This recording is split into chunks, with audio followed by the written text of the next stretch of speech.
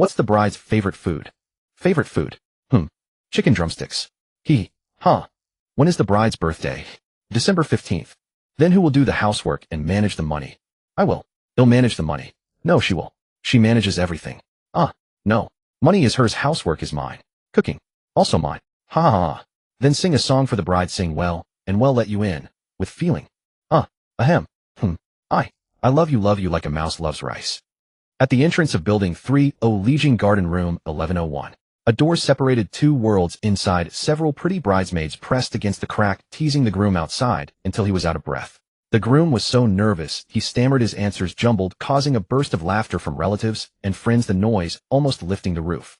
In room 1103, directly opposite Shen, he had just fallen asleep after staying up all night and was rudely awakened by the off-key, singing, and roaring laughter. He tossed and turned in annoyance, pulling the blanket over his head to block out the noise. But after only a minute of quiet, the commotion outside grew louder. Laughter, door banging, and the sharp clatter of high heels on the floor, piercing his brain. Under the blanket, Shen He's brows furrowed deeply. He flung the blanket aside, revealing eyes that were dazed and hollow from lack of sleep. Who? He let out a light breath and turned his head toward the window. The sky was just beginning to lighten, morning mist still lingering, a gray-blue light filtering through the window crack onto his face, full of sleepiness. He blinked, forcing himself awake, rubbed the sleep from his eyes, and grabbed his phone from the pillow. The screen lit up. August 1st, 2027, 0559. Only 5 in the morning. Love my ass. The bedroom door was still closed. He hadn't heard clearly what the noise was about. He threw off the covers, slipped on his slippers, and shuffled out of the bedroom with a scowl. He went to the entrance, squinted one eye, and pressed it against the peephole, but didn't dare open the door to argue. The commotion outside clearly involved a large crowd, and he was alone, so he wouldn't confront them heated. Besides, he wasn't particularly sociable unless forced to be. The developer's original security door had poor soundproofing, and now the young people's clamor had subsided, leaving only a few elderly aunties chatting in the hallway. From their snippets of conversation, plus the double happiness character on the opposite door and scattered confetti on the floor, Shen He realized it was a wedding. The groom was picking up the bride. No wonder it was so noisy. Shen He slowly straightened up from the door, his anger from being woken up mostly dissipated. He just pursed his lips helplessly. A once-in-a-lifetime event, it was natural to be lively, understandable. He could accept that. Shen He was a light sleeper, easily woken by any noise, and there was no way he could sleep now.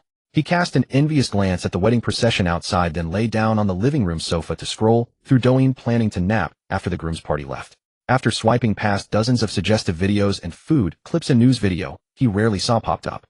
As of the current time, the latest data observed by NASA's Hubble telescope shows that the broken meteorite swarm from the tail of 3I Atlas is heading toward Earth at an extremely fast speed, expected to reach perigee at 2300 tonight. According to expert predictions, there are up to 591 meteorites, with the largest one measuring 51 meters in diameter, while the rest are about 52 meters in diameter. In the video, a dark cosmic space showed a cluster of small meteorites orbiting a giant mass, the image blurry yet imposing. Spectral analysis shows that most meteorite surfaces are composed of ice. Even if they fall toward Earth, they will quickly vaporize due to friction with the atmosphere, reducing their size, and will not cause catastrophic damage to humanity, but will bring torrential rain lasting more than a day. Some experts point out that the meteorite swarm's trajectory is parallel to Earth, missing Earth and heading into deep space, allowing us to observe an unprecedented grand meteor shower with the naked eye up close. Because Shen He spent too long watching this news, the algorithm pushed more related videos afterwards. Regarding 3I Atlas, Shen He had followed it before when Douyin was flooded with news about it. The claims changed every day. Some said it was an alien spaceship, others a giant comet, and some even exaggerated that it would release thousands of small spacecraft and arrive at Earth in October 2025. Netizens were excited back then, without any fear, their only goal being hurry up and come. They were tired of life anyway. Who wanted to be a beast of burden? Shen He had also jumped on the trend, spending 50 yuan to stock up on dozens of bags of salt. But in the end, the hype faded away, and now it's 2027, and he still hasn't finished that salt. He didn't expect that after so long it would reappear, and this time, after leaving the solar system, it had thrown back a pile of meteorite fragments to Earth. Shen He's drowsiness faded, a feeling that something was off. What exactly was 3I Atlas? Could it really be an alien spaceship? Shen He felt his heart beat a little faster, but figured if the sky fell those over 9 meters tall would hold it up. He was only 79 meters, though he claimed to be 82. Worrying was useless. Glancing at the time, he realized an hour had passed. He couldn't sleep anymore, he had to go to work. He went to the kitchen, turned on the gas to boil water, then headed to the bathroom to wash up. While brushing his teeth, he vaguely heard a few older aunties gossiping loudly in the hallway. Curious, he bit down on his toothbrush and tiptoed to the door to listen. Oh my, this bride is so beautiful.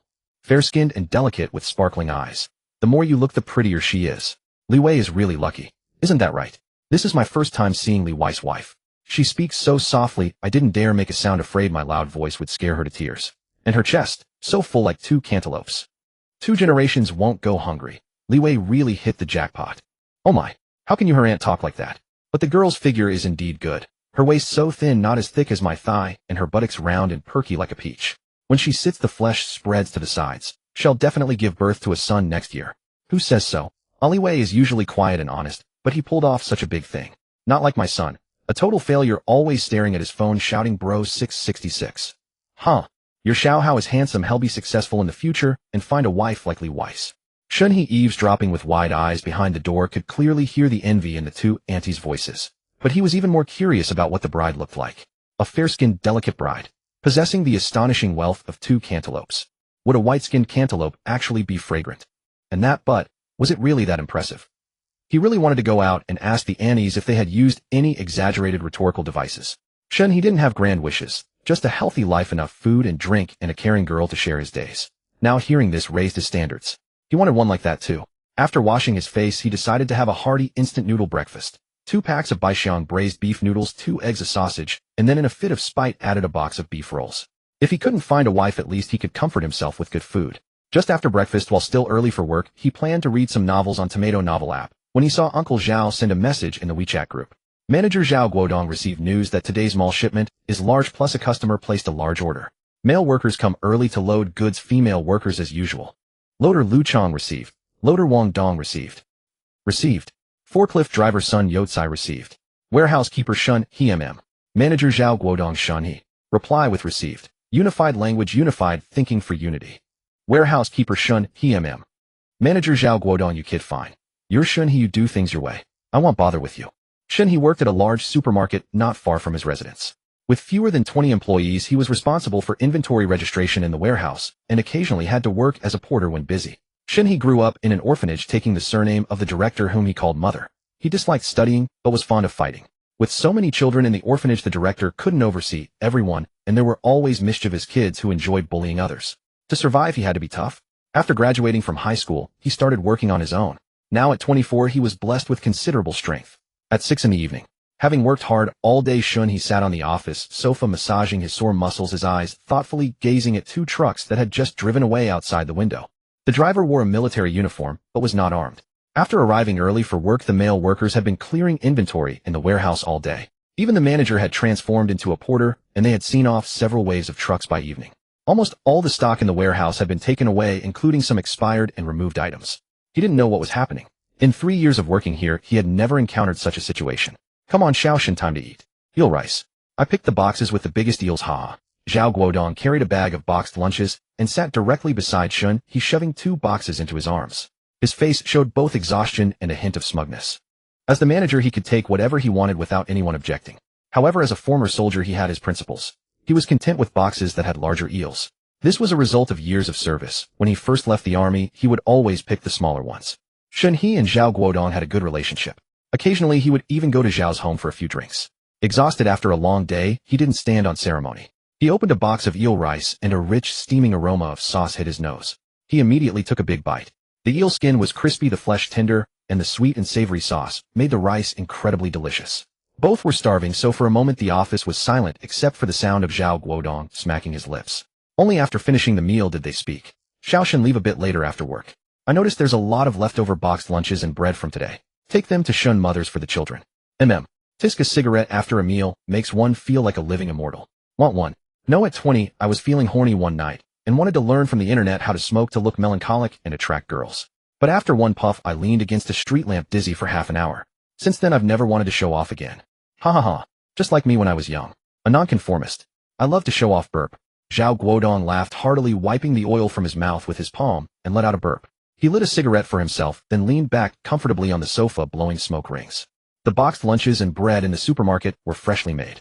Unsold items were discounted, and if they still didn't sell, they were given to the employees. However, the employees usually just picked out the new items. Since Shen He's background was suitable, it was given to him to handle. Throwing it away would be a waste. This had been the practice all along. Zhao Guodong liked Shen He very much.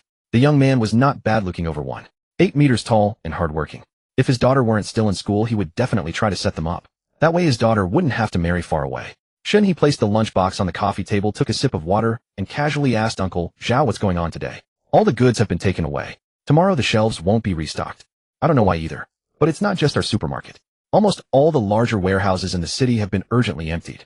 The small supermarkets and convenience stores in the residential areas haven't been touched. Zhao Guodong exhaled a puff of smoke, his expression puzzled and serious. We ordinary folks don't know what's happening. No one's telling us. You should also stock up on some food at home just in case. If something really happens, the country won't abandon its people. The country is like a mother, only reporting good news, never bad. It's afraid of worrying you, causing you trouble, and even more afraid of you causing trouble. There were some things he couldn't say. Seeing his expression, Shen He knew he had some guesses, but hadn't received any news and wasn't certain. At 8 in the evening, Shen He took the packed boxed lunches and bread to the orphanage.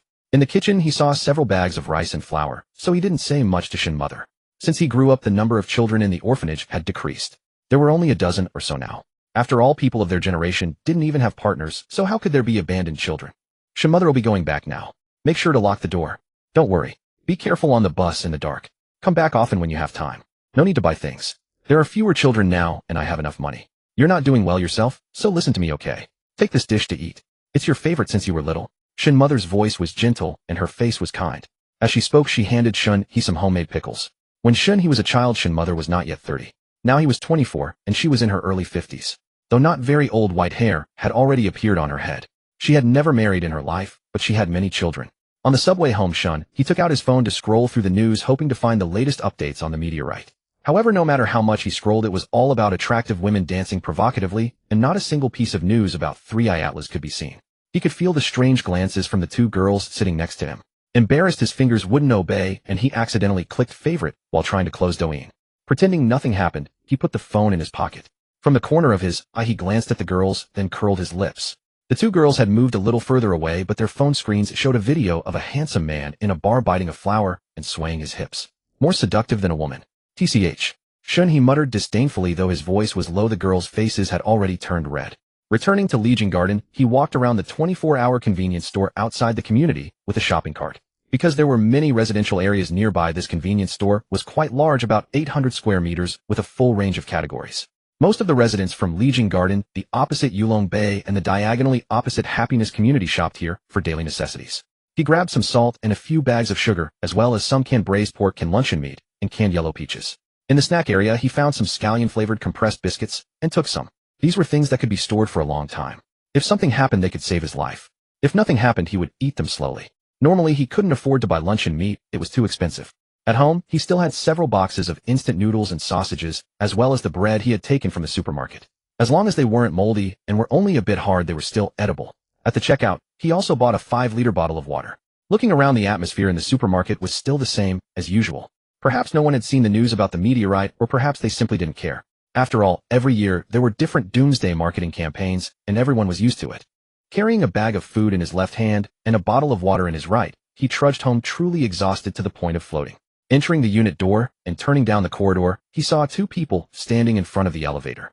The man was dressed in a suit, wearing a pair of glasses with lenses as thick as the bottom of a bottle. His eyes seemed a bit vacant, his features were lean and delicate, his complexion pale, and he had a scholarly air, appearing frail and quiet. He held several bags in one hand filled with vegetables and fruit, and a bag of rice in the other.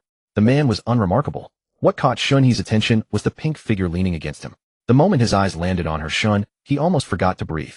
Critical hit. Li Yuetong. Her loosely draped light pink knit cardigan hung open, but underneath was a skin-tight pink spaghetti strap-fitted dress. The thin straps clung desperately to her collarbone and shoulders, accentuating the fullness and allure of her bust.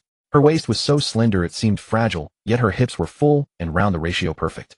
Below the skirt, long fair legs gleamed as if they were glowing. She looked languid, one hand resting on the man's arm, the other gently massaging her slightly sore calf. The moon was beautiful, but the skin on her back was so pale, it was almost translucent, revealing faint blue veins beneath. The soles of her feet were as white as porcelain, like a blooming cherry blossom. She noticed Shen He, and the moment her gaze swept over, a flicker of panic flashed in her eyes. She quickly retracted her pout and put her shoes back on. She straightened her delicate body and playfully slapped the man silently, accusing him of not warning her. That fleeting charm snapped Shen He back to reality. He subtly withdrew his gaze from her feet and looked at her face. Another critical hit. She was exquisitely beautiful. Her small palm-sized face had curved brows, fine and soft. Her peach blossom eyes were watery with slightly up-tipped outer corners carrying a hint of tenderness even when not smiling. Her skin was fair and delicate, her nose small and delicate, her lips full and a pale pink. Her features were perfectly proportioned, neither overly flamboyant nor lacking in freshness. When she was quiet, she was like an untainted white moonlight. When she looked up, she gently tugged at the heartstrings. Too stunning. Even on Douyin with beauty filters, he had never seen a woman this beautiful, let alone in real life. With her ultra-high looks, hourglass figure, and a blend of purity and allure, Shen He's heartbeat quickened. He could even hear the pounding of his own heart in his ears. Ding! The elevator arrived. The man, possibly her husband, walked in carrying the bags and pressed the floor button, then stood still. The woman wanted to stand inside, pulling on the man, but he didn't understand, so she could only glare at him. She gathered her cardigan with both hands and stood in the middle of the elevator beside the man. But the cardigan couldn't close, failing to conceal the formidable massive cup, Snow Mountain Rabbit.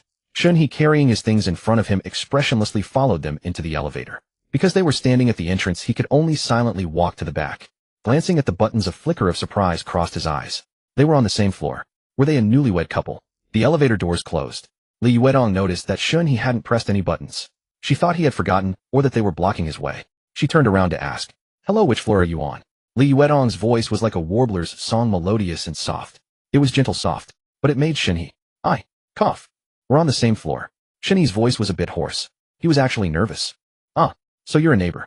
We just moved in. We live in 1101. And you? I know. Congratulations on your marriage. I live across the hall in 1103. "Oh, thank you," Li Yuedong replied with a smile. "Thank you." Li Yuedong's husband also turned to look at Shen He, nodded, and shyly responded. The elevator ascended, and the space became quiet. Because Li Yuedong was there, Shen He didn't know where to look. He could only lower his head and stare at his shopping bag. In that instant, a fleeting glimpse. Li Yuedong was diagonally in front of him, her tight dress clinging to her figure. Her body rose and fell, creating a natural sense of depth. Below her slender waist, her figure was full. The curve of her waist and hips was like a soul-capturing scimitar, the rounded arc, as eye-catching as a full moon. Whether the dress was a bit tight, or she was naturally well endowed, a glance revealed that the fabric barely covered most of her form, with some lines faintly outlined. It was plump. He instantly understood that the true charm of this woman's figure was all hidden beneath her clothes. Shen He quickly looked up at the ceiling, emptying his mind. His nostrils felt itchy and hot, but the elevator car was filled with her perfume scent. Ding! Thank goodness, saved. Exiting the elevator, Li Yuedong and Li Wei walked out first. Li Yuedong took out a bag of wedding candy and sunflower seeds from the bag she was carrying. "Neighbor, this is my husband Li Wei. My name is Li Yuedong. This bag is the wedding candy and sunflower seeds I saved. They're all good. Take them to share our joy. We might have disturbed you this morning while picking up the bride. Sorry about that." "No problem. My name is Shen He." Looking at the wedding candy gift bag in her fair palm, Shen He didn't stand on ceremony. Without touching her hand, he carefully took it and earnestly looked at the waiting Li Wei. How did this quiet guy deserve such a good wife? Both parties opened their doors and went home. Before entering, Shen He couldn't help but glance back. Li Yuedong slightly bent over, one hand supporting the wall, the other gently holding the heel of her high heel, slowly pulling her foot out. Her figure was enchanting, her movements alluring. The skirt was tightly wrapped, and the remarks of that auntie were certainly not an exaggeration. After his shower, Shen He's nostrils were still filled with Li Yuedong's scent, a case of his desires stirred by her beauty. Little did he expect those two older women to be so bluntly realistic. Every word they'd said in the morning was as precise as a brushstroke. Her glistening eyes, fair skin. The description of her figure wasn't exaggerated in the slightest. The mere thought that they would be consummating their marriage tonight. Such a lovely, delicate creature lying beneath that taciturn fool. It truly vexed him. Alas, the one he cherished had become another's bride. A faint crunching sound echoed in the stillness. At 1:40 p.m., with a wad of tissue stuffed in his nostril, Shen He lounged on a beanbag chair by the floor-to-ceiling window, cracking sunflower seeds and observing the heavens. Youthful vitality burned hot within him. That last glance had ultimately caused his nose to bleed. News reported that the meteorite would arrive at 11 p.m., so he scattered some food in every room. If misfortune struck and he was hit, at least he wouldn't starve, provided he survived. At 1:40 a.m., several cold white lights suddenly streaked across the pitch-black sky, their surfaces shimmering with an eerie blue pallor. The city had long sunk into the languor of deep night. Streetlights glowed dim, yellow traffic was sparse, and most windows were dark. Shen He too had dozed off on the sofa, his body forced into shutdown after a day of hard labor. Unbeknownst to Shen He, command centers worldwide had executed a full emergency protocol. Within 10 minutes, air raid sirens on standby, military forces mobilized, emergency fire and medical teams fully assembled, and anti-missile systems activated. Fortunately, none of it was needed. The ice meteorites evaporated in the atmosphere, turning into a global torrential downpour. The greatest loss aside from Tokyo and Sakura was that the standby armies worldwide got drenched by a meteor shower. The chill crept into his bones, first like someone suddenly thrusting an icy hand down the back of his collar, jolting him awake. Shen He opened his eyes, a numbness spreading from the nape of his neck. He instinctively walked to the floor-to-ceiling window to look outside. The scene beyond had transformed into something ferocious. The tranquil night sky before he fell asleep was now dominated by thick oppressive clouds, dark and stifling. The wind was the first to go mad. It wasn't blowing, it was crashing, howling. The mournful roar could be heard even through the sealed windows as it rampaged between buildings, sobbing and raging in turns. The next moment, a ghastly white lightning bolt tore through the entire night sky, illuminating the city in a blinding flash. Wet streets, swaying treetops, blurred neon lights, and the cold glass facades of skyscrapers all flickered in that electric glare. No sooner had the lightning faded than deafening thunder rolled in, booming directly overhead, shaking the windows until they trembled. The thunderclap exploded right above him, rumbling and reverberating, causing the windows to buzz with fear. Shen He instinctively ducked and dodged. Then came the rain, pounding down along with the thunder and lightning. Not falling, but pouring, cascading. Fierce winds drove the raindrops diagonally against the glass, forming streams that blurred everything outside. Half-meter-high splashes erupted on the roads, muddy water gushed furiously into drains, merging into swift currents.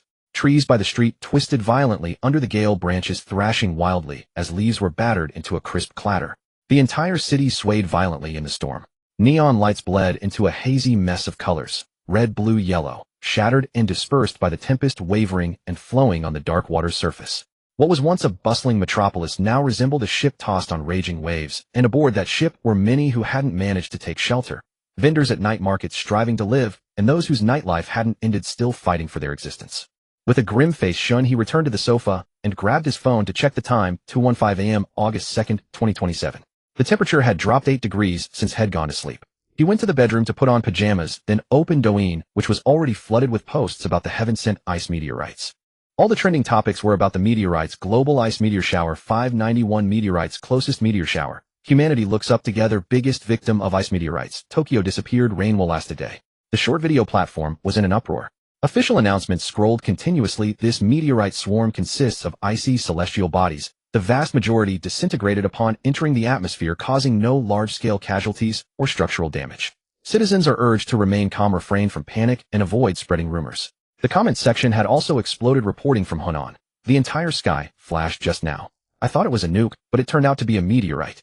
The sky outside is all red and blue lights. Oh my god, my legs are shaking. In New York, just lived through the most terrifying 10 seconds of my life. The sky suddenly boomed so loud it set off all the car alarms on the street. I thought an Iranian missile was coming. Folks, I'm in the suburbs of Tokyo right now. A moment ago, the entire sky exploded. I looked up and saw meteorites. A huge fireball trailing a blue-white tail. It crashed down from the clouds. What the heck? Why is this one hitting? None of the others did. Look, everyone on the street is screaming and taking photos. The phone signal is getting unstable. This isn't a special effect, it's not a movie. Folks, this is real, a meteorite hitting Earth. My hands are shaking right now. Look at the footage. Wait, why is this one different from the others? Why is it so huge? Folks, I'm running. They'll upload the video first. If I survive, I'll be back. Quick, retreat, retreat. After watching that video, Shen He shook his head and casually followed the account. The video had been posted an hour and a half ago and was still the latest. The streamer hadn't gone live. No one knew if he was still alive. He hoped this fellow countryman was safe. Suddenly, he remembered a trending topic about Sakura. Tokyo disappeared. He quickly searched for it. Breaking. Giant meteorite strikes Tokyo directly. Sakura's missile defense fails. City center vanishes instantly. High-rise buildings completely destroyed, communications cut off, casualties impossible to estimate. The most severe celestial impact in human history is unfolding. Reporter, good evening, viewers. I am now at a temporary reporting point on the outskirts of Tokyo. An hour ago, a meteorite broke through Sakura's air defense and directly hit downtown Tokyo. The only one among the 591 meteorites larger than 2 meters, a massive 50-meter rock. And it was the only one with just a surface layer of ice. From the scene, you can see that the original core area of Tokyo has completely vanished. Multiple super high-rise buildings disintegrated instantly under the shockwave, leaving a crater over 600 meters in diameter. Currently, communications, power, and transportation are entirely cut off in Tokyo.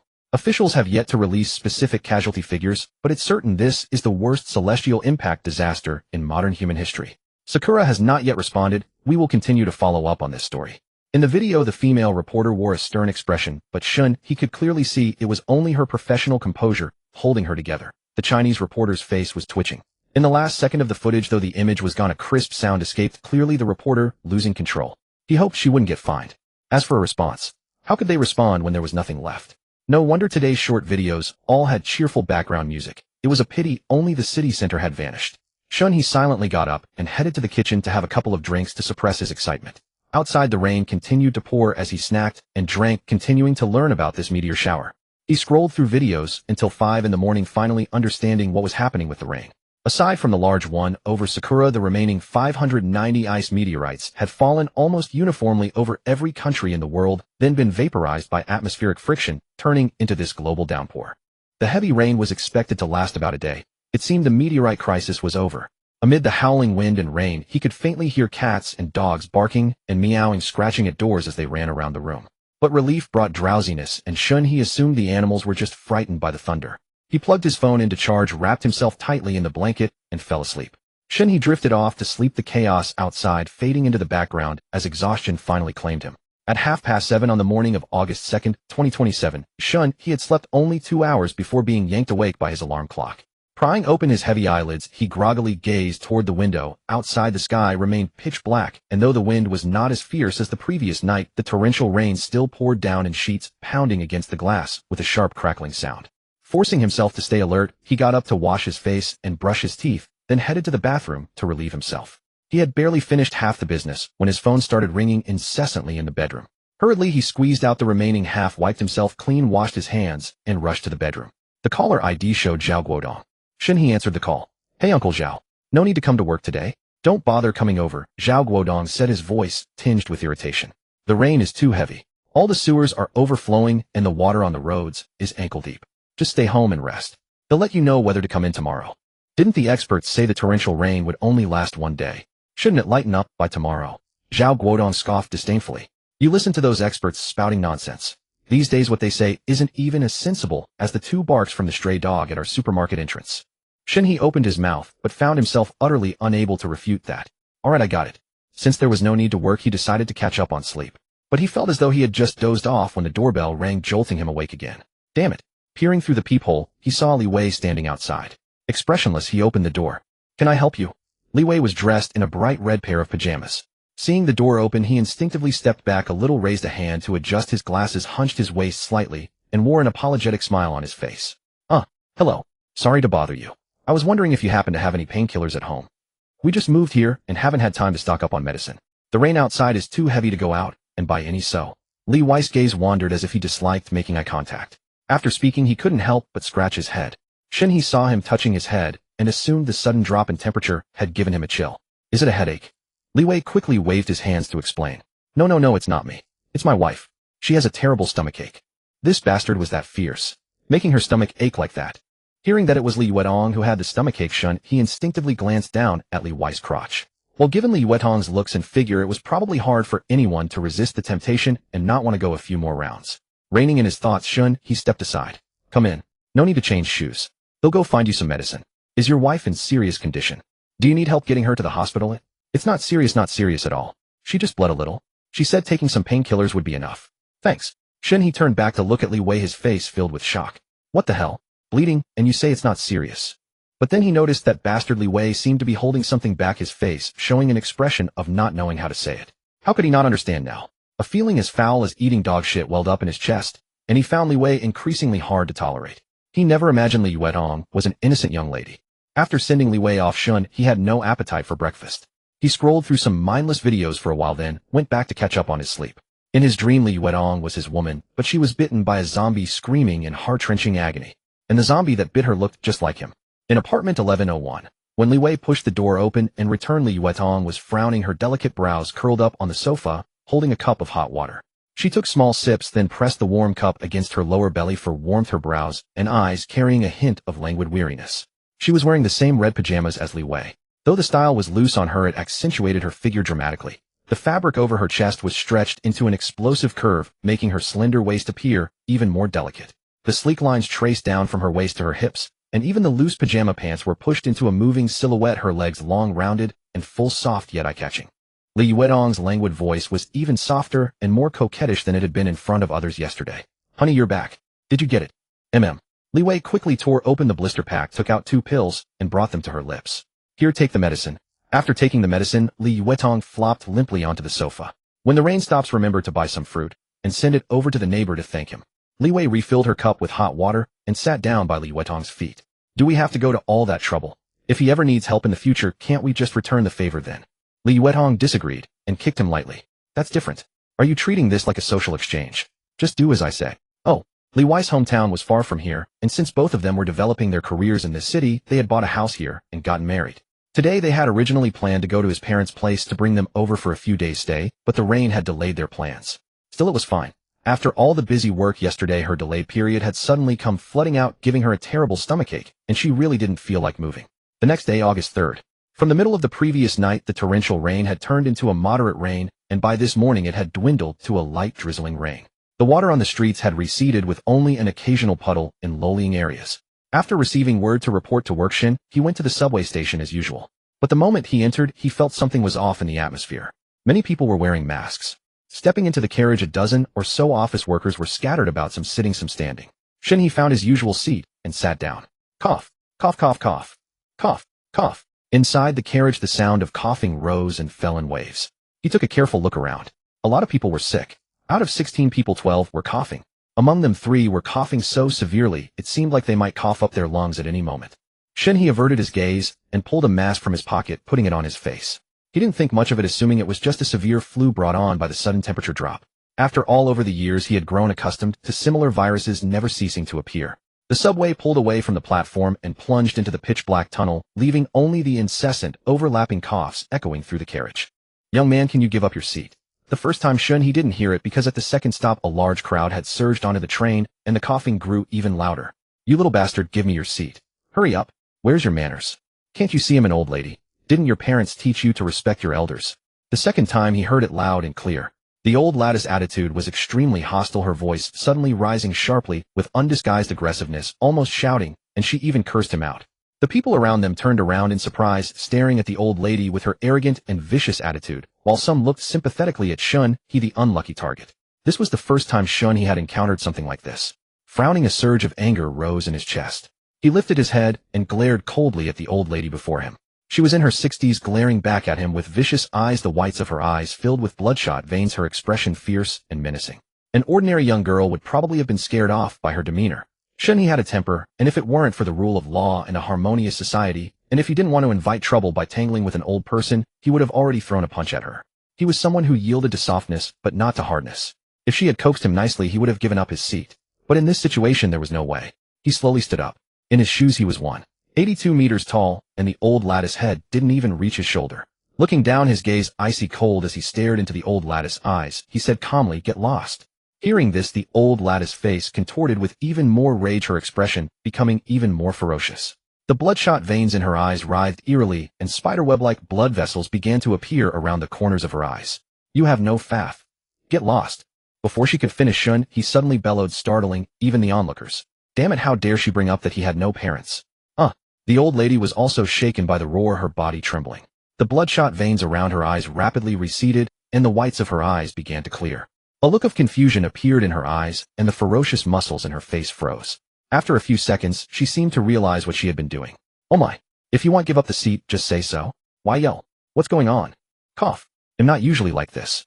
Muttering softly to herself, she walked off to the side with a puzzled expression, as if she didn't understand why she had gotten into an argument. It's a traditional virtue for young people to give up their seats to the elderly. If you want, give it up, fine, but why bully an old person? Shen He slowly turned his head, his face expressionless as he stared at the old man who had chimed in. "You get lost too. You. TCH. Madman. Madman." The old man felt a chill run down his spine from Shen He's cold, fierce gaze, muttered a few words, and scurried away in disgrace. The people around them silently turned away, no one daring to say another word. The weak fear the strong, and the strong fear the ruthless. Shen He had been in plenty of fights since he was a child, and when he got angry, he carried a certain ferocity. Naturally, no one wanted to invite trouble. These days, it's better to mind one's own business. When old people try to extort others, they also pick their targets based on who they think they can bully. Soon the subway train glided into the station with a soft hiss as the doors slid open. The moment Shen He stepped out of the carriage, panicked cries erupted behind him. "Hey, miss, what's wrong? Are you alright? Someone call for help. Someone's collapsed here. Staff, something's happened over here. Hurry." Inside the spacious station, several uniformed workers dashed toward the carriage with walkie-talkies in hand, their footsteps echoing sharply across the empty platform. Shen He casually glanced back. A young girl lay on the ground, eyes tightly shut, her face ashen pale. Strange web-like crimson veins crept from her temples, spreading beneath her skin like a spider's web. A few kind-hearted bystanders had already gathered around, fumbling to help her up. His brow furrowed slightly, but he didn't linger. Turning around, he strode away swiftly. The entire morning, Shen He went to work simmering with rage. The heavy, oppressive aura radiating from him left his colleagues secretly astonished. No one had expected the usually gentle man to be so intimidating when angered. "Well, what's up? Such a fiery temper this early. Did your girlfriend cheat on you?" Zhao Guodong deliberately sidled over, teasing him. Did he even have a girlfriend? Shen He shot him a glare too lazy to banter, and simply recounted the strange incident had encountered on the subway that morning. After hearing the story, Zhao Guodong chuckled and patted him on the shoulder, saying he was just unlucky. These days the world was full of all sorts of people. He advised Shen He to steer clear of such trouble next time to avoid getting dragged into it, then swiftly changed the subject to another hot topic that had the whole nation buzzing. The news of a meteorite striking the capital of Sakura had already spread like wildfire across the globe. Employees in the office huddled together, chattering excitedly, the atmosphere electric. Zhao Guodong grew more animated, slapping his thigh and declaring he was going to buy a few strings of firecrackers to celebrate properly. "Get some for me too," Shen He said flatly. The morning shift passed with unusual unease. His ears were filled with relentless, violent coughing, inexplicable arguments, and the clatter of things being knocked over. At noon, Shen He was in his office, scrolling through his phone.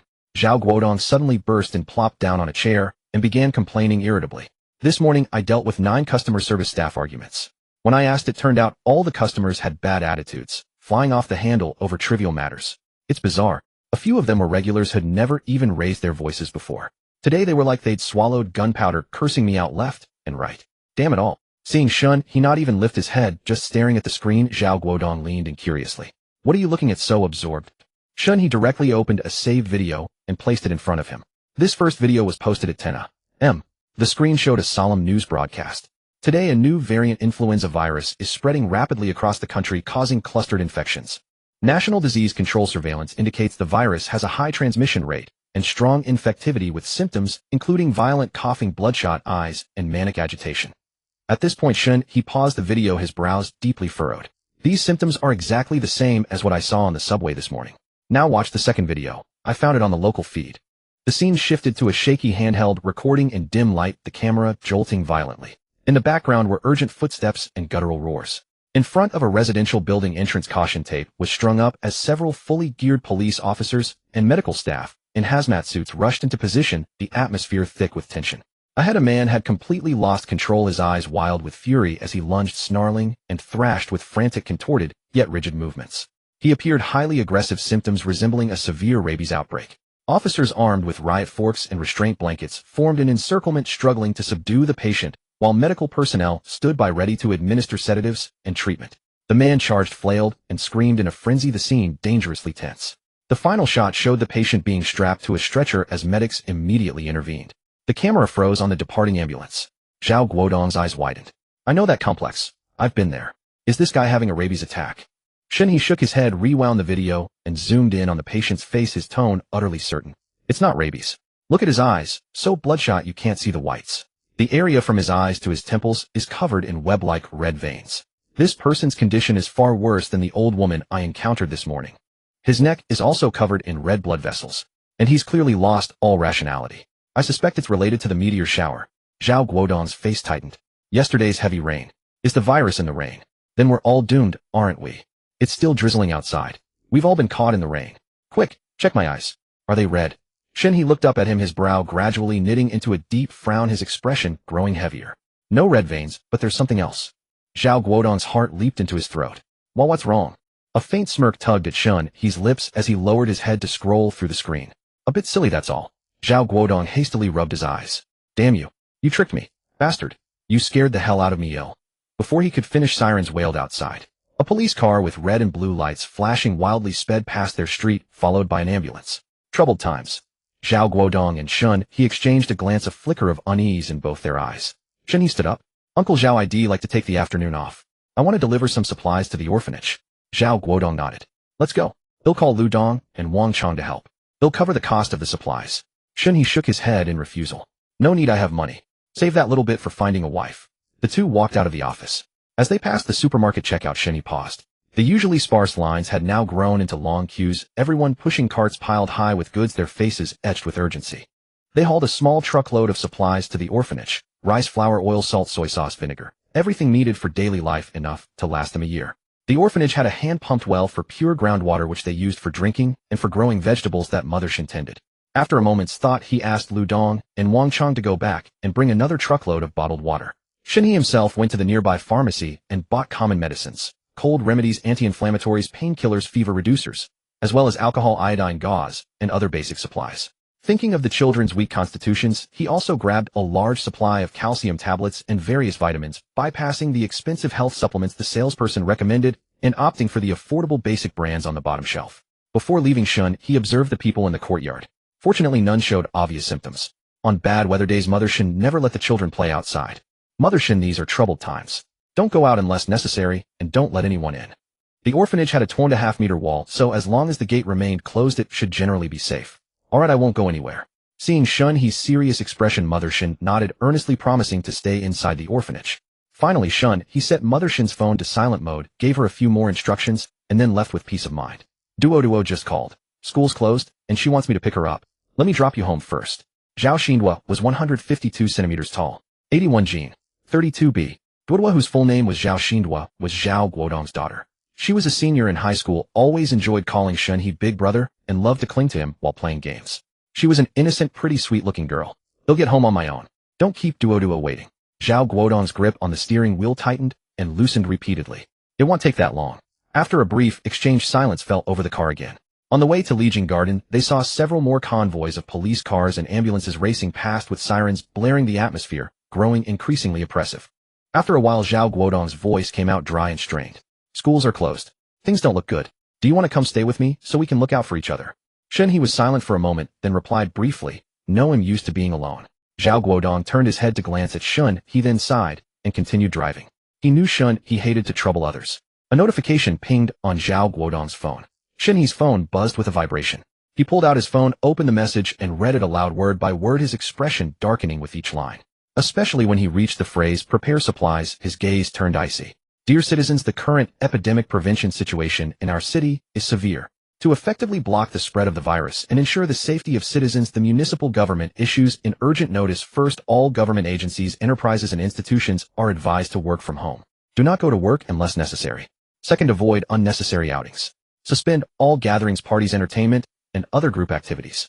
Third, all primary and secondary schools, kindergartens, and training institutions will suspend in-person classes and switch to online courses. The resumption date will be announced separately. Fourth, citizens are urged to reduce movement, take personal protective measures, stock up on supplies, wash hands frequently, ventilate regularly, and avoid spreading or believing rumors. Hangzhou City Center for Disease Control." Zhao Guodong's heart raced. "Quick, check mine." Shen He took his phone and glanced at it, his voice grave. "It's the same. Uncle Zhao, the situation is far worse than we thought. The authorities had lost control. It had happened faster than expected. Telling people to stock up on supplies themselves was clearly the government saying try to survive on your own for a while. We're overwhelmed." Refusing Zhao Guodong's repeated pleas to stay, Shen He got out of the car on the spot, urging him to hurry and pick up Zhao Xinhua from school. Unable to persuade him and deeply worried about Duo, Zhao Guodong gritted his teeth, turned the car around, and sped off toward the high school. The sky remained ominously dark with a fine cold rain slanting down, the air damp and bone-chilling. Shen He pulled his coat tighter, watching Zhao Guodong's taillights fade into the rain, then raised a hand to hail a taxi. Watching Shen He get into the taxi from his rearview mirror, Zhao Guodong's mind echoed with his parting words, "Be very careful around those out-of-control people. Don't let them bite you. Damn, it can't really be zombies, can it?" He swore under his breath and floored the accelerator. The National Institute of Geology and Life Sciences was nestled deep within a shielded testing zone in the mountain range. There was no signboard, no road marker. The perimeter was guarded by armed checkpoints on constant patrol and electronic interference barriers. The mountain's interior had been hollowed out into a colossal 10-story underground research fortress, its outer walls cast from super-hard alloy and radiation-proof concrete. The ventilation system underwent triple sterilization and airlocking. Not a single unauthorized signal, not even one bit, could escape. This was China's highest-level top-secret institution for biological and extraterrestrial material research, where even the air carried the sterile chill of a lab. In the P4 level biosafety laboratory on the third underground floor, temperature and humidity were constant. Silver-gray precision instruments hummed day and night, while complex gene sequences flickered across fluorescent screens. The beginning of it all was an anomalous rainfall that swept the globe, the ice meteor rain. The Institute's scientific expedition team immediately sealed and brought back rainwater samples, isolating, purifying, and sequencing them in ultra-clean workstations. Initially identified as interstellar microorganisms carried by the meteor ice, they exhibited a bizarre spiral structure under the electron microscope unlike any known Earth virus. It was minuscule, capable of penetrating cell membranes and silently embedding itself into the host's DNA chain. Researchers named it the meteorite evolutionary factor, codenamed X. It was not lethal, yet it frantically rewrote the rules of life. After exposure, lab mice, monkeys, snakes, lizards, rabbits, dogs, and others saw their bone density multiply and reaction speeds shatter species limits with no apparent side effects or loss of cognition. It was not a plague, but a brutal yet precise evolutionary scissors forcibly tearing down the evolutionary barriers of species. Data on the monitors refreshed wildly. The gene map reconstructed itself at a visible pace. Researchers stared at the screens, their fingertips icy. Some trembled as they recorded, while others silently locked the safety doors. This national-level research institute had for the first time truly touched life principles not of this world. What the ice meteor rain brought was never water. It was a viral spark capable of igniting a frenzy of evolution across all living things. Yet despairingly, this spark did not belong to humanity.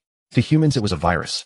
On August 3rd, the nation's first case of Rage syndrome was secretly transported here.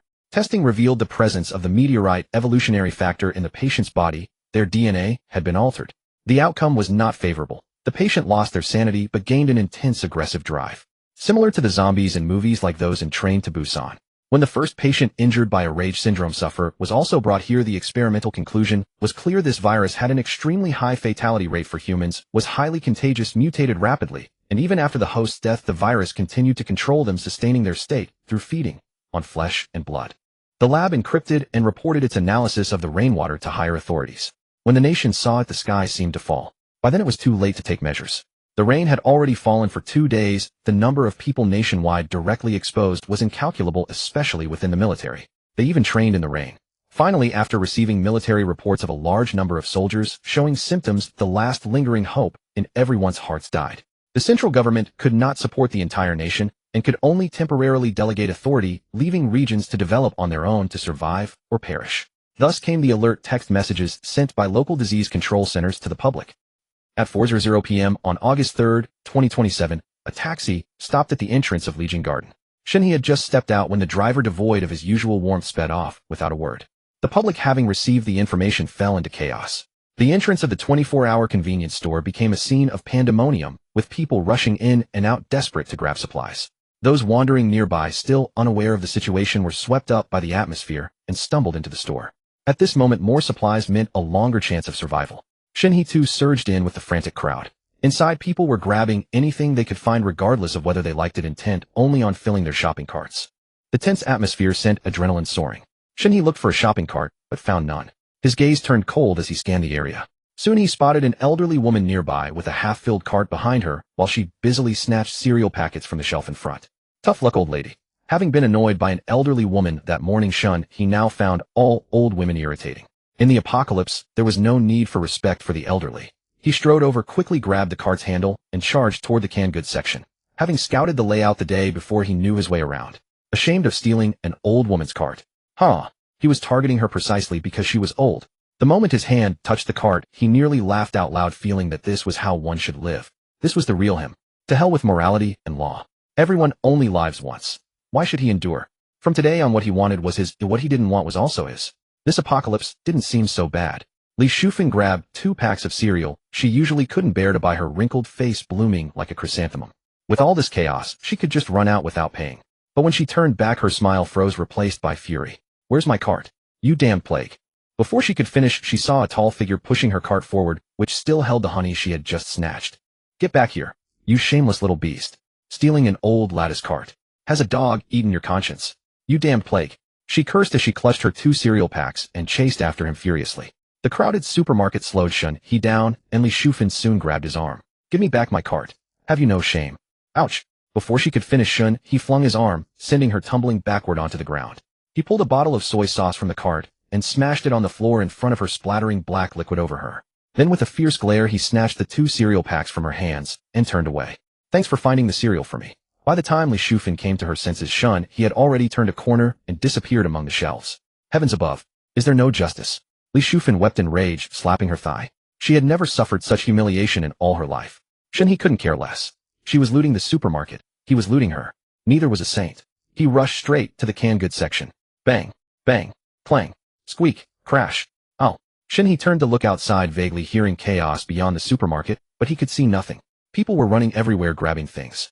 And inside the store was even more chaotic. He couldn't make out anything clearly. He kept grabbing.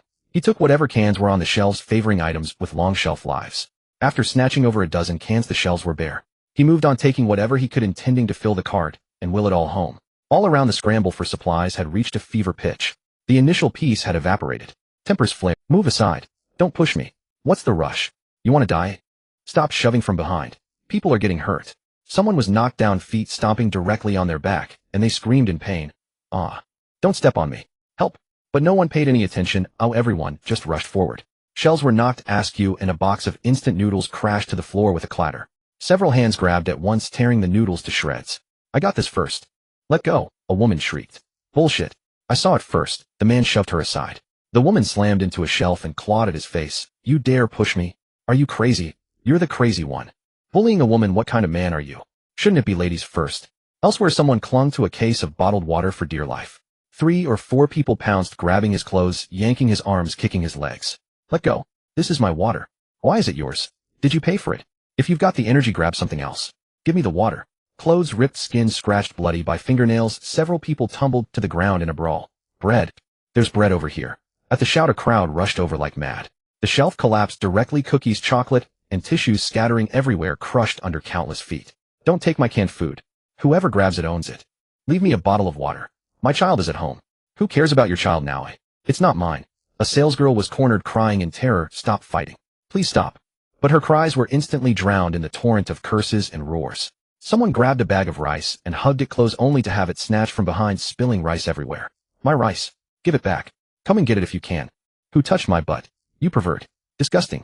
The lights flickered, flashing on and off. Everyone's faces were twisted red and ferocious, their eyes filled only with fear and madness. Grab. The cacophony of curses, cries, fight sounds, and breaking objects merged, nearly deafening the ears. Someone bleeding from the mouth still clung desperately to a pack of cookies. Someone was trampled and couldn't get up, lying on the ground moaning. Someone who grabbed a few items fought desperately to squeeze out, terrified of losing them the next second. The entire supermarket had descended into chaos. Civility, politeness, and dignity, at this moment, were all trampled into the mud. Shen He grabbed everything he could from the shelves as he moved, even snatching items from others' carts. Some tried to take his, but he smashed a bottle from his cart over their heads. This ruthlessness scared everyone off. Most were just opportunists looking for an easy score or a thrill. How can you hit people? Let go. I'm calling the police. Shen He was pushing his cart when he heard 2 familiar, delicate cries. Looking through the gaps in the shelves, he saw Li Yuetong in the aisle beside him. That soft, alluring voice was one he remembered vividly, often hearing it beg for mercy in his dreams. Over here, Li Wei was curled up in the aisle, blood at the corner of his mouth, a bruise on his face, stubbornly silent. He clutched a plastic bag containing a few loaves of bread and some bags of chips and cookies. Give it to me. Give it. If you don't let go, I'll kick you. A man shaped like a ball, 170 centimeters tall and 190 gene heavy, his face full of greed, tried to snatch Li Wei's things. Failing to pry them loose, he stood up in a rage and kicked him hard in the stomach. What? You can't bully people. Boo-hoo. How dare you hit my husband? He'll beat you to death, you shameless thief. Boo-hoo. Beside him, Li Yuetong's face was streaked with tears, her makeup smudged, but she still held a roll of toilet paper Shed found. Gripping one end, she slammed the other end hard onto the man's head, making him flinch. She cried loudly while striking ruthlessly, but her tissue weapon was too weak to hurt, only annoying him. Shen He pushed his cart over and saw this adorable sight of her struggling and aggrieved, stunning him with her beauty. Bitched. The ballman, enraged by the hits, ignored Li Wei on the ground and raised his pudgy hand, fingers barely visible, to slap Li Yuetong's delicate face. That slap would surely turn her face into a pig's head. Li Yuetong was terrified, tears flowing faster. Her husband was useless, just lying there without fighting back. Seeing no escape, she bit her lower lip with her pearly white teeth, lifted her face, and braced for the thunderous blow. She had her own stubbornness.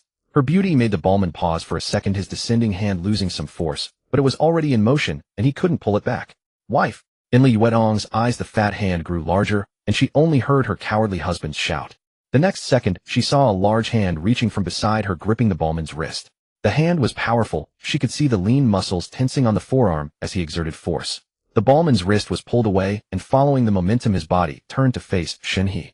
Li Yuetong's gaze swept over and recognized the neighbor, but the next moment her cherry lips parted in surprise. Shen He didn't let go of the fat man's wrist after pulling it. He pressed the attack, while the enemy was down, exploiting every opening. He continued to pull the wrist to control the fat man, planted his foot in a lunge, twisted his waist and hips, and shot his right fist, like an arrow, landing a heavy blow directly on the fat man's chin. Ugh! The fat man let out only a pained cry before his mind went blank, his obese body collapsing like a limp noodle. Shen He still didn't let up kicking the dog while it was down. 1. He was angry that the fat man was about to hit Li Yuetong. 2. A hero saving a beauty had to be done with flair. He grabbed one of the fat man's arms with both hands, tripped his legs, and executed a shoulder throw. With a thump, the fat man landed solidly. Shen He then reversed, pressing a knee onto his chest, and rained down punches on his face one after another, as if free. All this happened in just a few seconds, swelling the fat man's face even more and terrifying Li Wei half to death. Only Li Yuetong's eyes sparkled with amazement before she snapped back to reality and hurriedly tugged at Shen He's arm. You? Don't kill him. You'll go to jail. Li Yuetong's small hand was cool, soft, and smooth. The tug sent a thrill through Shen He. Looking at the dazed fat man on the ground, he felt even more anticipation for the apocalypse. He rose with the force of Li Yuetong's pull, his previously cold gaze instantly softening as it swept over her. Are you hurt? Li Yuetong grew nervous under his scrutiny, lowered her head, and wiped her tears with her small hands, smudging her makeup even more. I'm fine. Thank you for saving me, or I'd definitely have been beaten. Shen He nodded, then suddenly grabbed her wrist with one hand, while pushing his fully loaded cart with the other, heading for the exit. Let's go, we're going home. It's not safe here. Li Wei stared blankly at the two, leaving ahead of him. How could they be so natural? Wasn't that his wife? Li Yuetong was dazedly pulled a few steps before remembering her husband was still lying on the ground. How had she been led away by a neighbor? Her tear-streaked face flushed crimson, and she began to struggle. Mr. Shen, my husband. Shen He hadn't even glanced at Li Wei. Before the apocalypse, he would have been cautious, unwilling to covet another man's wife. He had his principles. But with the apocalypse here, his principles had vanished. If not for Li Yuetong's struggle, he would have simply taken her as his woman, leaving Li Wei to cry out helplessly with no one to save her. But now, having a husband watching them wasn't so bad. Husband, get up, we need to go home. Li Yuetong returned to help the dazed Li Wei. Holding a loaf of bread in his arms, Li Wei felt warmth in his heart and let out a sigh of relief upon seeing his wife return. She must have been scared earlier, which is why she was taken away by Mr. Shen without reacting. It's all his fault for being useless, unable to even protect his own woman. Shen He glanced around. The supermarket was still in disarray, but fortunately those present with a purpose were normal people, while the abnormal ones were presumably suffering elsewhere. He remained cautious while watching Li Yuetong's silhouette. Gentle Li Yuetong. Today she wore a yellow knitted sweater paired with deep blue cropped jeans and small white shoes. Her ample bosom pushed the sweater high, showcasing an exaggerated curve, while the jeans hugged her full rounded thighs. At this moment, as she crouched to help her husband, the curve of her waist and hips made the pants fit tightly, creating a striking visual impact. Moreover, her hurried movements inadvertently revealed a small stretch of snowy skin at her waist, white as snow. And what about the area in between? His nose itched a bit. Being a virgin was truly frustrating. Mr. Shen, should we go together? Li Yuetong looked at the chaos around her, feeling a bit scared, her watery eyes filled with anticipation as she gazed at Shen He. After the earlier comparison, it was still safer to walk with Mr. Shen. Her husband was too unreliable. It wasn't that she had a change of heart, it was simply that the current environment made her desperate to find a safe place. Let's go. I need to head home anyway. Thank you, Mr. Shen. Husband, let's hurry. Li Yuetong nodded happily, supporting Li Wei, who kept his head down and tightly held the bread. The three of them moved forward with Shen He pushing the shopping cart, clutching a broken bottle in his hand. Anyone daring to approach to steal would be deterred by the fierce aura emanating from him. Li Yuetong followed behind, raising her hand to wipe the blood from Li Wei's mouth, while vigilantly scanning the surroundings, her eyes filled with anxiety. It was too chaotic. As they reached near the supermarket entrance, the cash register was already empty with no one to collect money, and the security guards were still inside, frantically snatching supplies. The three of them did not linger and headed straight for the exit. In front of them, many people were desperately rushing out, scattering in all directions as soon as they stepped outside.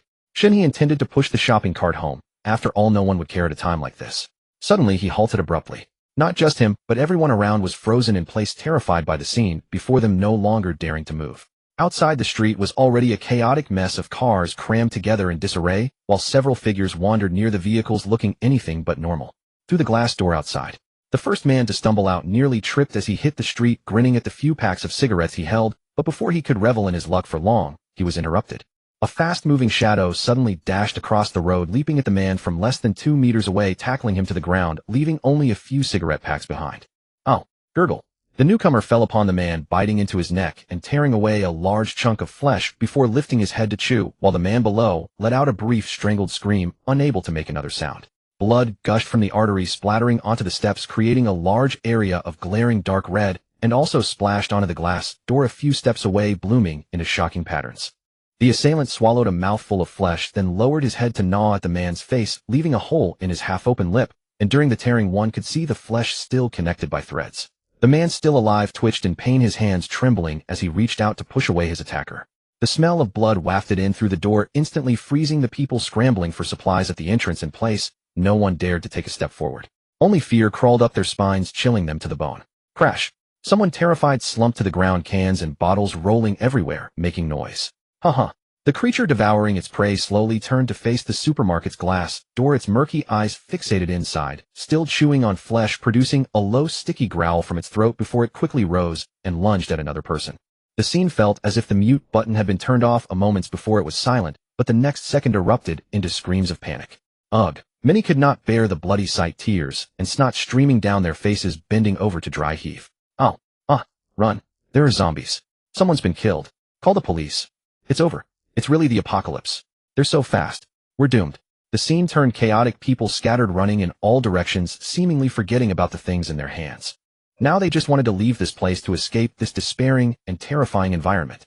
Unlike in movies where the gore is present but not accompanied by the smell, and one is not immersed in it. But now it's different. The next person to be eaten could be you. Shen He's face turned pale as he forcefully suppressed the spasms in his stomach and the nauseating feeling rising to his throat. He had to run now, even if it meant throwing up while running, making a mess everywhere. He could not vomit here. He would rather be dirty than dead. He had already seen that there was not just one zombie. Several others were running towards this way from the road, moving at the same speed as ordinary people, even exhibiting greater explosive power. These were not ordinary zombies. Damn it. If they were the slow zombies from The Walking Dead, he could have dodged them, but these were like those from Train to Busan. He was still Xiao Chun, and he hadn't yet taken the beautiful Li Yuetong as his own. And there was also Zhao Xindua, that sweet little girl. He had never dared to think of it before, but now it was not impossible. He couldn't die here. Glancing down, his eyes sharpened as he swiftly grabbed a crowbar from the shopping cart. He had found it on the hardware shelf in the convenience store. He couldn't take anything else from the cart. Pushing it would slow him down. Damn it. Why weren't they just slow zombies? He had wasted a cart full of supplies.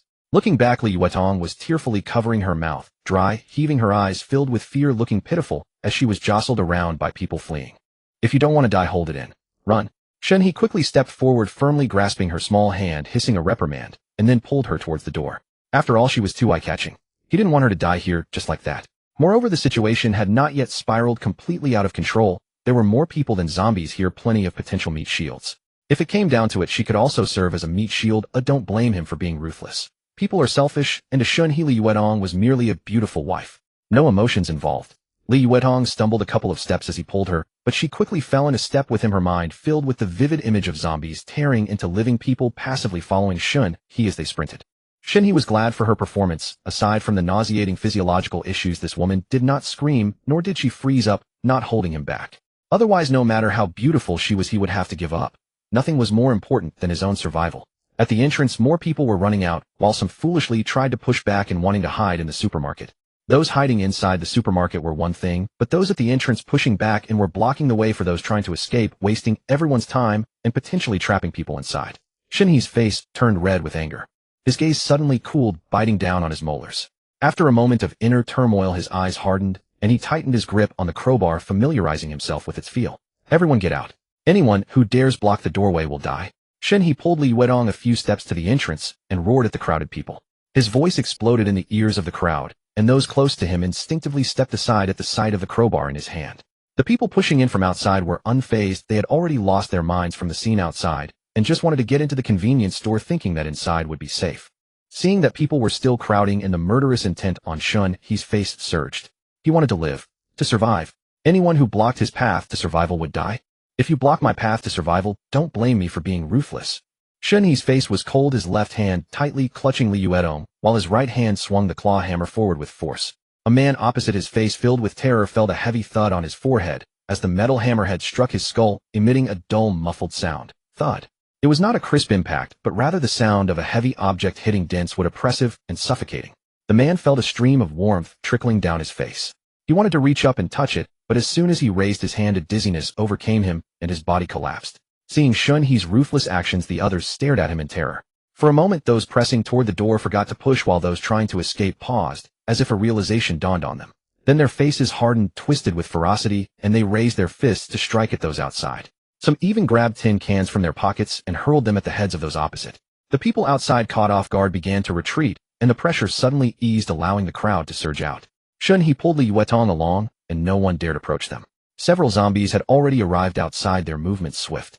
In an instant they bit and killed 5 or 6 people, then, after taking a few bites, were drawn by the noise to attack the next victim. Shen He looked down at Li Yuetong's pale face. Scared? Don't make a sound. Run with me. My husband is still inside.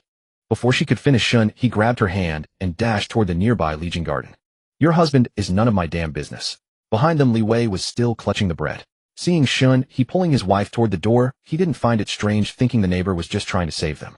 He glanced over a few times without saying a word, then followed along obediently.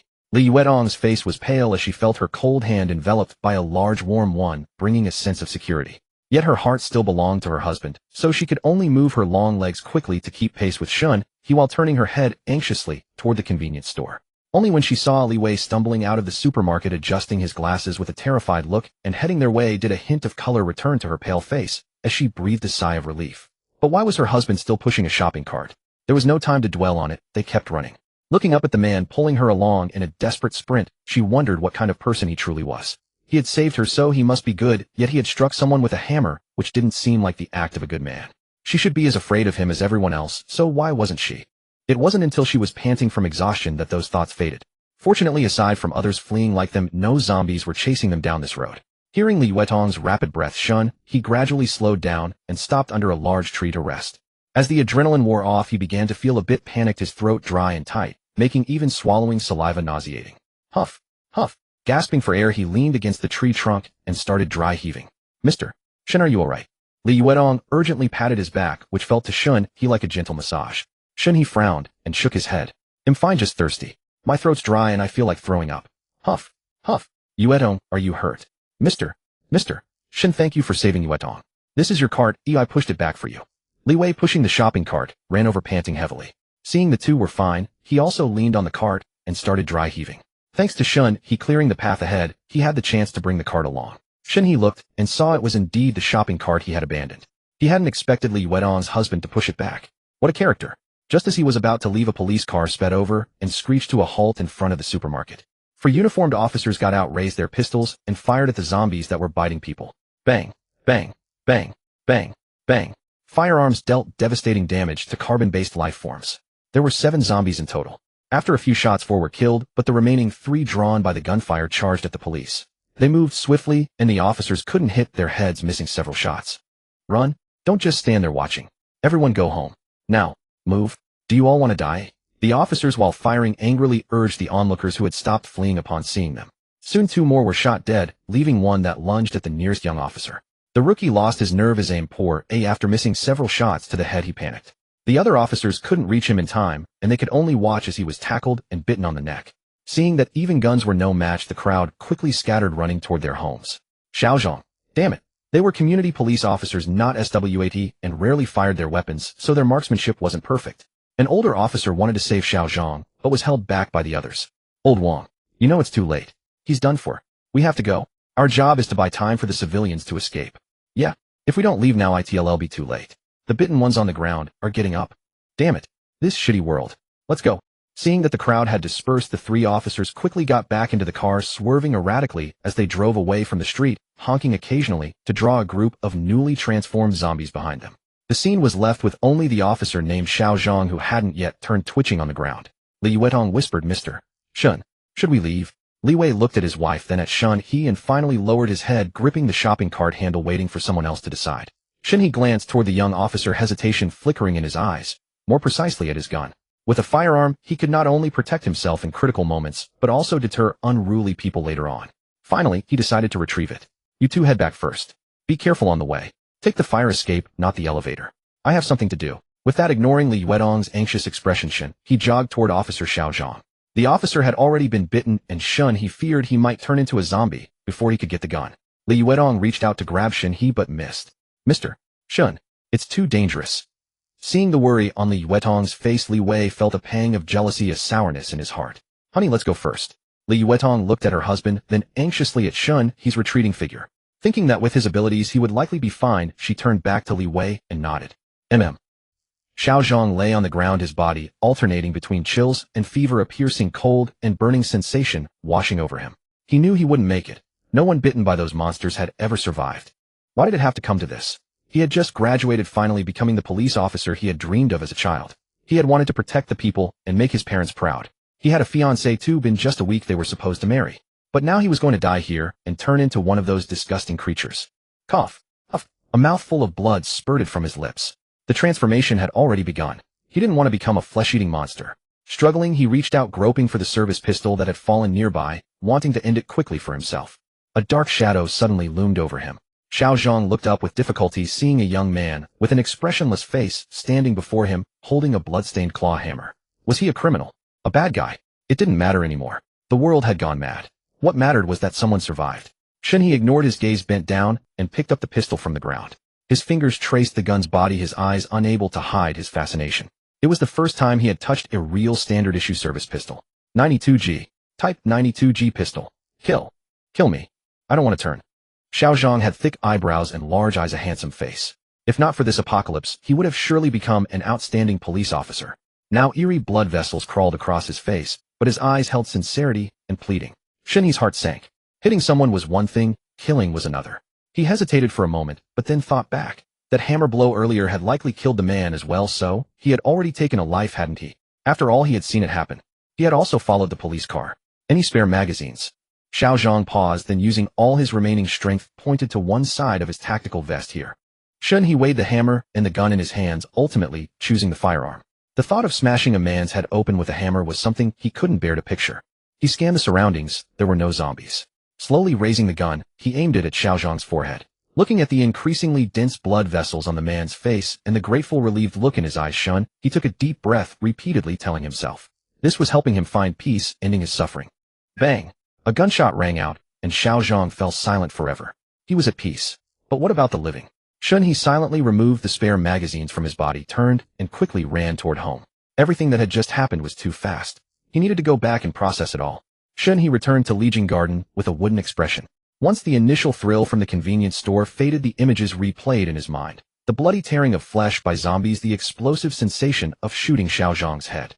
Though he felt no fear in his heart, his stomach churned violently with nausea, overwhelming him with the urge to vomit. At this hour, few zombies were visible in Legion Garden. Most residents were still at work, and the elderly caring for children at home refrained from going out due to the persistent rain.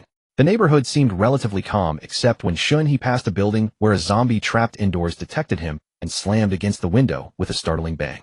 He saw two families dragging elderly members and children downstairs, stuffing luggage into cars, evidently planning to flee to the countryside for refuge. Shen He was skeptical. Fewer zombies on this street didn't mean fewer elsewhere. Leaving the residential area now would only mean more people and greater danger. The two families eyed him warily, noting his expressionless face and the claw hammer in his hand. Shen He ignored them and walked straight past. When he reached the entrance of his building, the shopping cart was still there, but it was empty. He locked the building door behind him, gripped the claw hammer in his right hand, and pulled out the gun with his left. He ascended the stairs cautiously. All the way to the 11th floor, no zombies were in the stairwell, but on several levels zombies were trapped outside the corridor doors, pounding furiously at the sound of footsteps, making Shen He's heart tighten with each thud. He finally made it home without incident. As soon as the lock clicked, he dashed to the bathroom. A sudden spasm in his stomach forced him to the toilet, where he vomited violently. The claw hammer slipped from his grasp and clattered onto the tiles. His stomach churned again, but nothing came up. The image of Xiao Zhang's head being blown apart replayed in his mind, the skull cracking open, red and white spilling out. With each replay, his hands and feet grew colder. Shen He knew that from the moment he pulled the trigger, he was no longer the same person. Uncertain whether the tap water was contaminated, he dared not drink it, but a bath was essential. He had even been exposed to the meteorite rain without turning into a zombie. After a quick hot shower for a few minutes, much of his physical fatigue dissipated and his mind finally steadied. He dried himself off and picked up his phone to find a mountain of messages. Among them was an official emergency notice, national emergency notice. A large-scale, sudden, highly infectious incident has occurred nationwide. The infected have lost their sanity and display extreme aggression, confirmed as high-risk mutant zombies. The nation has now activated the highest level red alert, implementing a full-scale lockdown. 1. Exercise caution when going out. Immediately lock doors and windows, seal them with heavy objects, and avoid contact with anyone. 2. Stay away from anyone who is screaming collapsed or behaving abnormally. If scratched or bitten, there is no cure. The military has fully taken over the city and is clearing zombies zone by zone. Rescue efforts cannot yet cover all areas. 4. Water, electricity, gas, and internet may be cut off at any time. Stockpile drinking water, food, medicine, and warm supplies. 5. Stay indoors and await further instructions. This message was sent after the one from Hangzhou City, so he hadn't seen it. Opening the owner's group, he saw a notification of 99 messages. The moment the official emergency notice popped up, the group exploded.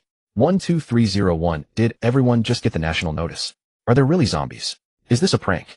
31502. There's one outside my window. It really bites. Don't go out. Don't open the door. 31704. Oh no, we only have 2 packs of instant noodles left. Can we still drink the tap water? Property, everyone stay home. Lock your doors. Don't open for strangers.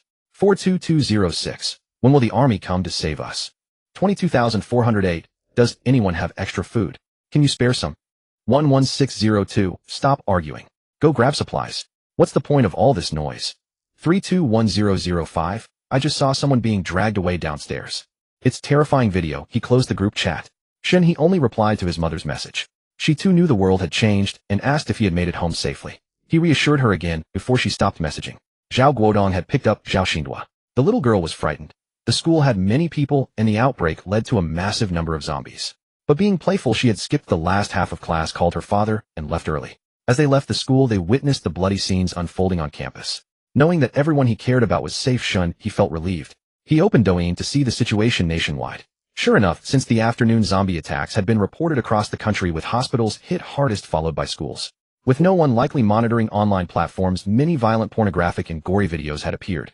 Fortunately, on the first day, aside from explicit content, most violent and bloody scenes were of zombies devouring people. For instance, a blogger secretly crouched on his balcony, recording a slow-running girl being tackled by 2 zombies on the street below. They pinned her down, gnawed her legs until the bones were exposed, yet she managed to crawl away on her elbows. The video was so high definition, the angles so cunning, and the disgust so intense that Shen He wanted to lock the blogger in a dark room.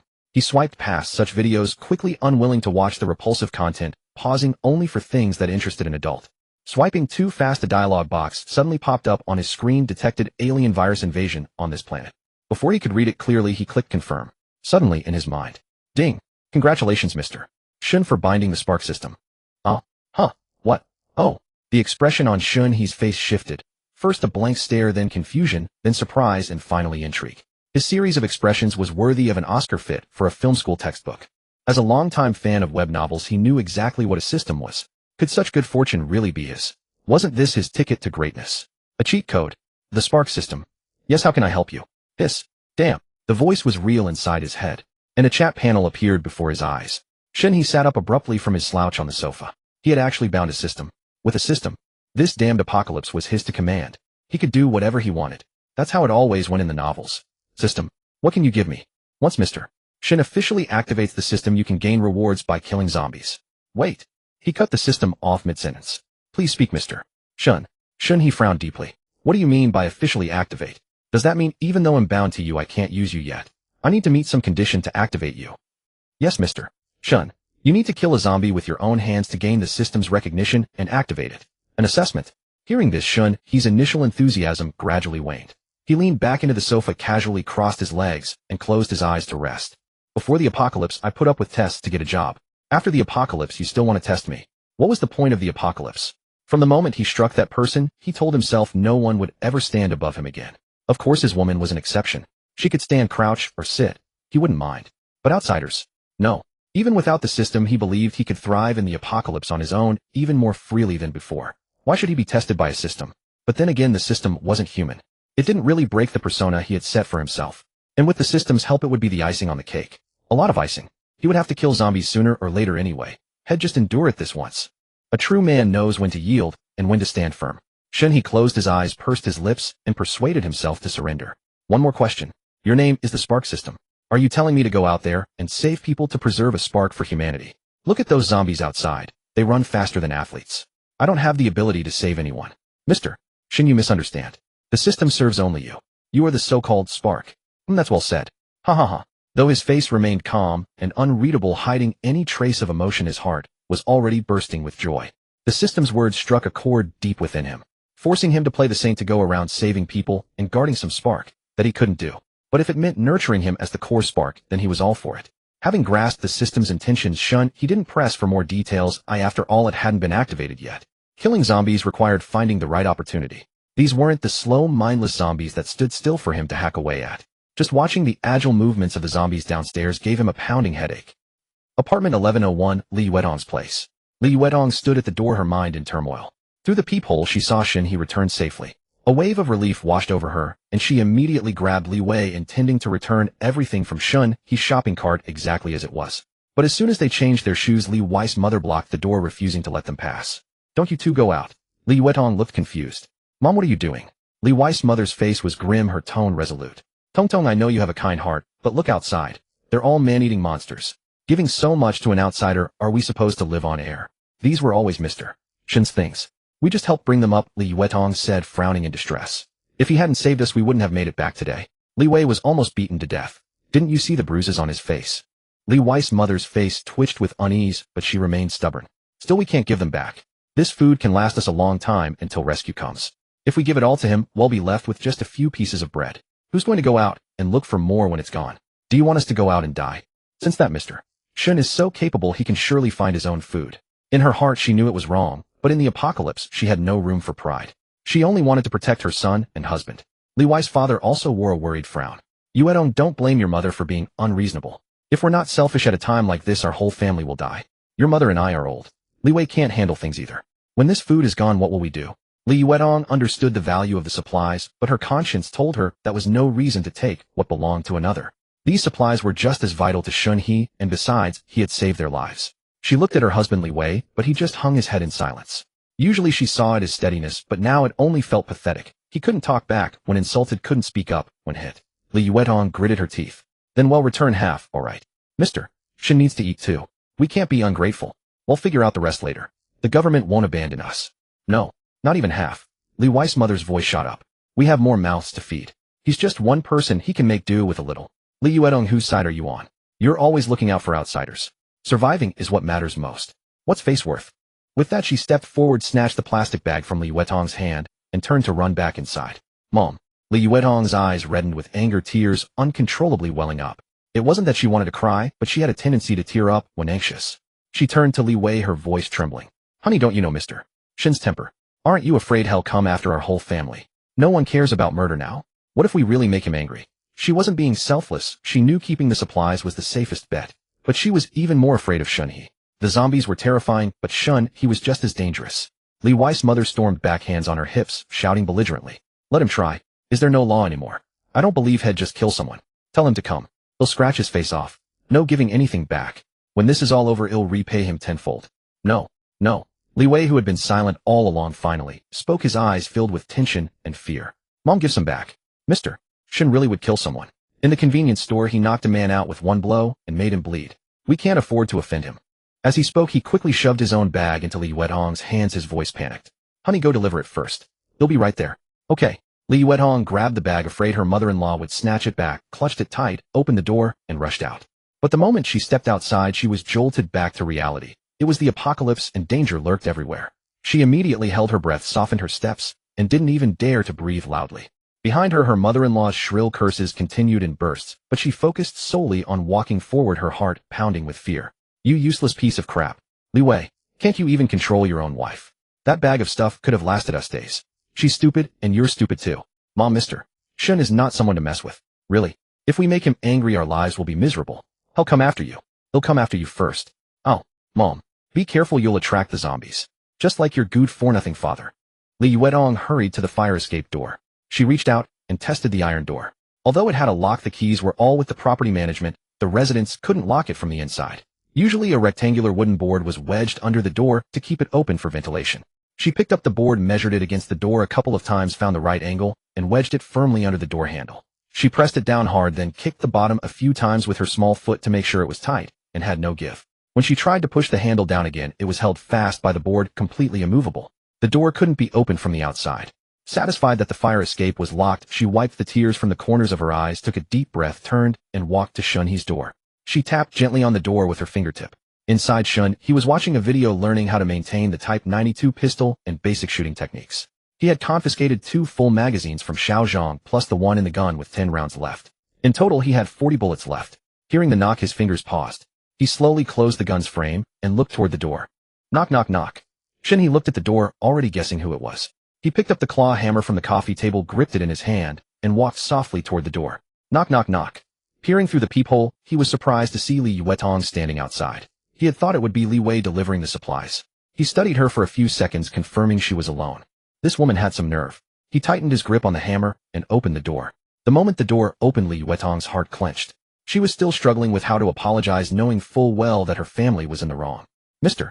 Shen. She had barely uttered a few words when her wrist was seized by a scorching hot, powerful hand. She was pulled into the room without a word. The sudden force startled her into a soft cry. Bang! The door slammed shut behind her, the click of the lock piercingly clear. Across the hall in 1101, Li Wei had just stepped out of his apartment and witnessed the scene. His wife being dragged into Shen He's room. Damn! His heart began to race wildly. His face turned ashen, his soul nearly fleeing his body in panic. He rushed over a few steps, raising his hand to knock on the door. At the entrance, Li Yuetong was cornered by Shen He, her back pressed tightly against the cold shoe cabinet. He had just finished showering, water still dripping from the tips of his hair, and the warm, humid air mingled with the faint fragrance of bath soap wafted toward her. Li Yuetong's heart pounded with nervousness. She instinctively twisted her body to evade her breathing, becoming erratic in the panic. The softness of her body only stoked Shen He's rising irritation. Gritting his teeth, he said, "Shh, don't make a sound. It'll attract the zombies. We'll all die." At his words, both husband and wife, one inside the door, the other outside, froze. She dared not struggle, and he dared not knock. Li Yuetong had already been crying. Her eyes were misty and tearful, like petals adorned with morning dew, gazing at him timidly and cautiously. Her heart was tense, disrupting her breathing rhythm, which rose and fell rapidly, her magnificent chest quivering with each gasp. Her crimson lips exhaled a fragrance like orchids, a faint floral scent mixed with warm breaths brushing over him strand by strand, gently striking Shen He's heart and making every nerve in him tremble slightly. What a damn enchantress! Shen He gently released her, glanced at the bag in her hand, then looked back at her. Slowly raising his eyes, his face was devoid of warmth, the corner of his lips curling upward in a slant, his gaze tinged with mockery and disdain, which made her heart tighten. Li Yuetong guiltily turned her face away, unable to meet Shen He's eyes, her voice faint and trembling. "Mr. Shen, I came to bring you something." Shen He looked down at her silently for 2 seconds, then suddenly reached out and gently pinched her delicate chin, lifting it with slight force, forcing her to look up at him. Li Yuetong was so frightened that her pupils contracted sharply and her entire body froze instantly. If it were anyone else, she would have kicked them, but having seen Shen He's ferocity, she dared not bare her teeth. Outside the door, Li Wei pressed his ear against the panel, listening to the strange sounds inside, his heart leaping to his throat as he raised his hand to pound on the door.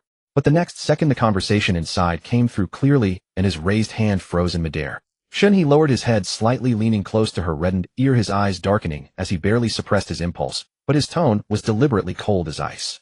"The things I left with you before seem to be more than just this, don't they, eh?" The warm breath from Shen He's words hit her ear, and Li Yuetong's body jolted violently. Outside the house, Li Wei also shuddered in fright. Thinking of her mother-in-law's actions, grievance surged to her head. It wasn't that she wanted to do this. Tears burst forth and her voice trembled uncontrollably. Sorry, Mr. Shen. Two only brought back this much. I really tried my best." Outside the room, Li Wei listened, his heart feeling stifled. Even when questioned like this, scared to the point of trembling speech, Li Yuetong would rather bear the grievance herself and not utter a single word betraying her mother-in-law. His heart ached and burned with rage. He clenched his fist and punched the air fiercely, his knuckles turning white, yet he gritted his teeth and dared not make a sound, afraid that if he impulsively barged in Shen, he would beat him up instead. How weak he was. "Humph, you're lying. Is your husband trying to pocket my things?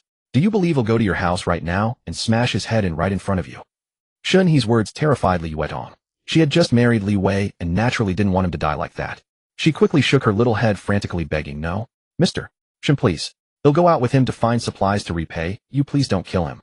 Her pitiful and helpless appearance, so meek and defenseless, made her look extremely easy to bully. Shen He's throat went dry.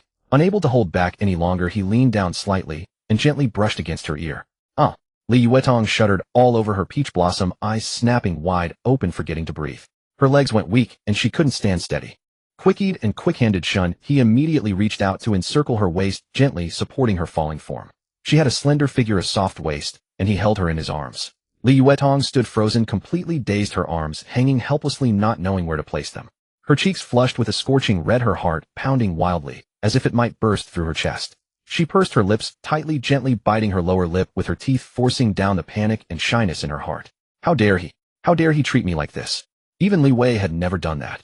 He dares to hammer people. Oh well, that's fine then. If you want me not to harm your husband, it's not impossible, but my things aren't so easily taken. In a few days I'll come find you. For now go back and give me your WeChat. Having said that, Shen He gently released her, who was still trembling, and handed her his phone. Li Yuetong's mind was blank in utter chaos, as she lacked the courage to even lift her head and look at him, let alone utter a word of protest. She used Shen He's WeChat to add her own account. After finishing, she barely managed to steady herself against the cold shoe cabinet, wanting only to flee, immediately stumbling towards the door. Her slender fingers had just touched the door handle when her heart ached with grievance and shame. Finally, unable to hold back, she muttered in a voice only the two of them could hear, "Mr. Shen, you're a bully." Heh. Hearing the man's low, dismissive chuckle, Li Yuetong's cheeks flushed again. She dared not linger any longer, twisted the handle abruptly, and dashed out. But as soon as she stepped out, Li Wei was standing in the corridor. Li Yuetong lowered her head, passing by him on her way to their home. Li Wei watched her retreating figure, feeling a bit worried. Turning his head, he met Shen He's icy gaze.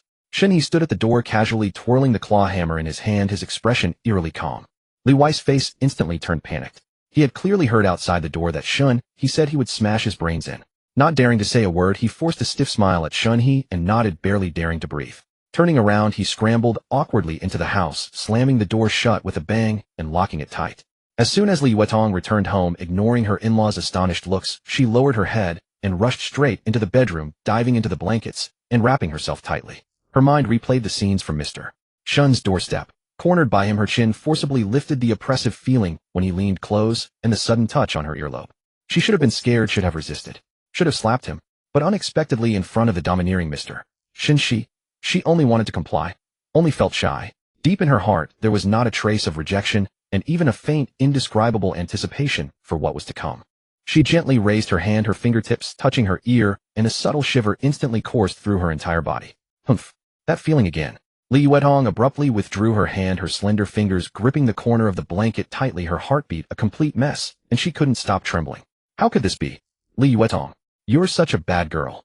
5 minutes later, Li Yuetong got up from the blankets and went into the bedroom's bathroom to change into a fresh set of clothes. She returned to sit by the dressing table, staring blankly into space, her heart in turmoil. She picked up her phone. The screen still showed the message from her parents, reassuring her of their safety. "Tong Tong, take care of yourself. Mom and Dad have food, don't worry. We'll find a way to come see you." Her parents had a habit of stockpiling, she knew that. Finally, she silently accepted Shen He's WeChat friend request. Li Wei gently pushed open the bedroom door and walked in. Seeing that his wife had already changed clothes, his gaze inadvertently fell on the faint red mark on her chin. He opened his mouth, his expression complex, and it took him a while to speak. "Did Mr. Shen, did he bully you?" Li Yuetong's heart fluttered in panic. She quickly steadied her expression, her tone a bit eager, wanting him to believe her immediately. "No, he was just dissatisfied that I brought back too few of his things, and his tone was a bit harsh, that's all." That's good, that's good."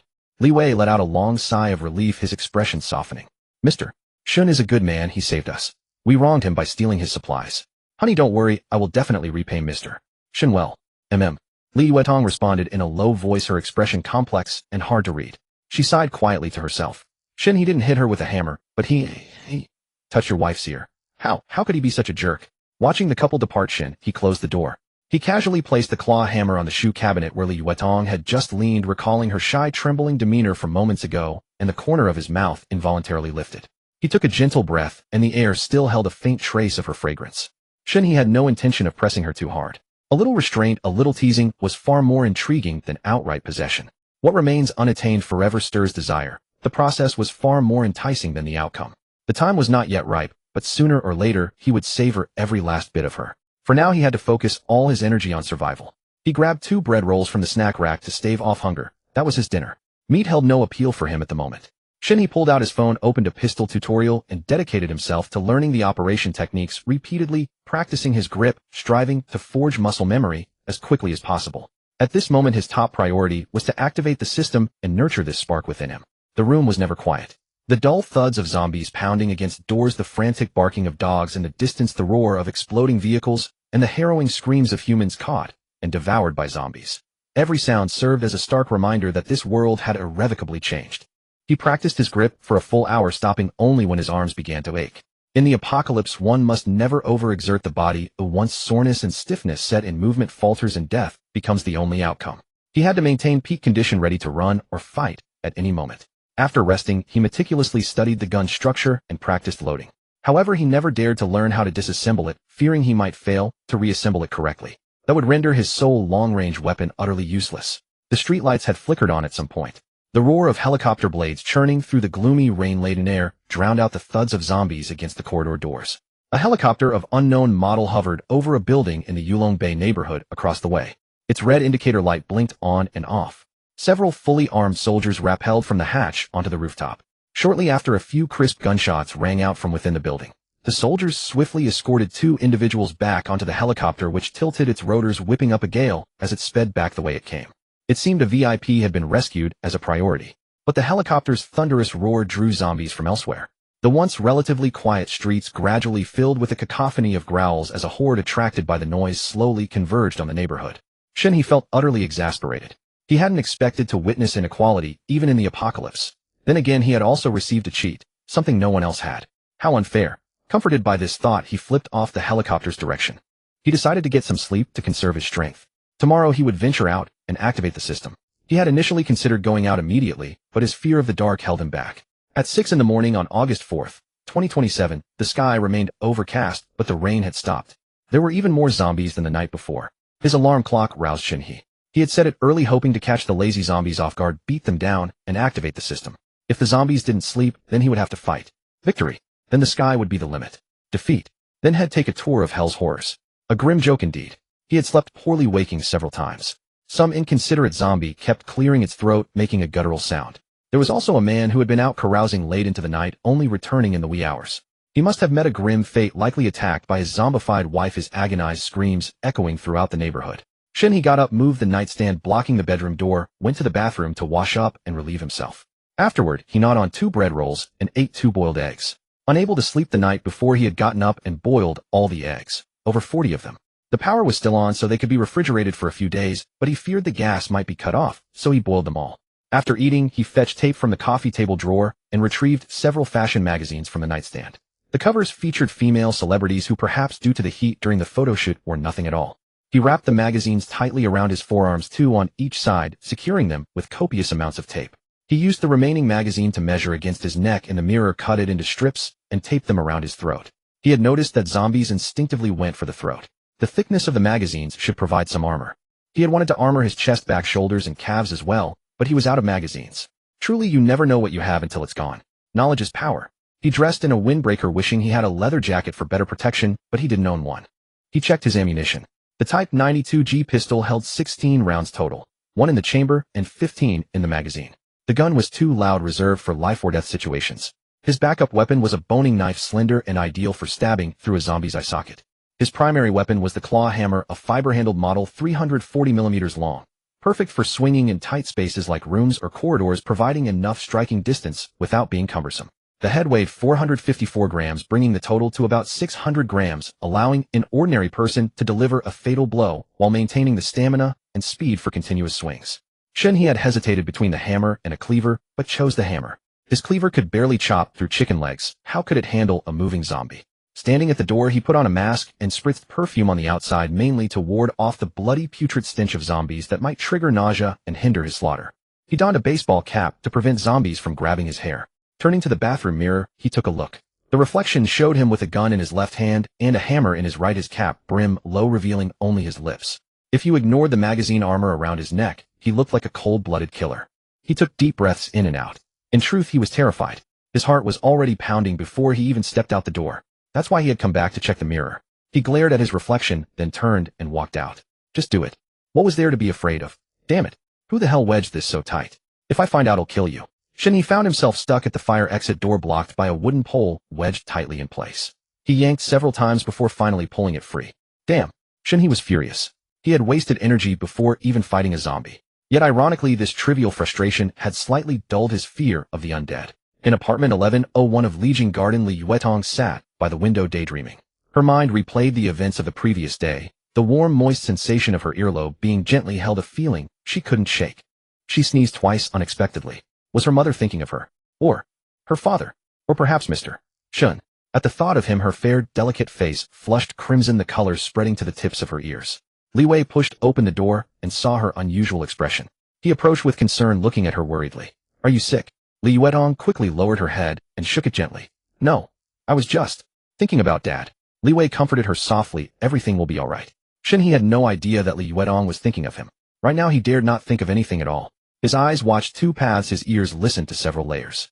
He gently pushed open the door of the emergency exit, leaving only a narrow crack, not daring to make a single sound. Holding his breath, he waited for a few seconds. The surroundings were utterly silent with no unusual movements. Then he slowly pushed the door wider. His gaze swiftly swept over the stairs above and below. No zombies, no bloodstains. After confirming it was completely safe, he stepped lightly into the stairwell, carefully closed the door, and casually propped the wooden stick against the corner of the wall. He took a quiet step forward, bent down cautiously, and peered through the gap where the stairs intersected. The steps on the nearby floors were spotless, but about 5 floors down, he could faintly see some splattered bloodstains. He looked up again. The space above was empty with no sign of anyone and no unusual sounds. There was a choice now: go up or go down. After a brief moment of thought, he made up his mind. He decided to go up. Why? Because he preferred being on top. Gripping the cold handrail, he moved upward step by step, careful not to let the soles of his shoes scrape against the steps and make a sound. Every few steps he paused to listen intently. The stairwell held only the faint sound of his own breathing and the distant muffled roars. He reached the safety exit door on the 12th floor. Tucking the hammer under his left armpit, he wiped the sweat off his right hand on his pants. Don't blame him for being timid. After all, these weren't stiff-jointed zombies, but madmen that ran as fast as humans. How dangerous. One wrong move, and he'd be done for. He gripped the hammer again, took a deep breath, licked his dry lips, and his gaze turned cold. A bead of cold sweat slid down his temple, but he ignored it. He tapped the door lightly with the hammerhead. Thud. The sound wasn't loud, but if there were a zombie inside, it would definitely hear it. No zombie. He tapped again. Thud. Confirming there was none, he didn't let his guard down. He gently pulled the door open. The motion sensor light in the elevator lobby didn't turn on, or it was pitch black. He leaned in slightly. The space was empty. The doors of all 3 apartments were closed. For now it was safe. Using the same method, he went all the way up to the 14th floor. This time, without even knocking, Shen He knew there was a zombie inside. Huh. He listened at the door for a while, but seemed there was only one pitch with no other tones audible. It should be just one zombie. It seemed to have caught the scent of a living person and was getting closer to the door. When the moment came, Shen He surprisingly stopped feeling nervous. His heart calmed down. He raised his hand to flip off the pistol's safety, and with the hand holding the hammer, he pressed down on the door handle and pulled it open. This time, he didn't open it, just a crack. He was afraid the zombie would see him charge at the door and knock him flying. So he pulled the door wide open. The door swung open, one side bright, one side dark, one side a man, the other a corpse. They came face to face. The zombie was half a head shorter than Shen He. Its pupils were a murky gray-white with ferocious bloodshot veins crawling across the whites of its eyes. Its skin was a deathly ashen blue. The moment it saw a living person, it bared a ferocious expression, opened its mouth, and let out a hoarse roar, its teeth covered in blood and flesh shreds. The next second it charged madly forward like a beast. Along with it came a nauseating stench of blood. Although Shen He's mind remained calm facing such a ferocious monster, he instinctively slammed the door shut again, pressing his entire body against the door panel. A subconscious action. In an instant, 2 vastly different races separated by a door began a brutal contest of strength. The zombie's strength was about the same as an ordinary adult. It roared wildly while violently slamming and pounding against the door panel. A dull, heavy crash exploded through the stairwell. The door panel was slammed open, creating a gap, but Shen He gritted his teeth and pushed it back shut. The commotion was too loud, however, and it immediately alerted the floors above and below. Zombie roars rose and fell, piercing his eardrums. The chaotic sound of heavy footsteps rapidly approached from the lower floors. Shen He came to his senses and immediately knew he couldn't keep this stalemate going. He noticed that this zombie wasn't entirely stupid. After failing to break through the door, it actually stepped back 2 paces and gathered its strength for a powerful charge. The enemy was pushing him too far. Shen He's anger flared up too. Fucking hell. Who do you think you're messing with? Just as the zombie stepped back again to gather strength and charge forward, Shen He yanked the door open. Shen He then hid behind the door, his face cold as he watched intently. He saw the zombie rush out like a mad dog. Its belly slammed directly into the corner where the stairs intersected. Not seeing anyone in front, it even turned its head left and right to look. Strike while the iron is hot. Take its life. Shen He's face was icy, his expression vicious without a hint of hesitation. He stomped his left foot forward, simultaneously engaging his waist and hips, clenched the hammer handle tightly in his right hand, raised the hammer high above his head, aimed at the back of the zombie's head, and smashed down with all his might. He put all his strength into this blow, pouring out all the fear and anger he had accumulated for a while, a nearly soundless growl pressing from his throat. My blade and shield. Thump. Crack. The hammerhead struck the back of the zombie's head viciously. The dull impact and the crisp sound of bone shattering exploded simultaneously. But Shen He didn't stop. The first blow made the zombie lurch forward uncontrollably, its skull split open, a vicious bloody wound faintly visible beneath its matted hair. He quickly pulled the hammer back, and a second strike followed immediately. An ordinary person would have died or fainted from the first blow, but zombies were different. Even severely wounded, it didn't die immediately, it only became a bit slower. By the time the second hammer fell, it had already turned halfway around. The hammer slammed into its temple, knocking its head to the side. Another piercing crack of bone, and a piece of the skull from the zombie's temple to its forehead was torn open, with bone fragments deeply piercing the brain tissue. With a critical hit to its vital point, its movements completely slowed down. When it turned and lunged at Shen He, its speed was no longer fast, as sluggish as a walk. Shen He watched the zombie lunge at him, sidestepped back to easily dodge its claws, then swung the hammer, smashing it again into the wound on the back of its head. Thud! The zombie stumbled forward and fell flat on its face, its limbs twitching and struggling slowly, but it could no longer get up. Shen He rushed forward, his eyes red as he madly delivered finishing blows. Die, die, die, bang, bang, bang. Hammer blow after hammer blow, he smashed viciously into the back of its head until a gaping, bloody black-red pit was smashed open there. He only stopped when the zombie was completely still, and in Shen He's mind the prompt sound of the fire seed system rang out. Congratulations, Mr. Shen, on activating the system. You have received a newbie gift pack. Panel module loading. As soon as the system's voice faded, a soft white light emanated from the zombie's corpse. Light particles swiftly floated up from the body, transforming into a streak of light that shot straight out with a whoosh, instantly vanished into Shen He's body and disappeared. Spirit purification value 1. At the same time, another notification appeared in Shen He's mind. Having activated the system, Shen He was extremely excited. This was also the first zombie he had ever killed with his own ability, and it would be the last. Next time he'd have a cheat. But he had no time to check the system's functions now. The zombies downstairs were rapidly coming up, and the ones upstairs were also in a frenzy. He didn't know how many zombies he would have to face coming after him. He couldn't get carried away. Go home. Without a second thought, I must first return home to clarify the system and enhance my own strength. From now on, I shouldn't have to struggle so hard, right? Shen He stood up from the corpse of the zombie and glanced down the stairway gap, where several zombie figures were racing up the stairs. Not daring to hesitate, he turned and rushed downstairs. To save time, he jumped down directly when there were only 3 or 4 steps left on each floor. The horde of zombies was already rushing up from the 4th floor. By the time Shen He dealt with the zombie, he was descending from the 14th floor, both sides meeting at the 11th floor. Another encounter. No, it's a real-life meeting. A female zombie. Your mother next door? Haha. Shen He stood outside the safety passage on the 11th floor, while the zombies stood on the stairs below, their gazes clashing as they greeted each other in a friendly manner. This female zombie had a delicate appearance, and she must have been a beauty in her life. Now, however, her temperament was fierce as she let out a hoarse roar and charged at Shen He like a madwoman. Shen He quickly reached the top of the stairs, taking a stance, ready to spring into action. As the female zombie entered his attack range, he let out a curse, damn it. Taking advantage of his elevated position, he kicked hard at the female zombie's face. The zombie was sent tumbling down the stairs, losing its balance, causing the zombies behind to trip over each other in a chaotic pile. Meanwhile, Shen He turned around, grabbed a wooden stick from the corner, opened the safety passage door, and rushed inside, firmly wedging the stick beneath the doorknob to block it. He didn't rush to leave, but quietly waited for the zombies to crash into the door, wanting to confirm its sturdiness.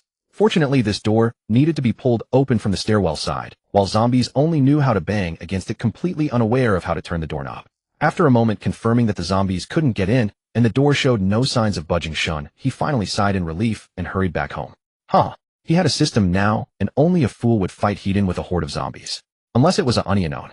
After changing his shoes at home, Shen He took a hammer into the bathroom, turned on the faucet, and washed off the blood and bits of flesh from the hammerhead. He looked up at the mirror, several dark red splatters marked his light blue mask. He casually removed the mask and tossed it into the trash bag, quickly tying it shut. After checking himself for any wounds and washing his face, he turned and sat heavily on the sofa, taking a deep breath. His hand resting on the armrest of the sofa was still trembling slightly. The tension was so high that it would take a while to calm down. He couldn't even understand where the courage had come from during the struggle with the zombies. Now that he was safe, the fear surged up all at once. Fortunately, he had succeeded. Shen He said with anticipation, "System, open the novice gift pack." Module generating. In the next second, a translucent light screen appeared before him, ethereal, yet remarkably clear, perfectly fitting the perspective of his vision. For instance, while he was looking straight ahead, it still felt like a normal view, but the interface framed his perspective. There was no blinding light or strange noises, it simply manifested quietly in front of him. The text was simple and neat, with a faint technological glow along the edges. With just a thought, the panel adjusted its position slightly without affecting his view. This is the system panel. In the upper left corner of the light screen, a 3D figure displayed his exact likeness, complete with hairstyle, clothing, and the hammer in his hand, vividly standing there as a miniature version of himself. Instinctively, he reached out to tap the little figure, and the panel immediately popped up a detailed introduction. Host Shen He, level LV. 0 experience, 0 10 age, 24 height, 179 comprehensive quality, 11 average person, 10 spirit resolution value, 1 note subhealthy 58. Laborers 913 soldiers, 1417 special forces, 1825, Captain America 100. Very straightforward and clear. Shen He, who had played games before, naturally understood what it all represented.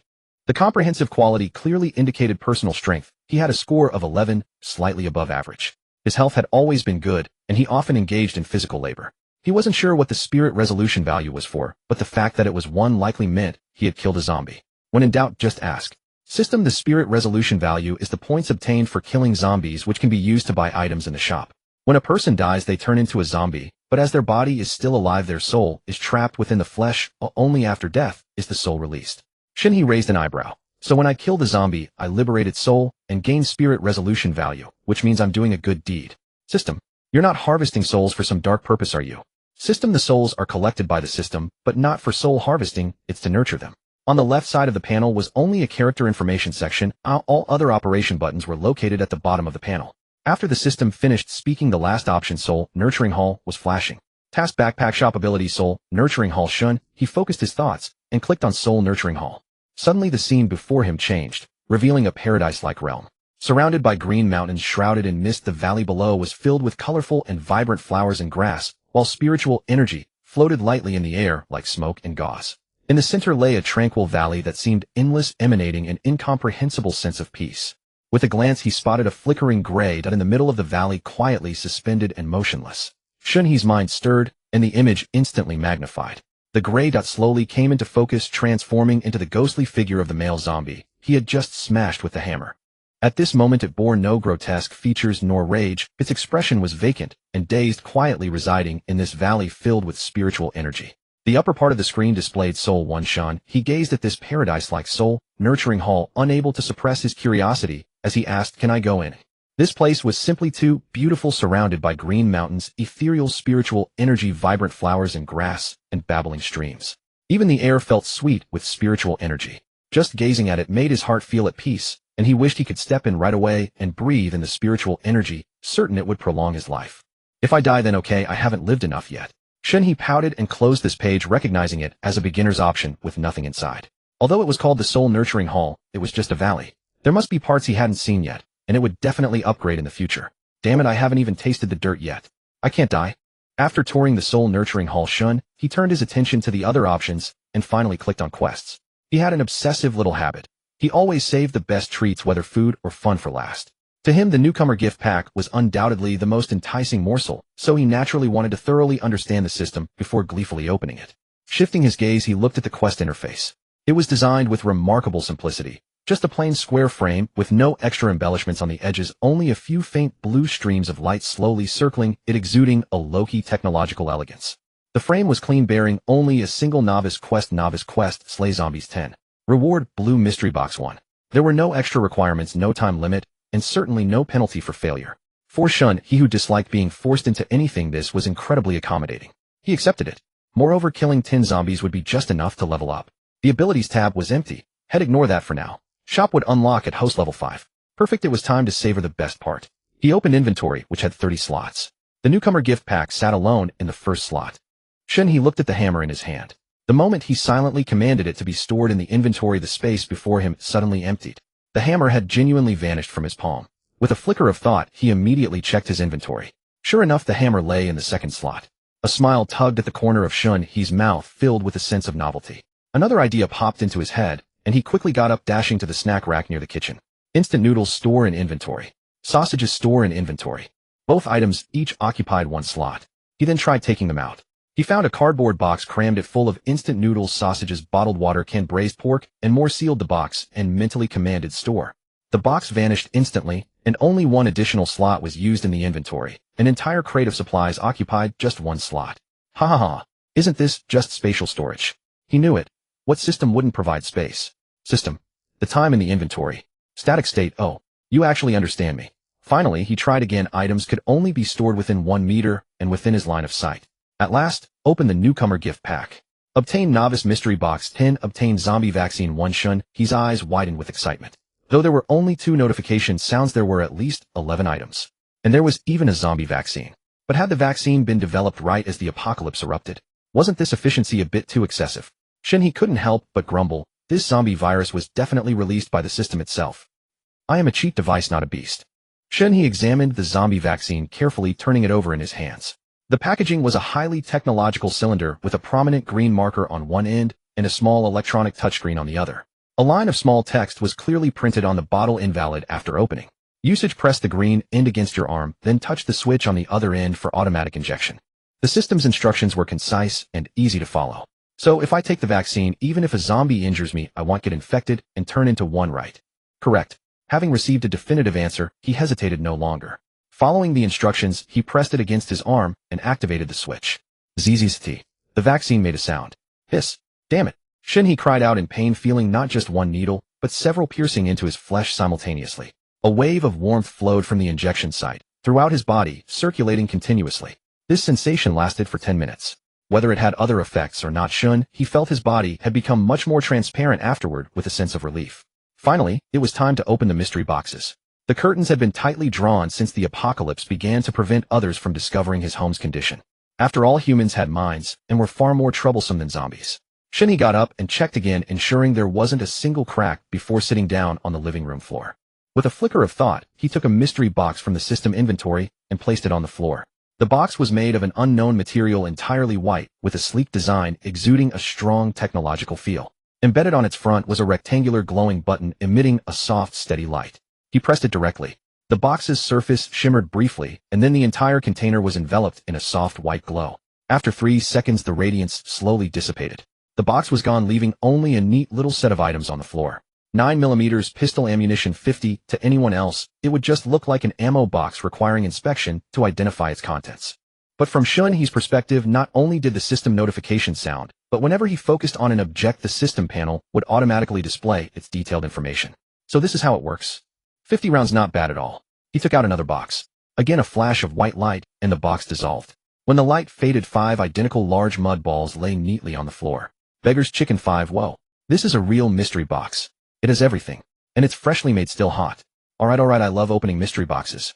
He opened 3 more. Spicy beef hot pot base 10 packs. Last line of defense. 5 boxes. Who would use that? Tactical flashlight. 2. Huh. Just as Shen He thought, the boxes only contained ordinary supplies. The 6th one glowed blue.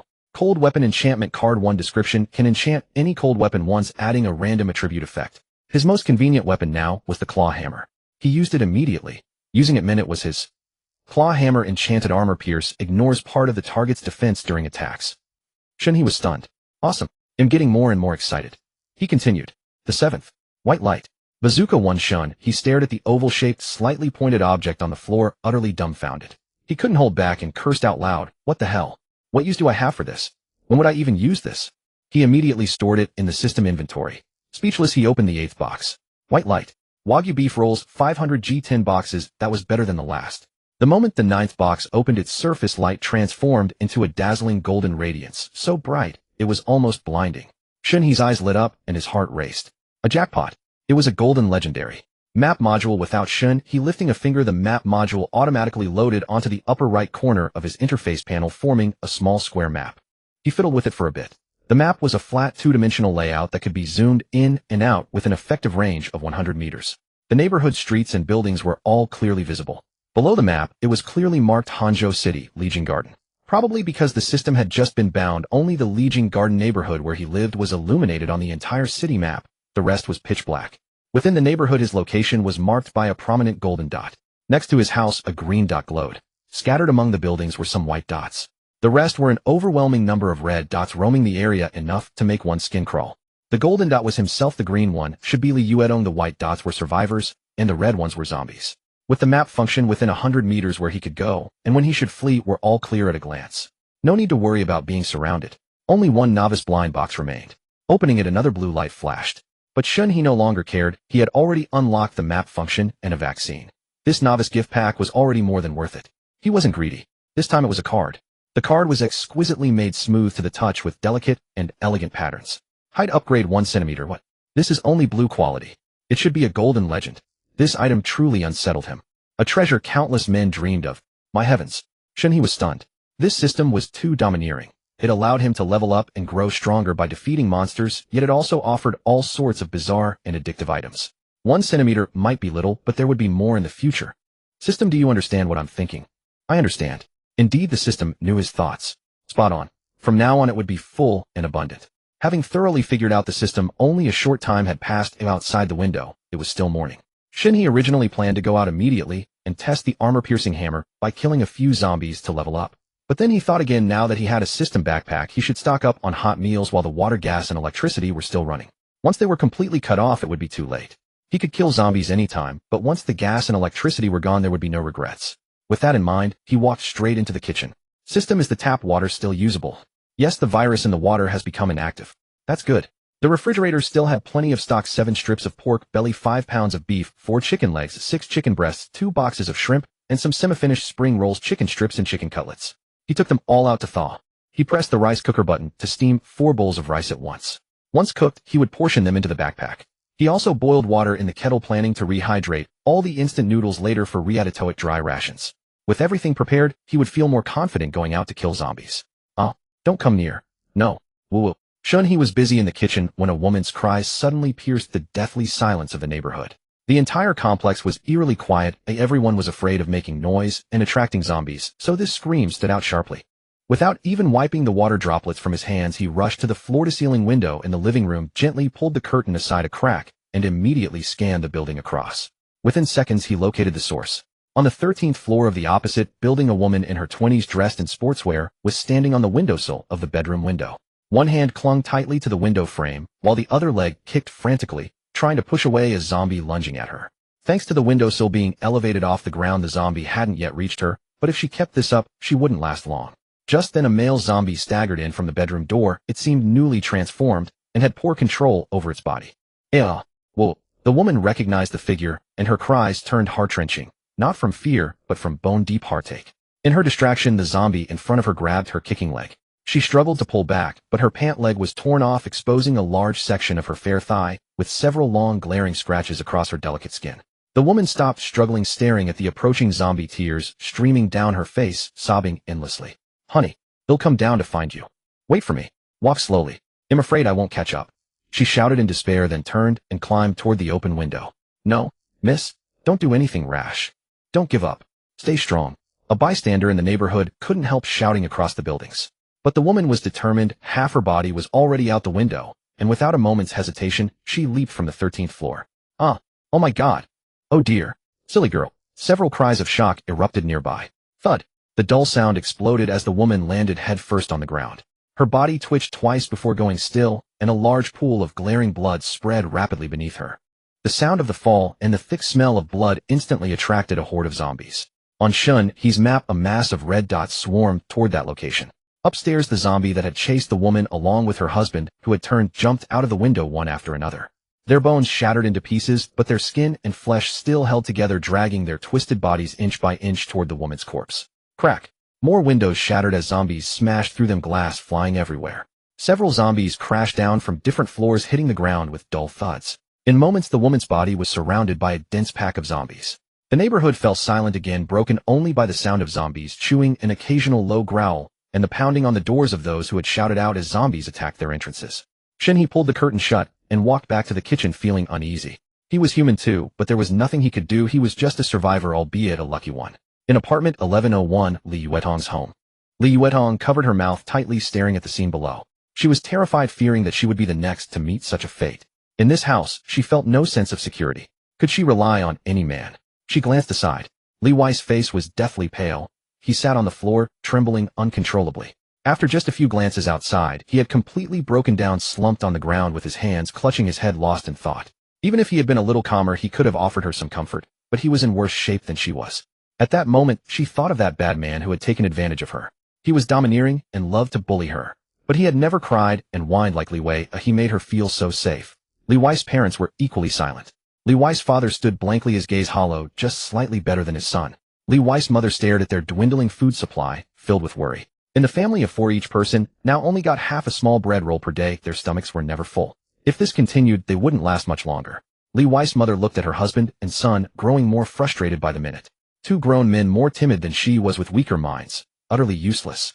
How had she ended up with such a coward, and given birth to a little coward? Sometimes she wished she could just end it all. Buzz. Li Yuetong's phone suddenly vibrated softly. She quickly looked down. The 3 members of Li Wei's family instantly turned their gaze to her, wondering what could be happening at this time. After a moment, Li Yuetong slowly lifted her head. The panic on her pretty face had mostly faded, replaced by an undeniable calm and even a hint of a smile. Realizing that all 3 were watching her, her heart tightened and she panicked again. Chatting with another man in front of her husband, mother-in-law, and father-in-law. Heavens! She was so bold. Li Wei's mother could tell from Li Yuetong's nervous demeanor that she was hiding something, and a ridiculous notion flashed through her mind. Was her son being cuckolded? Yet she knew her daughter-in-law well enough. Remaining a virgin at 25 meant she wasn't a promiscuous woman. Even she herself hadn't been one when she got married. Yuetong, what's wrong? Who is it? Li Wei's mother asked, her eyes probing. Mom, it's our neighbor, Mr. Shen. He asked if I knew how to steam buns, and he wants me to go to his place to help him. He said he'd give me some buns as payment. Li Yuetong lowered her head, her cheeks flushing with embarrassment. After all, she was a married woman, and the thought of going to another man's house to steam buns in front of her husband's family felt awkward and wrong. But before her embarrassment could linger, Li Wei's mother immediately spoke, her tone chillingly calm. Go. Of course you should go. If you don't know how, I'll teach you right now. She saw through it all. She knew better than anyone how beautiful her daughter-in-law was. When Li Wei first brought Li Yuetong back to the village, she caused a sensation. The villagers had never seen such a stunning woman in their entire lives.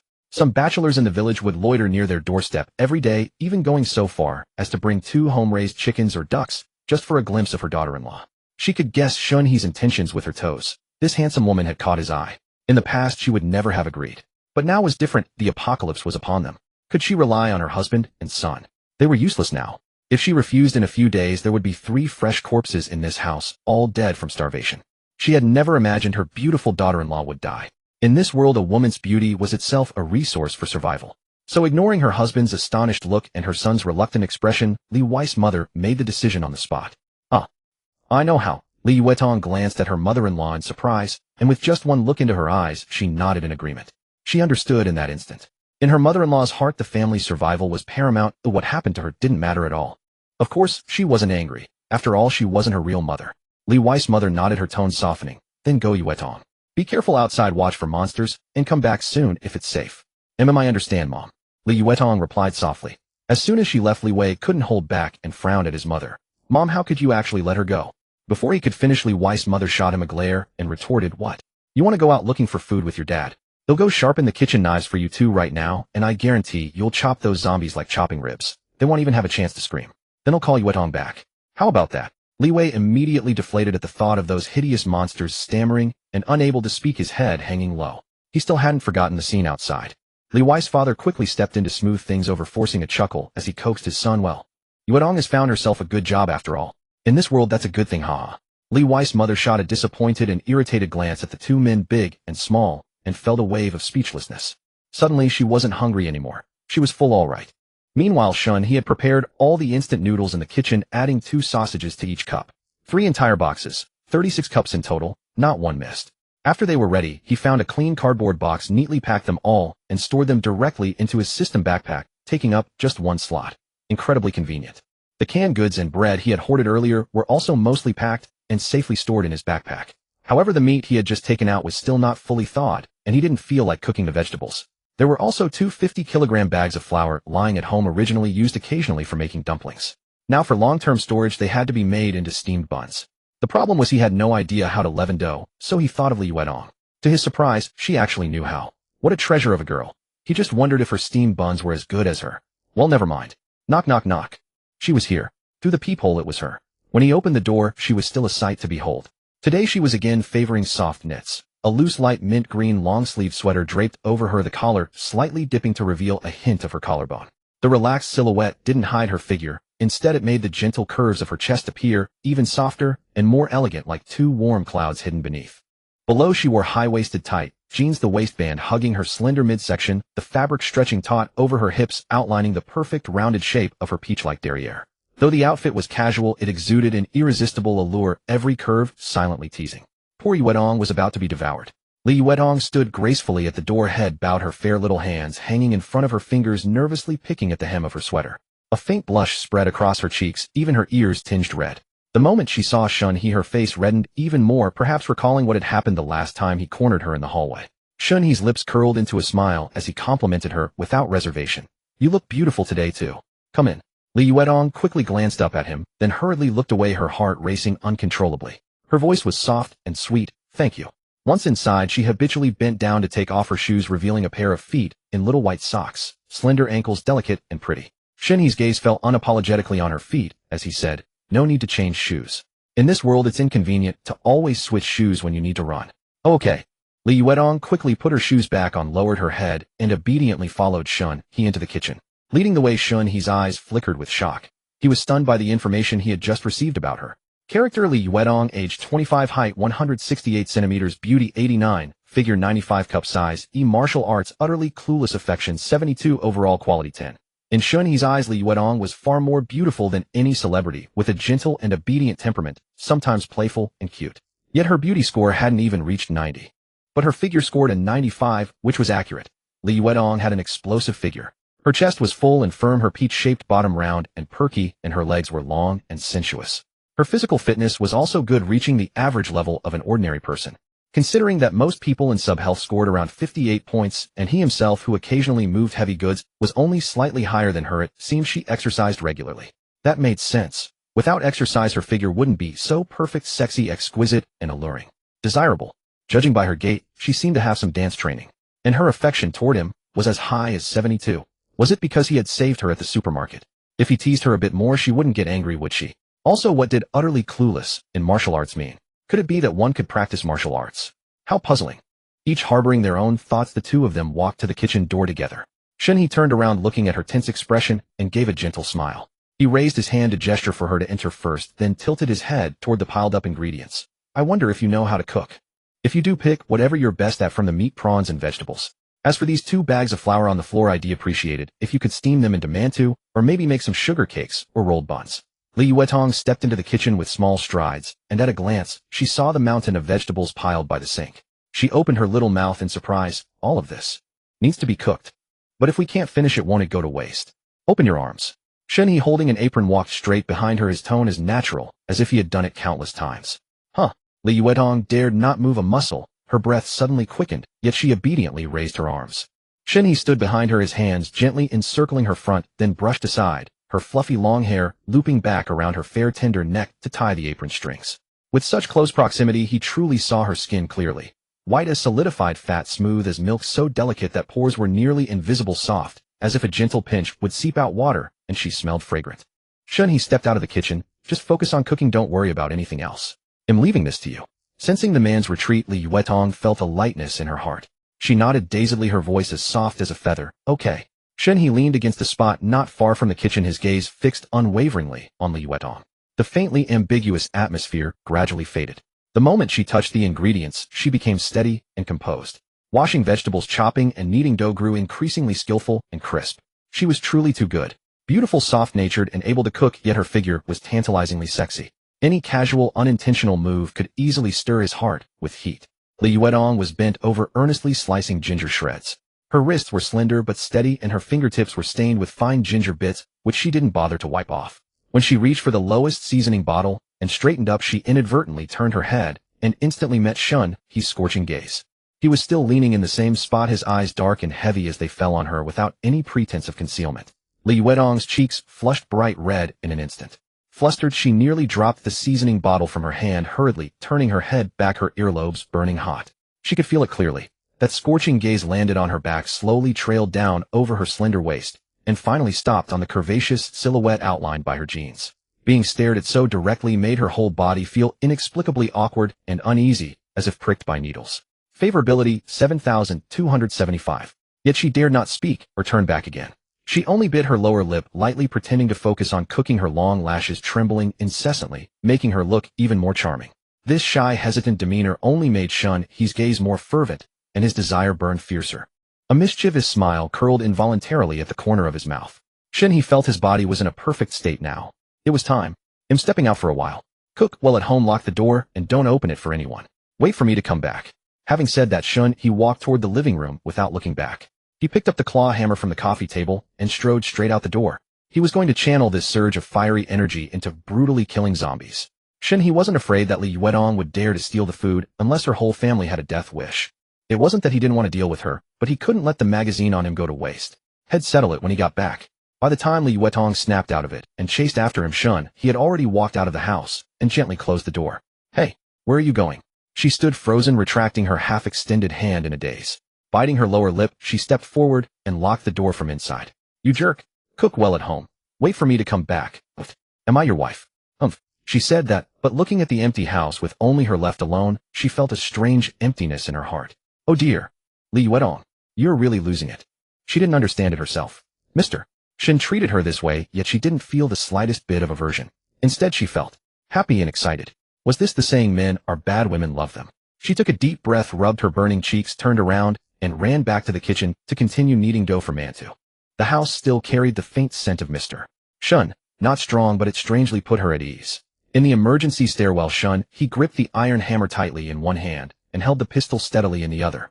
His aura was both cold and fiery, a paradoxical mix. The zombies that had been blocking his door in the morning were now gone, presumably lured away by the noise of the woman who jumped earlier, having wandered off somewhere.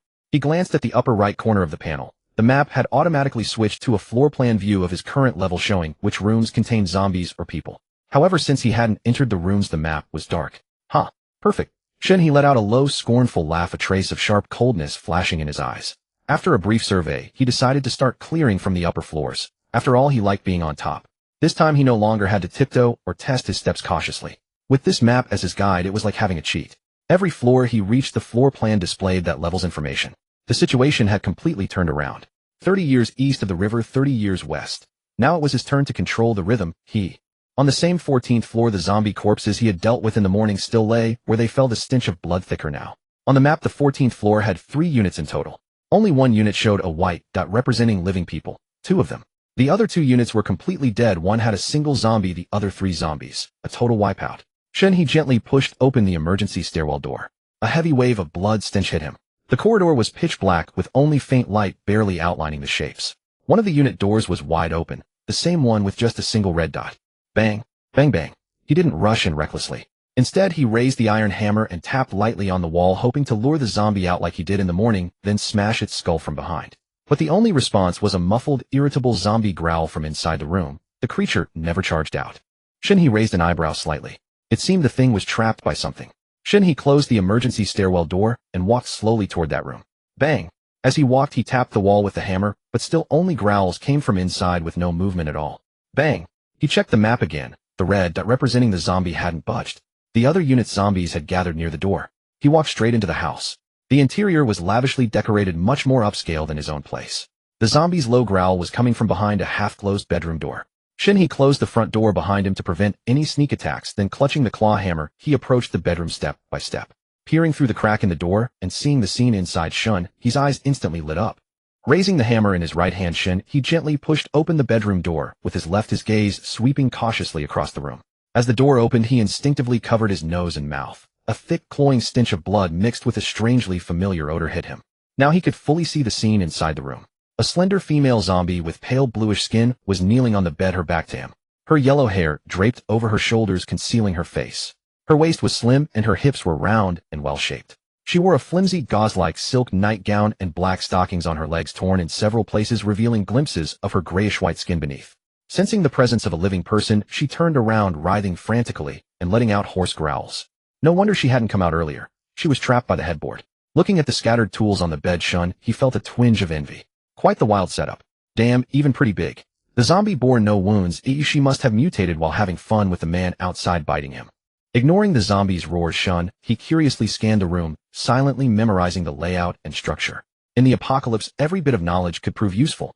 After his inspection, he stepped onto the side of the bed, looking down at the eerily beautiful female zombie before him. He weighed the claw hammer in his hand, his eyes turning cold. Without hesitation, he swung it down with brutal force. A sharp crack of bone echoed. The beautiful zombie's skull caved in, her body stiffened, then went limp, hanging from the restraints. A faint white light drifted from her into Shen He. Soul value 1. Nice, Shen He murmured, running his fingers over the hammer's claw, his eyes filled with delight. With the armor-piercing property, this hammer crushed skulls with ease, sparing him the need for finishing blows. Truly a treasure. Before leaving the bedroom, he pulled a quilt from the cabinet and draped it over the female zombie, granting her a final shred of dignity. Shen He entered the kitchen and opened the cupboard, finding half a bag of rice, a 20-pound bag of flour, still mostly full, and 2 packs of noodles. The fridge held a dozen cans of soda, and the freezer surprised him with 5 pig trotters, 2 large pork hocks, and 2 whole chickens. Perfect. He'd take them back for the little cook at home to prepare. He found several plastic bags, sorted the supplies, packed 3 large bags, and stored them in his system backpack. Spotting a freshly replaced water jug on the dispenser, he stashed the entire dispenser as well. Just as he was about to leave, he turned back to collect the sofa. After ensuring nothing was left, he exited the apartment, habitually closing the door behind him. Standing at the second door shun, he hesitated. He decided against breaking in. Too much noise would attract the zombies roaming the stairwell surrounding him. It wasn't worth the risk. Clearing the hallway and the straggling zombies first, then methodically dealing with those indoors. That was the safer plan. This time He'd use his pistol too. Leveling up quickly was the priority. He headed to the stairwell, tapping the hammer on the steps. Clang, clang, clang, clang. Huh. On the map, a cluster of red dots began to move. He peered down the stairs. A dozen zombies were crammed together, charging upward like mad. Their speed was fanatical, like fans spotting their idol. Yet Shen He stood calmly, feeling no fear. With his enchanted claw hammer and a loaded pistol, he held the advantage in this narrow stairwell. Plus, he had his system space to use. After a minute, the horde swarmed up. Leading the pack was the female zombie He'd kicked down the stairs this morning. A half-shoe print still visible on her gray forehead. An old acquaintance, she was exceptionally excited. Spotting Shen He, she shrieked and lunged, clawing the air as if desperate to embrace and kiss him. But Shen He couldn't stand such fervor. As the zombies reached the middle of the staircase below him, he focused his mind, communicating with the system backpack. In the next instant, a sofa materialized above the zombie horde, crashing down with a thunderous impact. Bang! The stairwell erupted in a deafening noise, followed by a cacophony of cracking bones and collisions. Soul value 2. The sofa slammed into the zombie pile, crushing the heads of 2 unlucky ones, black blood splattering everywhere. The rest were either pinned beneath it or blocked behind it on the lower steps, unable to advance. The space is so useful. The unexpected sofa strike was a perfect success. The female zombie was knocked down, sprawled on the stairs, her face still turned towards Shen He. She roared wildly, her arms scrabbling at the ground, trying to crawl out from under the sofa. Her fingernails broke off on the concrete floor, leaving bloody stumps. Shen He carefully stepped down, planting his foot firmly on one of her flailing arms. With his right hand, he swung the enchanted claw hammer, mercilessly smashing it into her head. A crack of bone. The female zombie went limp, completely still. Without a second glance, he turned and delivered another blow to a nearby zombie pinned by its side. The remaining visible zombies were all trapped behind the sofa at the stairwell landing. Swapping the pistol to his right hand, Shen He squinted, repeatedly aiming and testing. Bang! The gunshot thundered in the confined stairwell, the echo making the walls vibrate. The bullet grazed the cheek of the zombie he aimed at, striking the wall and leaving a small hole. A chunk of flesh was torn from the zombie's face, exposing its filthy dark gums. Recovering, he pressed his left hand against his right ear's tragus, tilted his head to tuck his left ear into his raised left shoulder, and opened his mouth. The surrounding noise instantly diminished. Recovering, he pressed his left hand against his right ear's tragus, tilted his head to tuck his left ear into his raised left shoulder, and opened his mouth. The surrounding noise instantly diminished. He raised the pistol again, aimed at the zombie heads visible behind the sofa, and pulled the trigger decisively. Once the echo was tolerable, he fired steadily. 7 shots in total, taking down 4 zombies with precise hits. Not bad from 3 meters away, though their erratic movements wasted a few bullets. Most of the zombies were eliminated, leaving only those trapped under the sofa. With a thought, Shen He made the sofa vanish, revealing 2 zombies struggling on the ground, one missing an arm, the other a leg. The armless one lurched up, charging with its remaining limb dangling. Shen He sidestepped its intact arm, swung the hammer with force, and smashed it into the zombie's temple with a bang. The skull shattered, a large piece of bone flying off, exposing the tissue. The zombie crashed against the wall, collapsing motionless. Soul value 1. Suddenly, a soothing warmth surged through his body. The tinnitus vanished, and his energy not only fully recovered, but felt even more abundant. The sensation was euphoric. He had leveled up. Host Shen He. Age 24. Height 179 centimeters. Level LV. 1 experience 030. Comprehensive attribute 1112. Spirit resolution value 11. Skill points 1. The next level requires 30 experience points. Each level up grants a slight boost in physical constitution and an additional skill point. This sensation of inexhaustible strength coursing through his entire body was absolutely exhilarating. No wonder some level-grinding fanatics loved rushing through the ranks. Shen He dismissed the character panel and swung his hammer at the head of the one-legged zombie that had just crawled over. After leveling up, his strength had increased, The hammer fell, and the zombie's skull was smashed directly into its brain, killing it instantly. A thick, pungent stench of blood suddenly spread, making him frown, deeply eager to leave this floor. He carefully weaved through the scattered corpses of zombies, trying his best to avoid the tainted blood. His gaze swept across the area, then suddenly halted. Beside one of the zombies lay a pristine white blind box. An item dropped. System. Killing zombies randomly drops equipment.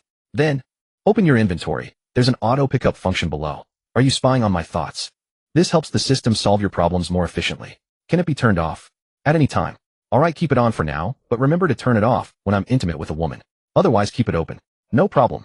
Shen He realized why the system guessed his thoughts so accurately. It turned out he had no privacy in front of it. However, there were many benefits. Except when he was getting intimate with a woman, where he refused. It didn't matter otherwise. Because at those moments his mind was filthy. How filthy? Oh heavens, it was unspeakably filthy. Picking up the blind box, Shen He headed downstairs to find a clean spot, intending to open the box and strengthen himself. While Shen He was searching for a place, the zombies within the residential area went into a frenzy, converging on his building. Although they were ultimately blocked outside the unit's entrance, it terrified the survivors inside. Many cursed the person causing such a commotion, damning Shen He to have children without eyes. Survivors in other buildings, however, praised him, as many zombies had been lured away from their own structures.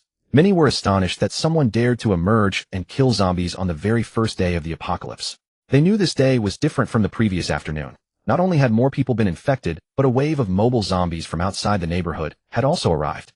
Now the streets were nearly filled with zombies, and no one dared to make a sound. Inside Shen He's home, Li Yuedong was also startled by the relentless commotion and faint gunfire from outside. She hastily dropped what she was doing, rushed to the door, and pressed her eye against the peephole, nervously twisting the hem of her clothes with her fingers. She feared she wouldn't be quick enough to open the door when Shen He returned, but after waiting and waiting, the familiar figure never appeared. Anxiety gnawed at her heart as she bit her pale lips, too afraid to make a sound.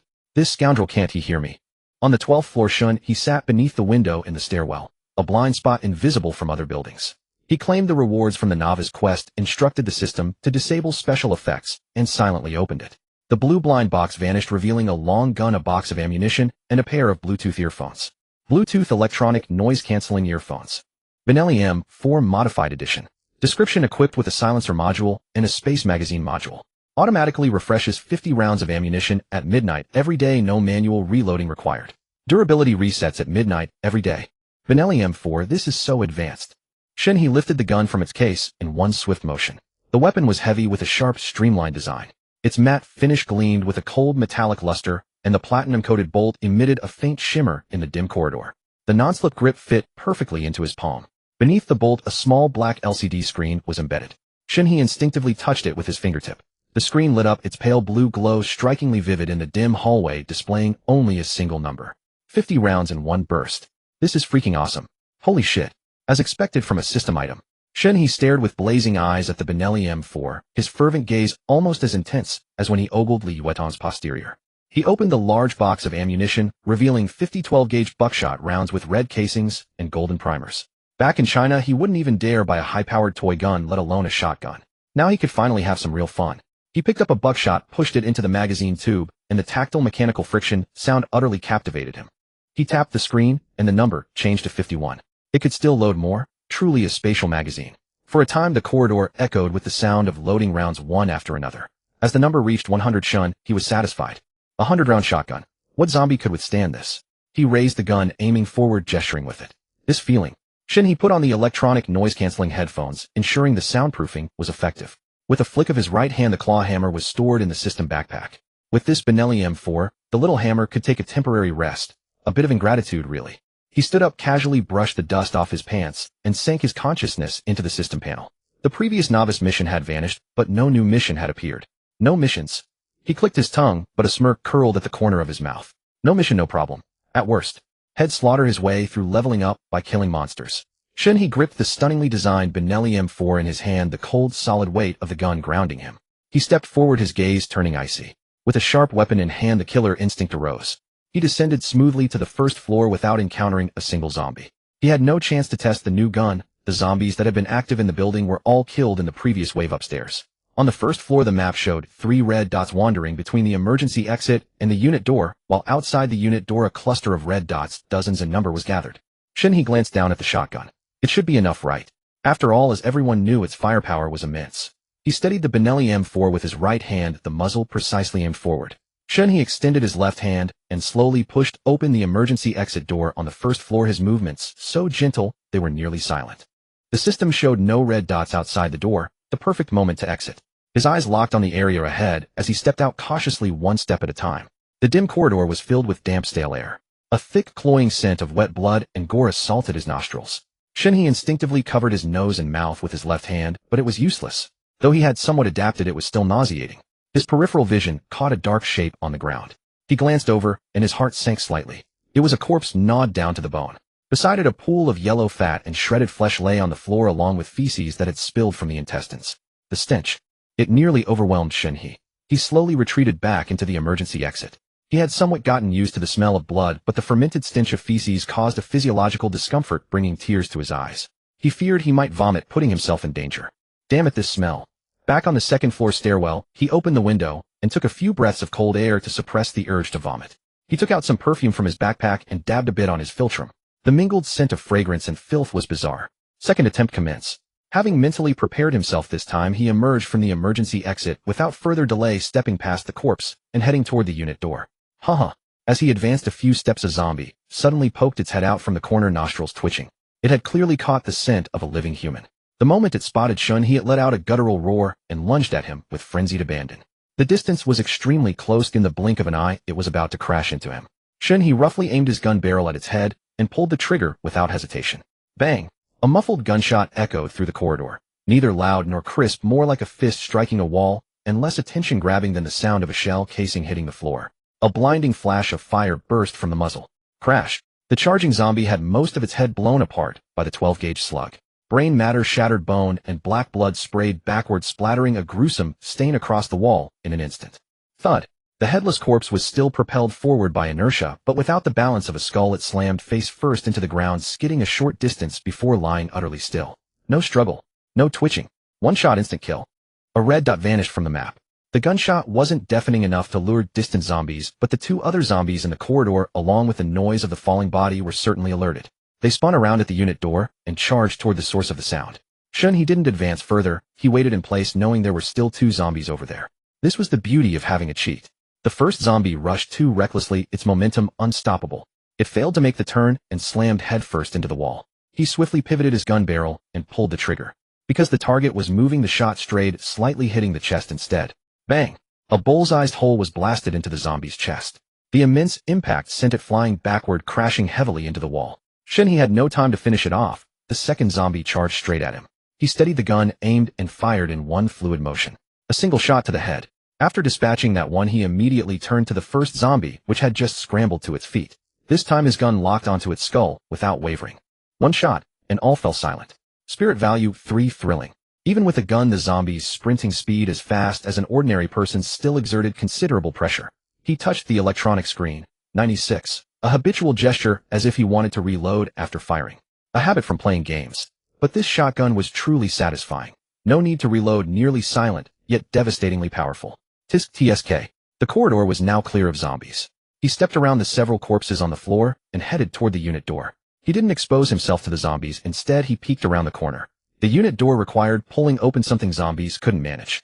The glass pane on it was already cracked from their pounding. 1, 2, 3, 10, 48 of them. So many, but after taking them all out, I can level up again. Deciding to act on the thought, he didn't care about revealing his long gun. So what? Who would dare to rob him? Try it.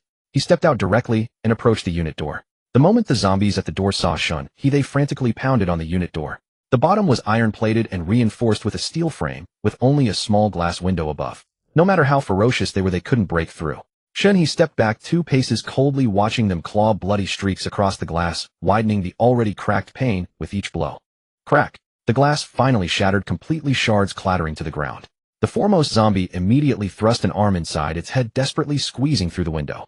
The flesh on its face was sliced and torn like paper by the sharp glass fragments hanging loose, yet it felt no pain at all. Shen He frowned silently, observing the scene as he slowly raised his gun barrel. But just as he was about to pull the trigger, he paused. These creatures couldn't get in anyway. Shooting through the door would be a waste of bullets. With a shift in thought, he instantly stowed the Benelli M4 back into his system backpack, and with a reverse grip, summoned the claw hammer once more. This enchanted hammer was no ordinary tool. It swung with ease and struck with ruthless efficiency.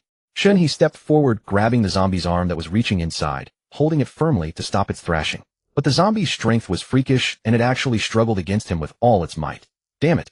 Damn it! Shen He raised the hammer and delivered 2 fierce blows, slamming them onto the head, poking through the window. The skull was crushed inward on impact. The zombie's body instantly went limp, its head stuck in the window, completely still.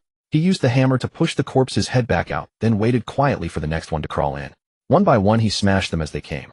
By the 13th, a thick pile of corpses had stacked up at the door, completely blocking the remaining zombies from pushing through. Shen He stared straight at the surviving zombies through the broken window. Even when some zombies tried to climb over the corpses, they ended up with their crotches caught on the window ledge, dangling and flailing.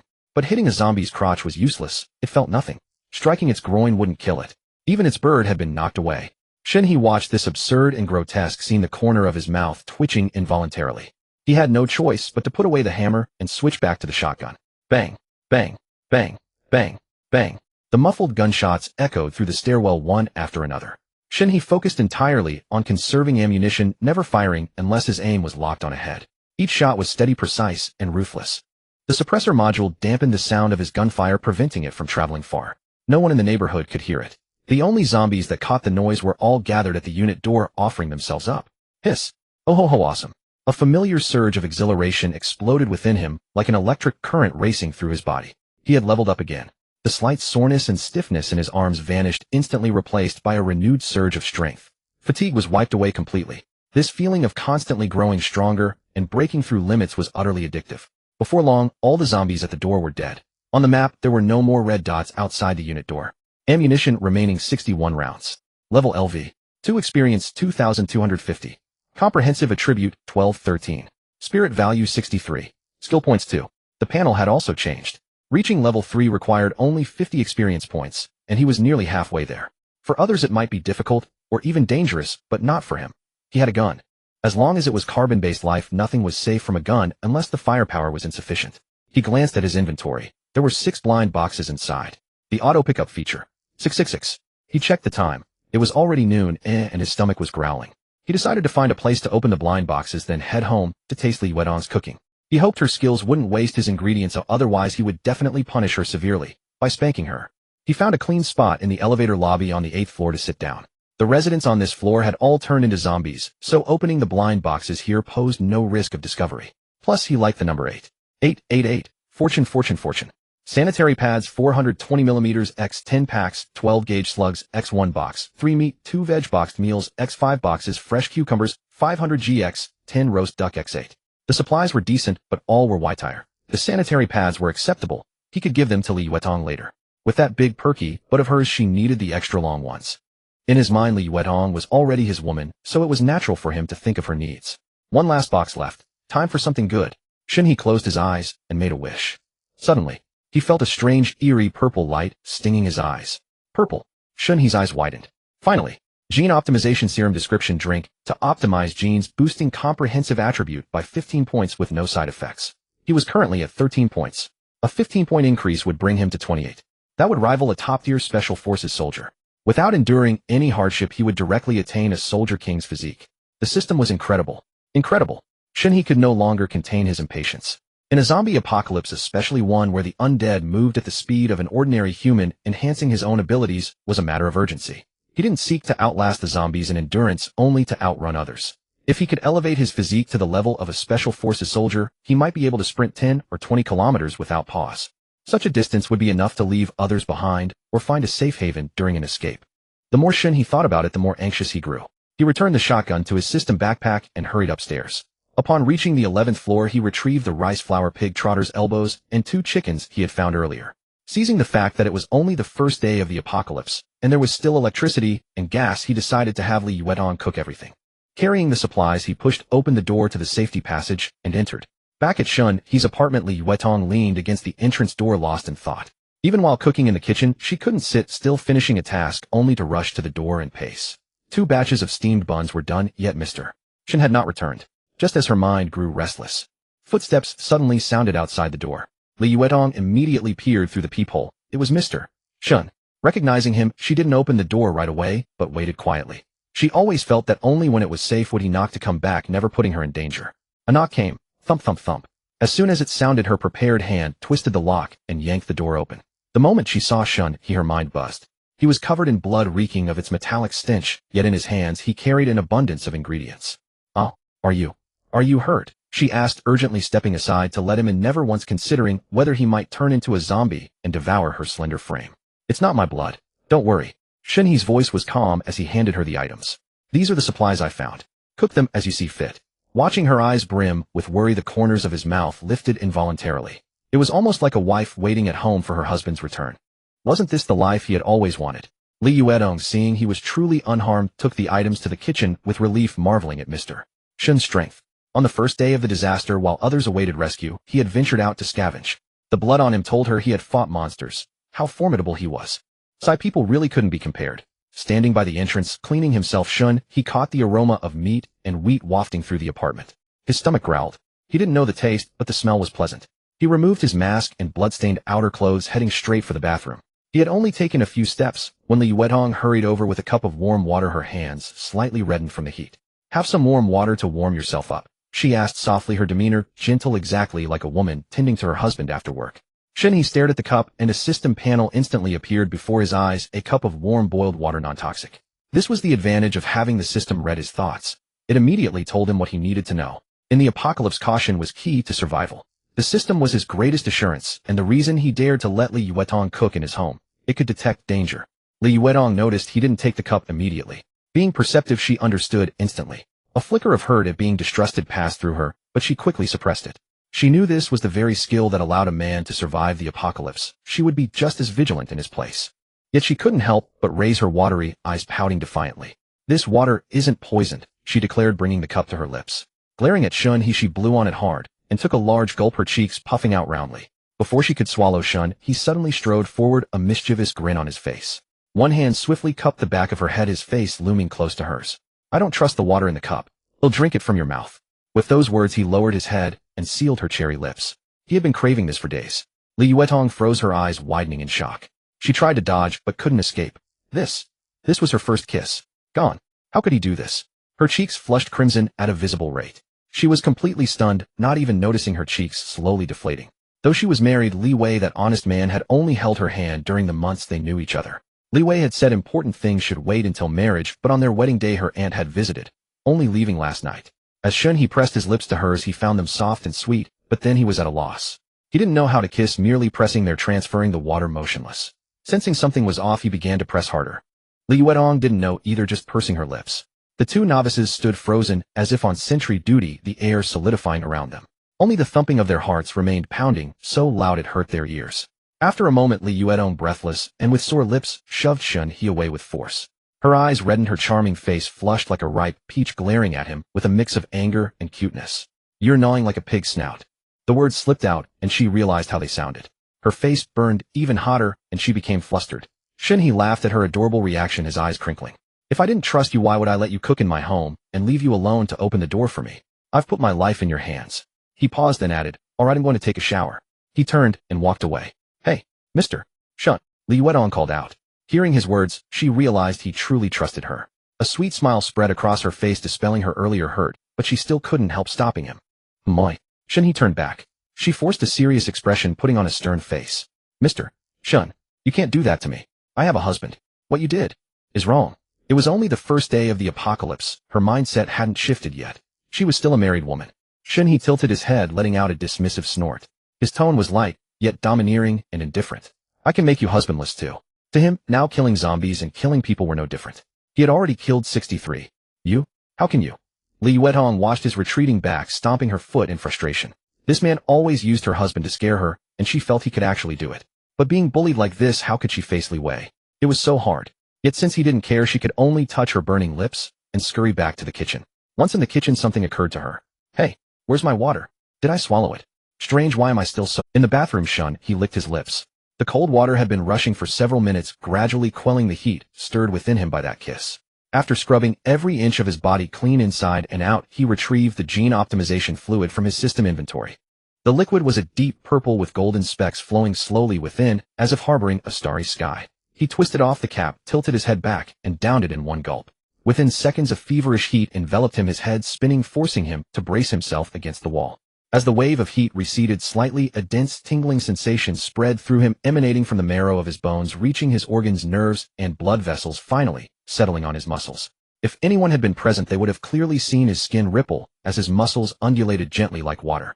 Fortunately, this gnawing, ant-like process of enhancement was brief. Soon an inexhaustible surge of power erupted from the depths of his being, his strength climbing steadily. The sheer pleasure was so intense that he couldn't help but let out a low gasp. Uff, disgraceful. The sound drifted into the kitchen, causing Li Yuetong's ears to redden and her cheeks to flush. Assuming he was tinkering with some handiwork, she spat a curse under her breath. The enhancement concluded. Comprehensive quality 28 Shen He stood before the mirror, unable to stifle a gasp of amazement. His features had subtly sharpened, his face now chiseled with clean flowing lines. More striking than Peng Yuyan or Wu Yinzu, though slightly less so than the readers of Tomato novel. The reason Li Yuetong tolerated his audacity was partly due to his formidable presence, but perhaps also because of this very face. He then examined his body. His muscles were now impossibly perfect, symmetrical, taut with beautiful lines that weren't exaggerated. What was once a thin layer of abdominal muscles was now clearly defined, giving him a tight, explosive look, nothing like the bloated, peeled frog musculature of those who relied on protein powder. He didn't depend on protein powder. His was a top-tier physique forged through hard labor and the system's tangible nourishment. Shen He casually wrapped a towel around his waist and strode out of the bathroom bare-chested. Fresh from the gene optimization, his body brimmed with boundless energy, and the sensation, head suppressed with cold water, surged back fiercer than before. He thought about their recent interactions. He realized that although Li Yuetong refused verbally and struggled inwardly, she hadn't shied away from his advances. There was even a hint of excitement and anticipation. If that was the case, then as a man he didn't mind taking another step forward. Shen He entered the kitchen. Steam rose from the steamer on the stove, and the clay pot bubbled away. On the counter sat a large steamer pot, and beside it, an oversized basin filled with rice, enough to feed a person for a month. It seemed that during the hours had been out, Li Yuetong hadn't slacked off at all. She was truly a diligent, reliable, and capable good woman. The range hood hummed softly. But what was she daydreaming about? Shen He's gaze fell on her back, watching with interest as she stood before the stove, her fingertips lightly touching her lips, looking utterly preoccupied. He softened his steps and crept up behind her. Curiously, he reached out and silently measured her waist, so slender it was barely wider than one of his hands. Then he gauged the curve of her hips below. The distance between his two hands wasn't enough. The lines were full and perky, her shoulders wider than her waist, and her hips broader than her shoulders. The waist-to-hip ratio was that of a supreme seductress. Her long legs were rounded, firm, and shapely, truly a figure worthy of the system's harsh 95-point rating.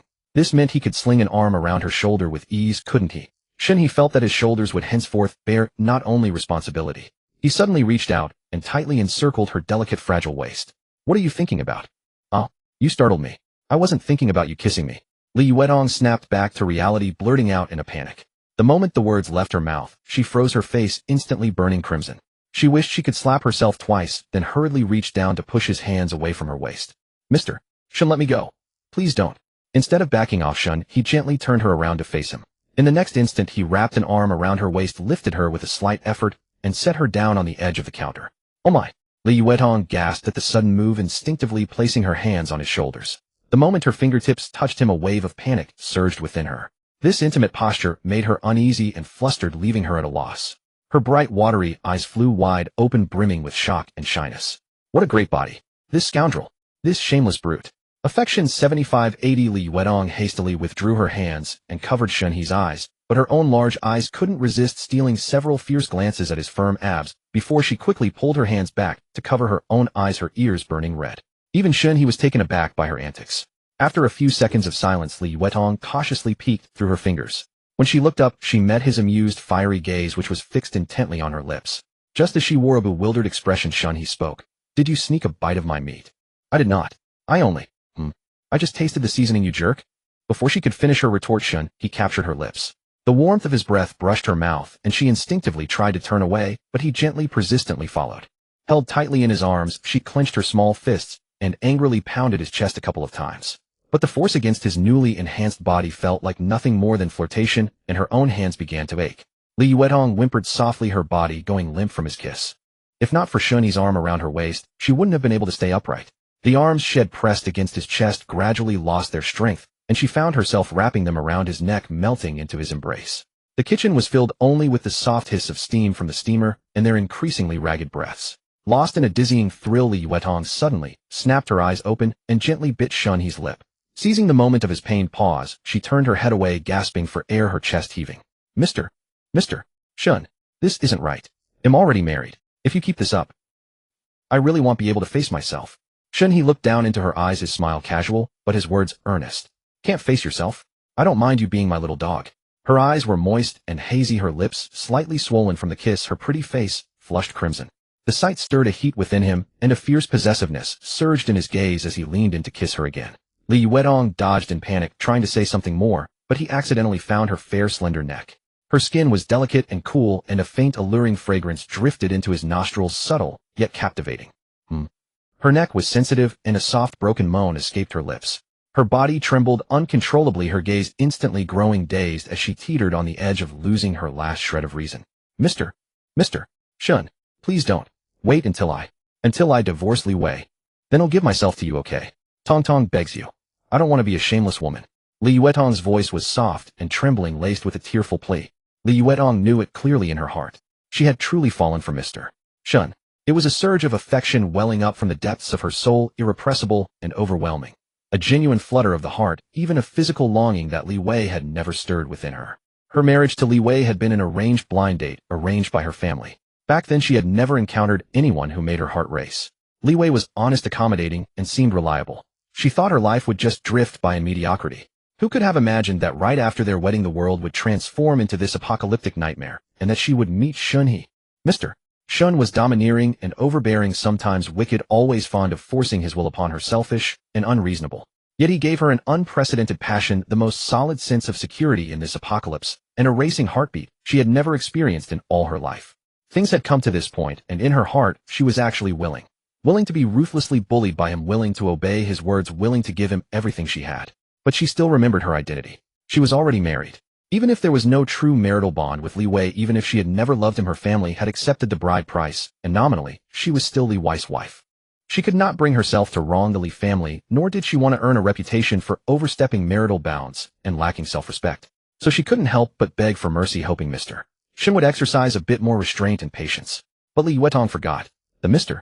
Shen she loved was wicked, domineering, selfish, unreasonable, and loved to bully her. How could Shen He, who embodied all these tyrannical traits, ever listen to her? He slowly lifted his head from her embrace, a wicked smirk curling at the corners of his mouth. The sight made Li Yuetong's heart leap, and her breath caught. She was terrified, yet a maddening anticipation surged within her. In fact, she absolutely adored him like this. Wait for you. This is precisely the identity I want. Shen He's voice was low and husky. Watching Li Yuetong's cheeks flush and her lips gently purse in shy allure, a possessive feeling welled up within him, wave after wave. He slowly lowered his head, leaning in to kiss her. Not here. Turn off the gas stove first. Li Yuetong nervously closed her beautiful eyes, her heart fluttering with panic and shyness. She knew in her heart that given his nature, he probably wouldn't listen to her now. Since she couldn't resist, she would just obediently go along. Luckily her aunt had gone home today. Hearing this, Shen He didn't argue with her. He casually turned off the stove fire in the kitchen, then reached out and steadily hooked his arm under her knees, lifting her into a princess carry. The woman in his arms was soft and warm. His steps were steady yet eager as he walked towards the bedroom. Li Yuetong looped her arms around his neck, clinging tightly to his chest, her eyes glistening with moisture, her expression tinged with shyness, yet her heart hid an unmistakable anticipation. Her usual reserve and constraint had long since dissipated, leaving only a heart full of tenderness and lingering affection. Shen He gently laid her on the bed. Li Yuetong sank softly into the bedding, her raven hair spreading across the pillow, making her skin appear even fairer and warmer. Shen He sat on the edge of the bed, a trace of nervousness rising within him as well. Though he lacked much experience, he instinctively knew how to draw closer to the person before him. Li Yuetong shyly squeezed her eyes shut, her long lashes trembling slightly. Shen He leaned over, shielding her in front of him.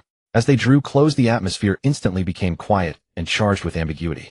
At this point, Shen He deliberately slowed his pace, gazing at her nervous, shy face. In his heart, he secretly thanked the apocalypse for descending, granting him a fortune he had never dared to hope for before. Shen He leaned over, shielding her in front of him. As they drew close, the atmosphere instantly became quiet and charged with ambiguity. At this point, Shen He deliberately slowed his pace, gazing at her nervous, shy face. In his heart, he secretly thanked the apocalypse for descending, granting him a fortune he had never dared to hope for before. Li Yuetong bit her lip gently, her eyes shy, yet carrying a hint of unconscious soft allure. Shen He could no longer restrain himself. He lowered his head and kissed her tenderly. He softly kissed her forehead, the tip of her nose, her cheeks, each kiss filled with care and gentleness. After a long while, Shen He walked from the foot of the bed back to the head. A moment later, Li Yuetong's voice trembled softly, carrying a shyness born of unsettled emotions. Mr. Shen, you don't have to deliberately accommodate me. The moment these words were spoken, even the air seemed to grow warmer. This woman was truly wild and truly alluring. But saying that, aren't you afraid of the pain? Her soft whispered words instantly stirred Shen He's emotions, and his breathing quickened involuntarily. His entire aura tensed up as if he had heard the call to rush towards tenderness. Time ticked by 5 minutes. Shen He stared with eyes full of disbelief, his expression extremely grim. He leaned against the headboard in silence, his brows furrowed so deeply they could crush a swarm of flies. Li Yuetong's cheeks were tinged with a faint blush, a soft, gentle smile curving at the corners of her lips. She lay quietly in the crook of Shen He's arm, her bright, moist eyes still holding traces of unshed tears, carrying a hint of lazy tenderness. Her slender hand rested lightly on his chest, her fingertips slowly tracing tiny idle circles. She looked obedient, with a touch of a little girl's playful coyness. She casually pulled the thin blanket to her side, one shoulder half hidden beneath the covers, her skin showing a faint rosy glow, holding the gentle afterglow of her stirred emotions. Li Yuetong's heart was filled with a sense of peace and satisfaction. Shen He had always been assertive in his actions, never deliberately gentle or accommodating. Her body still carried a hint of languor, with a vague sense of discomfort. This man was always so blunt and reckless, never knowing restraint. Li Yuetong timidly raised her eyes, secretly turning her head to steal a glance at Shen He beside her. Then she gently pressed her lips together, a faint trace of worry appearing between her brows. She couldn't fathom what Shen He was thinking. Why had he suddenly fallen silent, not saying a word, not even acknowledging her? Could it be that he was dissatisfied with how she had just been? But that couldn't be right. Just moments ago he had been so deeply engrossed and cherishing, his eyes full of reluctance to let go. Could it really be like her mother had told her, that once a man gets what he wants he stops treasuring it? Li Yuetong's heart was in turmoil, filled with wild guesses. Unfortunately, she had little experience. She only felt that the atmosphere between them had been wonderful just now, and she simply couldn't understand why Shen He had suddenly grown so silent. How could she know that at this very moment Shen He was secretly filled with chagrin? System, tell me what is real. I deliberately raised my comprehensive attributes to 28. What was I doing it for? Wasn't it to give women a sense of security? 5 minutes. A mere 5 minutes. I even spent 2 minutes finding the door. What does this equate to? It's like I simmered Buddha jumps over the wall for hours only to finish it in one bite. Do you know how I spent those 5 minutes? Give me a reasonable explanation now. I'm sorry, host. During that mere 5 minutes I was temporarily muted as per your request, so I'm unaware of the situation. If you wish to know, I can replay it for you. Damn it. This is too much. Shen He closed his eyes, tears of frustration welling up. There's a replay. Then why did you mute yourself? Let me ask you this, with my physical attributes so high, why did that last less than 3 minutes? Host, let me review the replay and analyze it. Shen He shut his eyes. Damn it, system. Go ahead. For the sake of happiness and honor, he had to swallow his pride. Analysis complete. According to the data, you are normal. The human average is 310 minutes, you passed. Shen He fumed. Am I a normal person? My comprehensive attributes are nearly 3 times that of an ordinary person. Are you tired? Tired from a mere 5 minutes. Nonsense. Shen He glanced down at the leisurely Li Yuetong and roared inwardly. She's not even tired. That's it then. It's not the system's fault. Your physical prowess is formidable, but it has nothing to do with sensitivity. This should be your first time. Practice more. Oh host, although your duration is mediocre, your physical recovery is fast. You can compensate for quality with quantity. Rabbits only last a few seconds. You're far better than a rabbit. Shen He raged inwardly. Ah, damn it. Get lost. I don't want to see you now. Sure thing. Shen He slowly steadied his emotions, realizing the system might have a point. With his enhanced physique and heightened senses, coupled with it being his first time, nervousness and lack of composure were only natural. He firmly believed he was not inferior. Besides, Li Yuetong was stunningly beautiful, with fair skin and an impeccable figure, a true beauty. Anyone would find her irresistible. He had simply been too tense and lost his composure. How could he be blamed? It was all because she was too beautiful. As he sighed, a delicate little hand timidly pushed him. Shen He turned to see Li Yuetong, her eyes red and brimming with grievance and hurt, tears streaming down her face. She was truly a woman made of water. Shen He's heart stirred slightly. Earlier, when she was in such pain, she had gritted her teeth and refused to show weakness, crying so pitifully. Why was she weeping so fiercely now? But she was, after all, the first woman he had ever loved.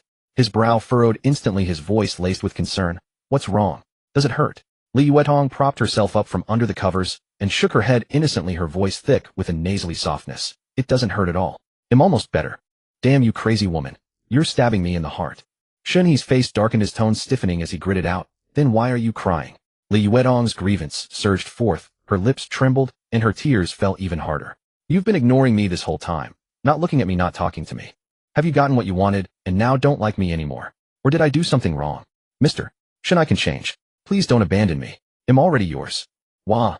Her voice broke, and she could no longer hold back, sobbing pitifully as teardrops fell. She sat on the bed, wiping her eyes haphazardly, utterly disregarding her appearance, looking heartbreakingly vulnerable. Shen He's tense brow slowly relaxed, a mix of helpless amusement and deep sympathy washing over him. He finally understood that the little woman had been overcome with insecurity during his long silence. Women's hearts were like this, fearing that after giving their true feelings they wouldn't be cherished enough.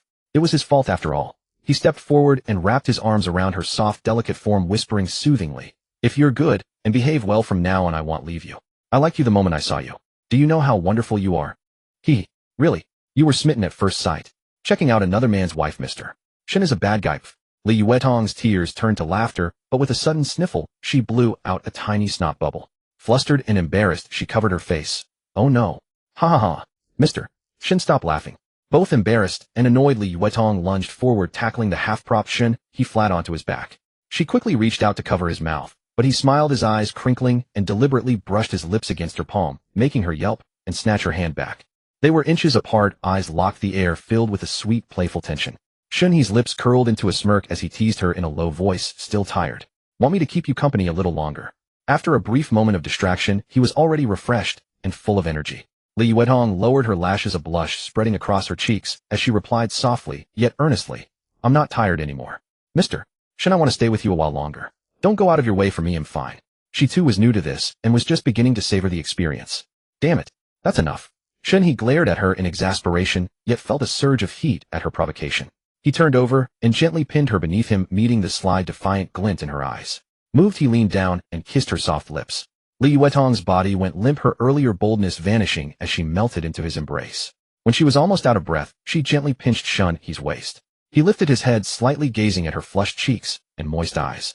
His heart softened, and he lowered his head to tenderly kiss her forehead, nose, and cheeks. "Slow down, there's no rush." "I'm not." Mr. Shen, be good to me." "Huh, and you say you're not." On August 4th, 2027, at 7 in the evening, Shen He still leaned against the headboard, phone in hand, scrolling through messages. Though he had been busy all afternoon, he felt no fatigue thanks to his remarkably swift recovery. The messages on his phone were eerily silent. Zhao Guodong and the others had sent nothing. Even his mother and the neighborhood group chat remained quiet, as if everyone had tacitly agreed to play dead, perhaps fearing they'd be targeted. Someone had posted 2 photos of the pile of zombies he had killed beneath his building. A few people stirred in the group, wondering how it had been done, but Shen He stayed silent, lurking. "Mr. Shen, I'm dying. I can't take it anymore." Sob. Shen He pulled his attention from the phone, amused and smug, and glanced at Li Yuetong. She lay face down on the bed, her head resting on her hands, asleep and dazed. Her dark hair clung to her cheeks, damp with a thin sheen of sweat, and a faint blush lingered on her delicate face. Her flawless back gleamed with a subtle luster, skin smooth and tender, marked with traces of sweat and gentle imprints. Perhaps due to her voluptuous figure, her chest felt heavily oppressed, making her breathing uneasy. She slept restlessly, brows tightly knit, as if in her dreams he was still teasing her, and soft broken pleas escaped her lips. Shen He shook his head and pulled the blanket over her. At first she had been cocky, bragging about being a dance teacher, how she practiced yoga and fitness, went for morning runs, and had incredible stamina. Indeed, initially he couldn't tame her. He had discovered that Li Yuetong was also a virgin. But Shen He had a system. He touched his stomach, feeling ravenous. He had wanted to eat at noon, but now he was even hungrier. He tried to get up and head to the kitchen, but his legs felt weak. He quickly steadied himself against the cabinet. In the kitchen, Shen He lifted each lid to see what Li Yuetong had prepared.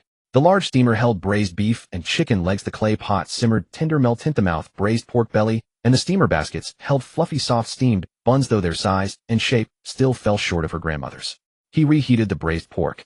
As the temperature rose, a rich, meaty aroma slowly filled the whole room. His stomach obligingly gave a soft growl. The braised pork was glossy and vibrant, the meat tender yet intact. When he picked up a piece, it quivered gently. The first bite was the soft, sticky skin, the fat melting on his tongue, neither greasy nor heavy, leaving only a lingering fragrance. The lean meat was tender and flavorful, soaked in the sauce, a perfect blend of savory and sweet, tender and not dry. It required little chewing, just a gentle press to release the rich, mellow taste. Shen He was full of admiration.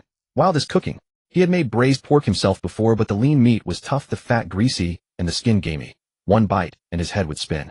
That fool Li Wei had really struck gold for him. "Mr. Shen, where are you?"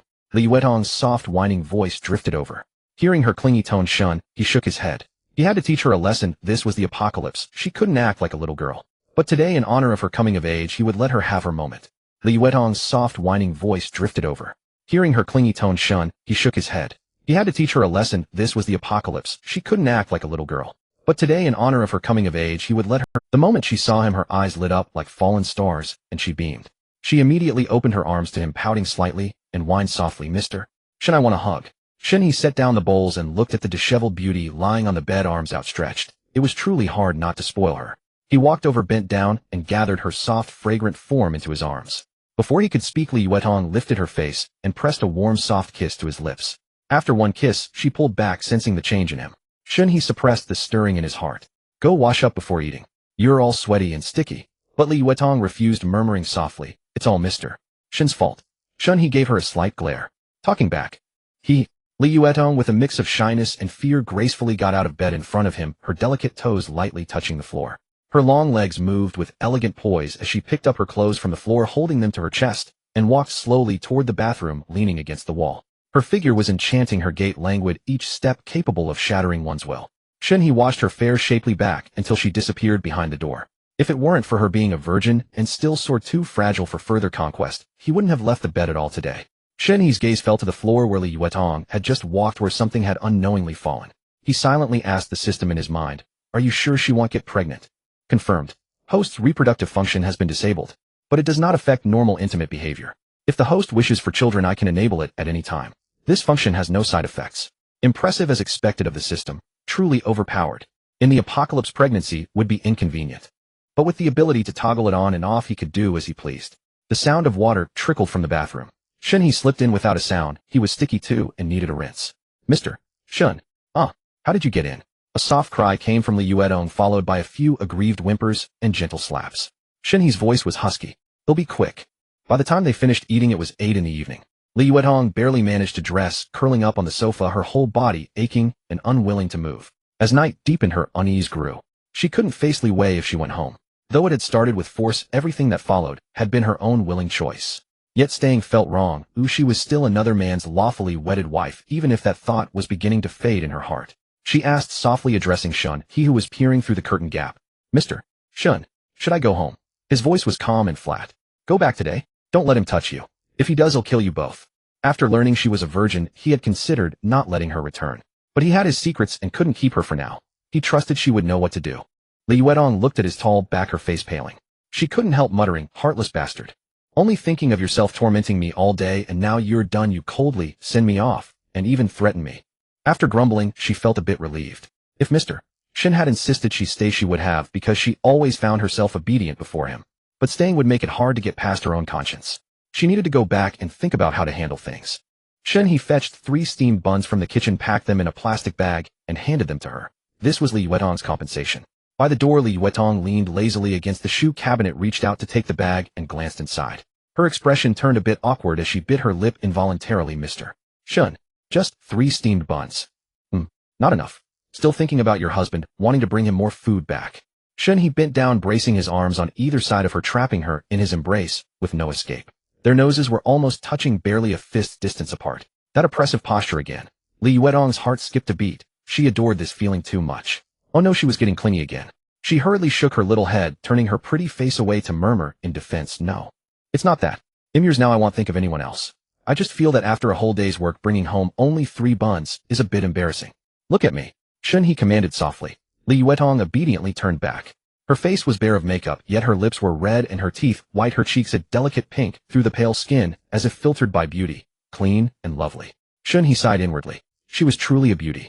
If not for the secret he harbored, which he wasn't ready to reveal, how could he bear to let her go back? A woman so fragrant, soft, and radiant should be held in his arms every night. "Li Yuetong, you need to change your thinking," he said in a deep voice. "Outside it's all zombies. This is no longer the world it used to be. 3 steamed buns to others are already life-saving rations that could sustain them for days. Do you truly understand how precious food is now? If not for your sake, I wouldn't even give this much. With me you can eat and drink without worry, but toward them I've already been more than generous. Understand?" So in Mr. Shen's heart she was different from others too. Li Yuetong's heart sweetened. She lowered her eyes and thought it over. Yes, 3 buns were already quite a lot. The image of the girl who died horribly this morning surfaced vividly before her eyes. She had almost forgotten amid the too stable and sweet afternoon that this was the apocalypse. When she looked up again, her eyes sparkled at him, the awkwardness gone, replaced by a touched and sweet smile. "I understand, Mr. Shen." Seeing that she grasped it immediately, a smile rippled in Shen He's eyes. He nodded in satisfaction, then lowered his voice with a commanding yet doting tone. As a reward, kiss me.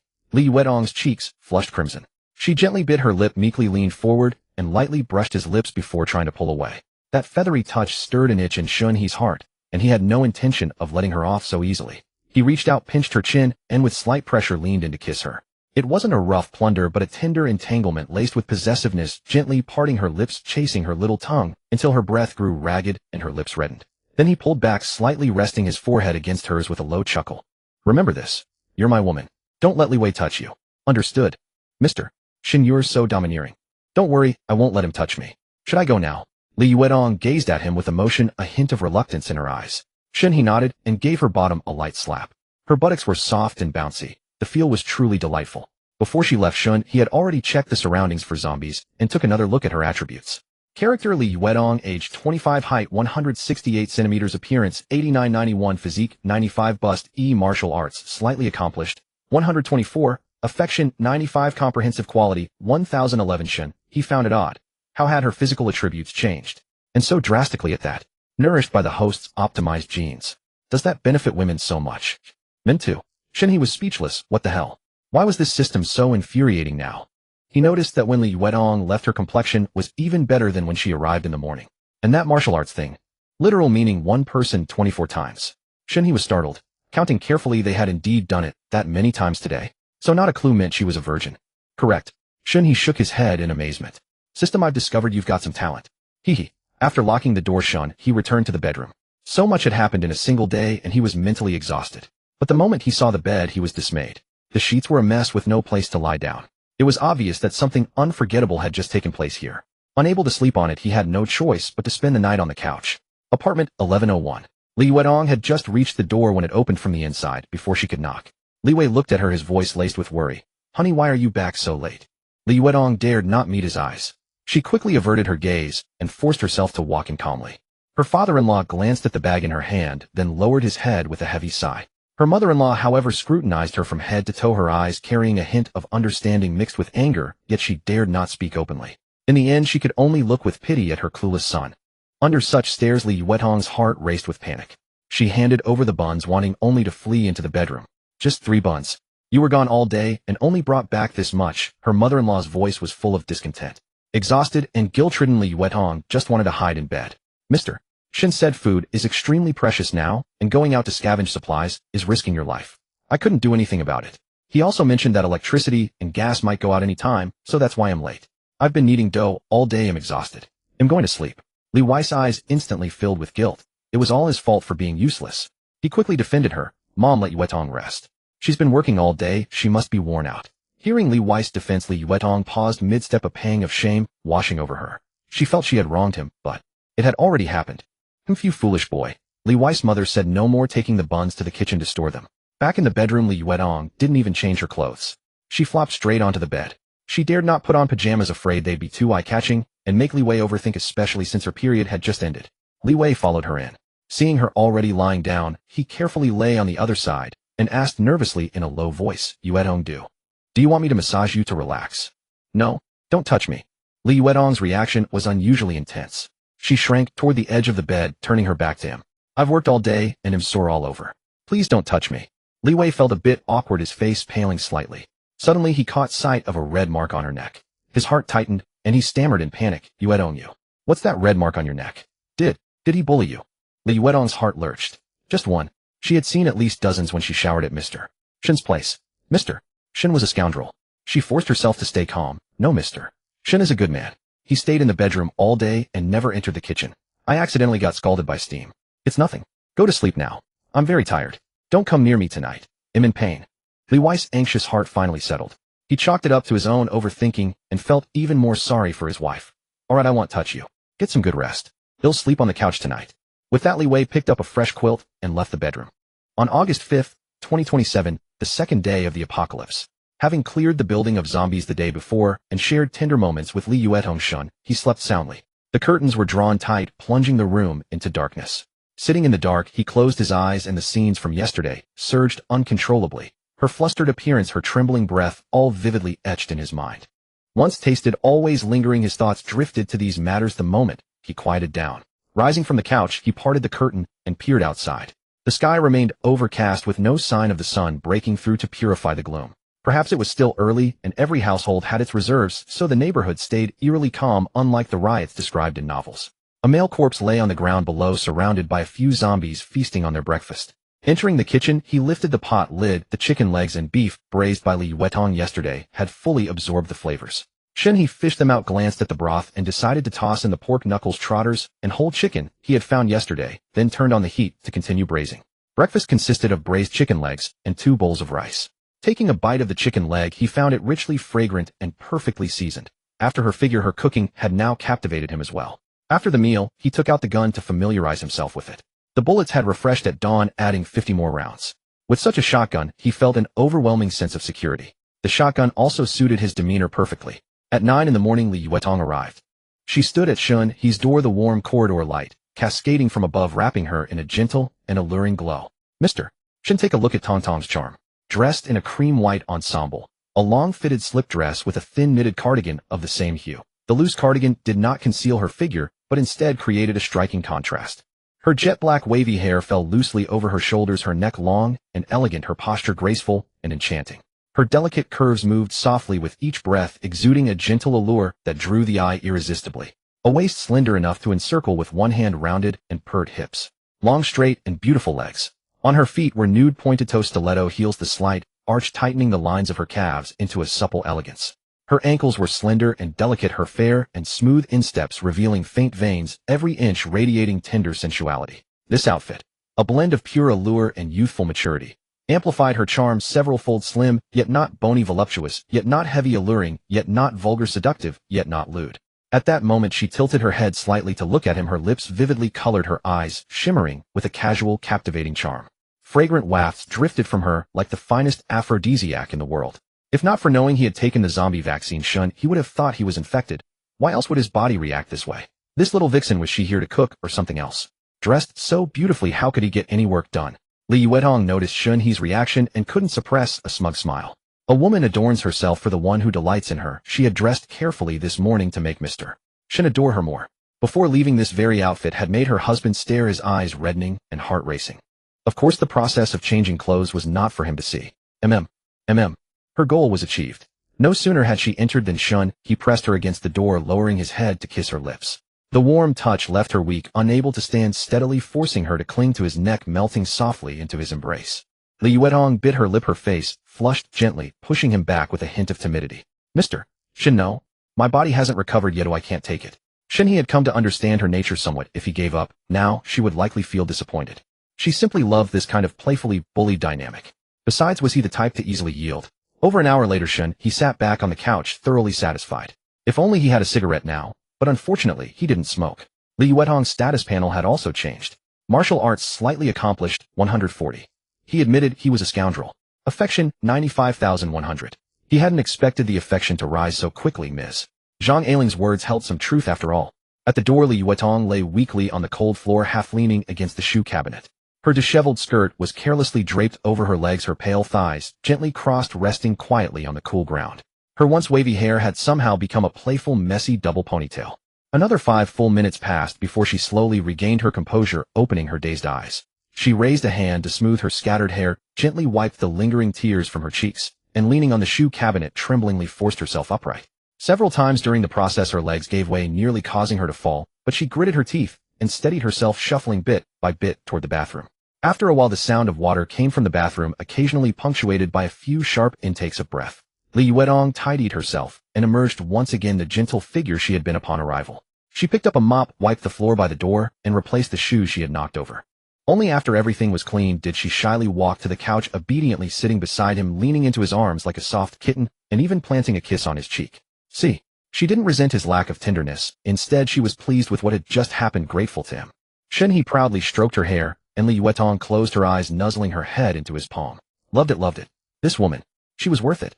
Li Yuetong leaned limply in Shen He's arms, her delicate eyes tightly shut, her breath steady. Shen He thought she had fallen asleep from exhaustion. Just as he was about to lay her on the sofa and return to the kitchen to continue cooking, Li Yuetong opened her eyes again. Her eyes were filled with a tangle of hesitation and worry as she looked at Shen He, seeming to want to speak, but stopping herself. Shen He couldn't bear it any longer. What he hated most was someone holding back words, leaving him burning with curiosity. "What are you doing?" he said. "Just say it. It's not like I've sealed your mouth shut." Li Yuetong rolled her eyes in a charmingly disdainful way and spoke in a soft, cooing voice. "Mr. Shen, what if I get pregnant? There's no hospital left that can deliver a baby now, is there? I actually want to have your child, but—" Shen He understood. She was worried about that. The system had said she couldn't conceive, but he couldn't explain that to her. "Don't worry, you won't get pregnant. Once things settle down, if you want a child, we'll have one then." He had no choice but to comfort her like this. "Huh. Oh, all right." Li Yuetong blinked, her big eyes utterly puzzled. After what they had done, how could she not be pregnant? In that situation, any man would have been more than capable, yet she still couldn't conceive. Could Mr. Shen have a hidden ailment? Infertility? Low vitality? But judging by his performance, it didn't seem likely. Oh well, since Mr. Shen said it couldn't happen, then it couldn't. Besides, she was still in her safe days. "So, have you rested enough?" Li Yuetong's pupils contracted. Again. "No way, no way." She quickly waved her hands frantically, as if he were treating her like a robot. Her voice was pitiful and aggrieved. "Mr. Shen, if you don't want Tong Tong anymore, just say so. Why do you have to kill me?" Shen He rolled his eyes. "I was going to ask you to keep making steamed buns. There's still so much dough in the kitchen." Li Yuetong's face flushed crimson. "Ahaha, is that so? Let me rest a little longer, okay? Just a little." She gestured with her fingers to indicate a tiny amount. "All right, lie down a while longer. Mr. Shen is so kind, moi." The two spent another half-hour cuddling on the sofa. Once Li Yuetong had mostly recovered, she hummed a tune and went to the kitchen. After checking the ingredients, she first mixed 3 large basins of dough, and then prepared some unleavened dough to make dumplings. She had spotted some chives and celery in the fridge that were starting to wilt, so she decided to use them all. Shen He wasn't idle either. While there was still an internet connection, he downloaded a national map and searched for classic movies. He also went on the Tomato Novel app and downloaded many post-apocalyptic novels to learn how others survived. After reading for a while, he found that many post-apocalyptic novels were nothing but harem stories all about chasing women. In the apocalypse, instead of thinking about improving one's own strength, they just played house with women. What rubbish. Fortunately, he was no longer that kind of person. After downloading, he also looked up videos on freestyle fighting, boxing, and military boxing for self-defense. After gene optimization, his memory comprehension and reflexes had all improved significantly. He practiced by imitating the videos, and though he was just copying the moves, he managed to look quite competent, working up a good sweat.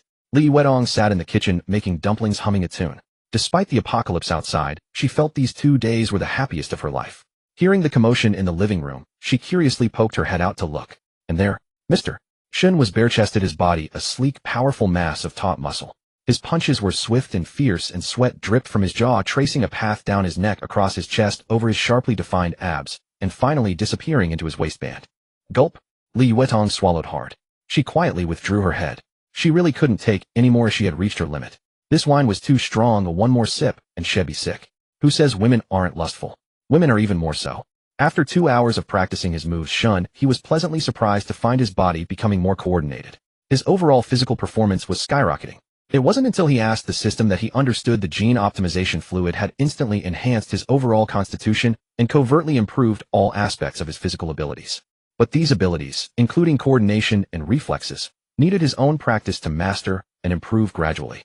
Damn system, when he didn't ask it stayed silent, but when he did it talked too much and just annoyed him. Who did it take after? For the rest of the afternoon, neither of them bothered the other. Li Yuetong truly didn't dare, and Shen He cherished her health. One shouldn't overindulge if things should flow like a gentle stream. By 8 o'clock in the evening, Li Yuetong stood at the door with a tired face, holding 3 steamed buns. That day she had steamed a 50-pound bag of flour into over 200 buns, and also wrapped over 100 dumplings. Now her waist ached and her arms were too sore to lift. Tomorrow she wouldn't need to make buns because there was no yeast left to leaven the dough, but she could still bake some dry flatbreads. As long as she could stay by Mr. Shen's side, she was willing to endure any exhaustion. Shen He saw all her efforts and persistence. Throughout the day, he frequently checked on her in the kitchen and carefully massaged her aching muscles. The gentle massage made her cheeks burn and her body go limp, leaving her feeling shy and weak. Mr. Shen will head back now. All right. Go on. Li Yuetong reluctantly said goodbye to Shen He. Her watery eyes fixed on him without blinking, her gaze moist and full of attachment. In the throes of a passionate romance, every parting made her anxious, filled with the desire to stay. Yet an invisible barrier in her heart kept her from crossing that line. Shen He gently pulled her into his arms, soothing her tenderly, and bent down to give her a lingering kiss goodbye. This little thing was so sweet and soft. Who invented her? When they parted, Li Yuetong's face was flushed with shyness. She didn't dare linger any longer, lowering her head and quickly turning to leave. Shen He watched her charming retreating figure, a thought forming in his mind to keep her by his side. But he also clearly saw the conflict and struggle in her eyes. If he forced her, she might be excited at first, but she'd likely suffer from inner turmoil afterward. So he decided to let her make her own choice slowly. After all, he was right there, and if anything happened, one shot would be enough. System, can you monitor Li Yuedong and warn me in advance if she's in danger? No problem. Huh, where did you learn that? From the internet. Damn, he felt the system wasn't as formulaic as when it first arrived, or it had been secretly learning. Then, you're welcome, Law. He shook his head and ignored the system. He couldn't outtalk it anyway. He went to the kitchen and stored Li Yuedong's day's work into the system backpack, the braised goods, the buns, and over 100 dumplings, each perfectly uniform in size. The wrappers were thin and the filling generous, and every dumpling looked identical, like little fat pigs. Huh, where did that colorful mystery box come from in the system backpack? Reward for reaching 100 affection with Sister Li Yuedong. The reward for reaching 100 affinity with her. How come I didn't know? Why didn't you remind me? If I did remind you, you just wouldn't look. Shen He roared in his mind. When did you? Before he could finish, a panel popped up before Shen He's eyes, displaying records. Indeed, there was a reminder. From the time Li Yuedong was doing yoga at the door practicing her standing split. Didn't I remind you then? You were holding sister-in-law's waist, staring at her backside, not even sparing me a glance. Shen He's face flushed red as he rubbed his forehead. Damn it, system. Why are you using the northern dialect again? You're right, you're always right. Alright. Hey, now that I think of it, does that mean you can see everything? No, I only have data. I know what you're doing, but no images. The system doesn't invade the host's privacy. Are you male or female? I have no gender. Then become female. Otherwise it creeps me out. Alright, host, I'm a woman now. Change your voice too. And another thing. Besides this rainbow mystery box, are there any other benefits for 100 affinity? Bring them all. He had to ask, or the system wouldn't tell. Honestly, just this one box. There's one more thing. Li Yuedong's affinity is maxed at 100, locking the achievement, never forsaken. It means as long as she's alive, she'll never betray you. But affinity isn't locked in stone. If you beat sister-in-law too hard and break her heart, she can still leave you. That's the gist. The system's thick northern dialect made his head spin, but at least it had shifted to a pleasant female voice. And he understood.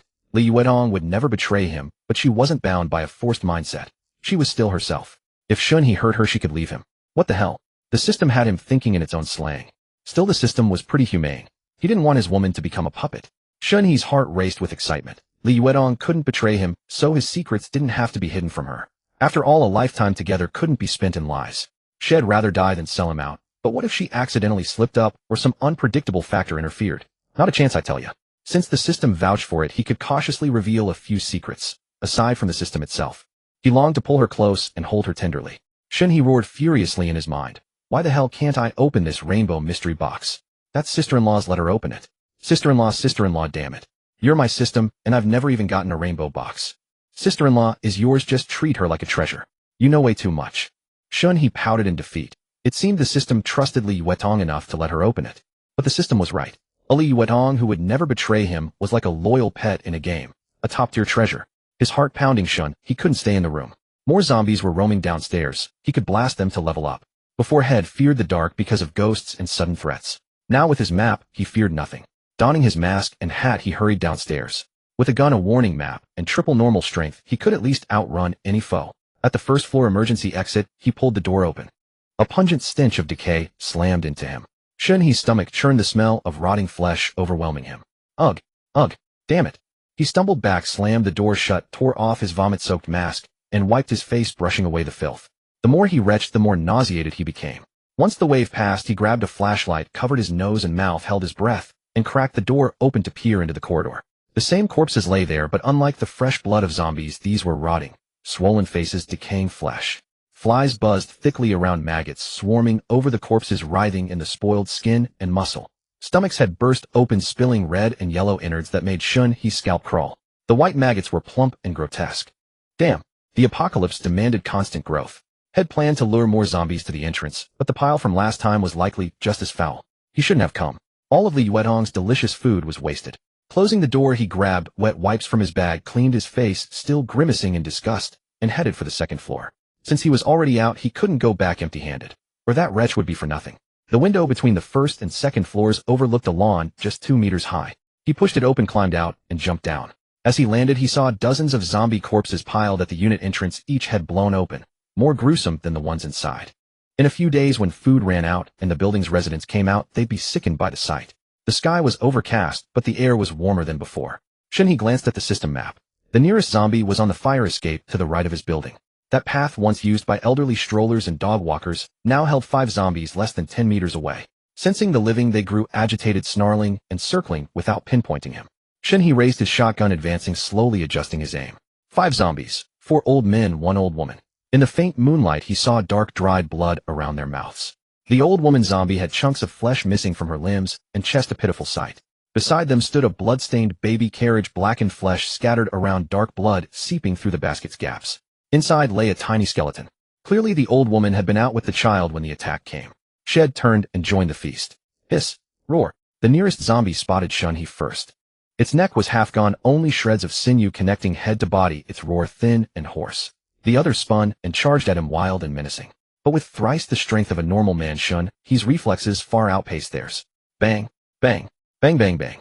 Muffled gunshots rang out, the Benelli's muzzle flashing bright. The first zombie's head exploded. It took 2 steps and collapsed. The second was taller. Shen He's aim was slightly off. The buckshot tore into its face, obliterating half of it, exposing the mouth's inner muscles. The force snapped its head sideways, staggering it, but it still charged madly. It had no chance. The next round slammed into its skull, the head bursting apart. Blood and debris sprayed onto the ground behind. The body didn't even sway, crashing face first as black-red blood and brain tissue oozed onto the floor. From the moment he fired his first shot, Shen He never stopped pulling the trigger. Since his gun required no reloading, he could fire as long as he wished, unleashing a torrent until the very last round was spent. In truth, the sensation was utterly exhilarating. 3 shots dispatched the first 2 zombies, and his muzzle instantly pivoted toward the remaining targets. He wielded the shotgun like a machine gun, unleashing a dense storm of buckshot that wildly poured forward. Zombies possessed no intelligence and understood no fear. The deaths of their comrades left them utterly unmoved. They still charged recklessly forward, driven solely by their instinct to feed. The moment the first 2 zombies collapsed, a third had already lunged within striking distance. Shen He's 4th shotgun blast struck it square in the chest, tearing a massive hole through its torso. The immense force sent it hurtling backward like a broken log. As it flew back, the next 2 zombies were simultaneously hit in the chest. All 3 were sent hurtling backward almost in unison, while suspended midair buckshot continued to rain upon them without pause, shattering their bodies into fragments. Arms and shoulders snapped off one after another, and severed limbs flew in every direction. The last zombie to charge forward took a direct hit to the neck, its head instantly severed from its body as it crashed heavily to the ground. Seeing them all lying motionless, Shen He cautiously ceased pulling the trigger and hurried forward a couple of steps to finish off the remaining 2 with precise shots before they could rise again. Silence finally descended. All 5 zombies lay still, leaving only the acrid scent of blood and gunpowder lingering in the air. Shen He gazed at the shotgun in his hands with a look of pure adoration. This weapon was an absolute close-quarters marvel. Satisfied as he was, he checked his ammunition. 98. Killing 5 zombies had consumed 13 rounds, with the first 2 taking 3 shots and the last 3 requiring 10. It was purely because they charged so swiftly, and Shen He prioritized both safety and the sheer thrill. He glanced at his experience points only to find a mere 4 gained. Upon inspection, he realized the one whose head had flown off still had a living cranium. Bang! A single shot. This time the count was correct. After dispatching these 5, Shen He made a circuit of the vicinity, eliminating a few more zombies that were wandering alone. Level LV. 2 experienced 3,550 spirit dissolution points. 76. Shen He dared not venture further, for the zombie horde on the streets was too near. The slightest sound would expose him, and his meager ammunition was far from enough to clear them out. Yet with a mere 15 experience points needed to level up, the urge to advance gnawed at him unbearably. He scanned the system map, carefully surveying his surroundings, when his gaze abruptly halted. A cluster of red dots crammed together near building 4, a deeper within the compound. What place was that so densely packed? Those experience points would surely be enough for a level up. He made up his mind. With his decision set, Shen He immediately lightened his footsteps, crouched low, and jogged stealthily toward building 4. Upon reaching the unit entrance, he tugged at the door twice. It was locked. What now? He didn't want to make a racket. Glancing left and right, he spotted the safety passage window, open, the unit layout identical to the one he had leaped from earlier. He hurried over, stopped 2 meters away, took a short rune up, and stretched out his arms ready to grasp the sill and vault inside. Thud! Still unaccustomed to his new body, 3 times stronger than before, he sprang over 2 meters high, shooting like an arrow toward the small window. He landed squarely on the sill, but his head banged hard against the frame, making him gasp sharply from the pain. Once I get home, I must master this body. He swept the flashlight beam across the corridor and was surprised to find the first floor of this building unusually clean. The floor was spotless with no foul odor. Not a single zombie in sight. What a relief. He jumped down from the windowsill, gripping his shotgun firmly.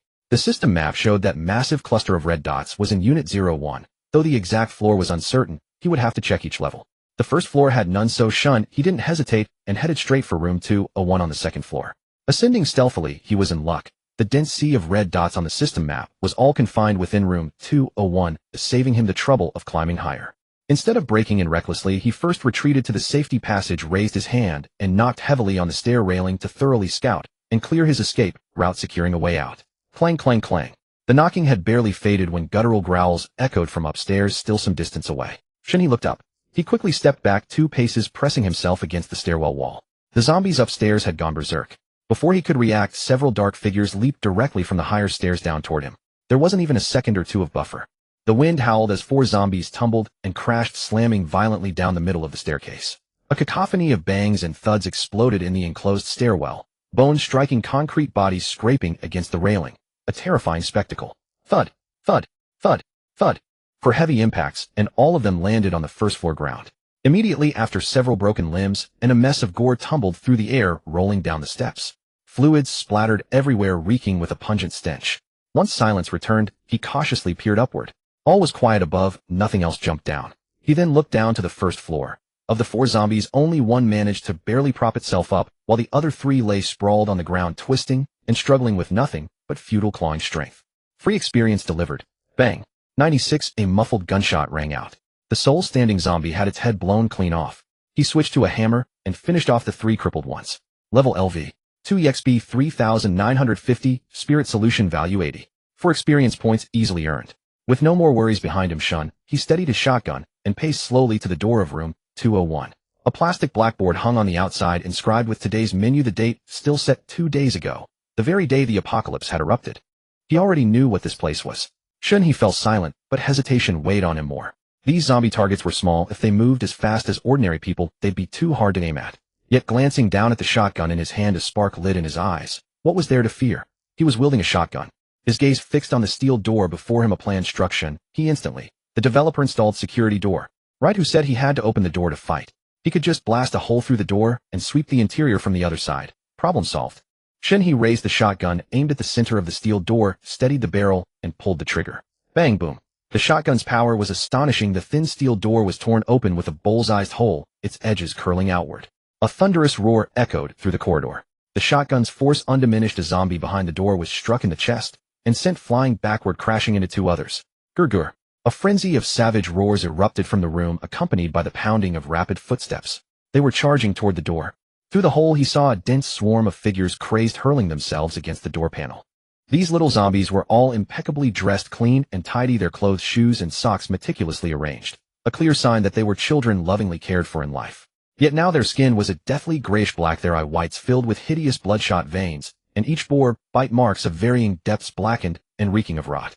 Some were missing entire arms, wounds festering with rotten flesh. Others had half their faces gnawed away, exposing skeletal gums. Some had broken legs, dragging mutilated bloody stumps as they crawled.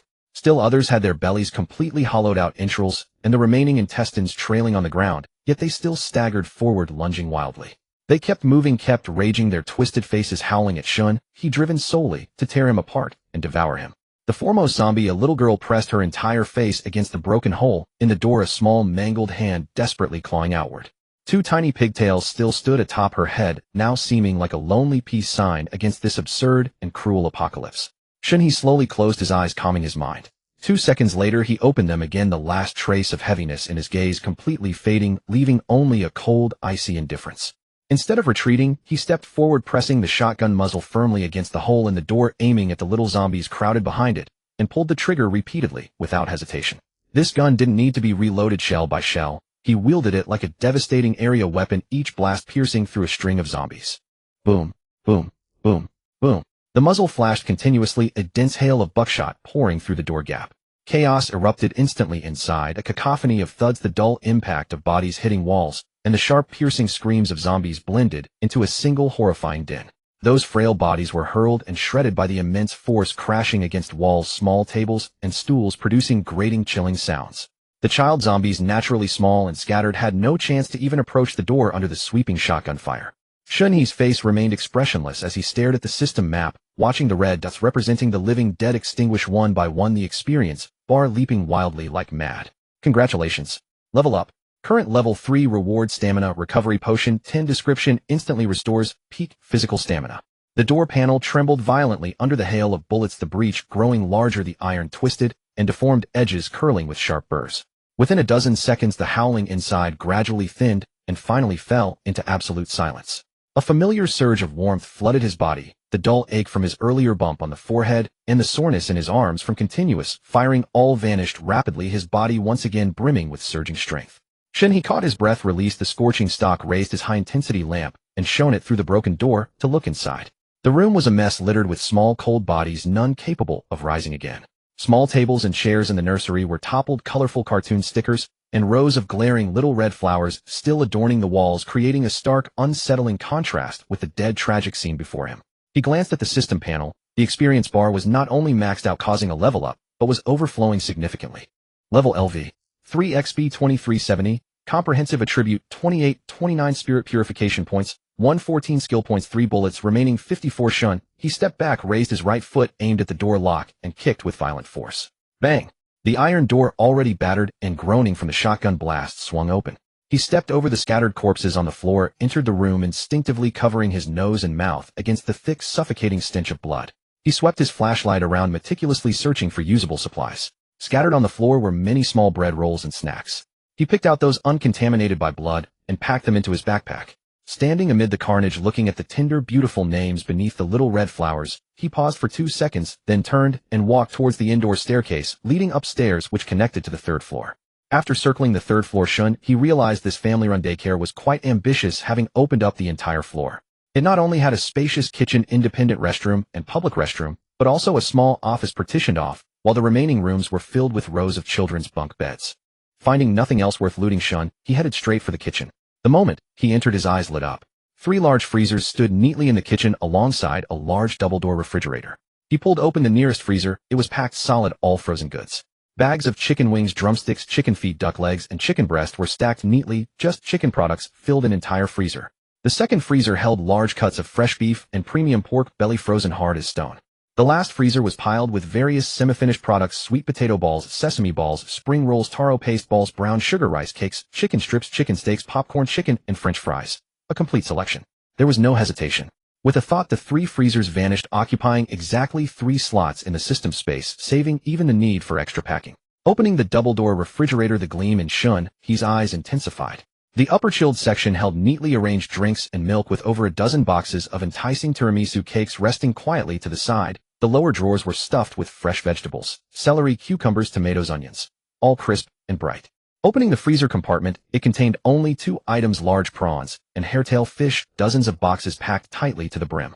Without a second thought, he stored the entire refrigerator along with all its contents into the system space. Turning his head to look at the other side of the kitchen, the smile on Shun He's face deepened. Neatly stacked against the wall were 10 50-kilogram bags of rice and flour, 5 each of rice and white flour. Nearby were piled dozens of large cabbages, 2 large sacks of potatoes, and 2 large bags of carrots and cabbage. At the very edge was a 100-kilogram bag of shelled peanuts, next to it 10 crates of eggs, roughly estimated at no less than 2,000. A wave of exhilaration washed over Shen He. This was satisfying. He never imagined he could uncover such an extravagant stockpile of supplies in an ordinary residential building. These meats, vegetables, grains, and eggs would be enough for him and Li Yuedong to live comfortably for several months. With this fruitful haul, Shun He contentedly walked towards the small office. He had already seen that it contained a bed enough for a temporary stop. In the apocalypse, empty rooms were everywhere. There was no need to rush home. He pulled a quilt from the wardrobe, spread it simply, and lay down fully clothed. A faint, pleasant fragrance still lingered on the quilt, clearly once used by a girl. Shortly after closing his eyes, an extremely faint click sounded from downstairs. It seemed like something had fallen to the floor. The sound was soft yet exceptionally clear in the silent building, originating from what seemed like a small enclosed room. Shen He's eyes snapped open. He glanced at the system map beside him. The 3rd floor was normal with no unusual light points. He immediately grabbed his gun, silently left the office, and crept softly towards the 2nd floor. Returning to the 2nd floor, the bodies of the little zombies were still scattered on the ground. He swept his gaze around, finding no living creatures, and the system map showed no new red or white dots. Something was wrong. Could he be haunted? Wait. A gray. He suddenly noticed a faint, minuscule gray point glowing in a small corner resembling a storage room on the 2nd floor. Had that tiny gray dot not moved ever so slightly as he scanned the map, he would never have noticed it, especially since unexplored areas were pitch black on the map. System. A gray dot represents a person near death, harmless. So that was it. When a white dot loses its vitality, it turns gray. Communicating with an intelligent system was indeed efficient and effortless. Since it was someone about to die, there was nothing to fear. Judging by the situation, they were likely starving to death. The hall was littered with corpses. Even he had he been careless upon entering, might not have escaped unscathed. Shen He skirted the bodies on the floor and walked towards the storage room. The noise earlier was probably deliberately made to attract his attention. He was curious to see who, after starving for so many days, still possessed such a strong will to survive. If it were him, he'd be long dead after 3 days of hunger. Even after just 1 day, he'd be trembling from low blood sugar, unable to stand. Creak. Shen He slowly pushed open the mottled wooden door of the storage room, the hinge letting out a dry, faint sound. The room was engulfed in thick darkness. He raised a powerful flashlight and thrust it forward. A beam of bright light pierced through the gloom. The light swept across the walls, which were entirely plastered with yellowed old newspapers, their edges curled, interspersed with a few faded vinyl records. On the floor lay a fallen mop, likely the source of the earlier sound. Beside the mop, a woman slumped against the corner of the wall, utterly still. The flashlight beam fell upon her, but she showed no movement, not even the strength to lift her head. The Dr. Lin Jian. Her head of thick, jet-black wavy hair cascaded over her shoulders and neck, half veiling her face, revealing a slender snow-white nape. She wore a fitted white round-neck t-shirt that hugged her figure, cinching her impossibly narrow waist, and a white lab coat that added an air of cool, intellectual elegance. Her lower half was clad in high-waisted light blue jeans tailored to perfection, accentuating her long, shapely legs. Like Li Yuedong, she possessed a classic hourglass figure, curvaceous and exuding femininity. However, damn it, compared to Li Yuedong's outrageously exaggerated proportions, hers were slightly more restrained. Shen He's eyebrow twitched slightly. Her initial appearance score was actually on par with Li Yuedong, only slightly inferior in figure, likely due to that one specific area. An 89 is already considered a top-tier beauty. A score above 90 is 1 in 10,000. It can be further enhanced through genetic optimization. She's also a virgin. How is that possible? Where do all these virgins come from? Every time I test one, she's a virgin. You don't test the unattractive ones. Data analysis shows this is more common among high-quality humans, while it's rare among ordinary ones. High-quality individuals have fewer people daring to approach them, while average or mediocre ones have more suitors. Those with scores below 40 are the most common. That makes sense. Comprehensive attribute, 13, so high. She exercises regularly and is a surgeon. Reaction, explosive power, stress resistance, steady hands, endurance. Overall much stronger than an average person. Shen He nodded. So that's it. Host, she is about to die soon. Damn. A top-tier beauty like this. It would be a shame to let her die. He strode over to her side in a few steps, crouched down for a closer look, and hissed. She was indeed a stunningly beautiful woman. Now he could see her features clearly. Li Yuedong was somewhat sweet, while Lin Jian was somewhat cold. Two different types, but both incredibly beautiful. Hey, can you hear me? Are you still conscious? He patted her cheek. It was soft to the touch, but a bit dry. Her eyelashes fluttered, but didn't open. He had no idea how many days she had gone without food. Her entire body was limp, as if boneless, barely able to support its own weight as she leaned there. Shen He touched her. She was ice-cold all over, especially her hands and feet, which were like blocks of ice. Her face was bloodless, almost translucent, and her lips were chapped and peeling. He leaned in closer, pressing his ear to her chest. Her breathing was so shallow it was almost imperceptible. Her chest rose and fell faintly, and her heartbeat was rapid and weak, as if it might stop at any moment. Her consciousness flickered on and off. She could only barely respond to sounds with the slightest, almost undetectable reaction, utterly unable to focus. Her body trembled uncontrollably, her limbs heavy as lead, and her fingers curled up, unable to straighten. He couldn't leave her here. He bent down, slid one arm under her knees and the other around her back, lifted her steadily into a horizontal carry, and slowly walked toward the third floor. She was completely limp, devoid of any strength, her arms dangling naturally. Her whole body felt weightless, like a leaf about to wither. Back in the room, he gently laid her on the bed, pulled the blanket over her carefully, and tucked the edges tightly, ensuring no trace of cold air could seep in. After doing this, he sank his consciousness into the system backpack. Inside there happened to be boiled water that Li Yuedong had prepared earlier, now cooled to lukewarm. He tore open a bag of sugar, picked out a small amount, dropped it into the water, and gently stirred until it dissolved. He glanced at the cool beauty on the bed. By now she was already dazed, her lips severely chapped. There were no cotton swabs in the backpack, so he turned and went to the bathroom to wash his hands thoroughly. Returning, he dipped his index finger in the warm sugar water and gently dabbed it onto her cracked lips. A few minutes later, he noticed her throat move slightly. She had a subconscious swallowing reflex. Only then did he switch to using his fingertip, carefully dripping water into her mouth. With every drop, he waited for her to swallow slowly, then paused for half a minute, ensuring there was no coughing or discomfort before daring to continue with the next drop. His movements were extremely slow, filled with immense patience. That's how he treated beautiful women. If it were anyone else, he would have just poured a whole cup of water down their throat. After feeding her more than 20 drops of sugar water, her rapid shallow breathing gradually steadied. But her hands and feet remained ice-cold. Her fingertips, which had been deathly pale, now showed the faintest hint of pink. After another moment, she finally slowly opened her eyes. Her large eyes moved about blankly, still unable to focus completely. Shen He continued to drip 2 drops of water into her mouth every minute or two and finally got a clear look at her features. She possessed an extraordinarily striking appearance. Her face was a delicate soft oval with a jawline curved to perfection, both dainty and gracefully dignified, yet carrying a sharp cold edge. Her brows and eyes were exceptionally clear and spirited. Her eyes were gentle almond shapes with clear moist pupils and slightly upturned outer corners, adding a touch of liveliness and charm. When her long lashes fell, they cast a light shadow beneath her eyes. Her nose was elegantly straight and refined with a soft, unsharpened bridge and a small rounded tip, making her face appear even more sculpted and exquisite. Her lips were full and soft with a defined but not harsh-shaped cupid's bow. Their color was still a bit pale, but slowly turning pink. Her skin was a cool-toned porcelain white, very delicate with no blemishes like acne scars, smooth as a boiled egg. Overall, her features carried a sense of aloofness, yet concealed a hint of soft, adorable charm. Her cool, distant look was like a white moonlight, and her figure could be summed up in one phrase. Slender, beautiful, with long legs, a slim waist with ample curves. Shen He's gaze swept down to her waist, then finally settled on her face. Her lip shape was on the fuller side. Lin Jian affection 80 thank you for saving me. Just as Shen He was engrossed in his observation, a weak, yet clear female voice suddenly reached his ears. He turned his head to see that Lin Jian had largely regained consciousness, though speaking was still an effort, her voice as light as a whisper. To his surprise, a faint blush had crept onto her pale cheeks. She recovers pretty quickly. Little did he know Lin Jian had been watching him for 2 minutes. His appraising gaze had long been noticed. Which girl wouldn't feel shy? My name is... Gulp. Lin Jian. Thank you for saving me. I will... Gulp. Repay. You. As she spoke, she couldn't help swallowing. She was both thirsty and hungry. Her stomach ached fiercely, and her whole body felt weak and dizzy. Her affection score had jumped directly to 80, a rapid increase, but that was normal given it was a life-saving grace. Repayment. A gentle smile spread across Shen He's face as he nodded repeatedly. It's nothing.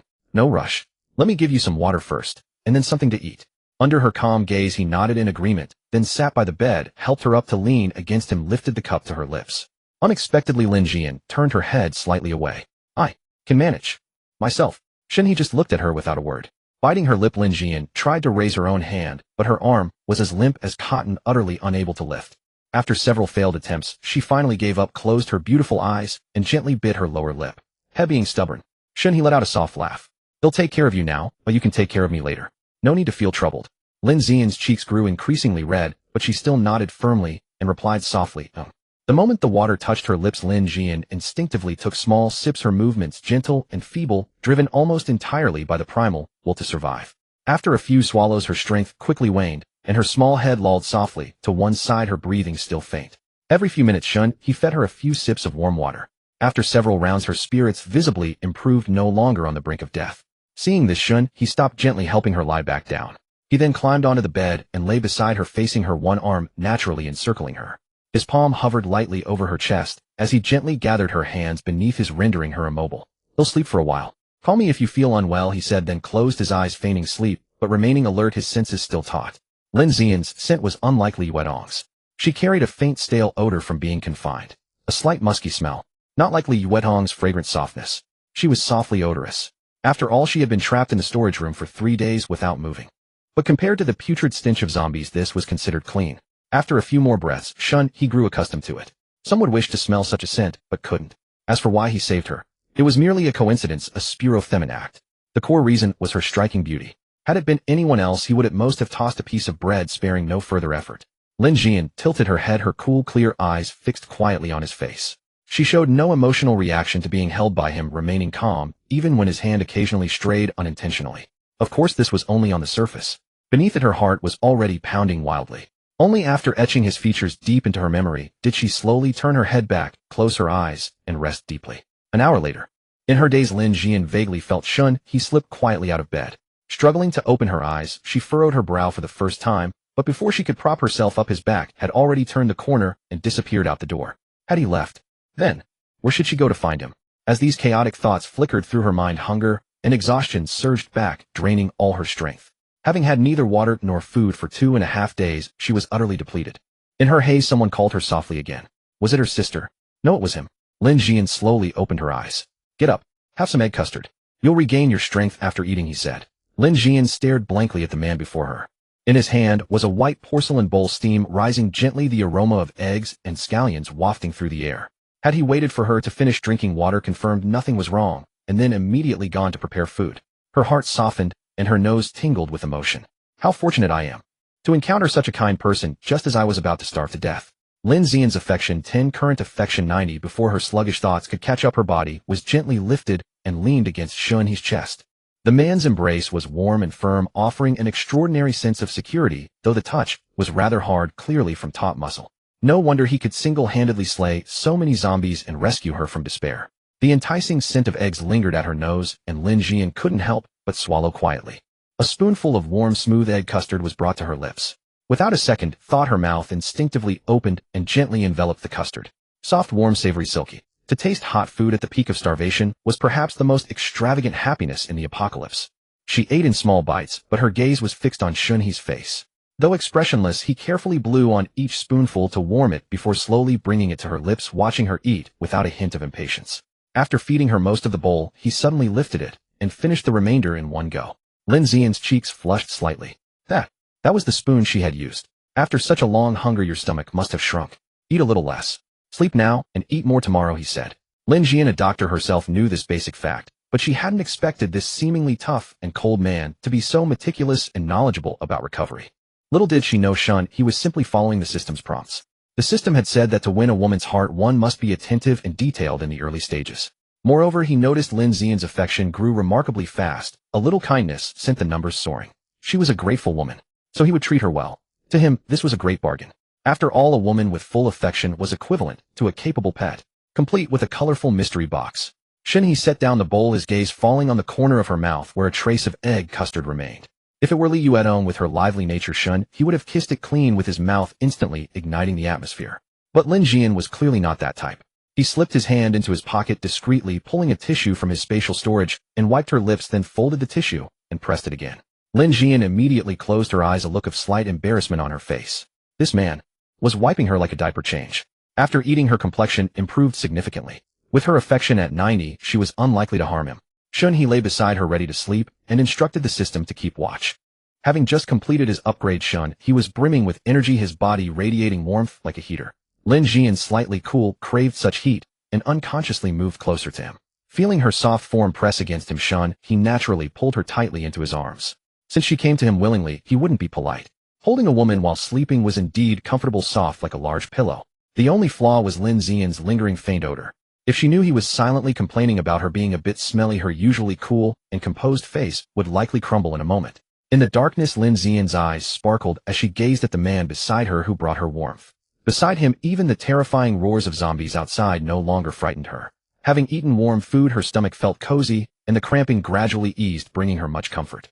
She owed this man so much. How can I repay you? She whispered softly in her heart, then closed her eyes, fully relaxing, and fell into a deep sleep. August 6, 2027, at 5:00 a.m. Day 3 of the apocalypse. Shen He opened his eyes and caught sight of Lin Xian's frail back, quietly heading out the door. He didn't call out, assuming she was using the bathroom. Seeing it was still early, he closed his eyes again to catch some more sleep. Lin Xian indeed needed to relieve herself. Having gone 3 days without food or water, she had barely felt the urge. But after drinking water and eating warm egg custard the night before, her bodily functions slowly returned and the need gradually arose. After several hours of restful sleep, she had regained some strength. Her nature was to avoid troubling others, especially with such private matters, so she didn't wake Shen He and quietly got up to leave. Once outside, she fumbled around the house a few times before finding the bathroom. This place was entirely unfamiliar to her. On the day the apocalypse broke out, she had been called to the daycare by her friend, a kindergarten teacher, to check on a coughing child. But in the middle of the examination, the children suddenly lost control, biting and devouring each other. That day, her friend had happened to take a severely ill child to the hospital, leaving her alone. She had no time to escape and in panic hid in the storage room. The soft sound of water came from the bathroom, and the familiar sensation made Lin Xian's cheeks grow warm as her mind cleared. She belatedly realized she still carried that stale odor from being confined, and that she had been held by that man all night in such a disheveled state. Didn't he find it unpleasant? A hint of awkwardness hard to conceal spread across her usually calm face. The city's backup power was still running, and the bathroom had hot water. Lin Jian slowly shed her clothes and began to clean her body methodically. Hot water cascaded from the tips of her hair over her neck and collarbone, sliding down her curvaceous and graceful figure to the floor. The steamy mirror reflected her alluring silhouette. She stared at her reflection, clutching her chest, and murmured softly, "You're so beautiful. Would he like you?" Shen He was in a daze, half asleep, when he suddenly felt a heavy weight pressing down on his waist.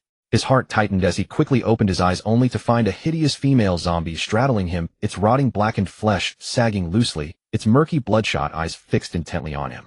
What was even more terrifying was that this was a mutated zombie. A gaping mouth had split open on its belly, revealing gleaming white fangs with saliva dripping down incessantly. In the next instant, both of the zombies' mouths opened wide. The mouth on its stomach lunged viciously toward his leg, while the other plunged down, aiming straight for his face. "How dare you!" Shen He instinctively thrust his hands against the zombie's chest, every muscle in his body tensing instantly as he exerted force from his waist and abdomen to shove the creature off. Yet what his palms met was not the cold, stiff, slimy, and rotting flesh he had expected, but a soft, warm body radiating distinct heat. A faint, clean scent of shower gel even lingered in his nostrils. He sensed something was off, completely off. Then a sharp pain scream rang out in his ear. It was Lin Jian. Danger! Shen He's mind buzzed as he snapped his eyes open.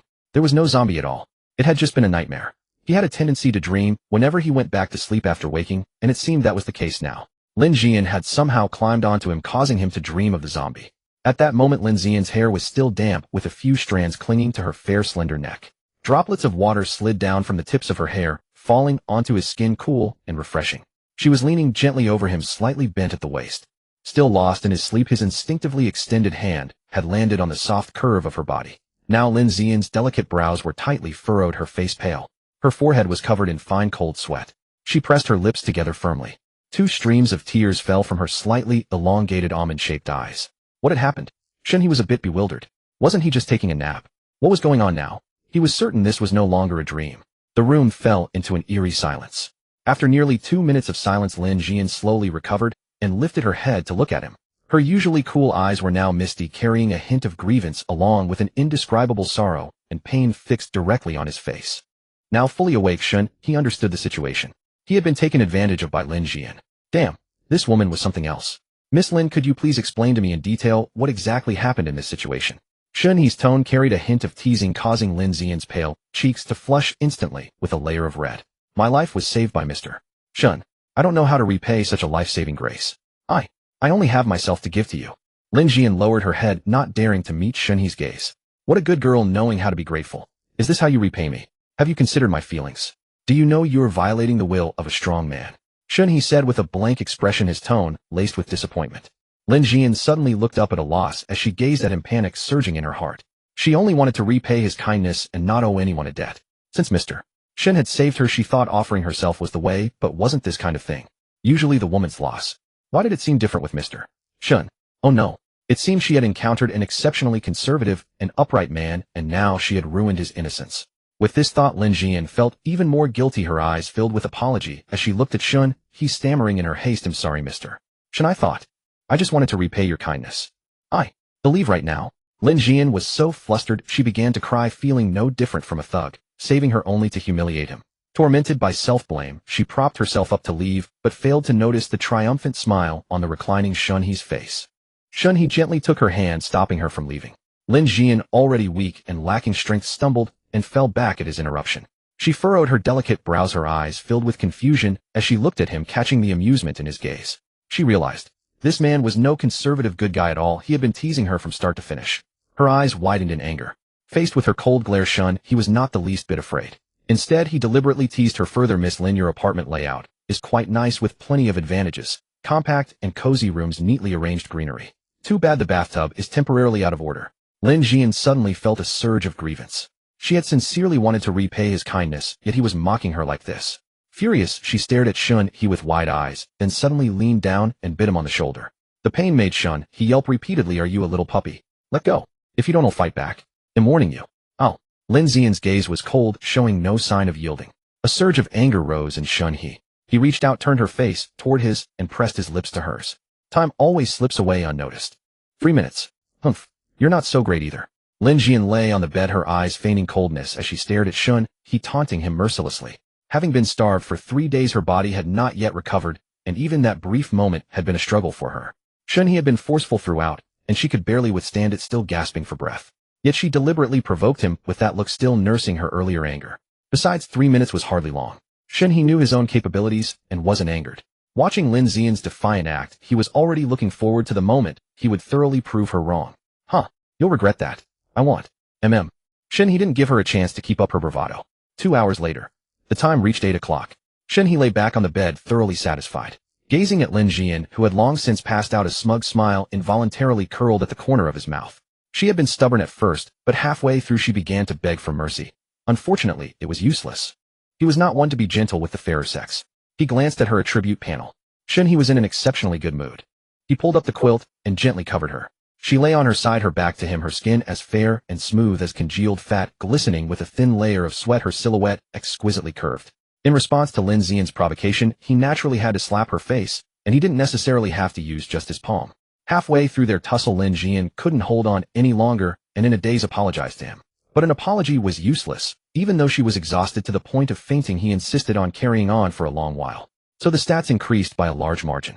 It was all her fault for sneaking an attack while he was asleep. He had to retaliate in kind.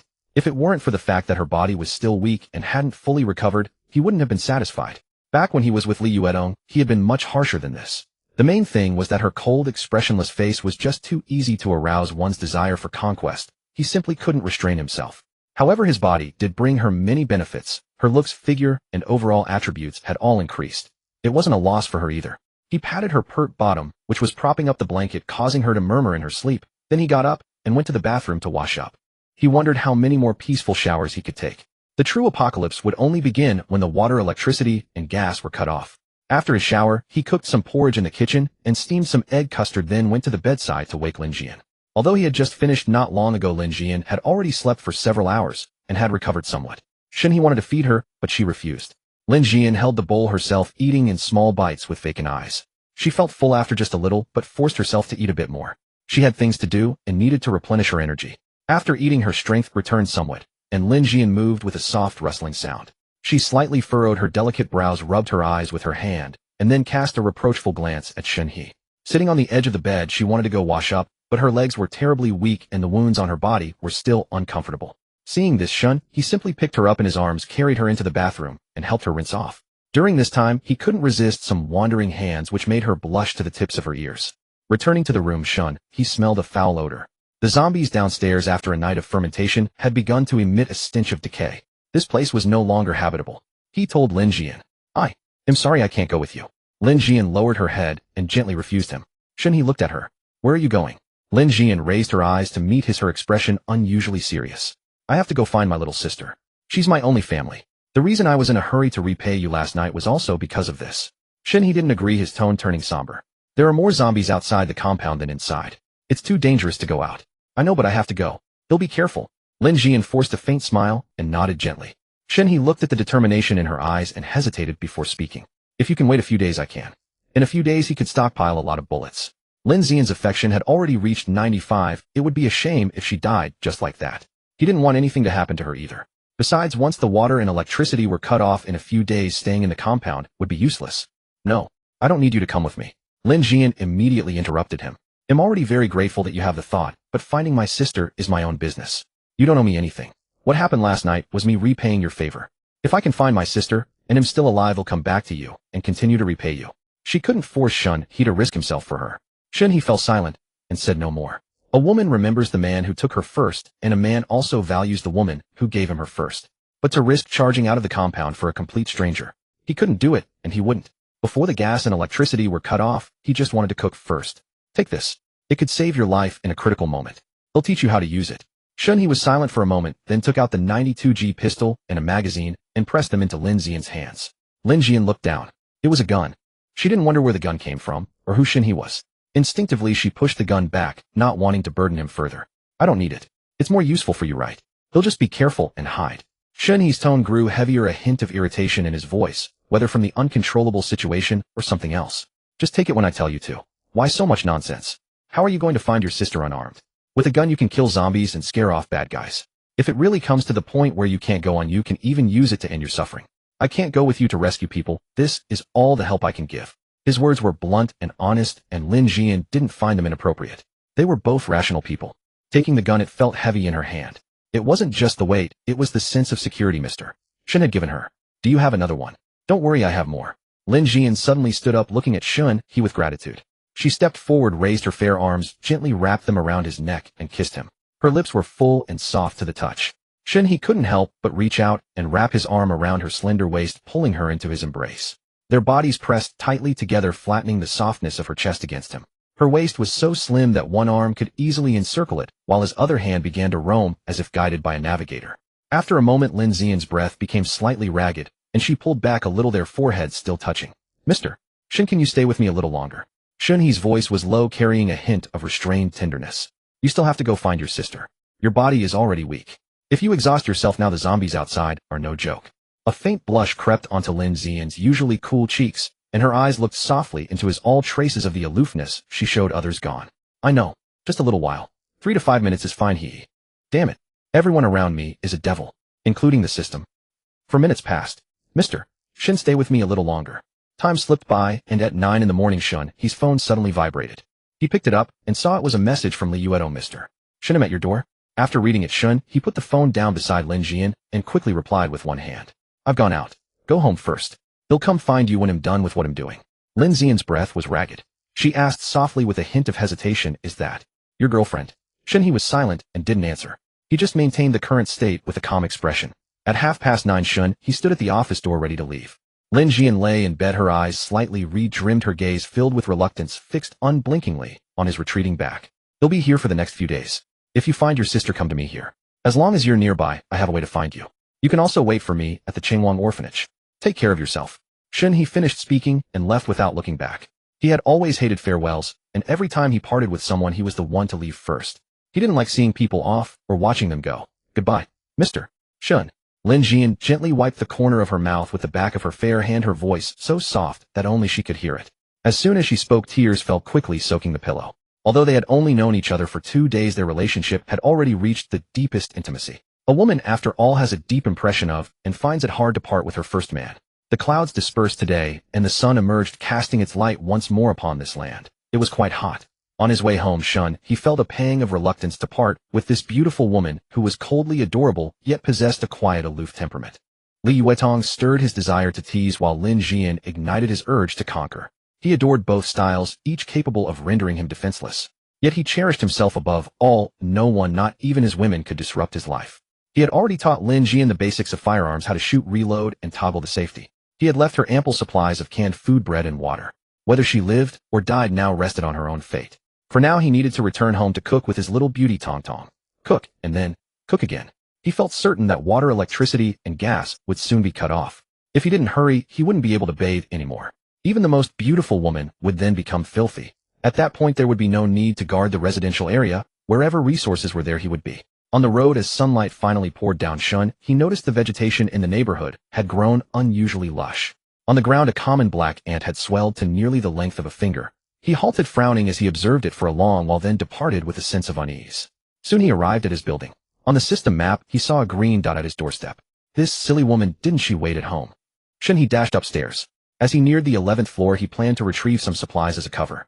Yet recalling that Li Yuetong was his lifelong commitment, he decided not to hide it from her. He would tell her directly that he had awakened a spatial ability to store supplies. He pushed the fire escape door, but it was blocked. Then the green dot on the map slowly moved from his doorstep to near the fire escape, yet no sound came from the person. Shen He couldn't help but smile, marveling at her cleverness. Knowing not to make a sound when someone approached. Grinning widely, he decided to tease her. A hoarse, zombie-like growl emanated from his throat, and his large hands pounded incessantly against the fire door. Humph. Roar. Bang, bang, bang, bang. Humph, humph. Cough, cough. Damn. He hadn't even growled a few times before he started coughing. Inside the door, Li Yuetong initially thought Mr. Shen had returned and waited for him to knock, but instead she heard a zombie pounding against the door, terrifying her into almost screaming, though she quickly covered her mouth. But after she retreated a few steps in fear, the zombie outside started coughing and cursing. What a familiar sound. Wasn't it her beloved Mr. Shen? That rascal. Served him right for coughing. So childish. Li Yuetong stomped her foot in frustration, her eyes reddening with anger, yet her hands moved swiftly. She rushed over and yanked away the small wooden plank blocking the door handle. She was genuinely afraid there might be a zombie, and that something had happened to him. As she pushed the door open, she saw the man rubbing his neck, grinning mischievously at her. You rascal. You scared me on purpose. Humph. She lunged forward, throwing herself into Shen He's arms, her small head playfully bumping against his chest in a pout. Ouch, alright, stop bumping, you'll knock me out. Why is your forehead so hard? Shen He feigned an unbearable pain, and Li Yuetong immediately stopped, tenderly rubbing his chest with her small hand and blowing on it to soothe him. Gazing at her face, so different from Lin Xian's icy visage, gentle and charming, Shen He cupped her cheeks, lowered his head, and kissed her cherry lips. They were soft and sweet with a hint of refreshing fragrance. After soothing her anger, he took her small hand and led her home. Li Yuetong straightened up from his embrace, walking beside him with a face full of bliss. Yet her little nose kept twitching like a puppy's, sniffing around him. Once inside, her expression immediately fell, and she spoke with a pitiful tone. Mr. Shen, do you have another woman? Shen He paused mid-step, his heart sinking. This woman's sixth sense was too sharp. Had she caught on so quickly? He turned back, putting on a cold expression. Why would you say that? You have the scent of another woman on you. Li Yuetong's eyes reddened, her expression pitiful like a puppy that had discovered a secret and feared being abandoned by its owner. Huh. Stop imagining things. I went out to scavenge supplies and found perfume in some woman's bedroom. I sprayed it on to mask my scent from zombies. And how dare you question me? Do you want punishment? Shen He remained unfazed, turning the tables and even walking over to grip her neck. Her reaction was exactly as he had anticipated. Upon hearing his words, Li Yuetong's expression shifted from stormy to sunny, and at the sight of his face a hint of excitement crept in, until his hand clasped her slender neck. Visibly her gaze grew dazed, her breathing unsteady, and her body began to falter. Shen He wrapped an arm around her waist to steady her. She was still wearing yesterday's outfit, a low-cut slip dress beneath. A third of her chest was exposed. With each breath, the deep, unfathomable valley between her breasts rose and fell, tracing an alluring wave. Shen He's heart pounded fiercely. He leaned close to her ear and whispered, "Has your body rested enough?" Li Yuetong trembled at his warm breath, her face flushing crimson as she bit her lower lip with her snow-white teeth. She nodded vigorously, then went limp, melting softly into his embrace. Her wound was still slightly swollen, but she could endure it. A wicked grin spread across Shen He's face as he pinched her chin and planted a kiss on her cherry lips. "If you've rested enough, head to the kitchen and cook. I've brought back plenty of supplies, so we'll leave it to you, Tong Tong." Li Yuetong blinked, her eyes staring at Shen He in a daze. After confirming he wasn't joking, her gaze turned resentful. "Go on, where are the supplies?" Li Yuetong clasped her hands behind her back, her voice dripping with grievance. "Right here." Shen He pointed at the living room floor. Li Yuetong pouted and looked over. The floor was bare, not a thing in sight. She turned back to him, her eyes practically asking, "Are you an idiot? Or was he just trying to fool her?" Shen He chuckled and gestured again with his chin. Li Yuetong rolled her eyes in exasperation and reluctantly looked back at the living room. This time her beautiful peach-shaped eyes widened in disbelief, her mouth agape in shock. "Oh, there? Oh, no. Wow, there it is." She pointed frantically, her hands trembling and her words jumbled. "Mr. Shen, pinch me, I need to see if I'm dreaming." Shen He gave her a hard pinch. "Huh. Treat me well, and I'll ensure you survive this apocalypse. This is my awakened spatial ability, perfect for scavenging supplies." "Ouch. It hurts. So it's not a dream. Mr. Shen, you're amazing. You even have superpowers." Li Yuetong rubbed her chest with a dazed, silly grin. "Enough, get cooking. Before the power and gas are cut off, we need to make as much as possible." I understand." Li Yuetong approached the pile of supplies, touching this, and that confirming it was all real. Beaming with joy, she hugged a stack of chicken wings and drumsticks, and skipped lightly toward the kitchen. Wasn't she curious? She was curious. But despite her curiosity, she didn't ask. Li Yuetong had no desire to know too much. All she knew was that Mr. Shen had power, and she was his little dog. Serving him well was enough. Shen He watched with a satisfied smile as her elegantly curved figure disappeared through the kitchen doorway. Whether clever or foolish, as long as she didn't cause trouble, that was fine. A woman like this he didn't mind spoiling a little. Shen He did not let Li Yuetong handle everything alone.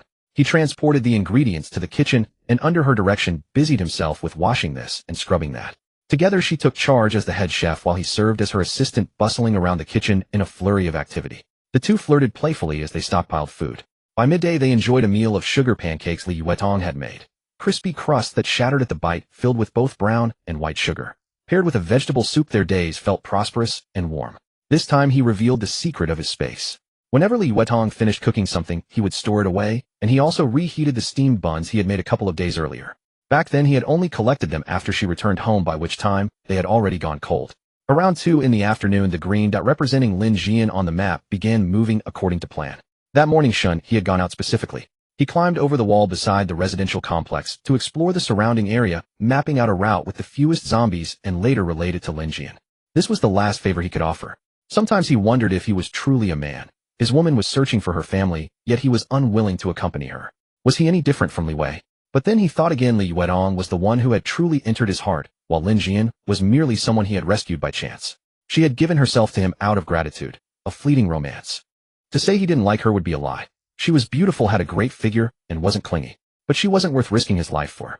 Besides, he might not stop at just these two women in the future. How could he possibly help every one of them find their families? A casual favor was fine, but a deliberate mission would exhaust him to death. His own survival mattered most. The two buildings weren't far apart.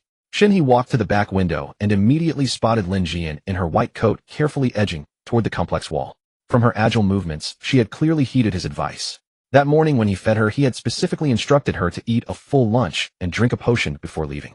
The potion was a stamina recovery agent. One dose restored peak energy. When he first rescued her, her stomach couldn't handle food, so he hadn't used it. Now that she could eat, it was the right time. He had treated Lin Jian well enough. He gave her a gun.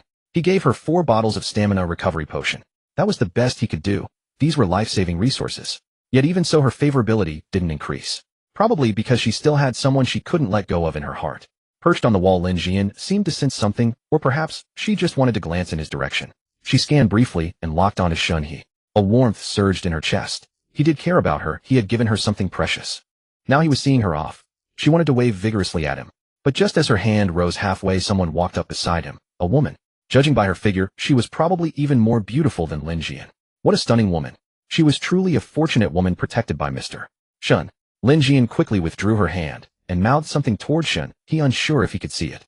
I will come back. Shen He watched as Lin Jian climbed down the wall, and her figure gradually faded into the distance.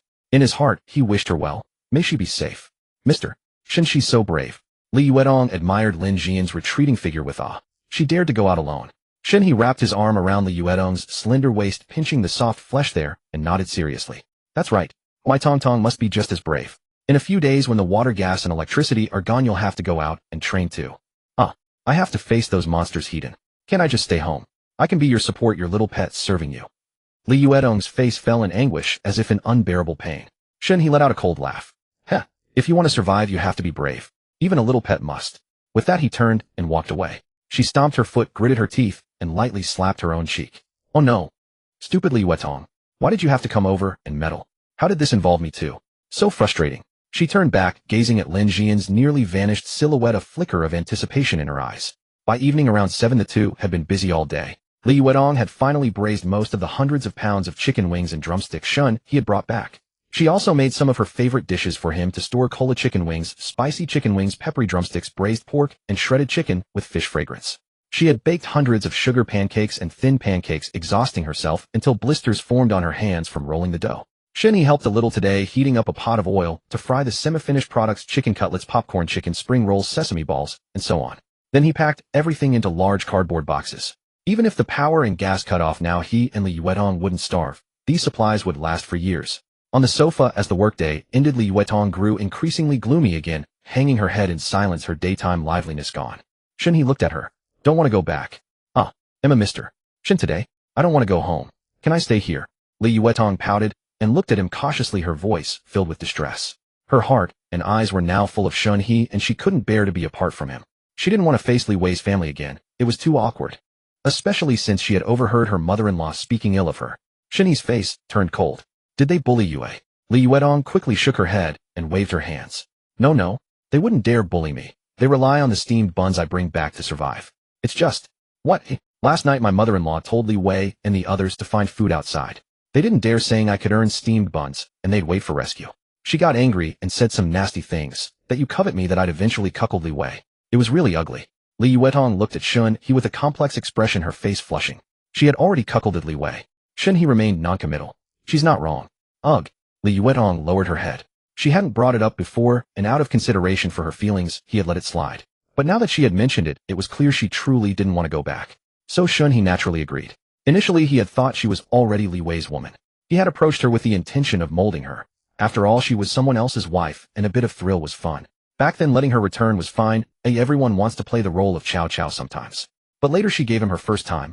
Moreover, now that her favorability had reached 100, there was no risk of her betraying him. He didn't need to hide his secrets from her, so there was even less reason for her to go back. She was a woman worthy of his trust now. Why push her back to another man? Even if she was nominally Li Wei's wife, so what? She had given herself to me. Did she give herself to you? If they dared to cause trouble, Fine, then he wouldn't spare Li Yuetong's feelings either. He'd feed them straight to the zombies. Shen He scooped up the docile Li Yuetong and placed her on his lap. Then don't go back. Later I'll go with you to drive them away. Oh, really? You agree? Li Yuetong let out a surprised yelp, then awkwardly straddled his lap, gripping his shoulders as she gazed at him with delight, seeking confirmation. Tonight I'll hold you as we sleep. Shen He grinned wickedly at her, his gaze direct and bold, making her instantly shy. Fine, then that's fine. Stop looking at me. Embarrassed beyond words, she wrapped her arms around his neck and gently kissed him, offering her crimson lips. When she came to her senses, her shoulder strap had slid down to her waist. Outside the window, the zombies' roars were particularly rampant, but inside, there was something even more rampant than their howls. Zombies, you've truly mastered this apocalypse. At 9 in the evening, Shen He reclined on the sofa, letting out a relaxed sigh as his arm wrapped around Li Yuetong's waist. With his other hand, he gently patted her smooth back, as if soothing a baby. Li Yuetong clung to his neck, her flushed little face buried in the hollow of his shoulder, eyes closed, nestled quietly in his embrace, docile beyond words. After a moment, Li Yuetong gently propped herself up. Her peach blossom eyes glistening with moisture gazed at Shen He. Her lips parted as if to speak, hesitated, and finally she whispered, "Mr. Shen, I like you." Then she softly kissed the corner of his mouth and shyly burrowed back into his shoulder. Shen He let out a doting chuckle. Li Yuetong nuzzled her cheek against his neck. Though Mr. Shen remained silent, she could truly feel the affection he held for her. All right, Tong, get up and tidy yourself. We still need to deal with your matters. Li Yuetong lifted her head, revealing a playful smile. She brought her hands behind her head and tied up her hair. A glint of realization sparkled in Shen He's eyes. He had always known Li Yuetong was a diligent girl. She would voluntarily wash the dishes and do the housework after meals. Li Yuetong walked toward the bathroom, tugging at the slip dress caught around her waist as she moved. Finally, she let it slide down gently, revealing a snow-white back with graceful lines, her figure elegant and pleasing to the eye. Her delicate pink feet were exquisite and dainty, each step feeling as though it pressed against his very heart. Li Yuetong's figure was truly impeccable. Her waist was slender, her hips round and perky, and her long snow-white legs were sleek and shapely. She was slim without appearing frail and full without any hint of bulk. Thanks to years of exercise, her skin was smooth and taut, her body firm and supple. With her by his side, he felt his life had not been lived in vain. After Li Yuetong finished tidying up Shen, he was already dressed and waiting for her at the door. He didn't need to freshen up. Li Yuetong asked timidly, "What should we do in a bit?" Shen He replied nonchalantly, "Just kick them out." Li Yuetong felt a pang of reluctance. She always felt she had wronged Li Wei, and simply driving them away seemed too heartless. At the very least, they should wait until the apocalypse was over. With that thought, Li Yuetong reached out and gently shook Shen He's hand. Her voice carried a hint of pleading. "Can we not do that? They'll just pack my things and move here. It's too dangerous outside now. Kicking them out would be forcing them to their deaths, wouldn't it? This is my fault to begin with. Let them stay for now, okay?" Shen He looked at her coquettish demeanor, and his heart instantly softened, though his words remained dismissive. "I forced you. What can they do to me? Dare to mess with me?" Li Yuetong wrapped her arm around his, pressing her chest tightly against him, and whispered softly, "I know Mr. Shen is formidable and doesn't care about them, but I feel guilty. Please just do it for me, all right? Fine, go back and pack quickly. Come back and rest a bit. We still need to prepare more food." "Okay. And one more thing." Shen He shot her a glare, his face cold. "Li Yuetong, don't push your luck. If I get angry, you won't like it." Li Yuetong quickly raised one finger, then gestured with the 3 steamed buns in her hand, pleading softly, "Just one thing, the last one, okay? Give them a few more buns to tide them over. Consider it compensation from me. Return their betrothal gift, so I can have peace of mind." Shen He stared at her with a deep, unreadable gaze, while Li Yuetong blinked her eyes timidly and pitifully. Shen He understood in his heart that Li Yuetong was simply too kind. Having accepted their betrothal gift without marrying him, she had always felt uneasy and wanted to make amends. A few buns were nothing. He would take back what he lost from her. Shen He shook his head solemnly. "No buns. You worked hard to make them. Give them the remaining few gene of flour in the kitchen, and they can make their own. But you have to promise me one thing before I agree." Li Yuetong immediately grew nervous and scared, asking in a small voice, "Well, what is it?" She had a premonition that she was about to lose something. Shen He's eyes lit up, and he leaned in with a mischievous grin, first gently kissing her earlobe before enunciating each word. "Met. Airs. Bow. N. Wet." Li Yuetong trembled all over, overwhelmed with shyness. Her cheeks flushed crimson as she bit her lip, unable to meet his burning gaze. After a moment of inner struggle, she finally gasped and softly replied, Having agreed, she quickly turned and fled toward the kitchen. Shen He watched her swaying figure, already eager for that moment to arrive. In the kitchen, Li Yuetong sorted through the small bag of flour, her hands moving at lightning speed. Her heart pounded and her beautiful eyes sparkled. For a moment it was unclear who was the hunter. At the door of apartment 1101, Li Wei gently cracked it open. The moment he saw Li Yuetong's peach blossom-like complexion, his face turned grim to the extreme, and and the pain in his heart was beyond words. The faint fragmented sounds from earlier swirled and echoed in his mind, impossible to shake off. His eyes reddened as he stared at Li Yuetong, a surge of grievance and indignation boiling within him. He couldn't fathom why things had come to this. He had suspected something had happened between them before, but he never said a word. As long as she didn't show it, he could pretend not to know, and they could still be husband and wife. But now she wasn't even hiding it anymore. He was about to shout in anger, demanding how she could still have the face to step through their door. Suddenly a large hand pressed against the door panel, pulling it open. Li Wei saw Shen He's calm expression, his lips trembling without uttering a word, his face frozen, and he instinctively stepped back 2 paces. Li Wei's father stood nearby, looking toward the doorway. Unable to see Shen He due to the angle, he pointed at Li Yuetong and fumed. Li Yuetong, you still have the nerve to come back. Hasn't our Li Wei treated you well enough? Why did you betray him? And you made such a racket. Shameless.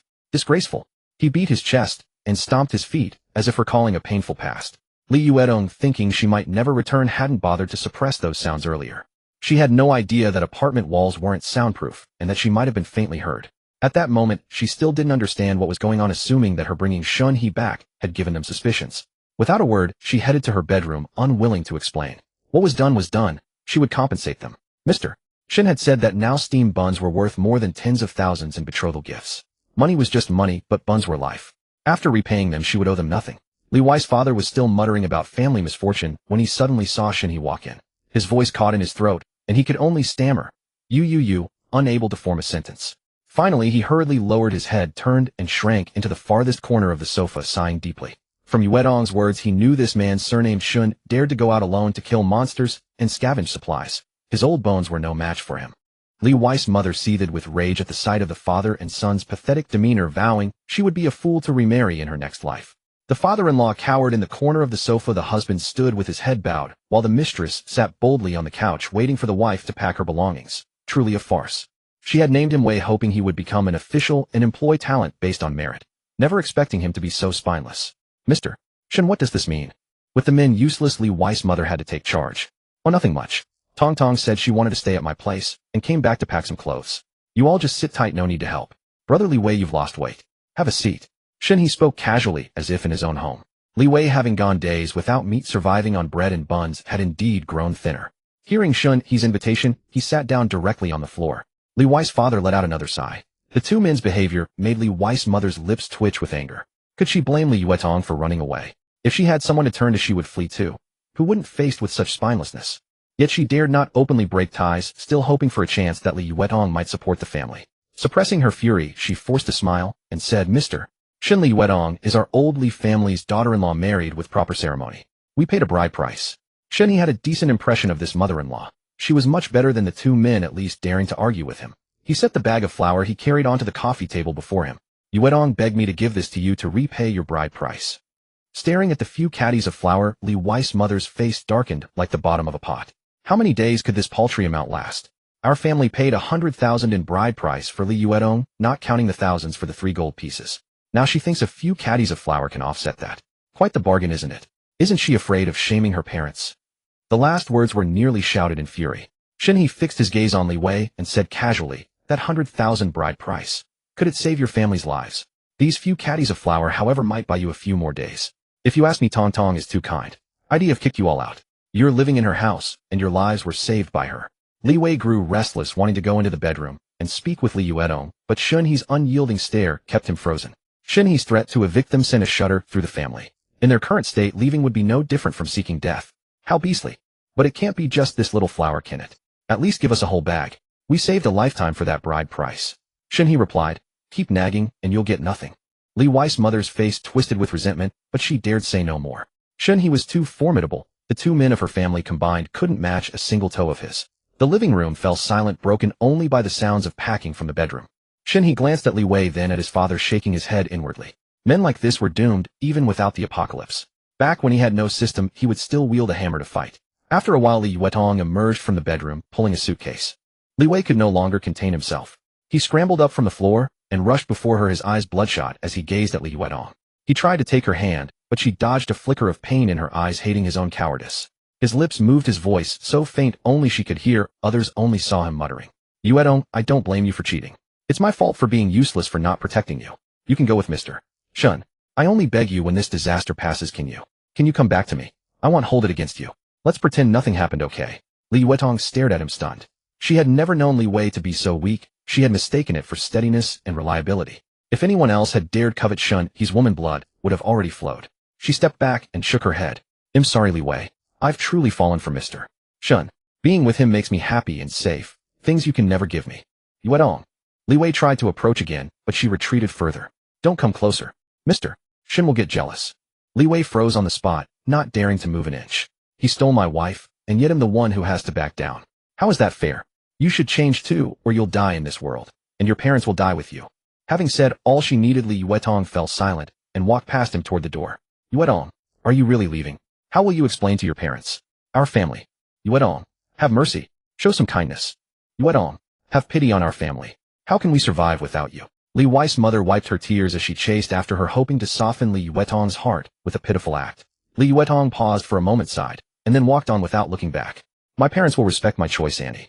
Your reliance should be on your man and son, not on me, for a lifetime. Seeing that soft words failed, Li Wei's mother's anger surged, and she could no longer hold back her fury, bursting into a torrent of curses. Li Yuetong, you shameless woman. The apocalypse has barely begun, and you're already running off with another man. Have you no shame, you little slut? You're no good, cuckolding your husband.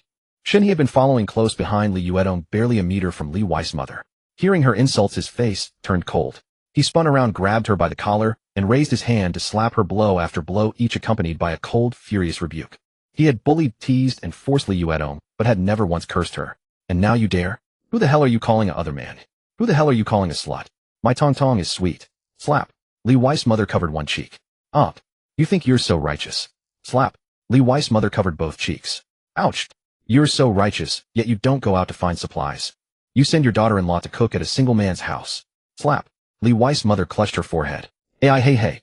Didn't you know I had ill intentions? Slap. Slap. Li Wei's mother was dazed. Hey. You knew I had ill intentions, and still let her come to my house to cook. Didn't you know what would happen? Slap. Slap. Slap. Li Wei's mother couldn't cover her face, her mind reeling. Hey. If it weren't for your connivance, would she have been forced by me? Yeah. Would all this have happened so fast? Slap. Slap. Li Wei's mother's eyes glazed over, too weak to cover her face. Hey. Yeah, you call Tong shameless. Slap. Yet you shamelessly eat the bun she earns. Slap. Who the hell is the shameless one? Slap. Li Wei's mother lost 2 front teeth, her molars loosened, and she screamed. Aya, you 2 men are dead. Shen He's outburst stunned everyone in the room. Li Wei and his father were both terrified and shocked. It took Li Wei's mother's scream and curses at them to snap them out of it. Li Yuetong stood behind Shen He, watching her protective Mr. Shen moved to tears. She covered her mouth with her hands, tears streaming down. How could she not love such a Mr. Shen?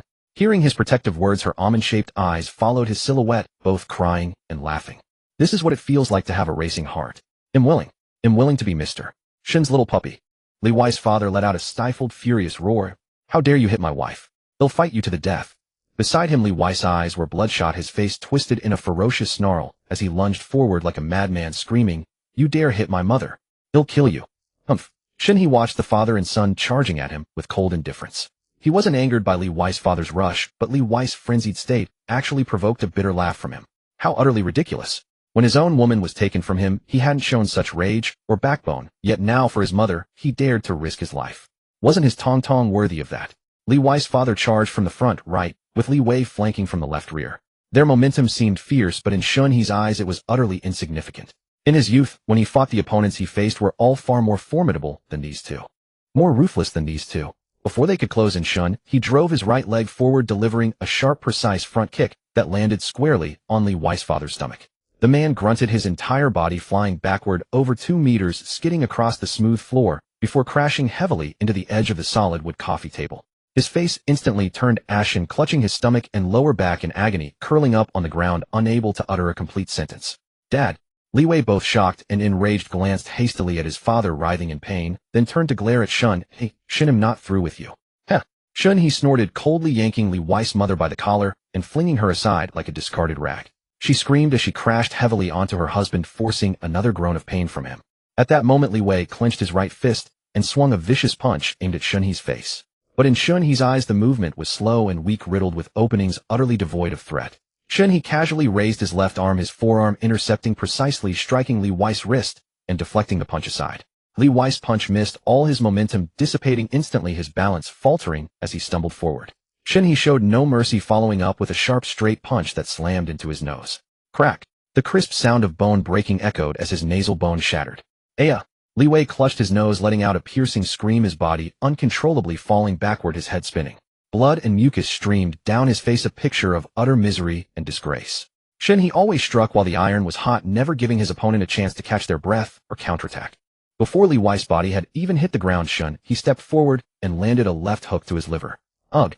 Li Wei immediately forgot his nose, both hands clamping over his liver as his body curled up like a shrimp in agony. Shen He's expression remained cold and impassive as he crouched down, grabbing Li Wei by the collar. He clenched his fist and delivered several heavy blows to Li Wei's swollen face. After a few punches, the ferocity on Li Wei's face gradually faded and the redness in his eyes receded somewhat. Instead, his eyes cleared up considerably, and the look he gave Shen He was once again filled with fear. When that fat guy hit Tong Tong in the supermarket, why didn't you step up and fight? Slap. A heavy slap sent his face swelling further. Li Wei groaned in pain. When Tong Tong cooked for me, why didn't you stop her? Slap. Li Wei mumbled indistinctly, oh. Why couldn't you go find supplies and let Tong Tong stay home? You useless coward. Slap. Li Wei trembled all over, and when I bullied Tong Tong, where the hell were you? He'll slap you to death. Slap. Li Wei curled up frantically, shielding his head with both hands. Wait. Mr.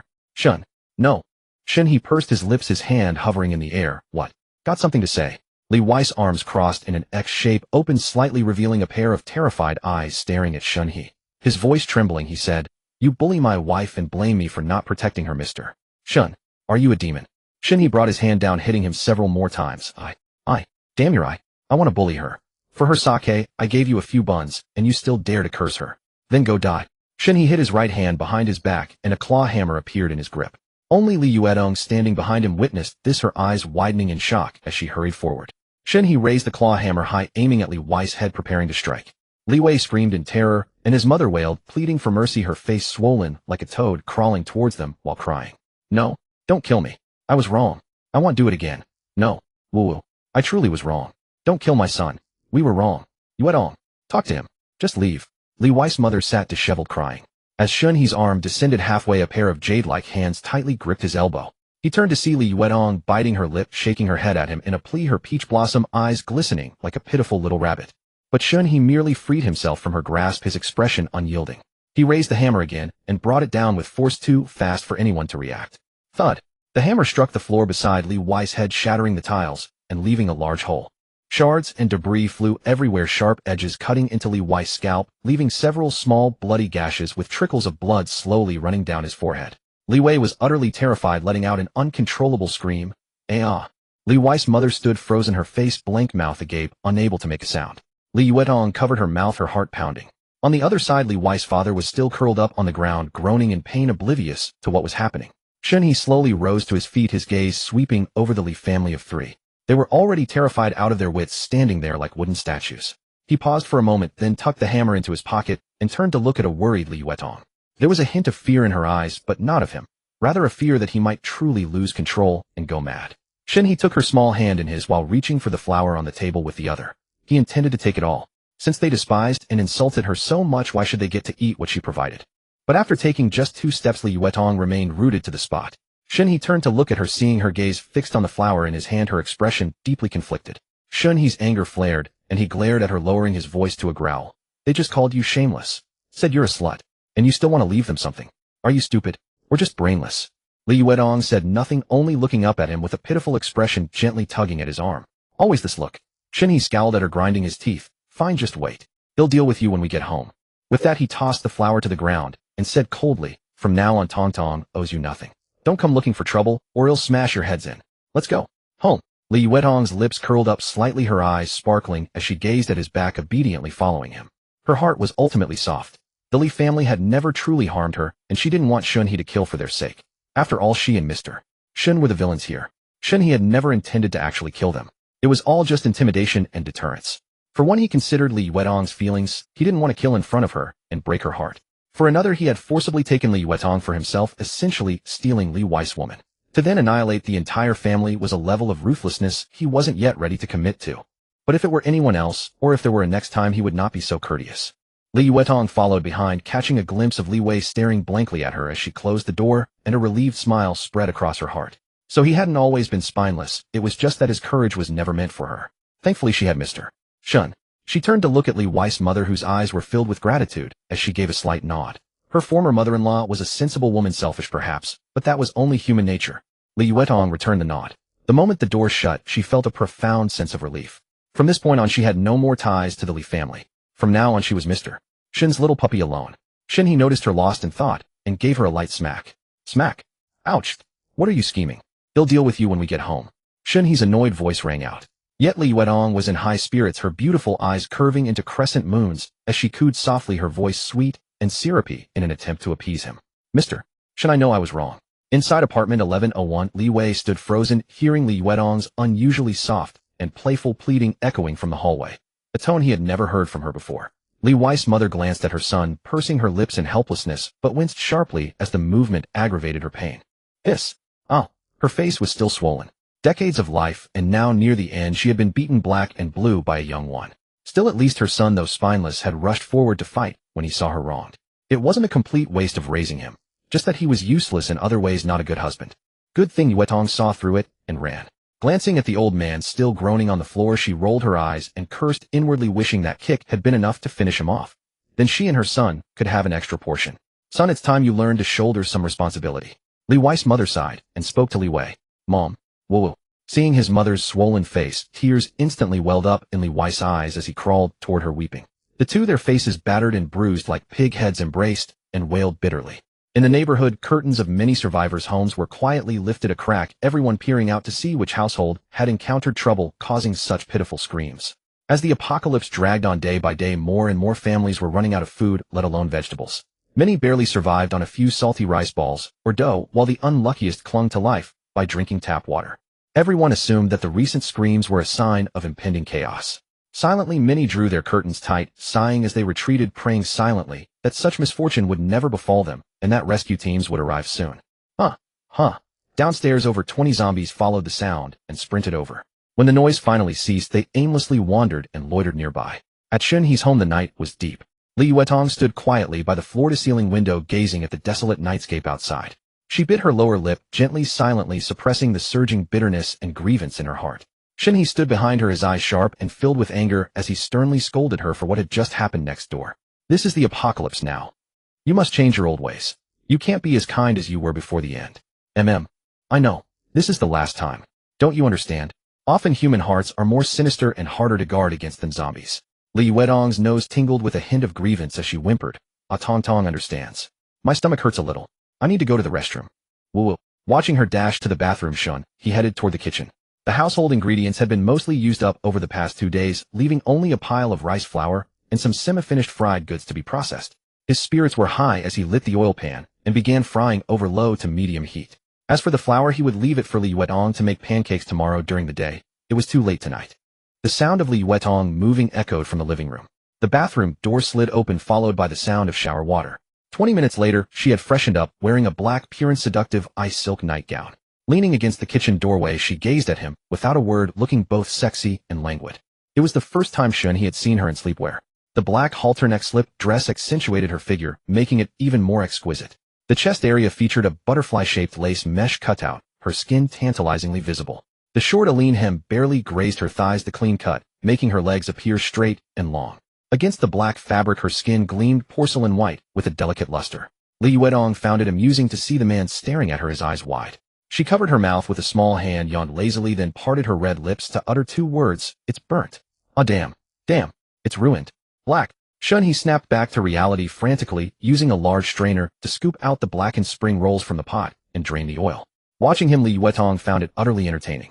Feeling a surge of smugness, she covered her mouth and burst into a honking laugh. Honk, honk, honk, honk, honk, honk, honk, honk. Her laughter caused her to tremble all over. Go away. Go to sleep.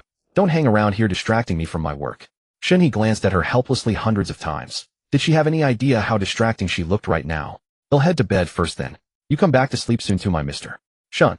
Li Yuetong was genuinely tired. She had worked hard all day, and in the evening, she had also developed 2 new projects for work. Unable to hold on any longer, she didn't refuse and turned to leave her steps sexy and alluring.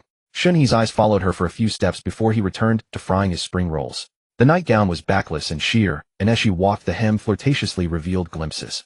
Unfortunately Shen He couldn't abandon his task, or dwell on those thoughts forever. He wasn't the only one who would get exhausted, and besides he had already imparted all his knowledge for the day. Reflecting on these early days of the apocalypse, he had truly lived dangerously, surviving by the skin of his teeth every day. Shen He worked in the kitchen until 3 in the morning, frying all the frozen goods collected from the daycare and storing them in his system backpack. When he woke up tomorrow, he planned to fry the 100 gene of peanuts as well to enjoy with drinks later.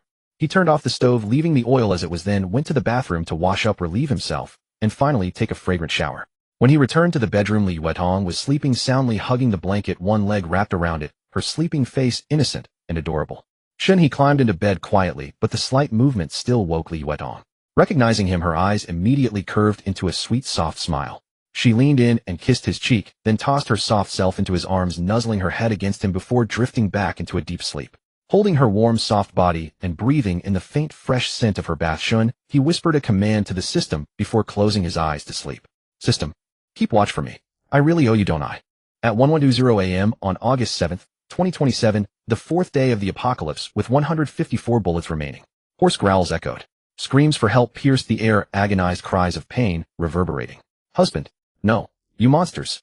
A muffled thud followed. Sobs and wails filled the space as a child cried out for their father. Shen He was jolted awake by the commotion. His mind still foggy, his body instinctively sat up, scanning the surroundings with vigilance. Beside him, Li Yuetong's spot was cool. A glance at the system map showed her green dot in the kitchen, easing his heart. Outside, the harrowing screams of a man mingled with the heart-wrenching cries of women and children. He stepped barefoot to the window, gently parting the curtain. Blinding sunlight flooded in, making him squint and turn away, shielding his eyes before slowly adjusting. On the main road of the compound, a man in his 30s was viciously tackled by 2 zombies. A chunk of flesh was torn from his face, exposing pale gums. One zombie knelt beside him, biting off his nose. The other zombie brutally clawed open his abdomen, pulling out a string of dark red intestines and stuffing them into its mouth. Fluids and feces dripped from the torn ends, blood spreading beneath him. Agony rendered him speechless. He could only convulse violently, awaiting death. Soon the scent of blood and cries drew more zombies gathering to feast. The man was devoured beyond recognition. On the 9th floor, a long-haired woman wept in despair, hurling pots and pans to distract the zombies, but they only glanced briefly before resuming their meal. Sobbing uncontrollably, she finally closed the window, tremblingly picked up a young child, and staggered back into the living room, disappearing from view. Li Yuetong ran in from outside, wrapping her arms tightly around Shen He's waist, pressing her face against his back with such force it felt like she might dislodge his abdominal muscles. Shen He slowly lowered the curtain, patting her hand to ease her grip. Turning, he saw her red-rimmed eyes, tears threatening to fall, clearly terrified. She looked up with a face full of fear and uncertainty, her voice quivering. Mr. Shen, you'll protect me, want you? You won't abandon me, right? You won't leave me. Shen He reached out, ruffled her hair, then cupped her face, leaning down to kiss her soft lips. After a lingering kiss, he pulled her tightly into his embrace, her tense body gradually relaxing. It's okay, don't be afraid. I won't abandon you. His voice came from above, steadying her heartbeat. She buried her face in his chest, nodding vigorously. I knew it. Shen He smoothly changed the subject, asking softly, what time did you get up? A little past 8. Why didn't you wake me? Li Yuetong looked up, residual fear in her eyes, but her voice was tender. You were sleeping so soundly I couldn't bear to disturb you. Are you hungry? Want to eat? She was still in last night's pajamas, and the curve of her chest was particularly noticeable as she lifted her head. Shen He kissed the corner of her mouth, teasing her deliberately. I am hungry. How about I eat you first? A blush crept across her face as she gazed at him with a silly smile. Whatever you want. He tapped her nose lightly. Just kidding. Let's go eat, then we have work to do. Li Yuetong immediately linked her arm with his, obediently following. There's not much left, just rice, flour, and potatoes. I'm making flatbreads, and the rice cooker has steamed 7 batches already. I've made nearly 100 flatbreads. The cabbage and carrots are washed. They're fine to eat raw.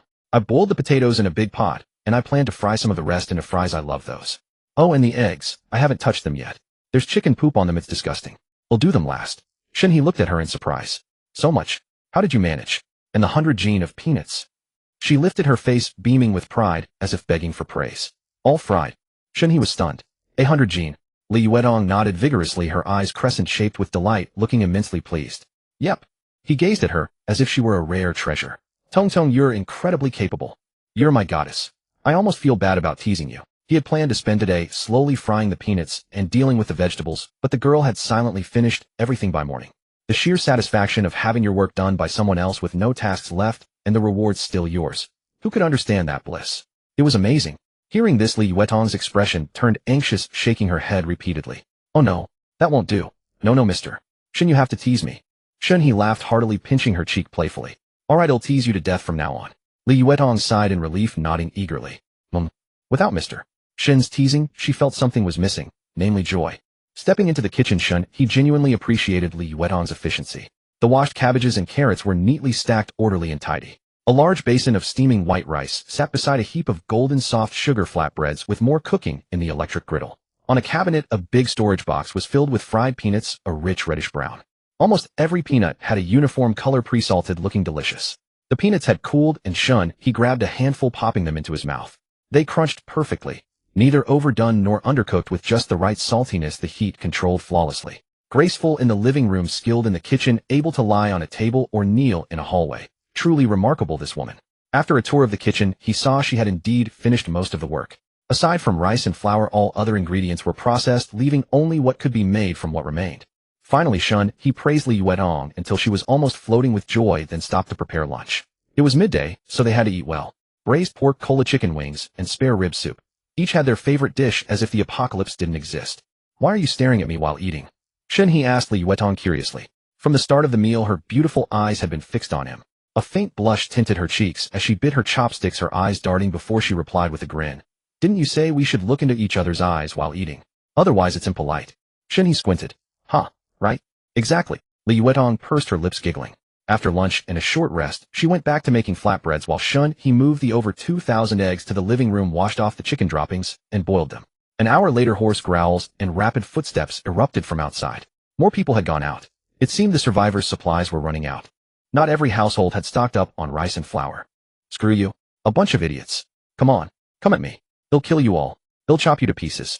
Downstairs in the small garden, a sturdy man in his late 20s was locked in a struggle with 3 zombies. His arms were bulging with muscle, and his limbs, chest, and back were thickly wrapped in exercise books. He wore a leather jacket over his layers, a defensive method identical to Shen He's first time venturing out.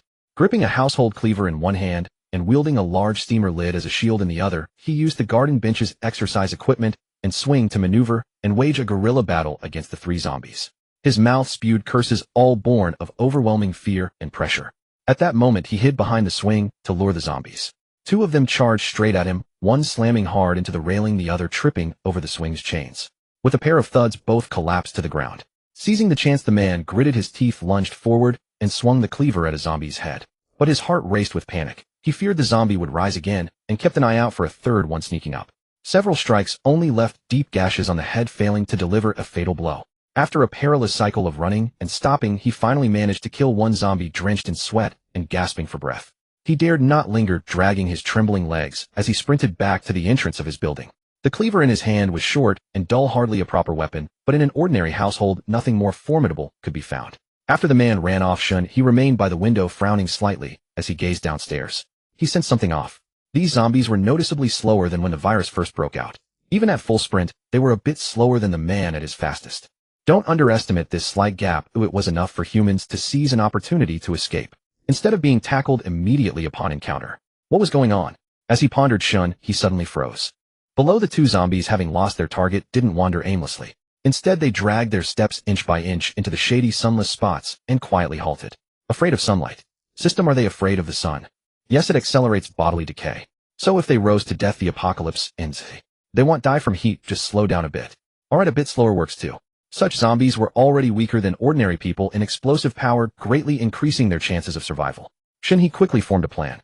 Once the city's water and electricity were completely cut off, gas exhausted, and order utterly collapsed, he would take Li Yuetong and leave the neighborhood for the orphanage. That place was remote, with no residential buildings nearby, naturally lower in zombie density. If the orphanage became untenable, he would move further to a more secluded village, finding a sparsely populated settlement to settle in, leveling up by fighting monsters along the way. But before that, he had to train Li Yuetong's courage, ensuring she wouldn't panic and hold them back on the road. He didn't want to die, nor did he want her to. With this in mind, Shen He's gaze fell on the system backpack. Li Yuetong's exclusive rainbow blind box was still unopened. Had been too busy with trivial matters these past 2 days. I'd have to make her open it soon. He still had a few blind boxes of his own, looted from clearing small zombies at the daycare the day before yesterday. These were his trump cards. He was somewhat curious about what goodies the rainbow blind box might yield. At the kitchen doorway, Li Yuetong emerged, rubbing her sore arms. Looking up, she met Shen He's direct gaze, instantly tensing up her hands, silently moving behind her back to shield her vital points. She had an inexplicable premonition of trouble. Not daring to meet his eyes, she tiptoed sneakily toward the couch, intending to rest. After a morning of hard labor, her arms were aching and swollen, barely liftable. Shen He watched her guilty, weary little appearance and couldn't help but find it both amusing and endearing.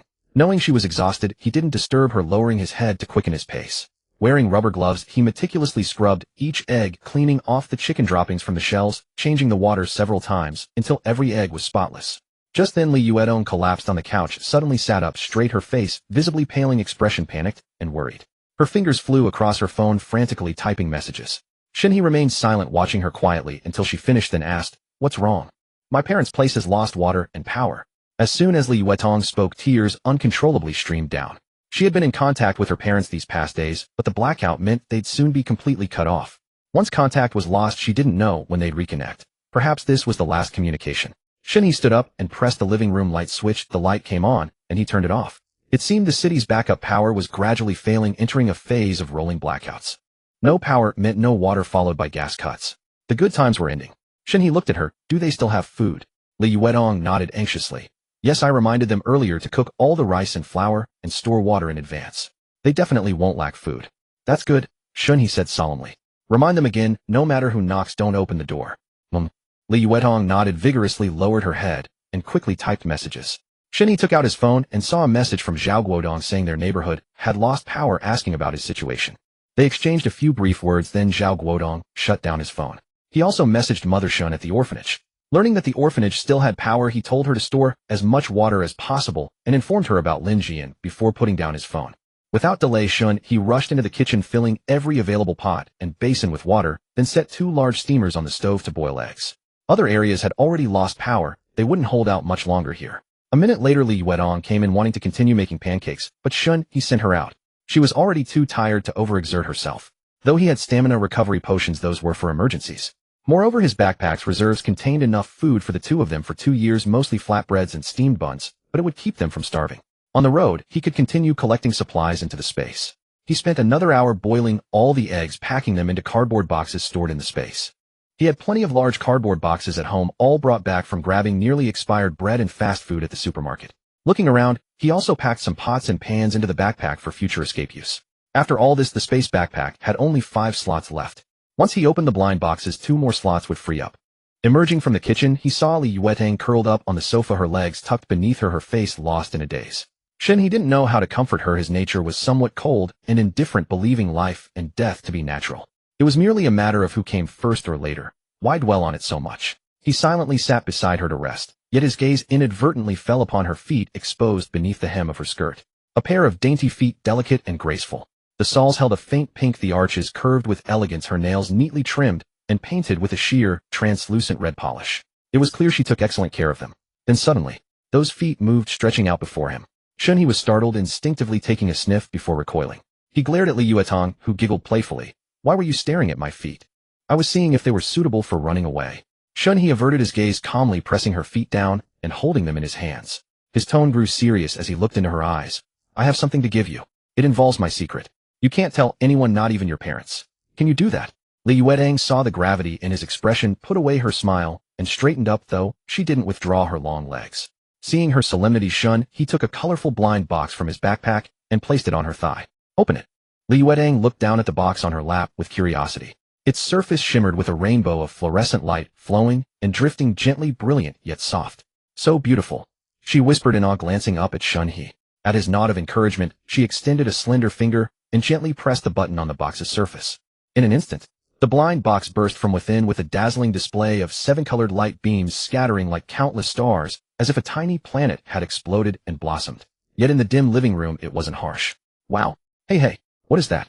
Oh my god." Li Yuetong was exclaiming in surprise at the spectacular sight, when she suddenly saw the multicolored glow coalesce into a single pale, silver beam shooting straight towards her. Before she could react, the light drilled directly into her forehead. Instantly, she and her clothes were enveloped in a pale silver radiance, turning her into a small silver figure. Shen He was also slightly startled, immediately releasing her hand and stepping back, afraid to interfere. In his eyes, Li Yuetong seemed immersed in her own world, motionless and unstruggling. "System, what kind of treasure did she get?" "Ability." Shen He was shocked. "An ability? There really are abilities. Can I get one later? Host can obtain upon completing a level 5 mission. Alright, good. As long as they exist, that's fine. Before he could say more, a soft moan came from Li Yuetang beside him. He looked over to see the pale silver light on her body gradually seeping into her through her brow. Her beautiful eyes had turned a pale silver. Stunning. Those contacts were gorgeous, full of mystery. After a few seconds, the silver in her pupils slowly faded, reverting to their original state. Li Yuetang's unfocused gaze gradually sharpened. As soon as she saw Shen He, her face lit up with excitement, but then it shifted to a strange, anxious, and somewhat embarrassed expression. She abruptly stood up, not bothering with shoes, and hurriedly rushed to the bathroom, both hands tightly covering her rear. Shen He watched her retreating figure with curiosity, then looked at where she had been sitting.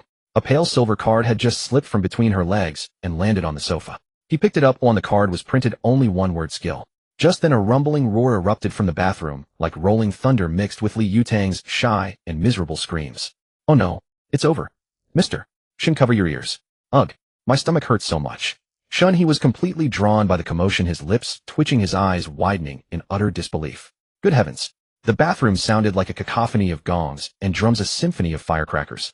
The noise was so intense, he worried Li Yuetang might blow up the bathroom entirely. A full 10 minutes passed before the overwhelming clamor finally subsided, followed by the sound of running water, clearly indicating she had started showering. Shen He shook his head in astonishment outside. He opened the white blind boxes, 5 in total. 12-gauge shotgun shells X50, iced watermelon X10, roasted whole lamb X5 backpack, 10 slots Glock 17 X1 Shen. His eyes lit up with each box he opened. Ammunition and food already felt like a substantial gain, but he hadn't expected to also get 10 additional backpack slots, perfectly addressing his storage space shortage. Even more surprising, the blind box yielded a pistol. He had just been contemplating finding a suitable self-defense weapon for Li Yuetang, and now everything was complete. He picked up the pistol, and like his shotgun, it came with a spatial magazine providing 50 rounds daily. It also had a silencer and reduced recoil. Perfect. After examining it for a while, he took out his shotgun and loaded the newly acquired shells into it. When he finished, half a face appeared at the bathroom door. Li Yuetang, her cheeks flushed, was peeking at him secretly. Shen He beckoned her over. She hesitated a few times before hanging her head and shuffling over reluctantly. When she reached him, Shen He was nearly blinded by her snowy white skin. It was like milk, fair, tender, and silky smooth without a single blemish. Yet it wasn't pallid, it was a healthy white with a rosy undertone. She even smelled fragrant, not like shower gel. Fortunately, she didn't stink. He opened her attribute panel, and sure enough. Space ability: user Li Yuetang, age 25, height 168 centimeters, charm 92, figure 95, bust, martial arts slightly accomplished 175, affection 100, comprehensive stats 20, ability space system tier 0. Her charm had increased by a point and her comprehensive stats had risen to 20, making her constitution twice that of an ordinary person. No wonder her skin had become even more flawless, so tender it seemed to drip with moisture. She had also gained an essential spatial ability. Shen He's direct gaze made Li Yuetang feel a little reassured, yet embarrassed enough to make her cheeks burn. She pouted and asked softly, Mr. Shen, you didn't hear anything just now, did you? Right? A faint smile tugged at the corner of Shen He's mouth as he deliberately teased her. I heard every single sound, not a single one missed. Miss Li's lavatory scene was quite spectacular, truly impressive. Li Yuetang's face fell, and she wished she could bury herself on the spot, whimpering softly. It's over, I can never show my face again. You definitely didn't hear anything. Right. With that, she lowered her head, charged over, and burrowed into his arms, straddling him and rubbing against him vigorously. Mr. Shen, I don't stink. Smell me, boo-hoo. Ugh, so smelly, get away. I don't stink. You're lying. They tussled and shoved for a bit, and the towel wrapped around Li Yuetang slipped off softly. The air instantly fell silent. Li Yuetang was so embarrassed her whole body burned frozen in place. Shen He's Adam's apple bobbed involuntarily, his gaze unsure where to land, so he just looked around everywhere. They exchanged glances, revealing ambiguous smiles.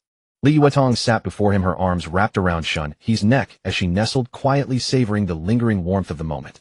Shen He absently stroked her back, her skin so smooth it felt like washing his hands in milk. She was drenched in sweat, yet strangely there was no odor, only a faint pleasant fragrance. Both were lost in thought, the room steeped in silence.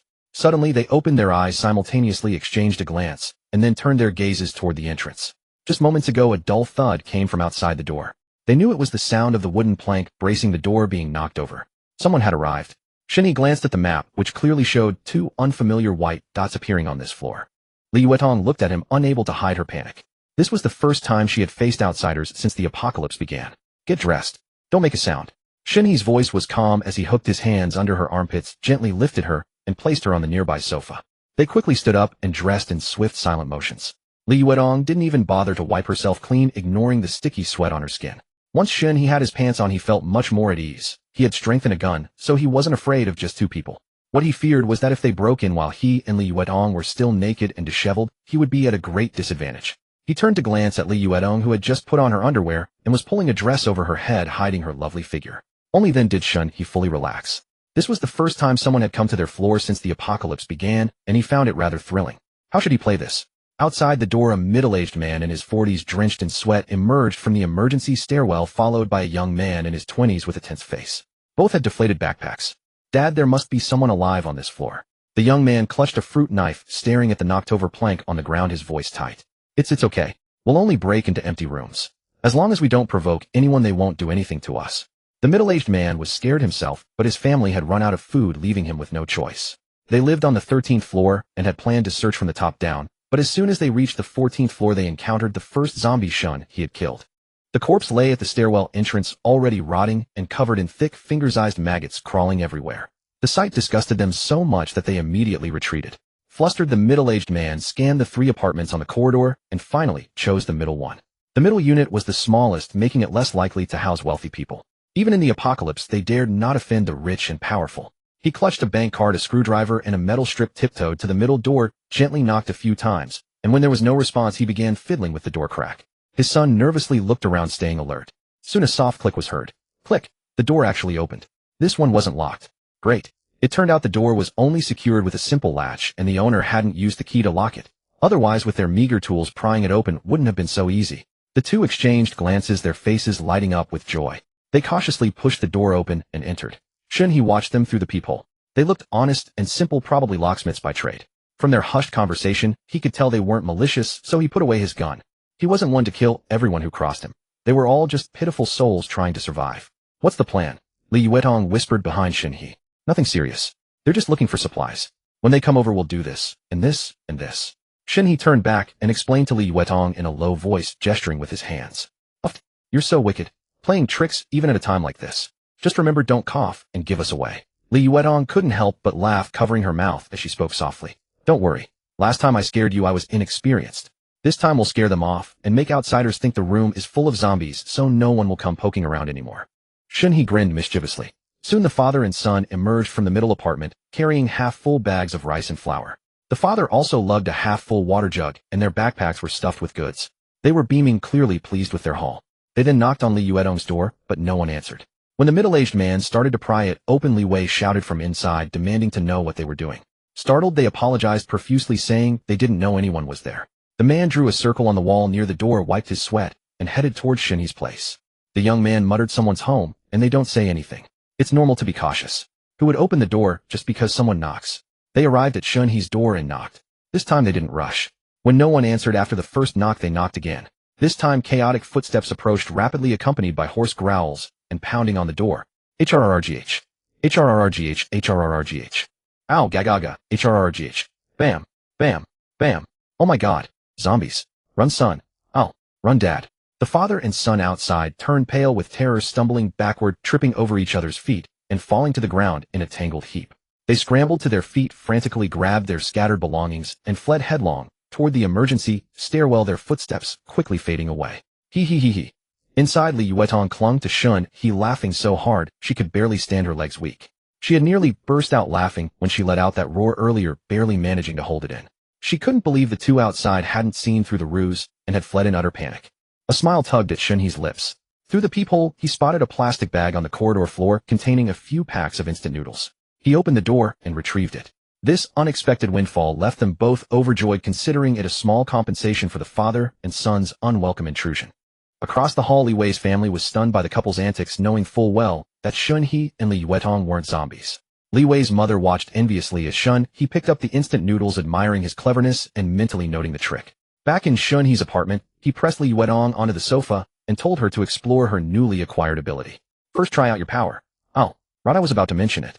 I feel a warm current flowing inside me, and I sense I can connect to something. Mister, Shen, let me give it a try. Li Yuetong instinctively focused her mind, and a clear sensation emerged, as natural as moving her limbs.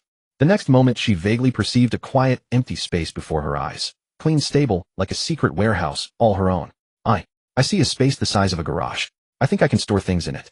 Li Yuetong's voice trembled with a mix of surprise and joy. She looked at the items on the coffee table, and with a mere thought the water glass and eggs vanished into that space only to reappear at will. Everything she stored became completely static. Li Yuetong looked up at Shen He, her eyes still glistening with emotion, her face a picture of incredulous gratitude. Mr. Shen, is this my ability? The gift you gave me is a spatial power.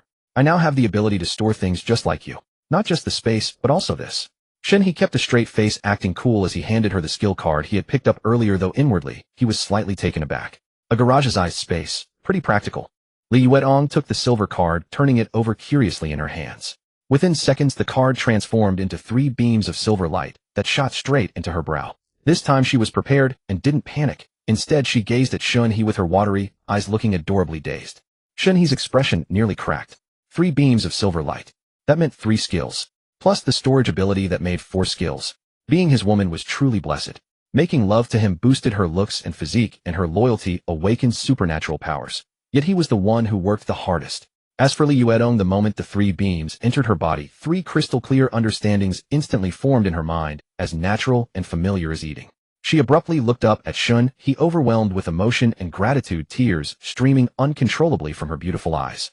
She had always been prone to tears, any stimulation caused her bodice moisture to gush forth uncontrollably. Mr. Shen, you're too good to me. I'm so lucky to have met you. Woo-woo. Let's not say anything now, okay? Li Yuetong couldn't contain her emotions. She threw herself into Shen He's arms, her cheek gently rubbing against his chest as she sobbed. Today, even if it exhausted her to death, she would serve him well. Shen He reached out and stopped her restless little hand, rolling his eyes at her. I understand how you feel, but don't get too greedy. First tell me what the new skills are. We'll talk about other things tonight. He. Li Yuetong burst out laughing, realizing she had been a bit greedy. But she was just so excited. Mr. Shen had given her so much. Spatial powers. That was a top-tier ability only found in novels, and even stronger than most portrayed there. Mr. Shen had gifted it to her so easily. She wiped away her tears, licked her red lips with the tip of her tongue, and leaned back with a proud smirk.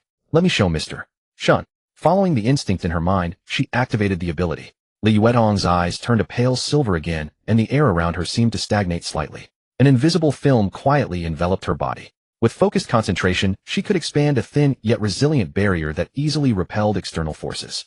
Confident and proud, this was her first skill, space barrier capable of directly blocking physical attacks. Her pale silver eyes sparkled as she looked at Shen He. She parted her red lips slightly, her delicate chin held high. Mr. Shen, this is called space barrier. It can be used as a shield. Try attacking me. Damn, who did she think she was showing off to? Shen He glared at her with envy, irritated by her smug expression. He raised his hand and aimed his Glock 17 directly at her. Hey, wait, that's too much. My ability isn't that strong. Mr. Shen, don't you want your Tong-Tong anymore? Put the gun down. Tong-Tong doesn't want to get extra holes. Li Yuetong clamped her legs together, scared nearly to the point of wetting herself. The silver light in her eyes instantly vanished as she frantically shielded her face with her hands, staring at him with a mix of strangeness and reproach. Hadn't he given her the abilities willingly? Why was he so mad at her? So unfair. Heh. Seeing her terrified Shen, he felt instantly relieved. He stopped teasing her, put away the gun, and instead threw a punch straight at her. Li Yuetong immediately dropped her playful expression, and the silver light returned to her eyes. The moment Shen He's fist reached a meter in front of her, it could advance no further. A faint silver shield materialized out of thin air, steadily blocking his attack. Although he hadn't used full force, he had exerted the strength of an adult man. Now effortlessly blocked by Li Yuetong's barrier, it could at least withstand a zombie's assault. Shen He nodded. Not bad. So it really can't stop bullets. Li Yuetong shook her head. I don't think so yet. I have a passive skill called spatial perception. When you aimed the gun at me just now, I immediately sensed the danger. Shen He asked curiously, is there a range limit to the perception? About 50 meters. I can feel any danger within that range. Shen He nodded and asked, what about the last skill? Li Yuetong's interest piqued, her eyes lighting up. This is an attack skill. It's called Space Blade. Whatever I want to attack, if I focus on it, an invisible blade will fall on the target and cut it directly. Shen He glanced at the glass on the coffee table and casually said, cut it. Okay. A silver light flashed in Li Yuetong's eyes, and Shen He saw a colorless blade appear 20 centimeters from the glass, slicing through it. With a crisp crack, the glass was split in two, the cut smooth and even. Clap, clap, clap, clap. Shen He leaned back on the sofa, clapping expressionlessly, but his heart skipped a beat. This was too absurd. In other novels, spatial powers were only good for storing supplies, weren't they? How did she get warning, defense, and attack, all in one? Li Yuetong grinned at Shen He. Mr. Shen, your spatial ability must be the same, right? You've never shown it to me. You're so tight-lipped. Not as tight as you. He didn't say that. Shen He paused, then gave her a mysterious smile. You need to learn from me. Keep your lips sealed too. But inwardly, he was crying out in agony. He had a pathetic ability. Li Yuetong nodded solemnly. Don't worry, my lips are the tightest. This is our secret. Shen He nodded slightly. He knew her well enough. Li Yuetong wasn't the type to gossip. Though he couldn't help envying Li Yuetong's formidable powers, Shen He felt more joy. Having a loyal and capable partner greatly increased their chances of survival in this perilous world. He handed her the Glock 17 as well. Take this gun. ITLL produce 50 bullets every day. You're giving me this too. Do you still have one? Li Yuetong was a bit surprised. Mr. Shen had given her so much already. But then she thought Mr. Shen was always generous, always giving plenty. I still have one. Shen He replied calmly. Seeing that it was still early, he decided to take Li Yuetong out for some real combat practice. Go change into clothes that are easy to move in. We're going out to kill zombies. Also store all your belongings in your space in case we can't come back. Okay, you'll go right away. The thought of going out to kill zombies made Li Yuetong tense up instinctively. But remembering that she was no longer ordinary, that she had a gun, and that Mr. Shen was by her side, she felt much more at ease. She knew deep down that if she wanted to stay by Mr. Shen's side, she couldn't just be a bed partner who relied on him.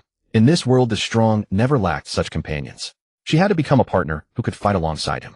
They showered together, a chaste one inevitably rubbing against each other a few times. Soon they gathered at the entrance. Shen He was dressed head to toe in black, a black windbreaker, black cargo pants, black sneakers topped with a black cap. He carried a black shotgun in his hand. The only splash of color on him was the blue mask on his face, making him look like a ruthless killer. Li Yuetong was the complete opposite. She wore a white cap, a bright yellow windbreaker, white wide-leg tactical pants, and gray sneakers, also with a blue mask. Her outfit was vibrant and eye-catching in a crowd. Beautiful people look good in anything. Shen He stared at her. You're way too conspicuous.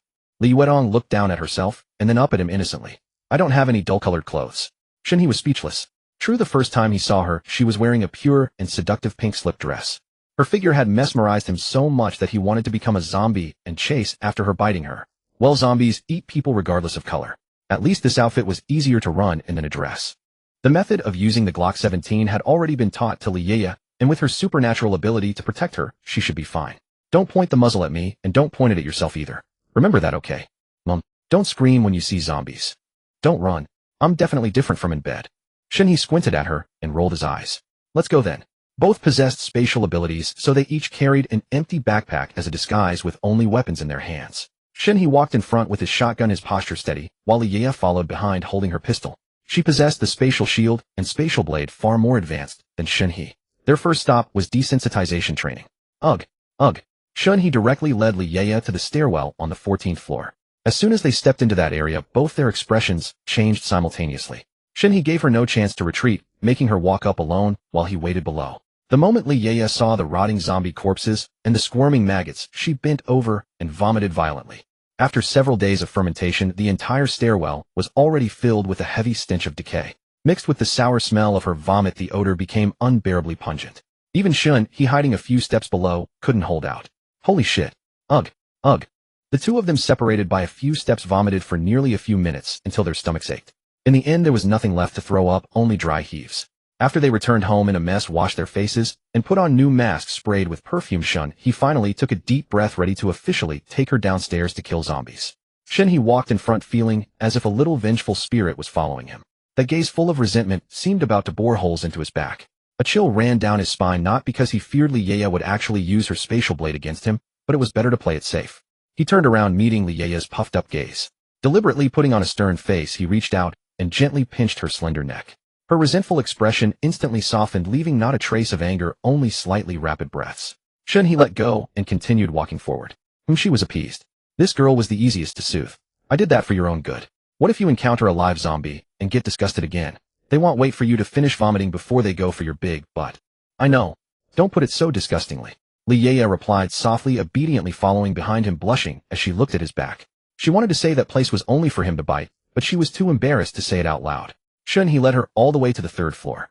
On this floor there were 3 apartments. 2 were empty, and in the middle one there was a zombie, perfect for Li Yuetong to practice on. In a moment, he'll open the door. When the zombie charges, aim for its head and shoot. Don't panic. If you can't hit it with the pistol, use your supernatural ability, directly, understand? Shen He lowered his head carefully, instructing the woman beside him. I know. Li Yuetong's body was tense and straight. She gripped the pistol tightly with both hands, her index finger resting above the trigger in preparation, and nodded firmly with a serious expression. Shen He glanced at her pistol, turned around, raised his shotgun, aimed at the door lock, and pulled the trigger. Bang! A large hole was instantly blasted through the lock. He hooked his hand into the breach, yanked the door open. A series of movements so swift and clean that even the zombie in the living room didn't react until Shen He stepped back to give Li Ye a shooting angle. Only then did the zombie spin around and charge wildly toward the door. Shen He turned his head to look at Li Ye about to signal her. Fire. What the hell? He froze mid-sentence. He didn't need to remind her at all. The moment he pulled open the door, Li Ye had already pursed her lips, nervously raising the gun with both hands, yet the muzzle was steadily aimed at the zombie's head. Pew. The system-modified Glock 17 achieved the kind of silencer effect seen in movies. This shot hit the zombie's forehead slightly off target, not dead center, blowing off a piece of brow bone. Before the zombie could take another step forward, she adjusted the angle of her wrist and fired another clean shot. Pew.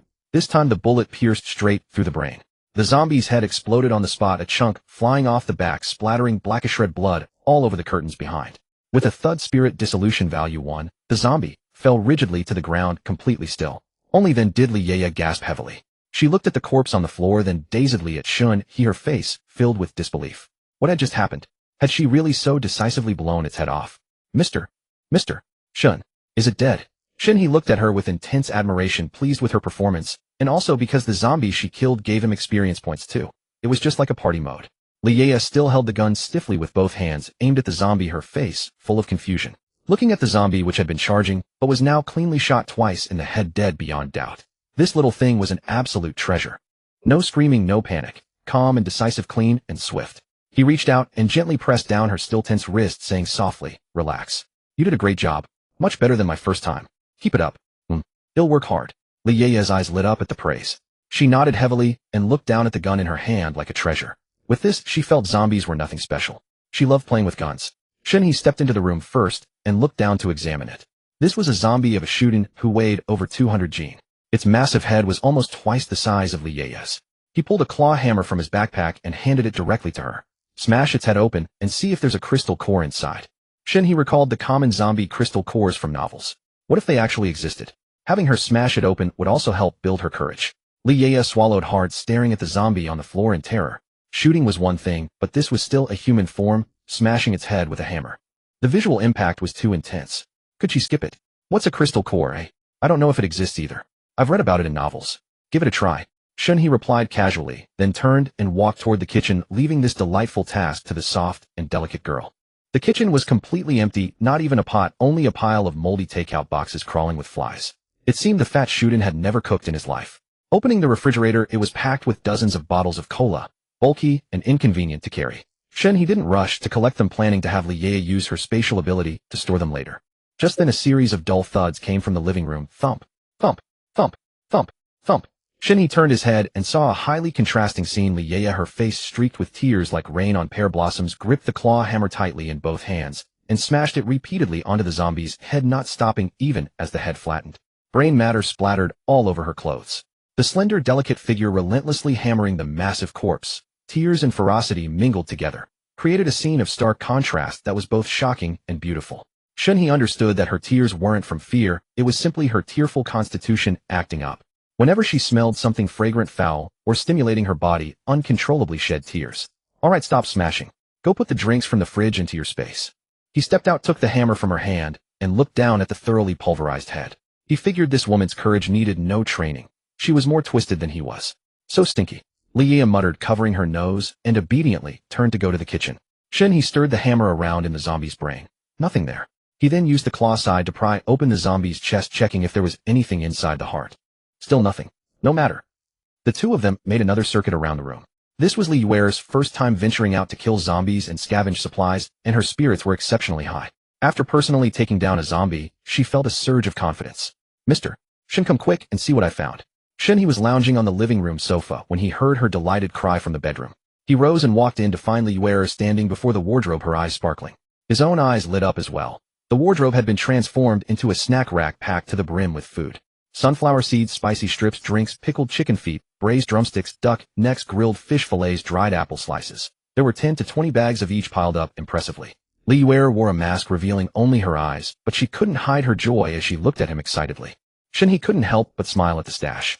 This was the joy of harvest in the apocalypse. Put it into your space. A faint silver light flickered in Li Yuer's eyes, and in an instant the entire wardrobe full of snacks vanished without a trace. After packing everything away, Li Yue looked up at him, her voice brimming with anticipation. Where else are we going? My space is still empty. I can fit so much more. Shen He could tell that she had just acquired her spatial ability and was now fully driven to fill it up. Now that her courage and skills had earned his approval, it was time to make a big move. The large supermarket at the south gate of the neighborhood had been looted in the initial chaos, but plenty of supplies remained. Meanwhile, the North Gate street was lined with restaurants, pharmacies, and hardware stores. All the most critical resources in the apocalypse. Especially the pharmacies, there were at least 5 on that single street. Now that Li Yue had her space, it was perfect for a massive scavenging spree, leveling up by killing zombies along the way. The days of holing up at home were over. Let's head to the North Gate. The power hasn't gone out here yet, but it won't last long. Those restaurant freezers must still have plenty of frozen goods. We need to take them all before they spoil. And there are many pharmacies. Those will be essential later. Making a decision and acting on it immediately was Shen He's style. Li Yue nodded obediently, then added with some concern, will there be a lot of zombies over there? We'll find out when we get there. If we wait until the power goes out, everything will rot. That would be such a waste. All right, I'll follow your lead. The two left the house one after the other, climbing out through the safety window on the first floor landing. Each time they jumped, Shen He silently cursed himself for making such a mess at the unit entrance earlier. Now they couldn't even use the front door. Outside, the sun was scorching. As soon as they stepped out, a wave of heat mixed with the stench of decay hit them. Yet Li Yue seemed unfazed by the heat, her eyes darting around curiously as she took in her surroundings. The neighborhood was unnervingly silent, broken only by the occasional zombie's growl or a faint scream from somewhere beyond the compound, piercing the eerie stillness. Shen He strode ahead, occasionally glancing at the map on his system panel. Nothing nearby escaped his notice. Li Yue gripped her gun, following closely in silence. Without cleaners or property management, the ground was littered with trash plastic bags swirling in the wind. Their building was number 3. To reach the North Gate, they had to pass buildings 4, 5, 6, 7, and 8, 5 in total. As they neared building 7, Shen He's attention was caught by a car in a parking spot. It was a black Range Rover, its driver's door half open, with a male zombie trapped in the seat by its seatbelt. From his angle, he could see the keys were still in the ignition. Shen He's eyes lit up. He stepped forward and pulled open the door. The keys are here. We can keep this car as a backup. HRRGH. The zombie instantly snarled at the sight of a living person, its left arm flailing wildly, trying to grab them. Shen He pulled a boning knife from his backpack, but a quick glance to the side startled him. Li Yue had already raised her gun with both hands, aiming at the zombie's head, her finger on the trigger. Stop. Don't shoot. Shen He quickly stopped her. Don't mess up my car. Li Yue lowered the pistol sheepishly. I thought it was like before. You open the door and I shoot. If you fire, blood will splatter everywhere inside. It'll stink, and the car will be unusable. Shen He grabbed the zombie's arm with his left hand, twisting it aside. With his right hand, he gripped the boning knife, aimed at the zombie's eye socket, steeled himself, and plunged the entire blade deep inside. To ensure it was dead, he twisted the handle hard. The zombie convulsed twice, then went limp. Shen He pulled out the knife and carefully wiped the bloodstained blade on the zombie's clothes. It was his first time using a knife for a headshot, and he felt a bit nervous, but the motion was surprisingly smooth. He couldn't help but boast, "Hey, I've got a real knack for hitting these weak spots." Li Yue listened from behind, her cheeks warming slightly as she rolled her eyes at the back of his head. Wicked man, always saying things that made her mind wander. Shen He checked the dashboard. The fuel tank was still full. Satisfied, he nodded, pulled out the keys, unbuckled the seatbelt, dragged the zombie corpse out onto the roadside, and locked the car door. Gazing at the Range Rover, he felt a sense of relief. When the time came to leave this place, it would be a reliable ride. He tucked the keys into his backpack, and they continued on. Reaching Building 8 just around the corner from the North Gate, he suddenly raised his hand to signal a halt, peeking out first to observe. Around the guardhouse, 6 zombies were frantically pounding on the doors and windows. Inside, 2 figures could be faintly seen, desperately holding the door shut. Survivors. Should we save them? Li Yue whispered, peeking her head out from behind him. It's not about whether to save them. We have to pass through here to get out the North Gate. These zombies have to be dealt with. Shen He stared at the scene with a calm gaze. They're lucky. It'll lure the zombies over. You try using your spatial blade on one and see how it works. Li Yue's eyes sparkled, and she nodded eagerly. Got it. Shen He glanced down, picked up a small stone from the base of the wall, and stepped out first. Li Yue followed close behind. When they were about 15 meters from the gate, Shen He tossed the stone toward a first-floor window. Crack. The window cracked, but didn't shatter, though the noise was substantial. HRRGH. 4 of the zombies at the guardhouse turned around at the sound, spotted them, and charged over excitedly. The other 2 ignored them, continuing to focus on the people inside. Their running speed was damn intense. Shen He was used to such scenes, but Li Yue tightened her grip on the gun, her palms sweating slightly. The zombies weren't as fast as at the very start, but still not much slower than a running person. In no time, they were less than 10 meters away. Use your ability. Shen He reminded her quietly. Li Yue, already prepared, had a silver glint flash in her eyes. Instantly, the space before the leading zombie warped, and an invisible spatial blade sliced through soundlessly. It cut horizontally across the bridge of its nose, sending the upper half of its head flying away. The cut from the spatial blade was astonishingly clean. After the zombie's upper skull was sliced off, its lower body stumbled forward 2 steps before crashing to the ground. Only when it hit the floor with a heavy thud, the severed area jarred by the impact, did the brain tissue mixed with dark blackish red blood spill out with a splatter. Shen He couldn't help but feel a twinge of envy. It was truly effective. Yet his movements were swift. He raised his shotgun and blasted the second zombie's head, shattering half of its skull. He then pivoted and fired again, taking down the third. As the last one lunged, Li Yuetong aimed steadily and fired 2 precise shots to its head, finishing it off. She certainly had a natural talent. By the time they had easily dispatched these 4 zombies, the window of the gatehouse was already half open. A man in his 30s with a crew cut was gripping a homemade spear, thrusting it viciously into the eye socket of the last zombie. One zombie already lay dead outside. With most of the horde lured away, he had finally seized the chance to strike back. As Shen He and Li Yuetong approached the main gate, the man emerged supporting a panicked woman. Zhang Ran, a former soldier, immediately noticed that the guns in Shen He's hands were neither standard police issue nor even domestic weapons, which put him on guard. Nonetheless, since the pair had drawn away the zombies, effectively saving both their lives, and showed no hostile intent, his eyes conveyed gratitude. Standing ramrod straight, Zhang Ran nodded solemnly at Shen He, his voice steady and resolute. "Thank you both for saving us." "No need. It was nothing," Shen He replied with a faint nod, his gaze sweeping over the couple. The system panel automatically displayed their information. Due to the life-saving grace, their affinity hovered around 60. Zhang Ran had a standard square-jawed face with sharp upright features exuding an air of righteousness. He was handsome and robust, gripping a homemade spear and carrying a bulging backpack. Clearly no ordinary survivor. The woman he sheltered was strikingly beautiful, named Li Yuetong, rated 75 by the system. In ordinary times, she would undoubtedly be a head-turning beauty. Yet Shen He's glance only lingered on her slightly swollen belly. She was pregnant. His own Tong was far more beautiful. Perhaps still shaken from the zombie siege, or from the jostling that had upset her stomach, her face was pale, and her eyes were filled with lingering terror. Resting one hand on her abdomen, she nodded at Li Yuetong before timidly leaning against Zhang Ran. Seeing no ill intent from the pair, Shen He began to slowly back away toward the community gate. Li Yuetong mimicked his movements, retreating step by step. "Wait," Zhang Ran called out urgently, his tone earnest. "There are too many zombies outside. It's too dangerous. Even with guns, reloading pistols and shotguns takes time. If you get surrounded, there won't be a chance. If you need food, I have some here. I can give it all to you." He couldn't bear to see his saviors rush to their deaths. He himself had been cornered while just trying to get medicine from the pharmacy at the gate, let alone trying to break through. As he spoke, he began to unstrap his backpack, ready to toss it over. Shen He observed his actions, silently nodding in approval. The apocalypse had just begun, and people's hearts hadn't turned completely cold. At least those he encountered were grateful. "I appreciate the thought, but keep the food for yourselves." With that, Shen He turned and walked away. Li Yuetong took a few more backward steps before turning and trotting after him. "Hey!" Zhang Ran wanted to follow but couldn't leave his wife behind. He could only give up, hoping fate would grant him a chance to repay the debt another day. "They're good people. They'll be fine," Li Yuetong said, her face etched with worry as she watched their receding figures. "Yeah, let's head back. I told you not to come, but you insisted. Is your stomach bothering you?" Zhang Ran supported her, his tone laced with reproach, but even more with tenderness. Li Yuetong shook her head, gently murmuring, "It doesn't hurt. I just didn't want to be apart from you. In this world, parting might mean eternal separation. It was better to live or die together." Exiting the north gate of the community, the street was littered with cars crashed haphazardly into each other. In several vehicles, zombies were still trapped in the driver's seats, writhing helplessly. Shen He immediately softened his steps. He spotted zombies standing in 2s and 3s in the shadows of the shops lining the street. On the system map, within 100 meters, dense rows of red dots lined both sides. At least 300 zombies. Beyond that range, he couldn't see them yet. To Shen He, these zombies were nothing but experience points. But their sheer numbers far exceeded the bullets in his gun. If surrounded, even if he survived, he'd be torn to a bloody pulp. And that would be excruciating.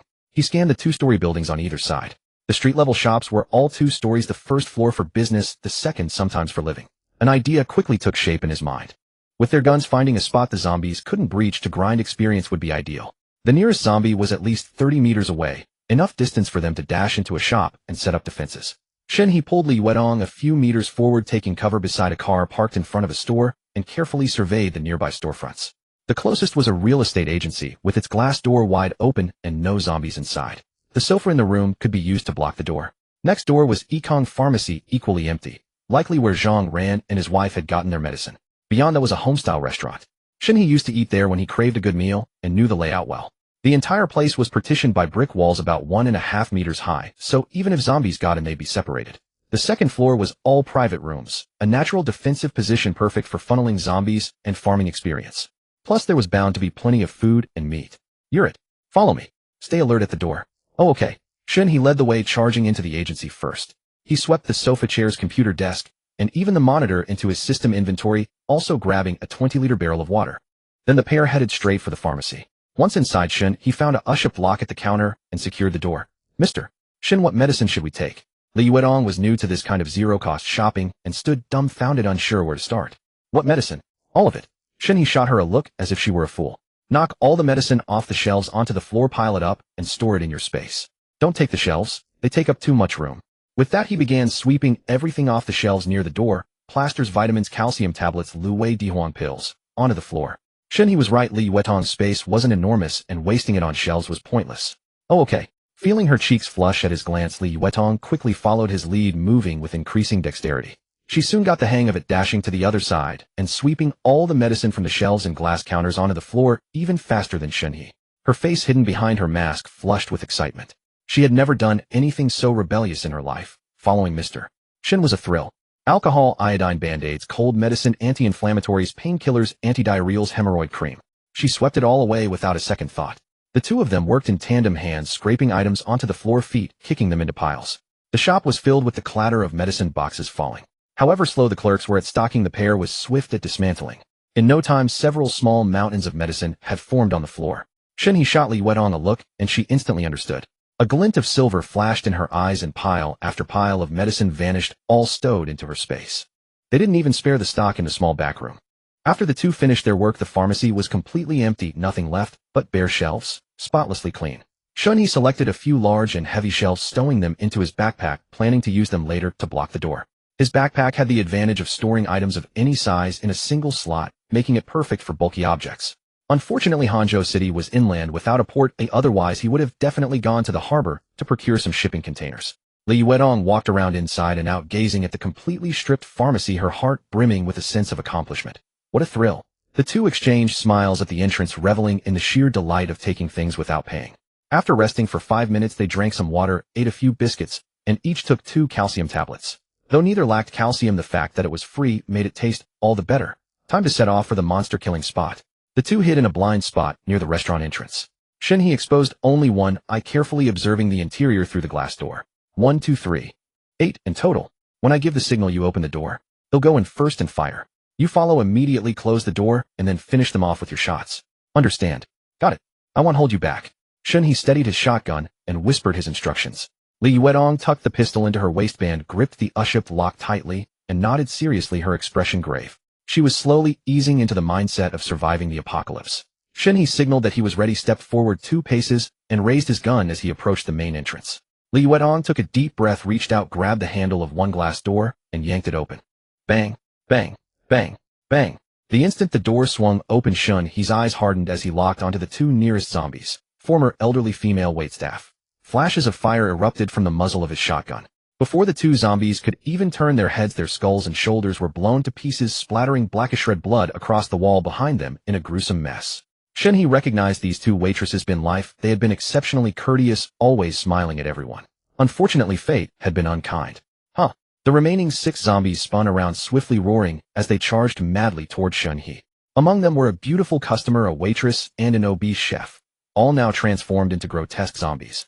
The first to rush forward was a young female zombie, once attractive, wearing a floral print strapless slip dress of decent fabric, now stained with blood.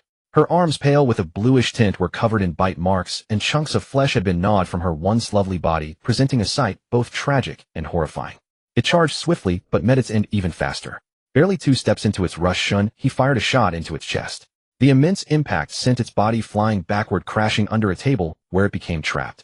It struggled desperately to rise, but could only push against the tabletop, immobilized. The restaurant was cramped, and the distance between them was short, leaving Shen He no time to aim for the head with every shot. He had to fire in roughly the right direction, aiming for the head when possible, but more often targeting the body to knock the zombies back and create distance, then seize an opportunity for a finishing shot. Otherwise, if he stubbornly pursued headshots but missed, the zombies would close in, and they'd be at a disadvantage. His shotgun packed a powerful punch. Of the 6 charging zombies, 3 were killed on the spot, and the rest were blasted to the ground. By then, Li Yuetong had already locked the handles of the 2 doors with the uship lock, drawn her pistol from her waist, and come to assist. She seemed to have a natural talent for handling firearms. A customer zombie had just scrambled to its feet, but hadn't yet straightened up. She aimed at its head and fired twice. Pew, pew. Li Yuetong appeared to have developed a habit of firing 2 rounds per target, one to calibrate, one to kill. Of the 2 bullets, one always struck the center of the head. That zombie remained in its stooped posture as 2 blossoms of blood erupted from its skull, then it crumpled to the ground. Only 2 zombies remained, the beautiful one trapped under the table and the obese chef. The chef zombie was massive, nearly 1.9 meters tall, its corpulent frame appearing especially burly with a round, oversized head. It wasn't fast, but every step it took made the floor shake with a heavy thud, exuding immense pressure. Shen He fired a shot into its chest, instantly blowing a gaping hole there, sending globs of fat flying everywhere. Yet it only staggered back 2 steps before steadying itself, pausing in place to gather strength for another charge. Shen He raised an eyebrow, surprised by its resilience. He fired another shot directly at its head, shattering half its skull. Just then a colorless spatial blade appeared before its neck and sliced through. The massive half-head shot upward, hit the ceiling, bounced once, and then rolled clattering to the side. Thud! The obese chef zombie fell face down onto the floor. The immense pressure caused its beer belly to burst open instantly, sending internal organs and intestines flying outward like ropes and bricks, scattering flesh and blood all around. Holy shit. Ugh, so disgusting. Shen He and Li Yuetong were utterly repulsed by the scene, quickly stepping back to avoid the filth.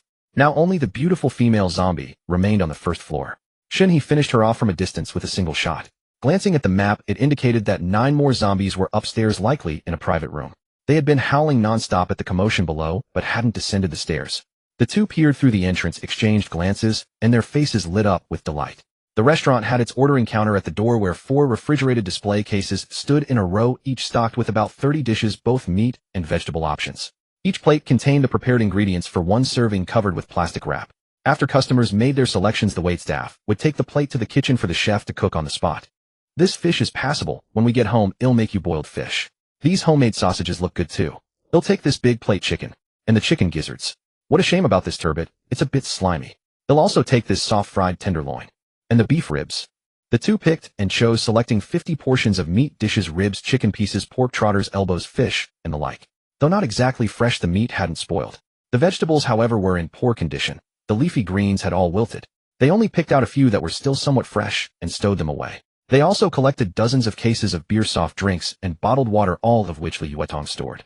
Stepping around the zombie corpses, they found whole racks of beef ribs and pork ribs in the kitchen's freezer.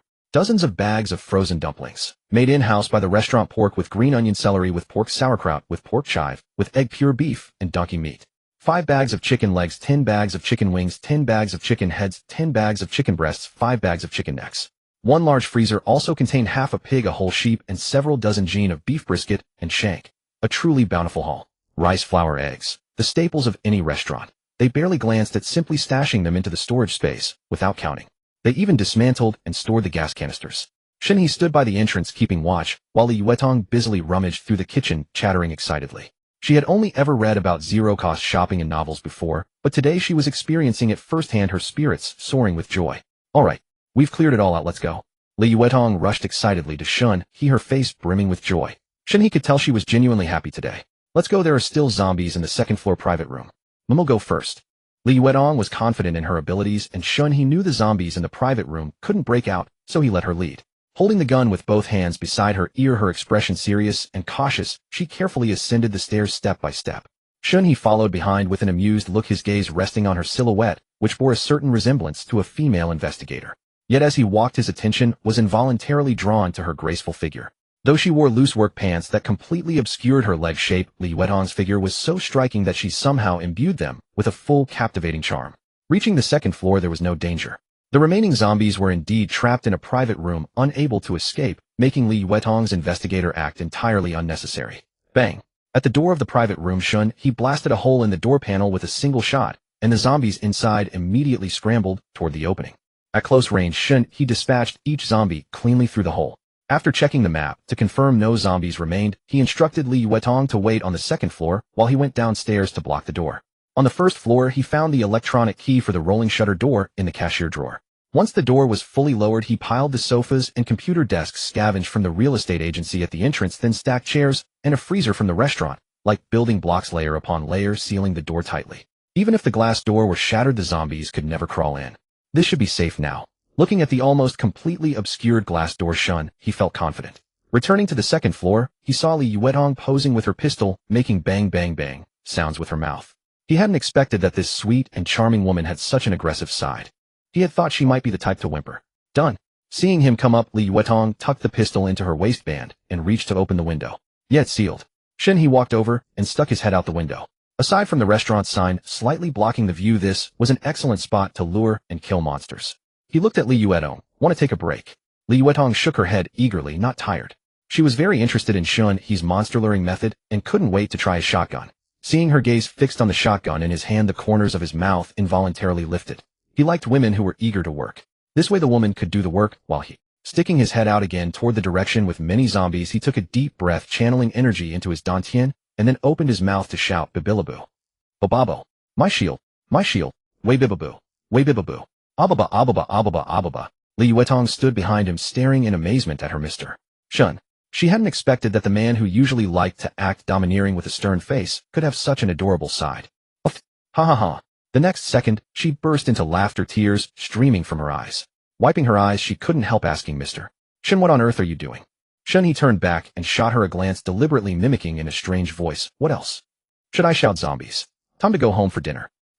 Ababa ababa, huh? Li Yuetong laughed even more wildly. Ho, ho. Before she could laugh for long, a dense sound of footsteps suddenly erupted from the street outside. Countless zombies howled as they charged toward the restaurant, an overwhelming tide more spectacular than elderly women scrambling for eggs at a supermarket opening. On the map, dense red dots surged from the end of the street, merging into an unbroken sea. Shen He looked up and saw hundreds of zombies charging in a tight formation, exactly like the zombie horde in World War Z. The impact was overwhelming. His voice instantly sobered, his brows furrowed. This number was far more than 300. Even zombies not shown on the map from 100 meters away had likely joined the horde. He turned to Li Yuetong, his tone slightly awkward.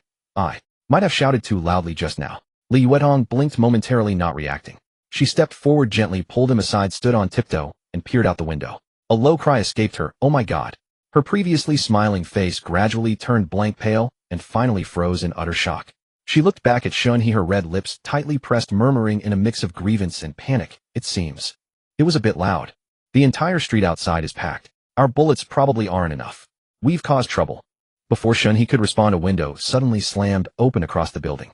A fat man stuck his head out, lowering his voice in furious curses. You two big fools. Babbling nonsense there and attracting so many zombies. You're going to get me killed. The fat man had been starving since yesterday. The nearby zombies had wandered to the end of the street, leaving only a few that a couple had lured away earlier. Seeing his chance, he had prepared to go out only to have another pair of idiots babbling nonsense. He was absolutely furious. You two idiots, bastard sons of bitches. They'll FCK you both. What the? The fat man cursed to vent his anger, but before he could finish, he suddenly saw the man across the street pull the woman behind him, step forward, and raise something aimed at him. The fat man instinctively realized it was a gun, quickly ducked his head, and slammed the window shut. The next second, a sharp whoosh was followed by a crack of shattering glass.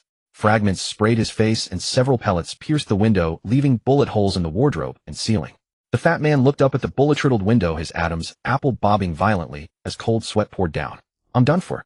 Just out of the newbie zone, and I've run into a top-tier boss. My dog life is over. Li Yuetong was kind-hearted. Although the fat man's scolding made her blush, it was indeed them who had lured the zombies. She was just a little annoyed by the fat man's foul mouth. But Shen He couldn't care less. So what if I lured them? He'll do as I please. If the apocalypse hadn't come, you could scold me all you want. Now that it's here, and you still scold me. What was the point of it all? So he pulled Li Yuetong forward and fired a shot, not caring whether he hit or not. Just to scare the hell out of that fat bastard. Is he dead? Li Yuetong asked softly from behind. Probably not.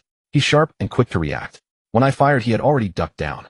Shen He retrieved the shotgun, casting a brief glance at her, silently assessing in his mind. He absolutely couldn't tolerate a naive, merciful heart in the apocalypse. He only hoped she wasn't that kind of person. Li Yuetong breathed a sigh of relief. Seeing Shen He glance at her with an ambiguous look, afraid he might be angry, she quickly shook her head and gazed at him with wide eyes. It's not that I'm afraid to kill. We've taken down so many zombies, I'm used to it. In my eyes, they're no different from humans, just humanoid forms. I'm just not quite accustomed to casually harming the living yet, but I'll adapt, Mr. Shen. I won't be blindly kind. She knew well that in the apocalypse a merciful heart was the greatest taboo. She had read plenty of such novels, it was just that she hadn't fully made the mental shift yet. Li Yuetong's tone was sincere, which finally set Shen He at ease. He had no desire to team up with someone soft-hearted, and since he couldn't abandon Li Yuetong, training her would be a hassle. Here, take this and have some fun. Leave the zombie killing to you. It'll help you practice your aim. Shen He shoved the shotgun into her hands, dragged a sofa over, sat down, and tore open a pack of spicy sticks.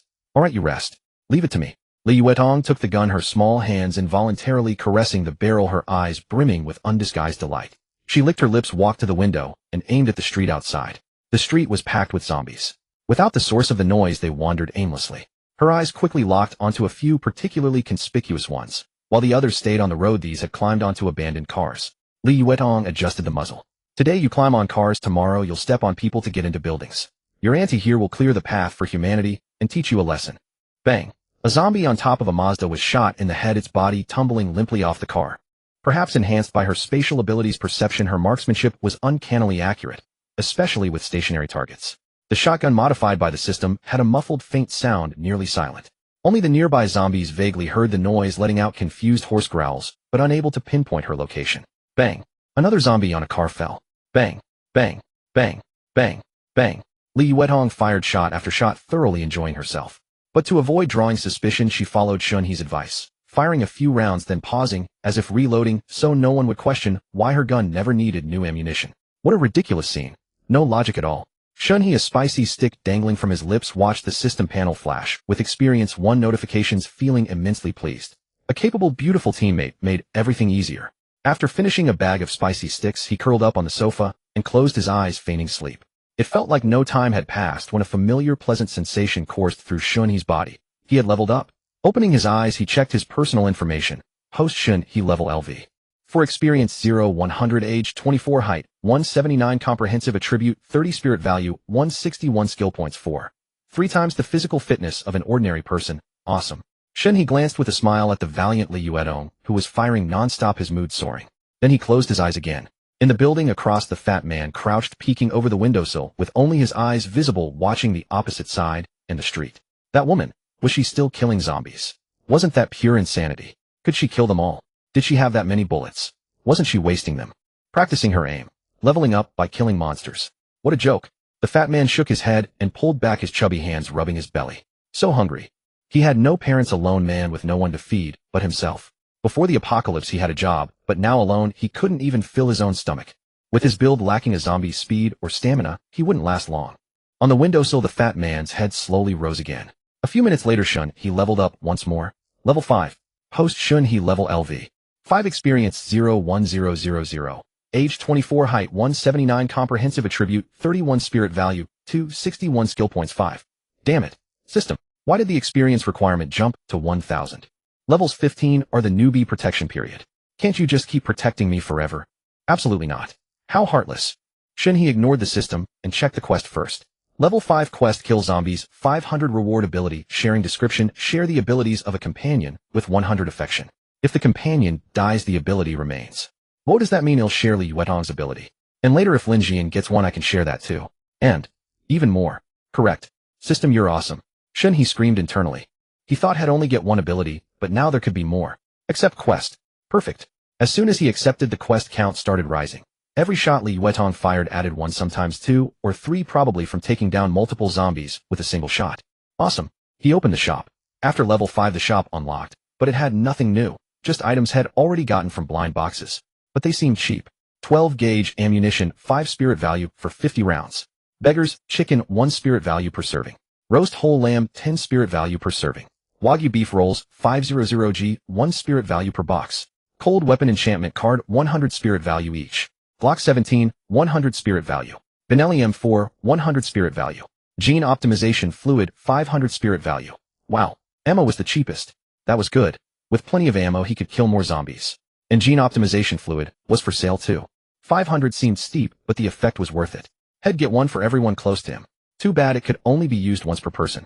After browsing, he bought 500 rounds of 9mm pistol ammo, which the system directly loaded into the Glock 17. Awesome. So convenient. He bought another 500 rounds for the shotgun. With endless firepower, what were zombies? He decided not to spend the remaining spirit value. He'd save up a bottle of gene optimization fluid for Li Yuetong. Once her genes were optimized, wouldn't she be even more amazing? A stunning beauty with extraordinary physical prowess. Just thinking about it was intoxicating. So he didn't stop. 15 minutes later, Li Yuetong's firing rate slowed. Shen He thought she had cleared the area and was about to get up to scavenge supplies with her. Suddenly Li Yuetong stood on tiptoe, stretching, slightly leaning out the window. She cupped her hands around her mouth like a megaphone and shouted into the distance, "Abba, Abba, Abba, Abba, Abba." Well then, Shen He sat back down. So the nearby zombies were all dead. The farther ones were harder to hit. This woman learned fast, but had she learned to be a little too clever? Although Li Yuetong had learned and practiced accordingly, her voice was too gentle and not loud enough. She always spoke softly, and even when she shouted it sounded like a kitten's mew. So after she called out for a while, the distant zombies didn't hear her, and only a few nearby ones approached. "Mister, shouldn't you give it a try? My voice is too weak, the zombies can't hear me." Li Yuetong had no other choice, turning her head pitifully to cast a pleading look at Shen He. Shen He glanced at the mission panel. The goal of killing 500 zombies was still about 200 short. Today, no matter what, he had to obtain the reward ability. Looking at the map again, there were only a few red dots left within 100 meters. Most of the zombies were stuck in the wrecked cars on the road. The earlier sight of a pitch-black crowd filling the entire street was mostly a visual effect, intimidating to look at, but the actual numbers weren't that exaggerated. Shen He stood up and walked to the window. One glance was extraordinarily shocking. The street was littered with hundreds of zombie corpses piled in layers. Most had their heads shattered with scattered flesh and severed limbs everywhere. Black, filthy blood had soaked the road, obscuring the original asphalt color. "Ah!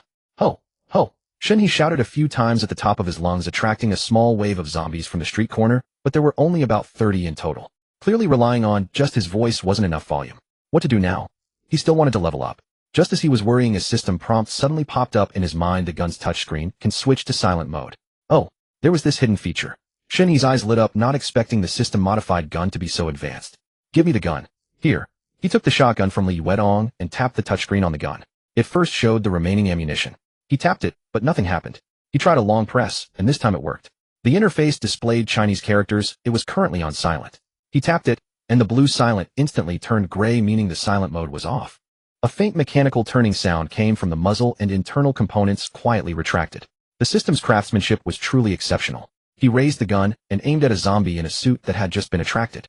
The zombie, still clutching a briefcase, stood frozen, its face twisted with ferocity as it looked around, trying to find what had drawn it here. Bang! The suited zombie was shot in the head. The loud noise exploded abruptly, clear and deafening, echoing through the room with maximum penetrating power. Whoa! Both Shen He and Li Yuetong were startled by the gunshot. The zombies on the street below instantly went wild, precisely locking onto the sound source, swarming over and frantically pounding on the rolling shutter door. The thumping and banging were relentless. In the surrounding streets, all the zombies that heard the gunshot turned in unison, roaring and charging toward the restaurant. In an instant, the area was filled with dense, heavy footsteps mixed with piercing zombie roars, terrifying the nearby survivors, who hugged themselves or their loved ones tightly, their hearts full of fear. The fat man on the 5th floor across the street clearly saw zombies from all directions continuously converging toward this spot. His chubby face instantly turned as pale as paper, leaving him with only one thought: lunatics. These two were absolute lunatics who didn't value their lives. The other survivors on the street also witnessed it, but could only curse under their breath, venting their pent-up anger.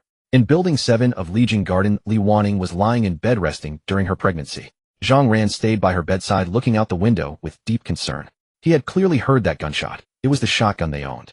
After returning home, he had been keeping an eye on the outside. In nearly an hour, this was the only sound had heard, but this single shot was enough to attract the entire horde from the area. Zhang Ran slowly walked to the window. Li Wanning quietly watched his back, her heart sinking as well.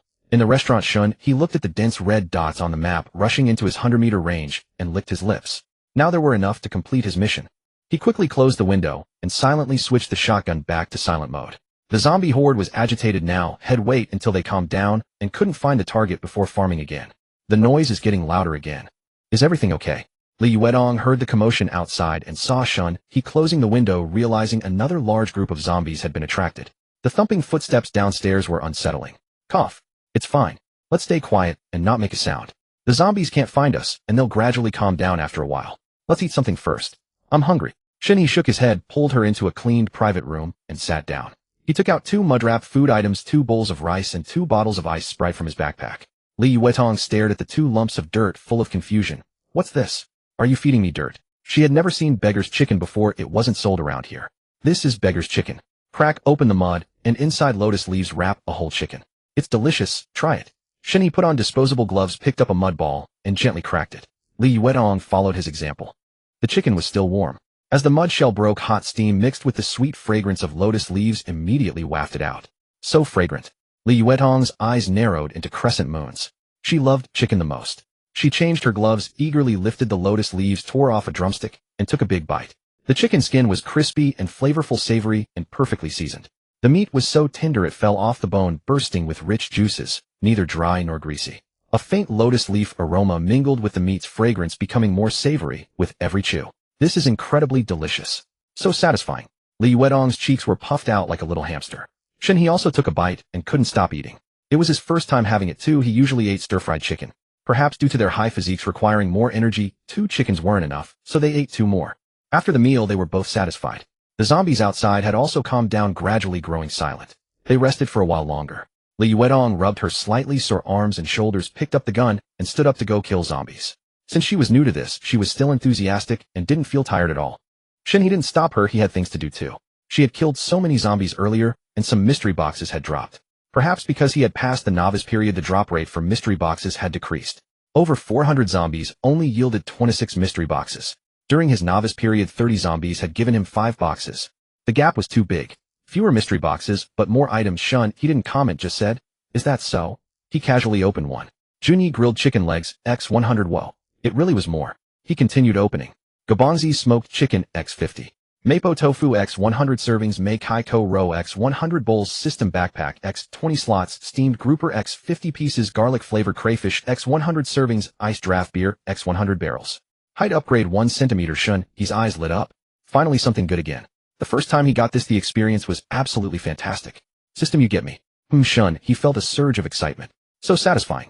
When he opened the last mystery box, the guaranteed item came.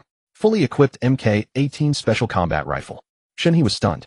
What a beautiful gun. A fully equipped MK-18 special operations close quarters battle rifle coated in sand-colored paint lay quietly on the dining table. Its 10.3-inch short barrel was paired with a Surefire RC2 suppressor and EOTech EXPS-3 holographic sight length with a G33 magnifier, a Surefire M300C tactical light, an Ampec 15 laser box mounted below, a Magpul RVG vertical grip steadying the front, and a Voltor Imid collapsible stock that fits snugly into the shoulder pocket. Beyond its exquisite exterior, the system had been extensively modified, making it quieter, more accurate, and with less recoil, yet slightly more powerful than the original. Equipped with the system's classic spatial magazine, it could fire far more than 30 rounds per load. With the shape of a rifle but the ammunition capacity exceeding that of a machine gun, it was practically cheating against zombies. Though one couldn't fire continuously or the barrel would overheat. The store price was 200 spirit resolution points. Shen He had fallen completely in love with this rifle. He gave the shotgun to Li Yuedong, telling her to be a woman as fierce as a shotgun blast. Cradling the fully decked-out sand-colored MK-18, he couldn't bear to put it down, hefting it, aiming it against his shoulder, and caressing its fine components. Meanwhile, Li Yuedong remained steadfast by the window, steadying her gun with calm, measured shots. Each round targeted a vital spot, never wasting ammunition. The kill count on the panel steadily ticked upward. A full 20 minutes passed. Ding. Mission to kill zombies completed. The system notification snapped Shen He back to reality. He leaned the MK-18 against the wall and casually said, "I'm going to the restroom. Be careful." Got it. Li Yuedong didn't turn around. She raised her pistol and cleanly blew away a zombie that had just climbed onto a car roof. She fired unhurriedly, always aiming precisely before pulling the trigger. If she had sprayed wildly, the horde on the street would have been wiped out long ago, and the mission would have been finished much sooner. Shen He went downstairs to the first-floor restroom, locked the door, dropped his pants, and squatted down. Then with a thought, he opened the system to claim the mission reward. He still remembered the thunderous noise Li Yuedong had made in the restroom when she gained her ability. In the next instant, a warm silvery light descended from nowhere, slowly merging into every limb and bone. Within moments, the cramped restroom echoed with a deafening roar. When he finished and tidied up, pushing the door open, Shen He felt utterly refreshed, with an inexhaustible brute force surging through his bones, and a warm current gently flowing along his meridians and limbs. The air, which had felt sweltering moments before, no longer bothered him at all. No wonder Li Yuedong had never complained about the heat. Abilities could regulate temperature. His overall physical fitness had visibly skyrocketed. It seemed that unlocking an ability for the first time thoroughly reconditioned one's physique and sinews. Host Shen He, age 24, height 179, level LV 5, experience 537, 1000, overall fitness 3140, skill points 5. Having reached level 5, both the store and abilities were unlocked, streamlining the panel. Spirit resolution points were displayed in the store and abilities in the ability tab. Ability, sharing Li Yuedong's space. Spatial ability, rank 0, storage space, spatial barriers, spatial perception, spatial blade.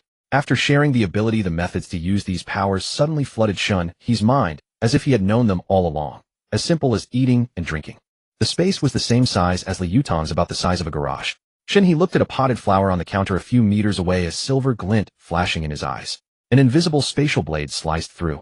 The flower pot was cleaved in two right down the middle.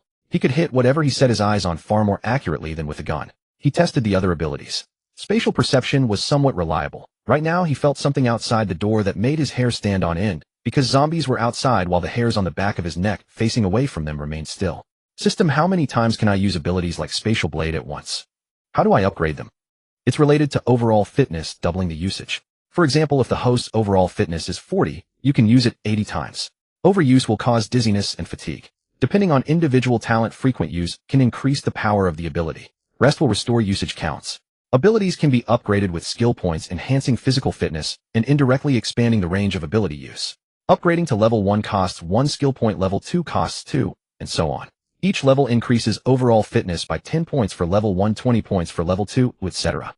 Simple enough. How does Li Yutong upgrade? She needs skill upgrade cards. How do I get those? Open blind boxes, it's a matter of luck. Shen He nodded. He was truly a player with cheats. Others could only rely on luck while he had skill points. He tapped the next to spatial ability. A powerful wave of warmth surged through his body, so pleasant it nearly made him moan. Luckily, he wasn't one to cry out. He glanced at the panel and grinned like a dragon king. Overall fitness had jumped to 50 points. Spatial ability rank 1. Skill points remaining 4. He checked the storage space. Its capacity had doubled to the size of 2 garages. The feeling of leveling up was exhilarating. He couldn't resist tapping again. Oh. Hiss. Ah. Ha ha ha. This time he couldn't hold back. It was just too comfortable. Skill points dropped by 2, leaving 2. Overall fitness became 70 points. Spatial ability rank 2. That was gone. The space size increased by another 2 garages. A total of 4 garages in size. Just by acquiring an ability combined with the skill points he had saved from earlier level ups, his overall fitness had doubled. He could continue to grow stronger in the future. How powerful would he become? Ha ha ha. Even though he was usually reserved and low-key, he couldn't help but raise his head and laugh out loud. Straightening his clothes casually, he bounded lightly up the stairs to the second floor. There he saw Li Yutong had tossed the shotgun aside. The barrel must have overheated, and switched to a pistol, firing much faster with steady aim, each shot a perfect kill.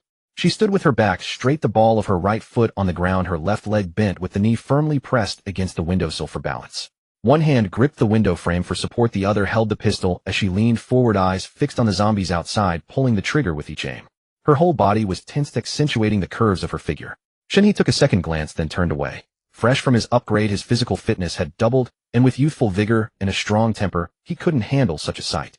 Shen He dared not take another glance at that unsettling silhouette, forcibly suppressing his jangling nerves. He turned around and walked to the sofa nearby, sitting down obediently. Li Yutong heard the footsteps and the sound of someone settling in behind her, and instinctively turned her head to look.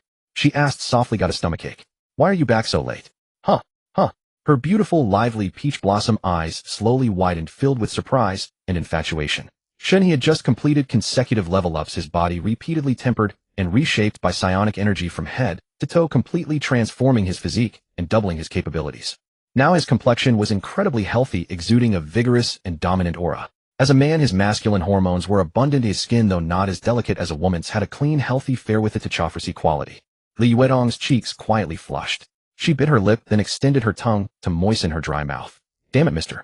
Shen had only been gone to the restroom for a moment, yet somehow he looked even more striking and eye-catching. Did this restaurant's restroom have a plastic surgery clinic? Not only was his skin texture better, but the contours of his face and the lines of his muscles were also more refined and defined. Besides a faint scent of sweat, there was a subtle, pleasant fragrance lingering around him, similar to her own. Her heartbeat quickened slightly, and the corners of her eyes grew subtly moist. Who said only men love beautiful women? When women see a handsome, muscular hunk with overflowing vitality, they can't help but feel their hearts stir.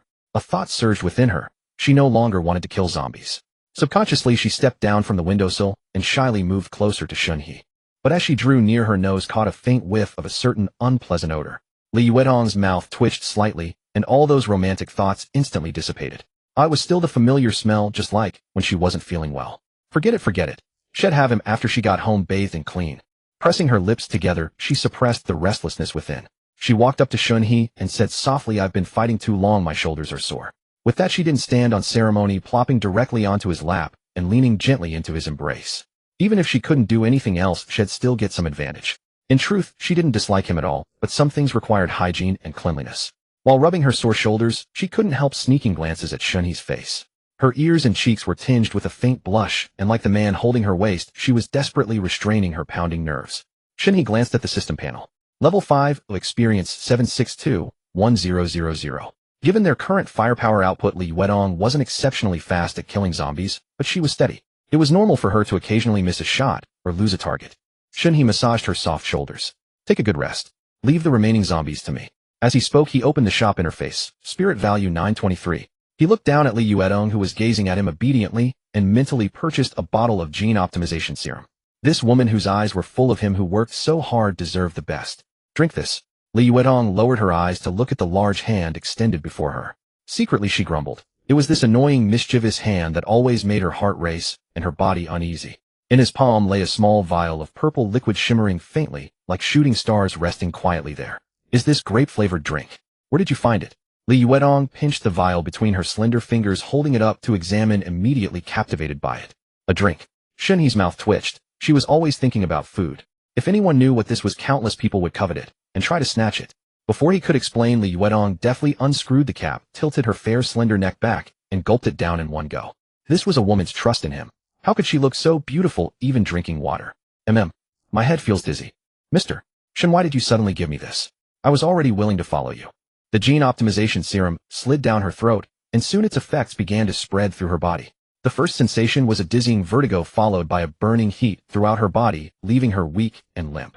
Li Yuedong's mind grew foggy. She completely misunderstood Shen He's intentions, thinking he wanted to explore something different. She looked up at him with a dazed smile. Humph, ungrateful. Shen He was so annoyed he rolled his eyes. After a while, the gene serum began to improve her physique.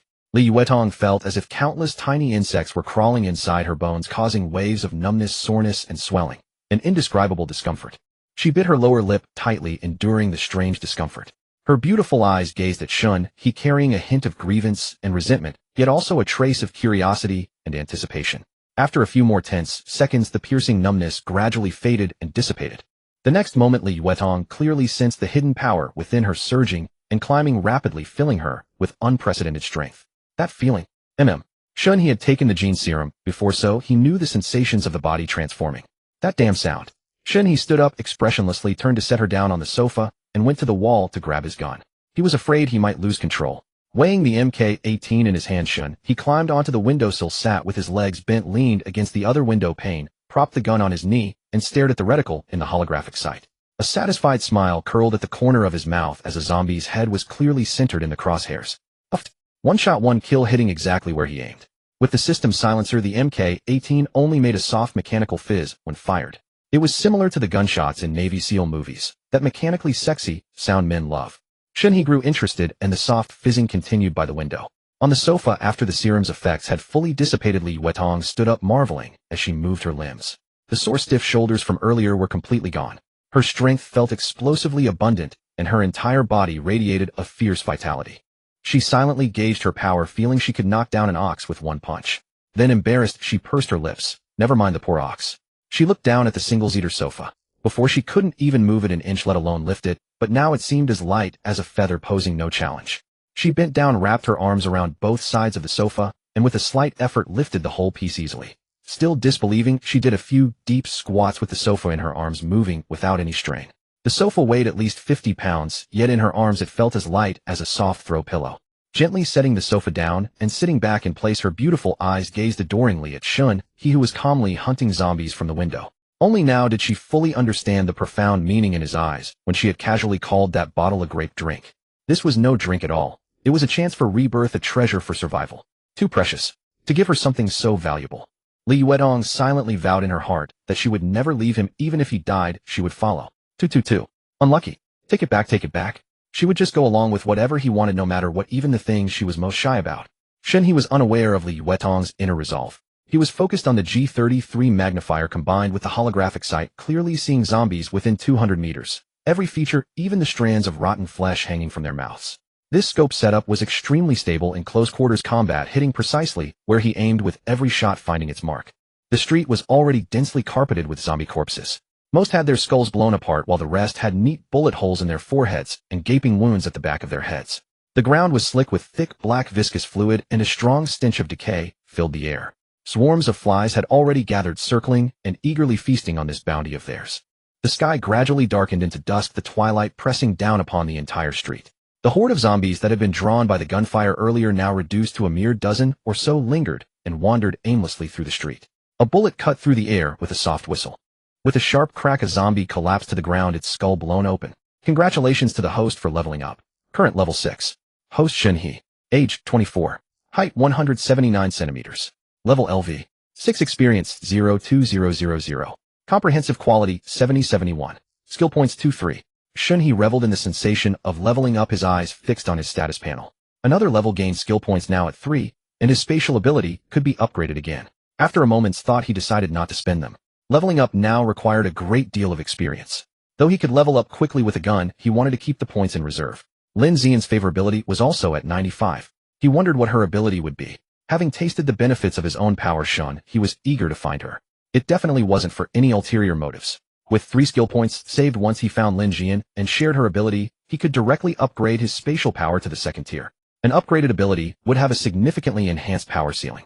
For instance, a larger storage space, stronger spatial barriers, and a greater range for spatial perception.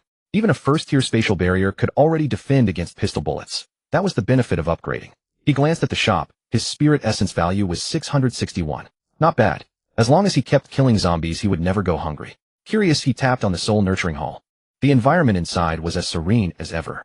He zoomed in on the interface and sure enough spotted over 1,000 small gray dots. Huh. One of the gray dots was moving. Was that him? It was the first man he had beaten. Though his expression was vacant, he could already walk. Amazing. He closed the interface and looked down at the remaining zombies on the street. Once they were dealt with, he could freely collect all the supplies on this block. After that, he would go home and take a shower. His yang energy was surging, and the thought alone made him restless. With a soft puff. Another puff. 1 zombie per shot from his vantage point. After Shen He killed the last zombie, he relaxed completely and turned to speak to Li Wetong. Suddenly, the hairs on the side of his neck stood on end. In the same spot, goosebumps rose along with a bone-chilling, piercing cold. A chill shot through him. Danger. Shen He's expression froze instantly. He turned his head, almost instinctively locking onto the source. From a dark window on the 6th floor of the building diagonally opposite, a high-speed arrow shot out so fast, it would have been a mere blur to an ordinary person. A second after the first arrow was loosed, the chill in Shen He's heart surged again. Another flash of cold light from the same window, and a second arrow followed closely behind. Shen He's face darkened instantly. Shooting 1 arrow per second with such precision and stability, his attacker was undoubtedly a master archer, and they had chosen the moment he let his guard down to strike. The arrows were too fast. With his legs bent as he sat by the window, he had no room for a large dodge. But his comprehensive quality had reached 70, nearly on par with Captain America. His enhanced vision, spatial perception for danger prediction, and his freakishly fast neural reflexes allowed him to track the trajectories of both arrows with perfect clarity. Watch out. As the first arrow flew, Li Wetong also sensed the rapidly approaching object. She wasn't the target, so she didn't feel the lethal chill, but her own spatial perception precisely detected a high-speed foreign object heading straight for Shen He. Panic seized her. She quickly rose from the sofa, intending to open a spatial barrier and rush over to block the arrow for Shen He. But he was sitting right by the window, leaving no space for her to get in front. She couldn't shield him, and her heart raced with anxiety. Just as Li Wetong was flustered, the first arrow was already grazing the skin of Shen He's neck. Although he could see it clearly, the attack was already upon him. Shen He dodged the vital area at the last moment, while simultaneously reaching out to precisely slap the arrow shaft, sending it flying away. With a dull thud, the arrow embedded itself deep into the wooden partition of the adjacent booth, the force driving it inches into the wood. The tail of the arrow still trembled violently. By the time the second arrow arrived, Li Wetong's warning had just reminded Shen He of his newly acquired ability, the spatial barrier. A silver glint flashed in his eyes as he instantly deployed a barrier to shield his chest. Bang! The second arrow slammed into the center of the barrier, sending a ripple of colorless energy before being deflected away. The ambusher, who had been certain of a killing blow, saw her surefire attack thwarted twice in a row. Her pupils contracted sharply. She dared not linger or show herself again. Swiftly she withdrew and hid in the shadows. It was fortunate she was decisive and quick to retreat. The next second, Shen He's counterattack arrived. Crack! Crack, crack, crack! Thud! Thud, thud, thud! Window frames and glass shattered with a deafening explosion, fragments flying everywhere. Bullets swept through the window, riddling the walls and ceiling of the room with a dense pattern of holes. Wood splinters and stone chips scattered, the ceiling collapsed. The scene was terrifyingly fierce. This frenzied barrage was solely intended to seal off the attacker's angle of ambush, cutting off any chance for another sneak attack. Taking cover behind the gunfire, Shen He rolled back from the windowsill into the room, steadying himself in a corner. As soon as he retreated into the room, Li Yuetong rushed over frantically, examining him from head to toe. Are you okay? Are you hurt? Shen He raised a hand to touch his neck. A sharp pain immediately shot through him. Looking down, he saw fresh blood on his fingertips. A shallow 3-centimeter-long cut had been grazed by the first arrow on the side of his neck, blood seeping out. You're injured. Li Yuetong's eyes instantly reddened, tears welling up. At a loss, she suddenly remembered her spatial storage. Her mind rifled through it, finding iodine and a band-aid among the pile of medicine. She pulled them out, intending to treat Shen He's wound, but he caught her wrist. Shen He looked into Li Yuetong's red-rimmed eyes. In them he saw anger, pain, and lingering fear. She was angry that he had been attacked by another human, pained by his injury, and terrified that he might have been killed, that she might have lost him. Strangely enough, Shen He realized he wasn't angry at all. He rubbed the wound again, his fingertip now coated in blood, and held it up to Li Yuetong. Instead, he cracked a grin. See this? This is what the apocalypse is supposed to be like. At that moment, he felt a sliver of gratitude toward that person. He had a system, power guns, and spatial storage. Killing zombies was easy, everything was easy. It was all too smooth. A sudden windfall can easily make a poor man lose his head. In the apocalypse, humans are the most insidious demons. It's easy to dodge an open attack, but hard to defend against a hidden arrow. There is always a sky above a sky, and a man beyond a man. That arrow was fast. That arrow was good. I'm going to kill him. Li Yuetong's eyes churned with intense hatred.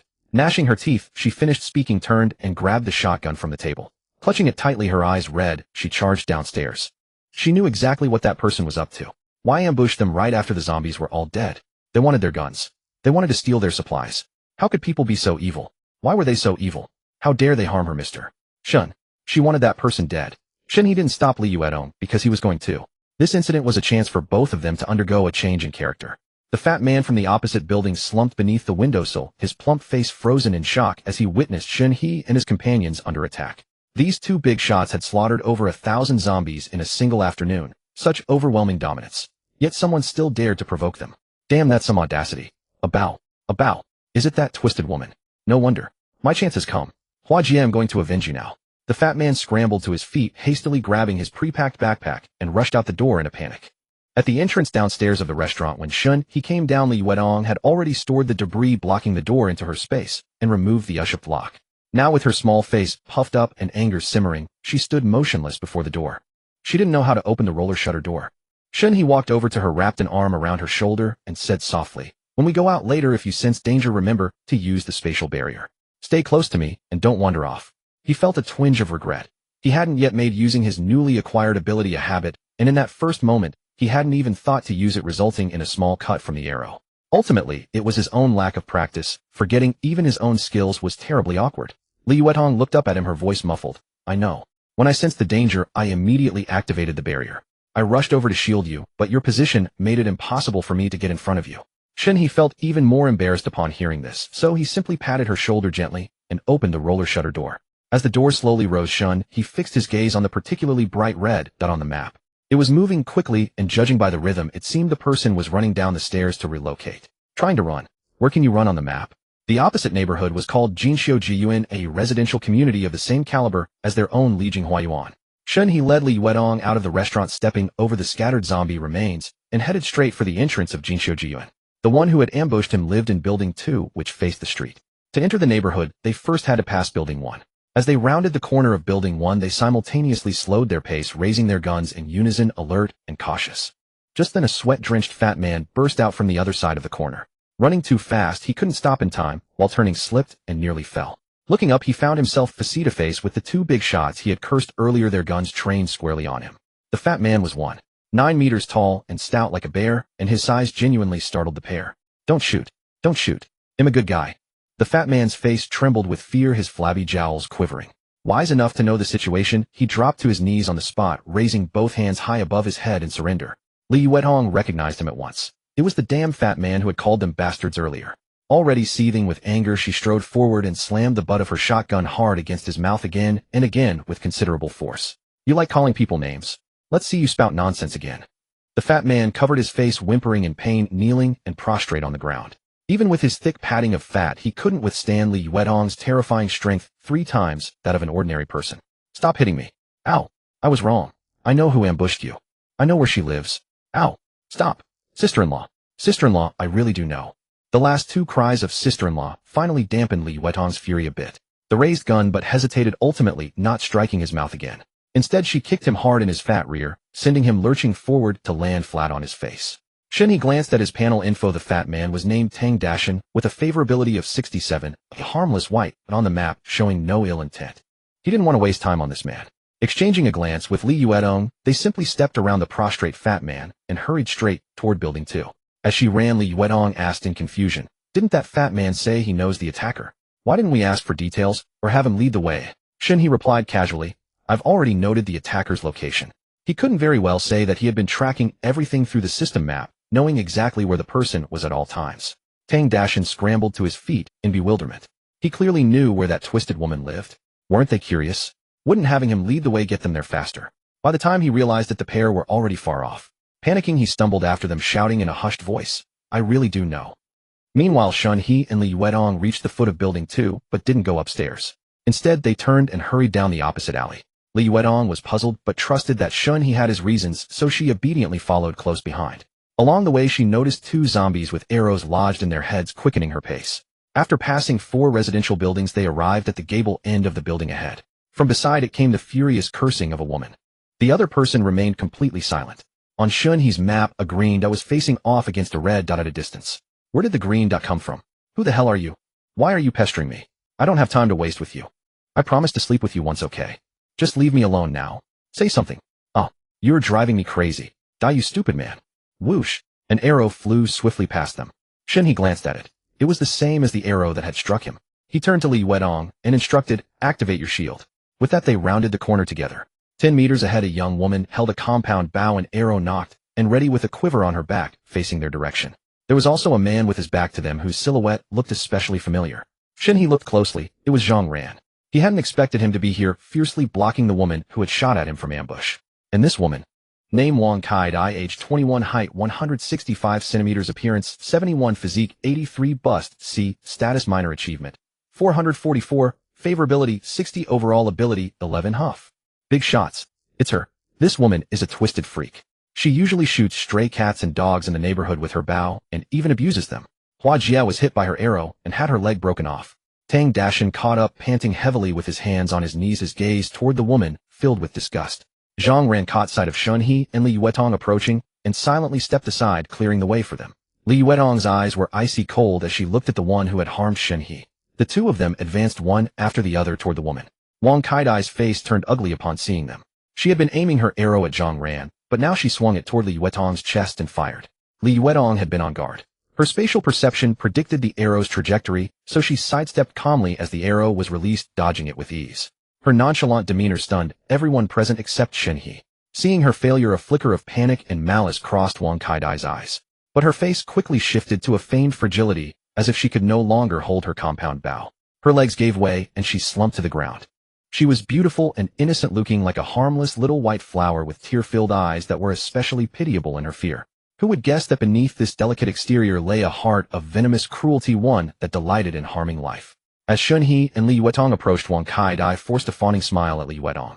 "I'm sorry, sister. My hand slipped just now. You're not hurt, are you?" Li Yuedong stared at her coldly, her tone sharp. "Your hand certainly slipped with precision, aiming straight for my chest. Was that a slip too, when you ambushed us earlier? What did you have on your hands to make them so greasy?" Wang Kai-dai's eyes instantly reddened, and she looked pitifully at Shen He, whose expression remained impassive. "Brother, I didn't see clearly just now. I thought you were zombies. I really didn't mean to shoot you. Please don't be mad, okay? I can be your woman. They'll do whatever you want. I have a great figure." As she spoke, Wang Kai-dai gently tugged at her collar, revealing delicate lace trim and fair, smooth skin beneath. Zhang Ran and Tang Dashin turned their heads simultaneously, their gazes meeting. They nodded in silent understanding, then averted their eyes, each looking away. Shen He's face remained blank. "I should thank you. If not for you, I might have remained careless." A gleam of delight flickered across Wang Kai-dai's face. Men were all the same, she mused. Every last one of them like a lust-driven beast, unable to tear their eyes away from a pretty woman. Still, this man had a gun, which made him worthy of her. Once she quietly disposed of the woman at his side, he would be completely under her thumb. At this thought, Wang Kai-dai's smile widened. "Hee, I'm glad Big Brother isn't angry. From now on I'll be good and follow you and make you calm for..." Bang! Before she could finish, Shen He raised his hand and fired without hesitation. Though Wang Kai-dai was beautiful, he was not foolish enough to keep alive someone who intended to kill him. WHWHYA. Wang Kai-dai stared at Shen He in disbelief, her gaze dropping to her lower abdomen where the bullet had struck. Warm blood quickly soaked through her clothes as a searing, excruciating pain exploded within her. She's not as pretty as her. What made you so confident? Shen He gestured toward Li Yuetong, twisting the knife in her heart. Aya. Wang Kaidai cast a resentful glare at Li Yuetong before letting out a blood-curdling shriek that pierced the entire neighborhood.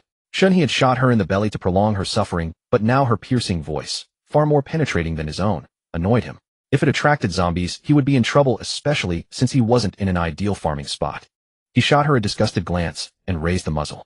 But in the next instant, a slender hand suddenly pressed down on his wrist, while another small hand lifted the pistol. The barrel aimed directly at Wang Kaidai's head. Li Yuetong's voice was faint. Let me. No. Ugh. I was wrong. Wang Kaidai shook her head, clutching her stomach as she crawled backward. Pew. Are you alright? Shen He's gaze fell on Li Yuetong's trembling hands, and her pallid face, his voice low. I'm fine. There has to be a first time for everything. Besides, I won't allow anyone to harm Mr. Shen. They all must die. Li Yuetong closed her eyes, gently suppressing the bile rising in her throat and the churning in her stomach. She deliberately averted her gaze from Wang Kaidai's frozen expression at her feet, her eyes lingering instead on the wound on Shen He's neck, a hint of madness flickering within them. Shen He couldn't help but shudder. Nearby Zhang Ran glanced at the corpse on the ground, his brow furrowing instinctively before slowly relaxing as his expression returned to calm. Tang Dashin's eyes widened as he stared dumbly at Li Yuetong, instinctively shrinking back like a plump, startled quail. Shen He turned to Zhang Ran, his tone carrying a hint of scrutiny. What are you doing here? Zhang Ran met his gaze with an open and earnest expression. Your gunshots were too loud and attracted a lot of zombies. I was worried something might happen to you folks, so I thought I'd come and lend a hand. That's when I saw her ambushing you, so I followed you all the way here. Shen He stared at him silently for a few seconds, a subtle shift in his eyes, before he spoke calmly. With so many zombies out there, you still dared to come out. Aren't you afraid of death? Zhang Ran grinned. Of course I'm afraid, that's why I stayed hidden until you cleared out the zombies. Shen He let out a soft laugh. The zombies in plain sight on the streets are gone. You can look around nearby, but be careful. Many shops still have zombies trapped inside. Zhang Ran paused for a moment, then nodded in understanding.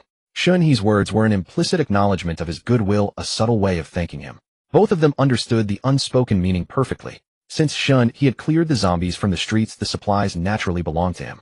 No one present found anything wrong with his statement. Shen He and Li Yuetong walked ahead with Zhang Ran and Tang Dashin following behind. Tang Dashin wanted to ask if he could tag along with Shen He's group, but after witnessing Li Yuetong kill someone and seeing the look in her eyes, now his courage faltered. He opened his mouth but couldn't bring himself to speak. After hesitating for a moment, he scratched the back of his head and sidled up to Zhang Ran, deciding that he seemed more approachable. Hey, buddy, how about we scavenge for supplies together? I'm not a bad guy, trust me. Zhang Ran glanced at him sideways. Tang Dashin looked honest and simple with clear, gentle eyes that betrayed no hint of deceit or malice. He nodded slightly in agreement. Though he couldn't be sure what Tang Dashin was truly thinking, a person's face often reflected their heart. It was worth a try. In the apocalypse, surviving without a team was nearly impossible, and not everyone had a gun and endless ammunition. Zhang Ran actually wanted to join Shen He's group, but since Shen He hadn't offered, he felt too embarrassed to bring it up. After all, he couldn't just shamelessly latch onto the man who had saved him only to become a burden and repay kindness with ingratitude. That would be utterly despicable. Run, zombies. Oh, save me. Please, someone save me. Before the four of them could even exit the residential compound, they heard several blood-curdling screams from the street outside. Tang Dashin rushed to the gate to look. On the street, several groups of people were huddled together, carrying bulging bags as they scurried into various shops to loot supplies. An unlucky man was pinned to the ground by a zombie, which was tearing into his flesh with savage bites. Holy shit. These shameless bastards. The boss hasn't even touched the supplies yet, and they're already stealing everything. They're all thieves. Tang Dashin fumed, charging onto the street while yelling, Hey, who told you to take stuff? Where were you when we were killing zombies earlier? Though he hadn't helped either, at least he hadn't looted. Suddenly, a sharp crash rang out as a man burst through the glass door of a noodle shop, slammed to the ground by a zombie. Several more zombies lunged out from inside, surrounding the bleeding man and feasting on him. Chaos erupted on the street. Someone screamed in terror, drawing the attention of the feasting zombies. Several of them rose and charged toward the screaming group with guttural roars. In the confusion, more zombies burst out of two other shops that had been pried open, pouncing on several people nearby. Tang Dashin was too scared to shout anymore, shrinking back to Shen He's side. Zhang Ran quickly moved closer, as well, gripping his homemade spear tightly, his face alert as he scanned their surroundings. A man being chased by three zombies spotted Shen He and his group emerging from the compound. His terrified expression instantly shifted to joy, and he sprinted desperately toward them, oblivious to the danger he was bringing. The man clutched two large bags of supplies, the heavy burdens clearly slowing him down, yet he refused to let them go. Help! Kill them! Hurry up! Shoot! I can't run anymore. He was carrying 2 bags full of beer and half a side of pork head found in a restaurant. If he just dropped them, the zombie's speed wouldn't be able to catch a healthy person running at full tilt. Tang Dashan looked at him as if he were an idiot. Seeing him leading the zombies their way, he couldn't help but shout, "Don't run this way, you idiot. Just drop the stuff." The man was about 20 meters away. Hesitation flickered across his face at Tang Dashan's words, but he kept charging forward. When it became clear that Shen He and the others had no intention of shooting, and the zombies' growls grew ever closer, the man's expression twisted into a snarl as he cursed at Shen He. "Why the fuck won't you shoot? How can you just stand by and let me die? Fuck your mother.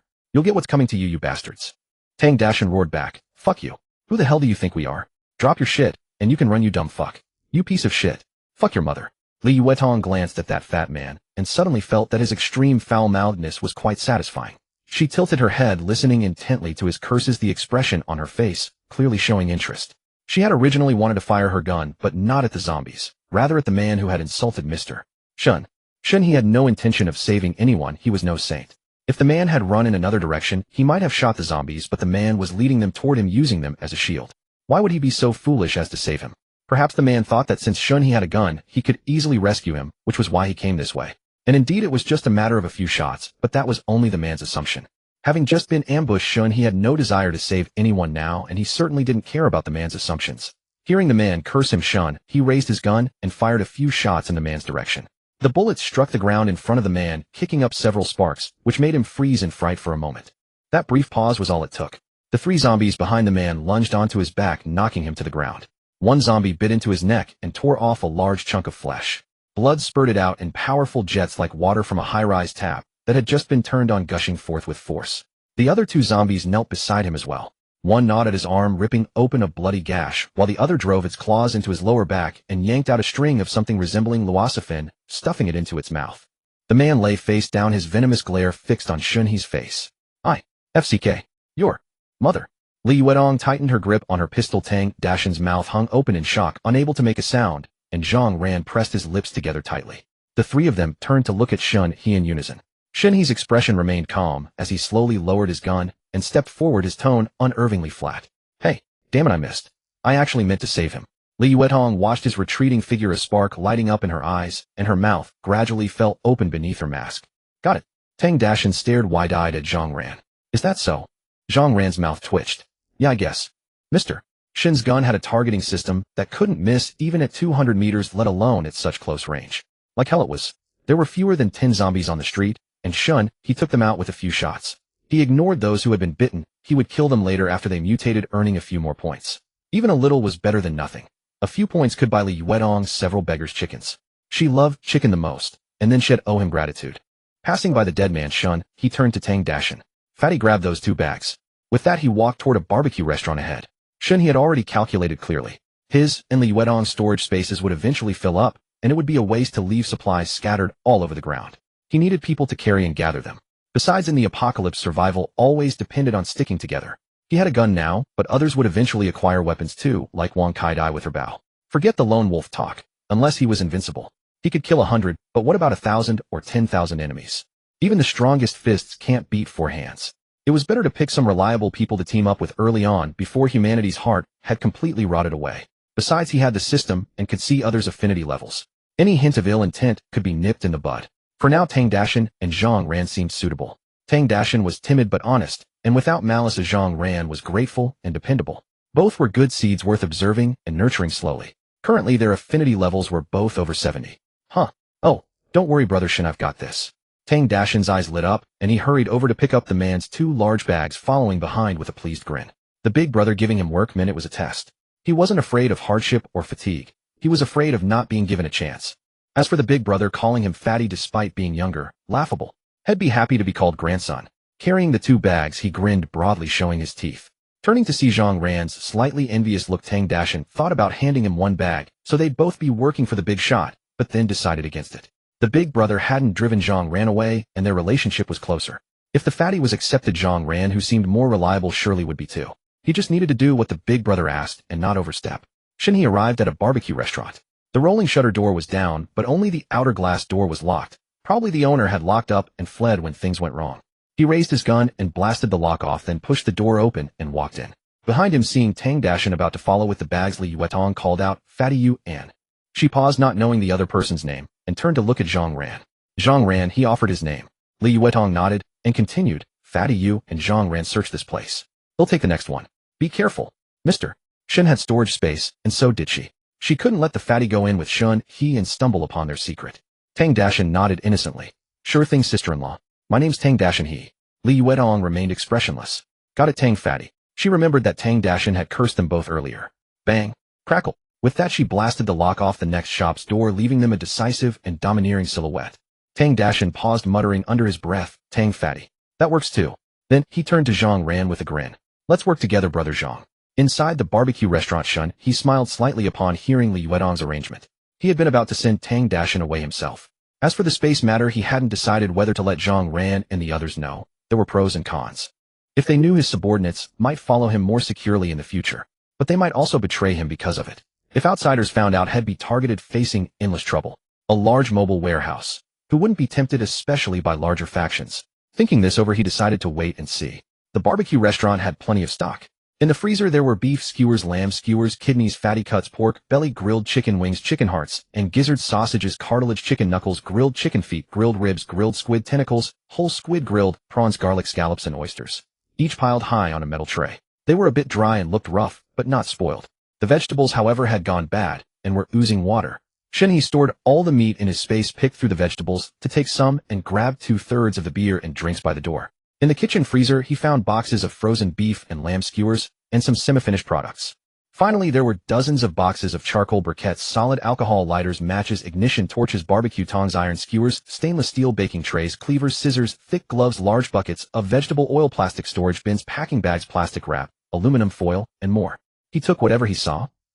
In the shadow of a street corner, 5 men lurked stealthily, a bespectacled wiry man, a yellow-haired youth, a fat man, a burly man, and a middle-aged man. When the zombies had rampaged earlier, they had fled in terror, but now they had crept back. Most of the zombies on the entire street had been cleared, presenting a golden opportunity to scavenge supplies, one they could not afford to miss. Spotting Li Yuetong moving alone, the yellow-haired man grew excited and hurried to whisper in the ear of the slender, bespectacled man at the front, Brother, they've split up. This is our chance. The fat man licked his dry lips, his mind still filled with the image of that woman's plump, swaying rear as she walked. Exactly, she went into that shop alone. If we grab her and take her gun, we won't have to fear those zombies anymore. The middle-aged man frowned. But it's not just one gun. That man has one too.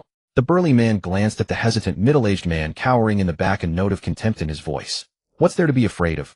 They're obviously a couple. If we take the woman hostage, the man will have to hold back. Even if he's truly heartless enough not to care, once the gun falls into our hands, he'll be the one who has to be cautious. The yellow-haired man nodded eagerly, his eyes gleaming with excitement. Yeah, bro. We've been desperate for a real gun for ages. All we have are broken kitchen knives, barely enough to hack at zombies. She's just one woman, can 5 of us grown men not handle her? And with your skills now, bro, it's a piece of cake.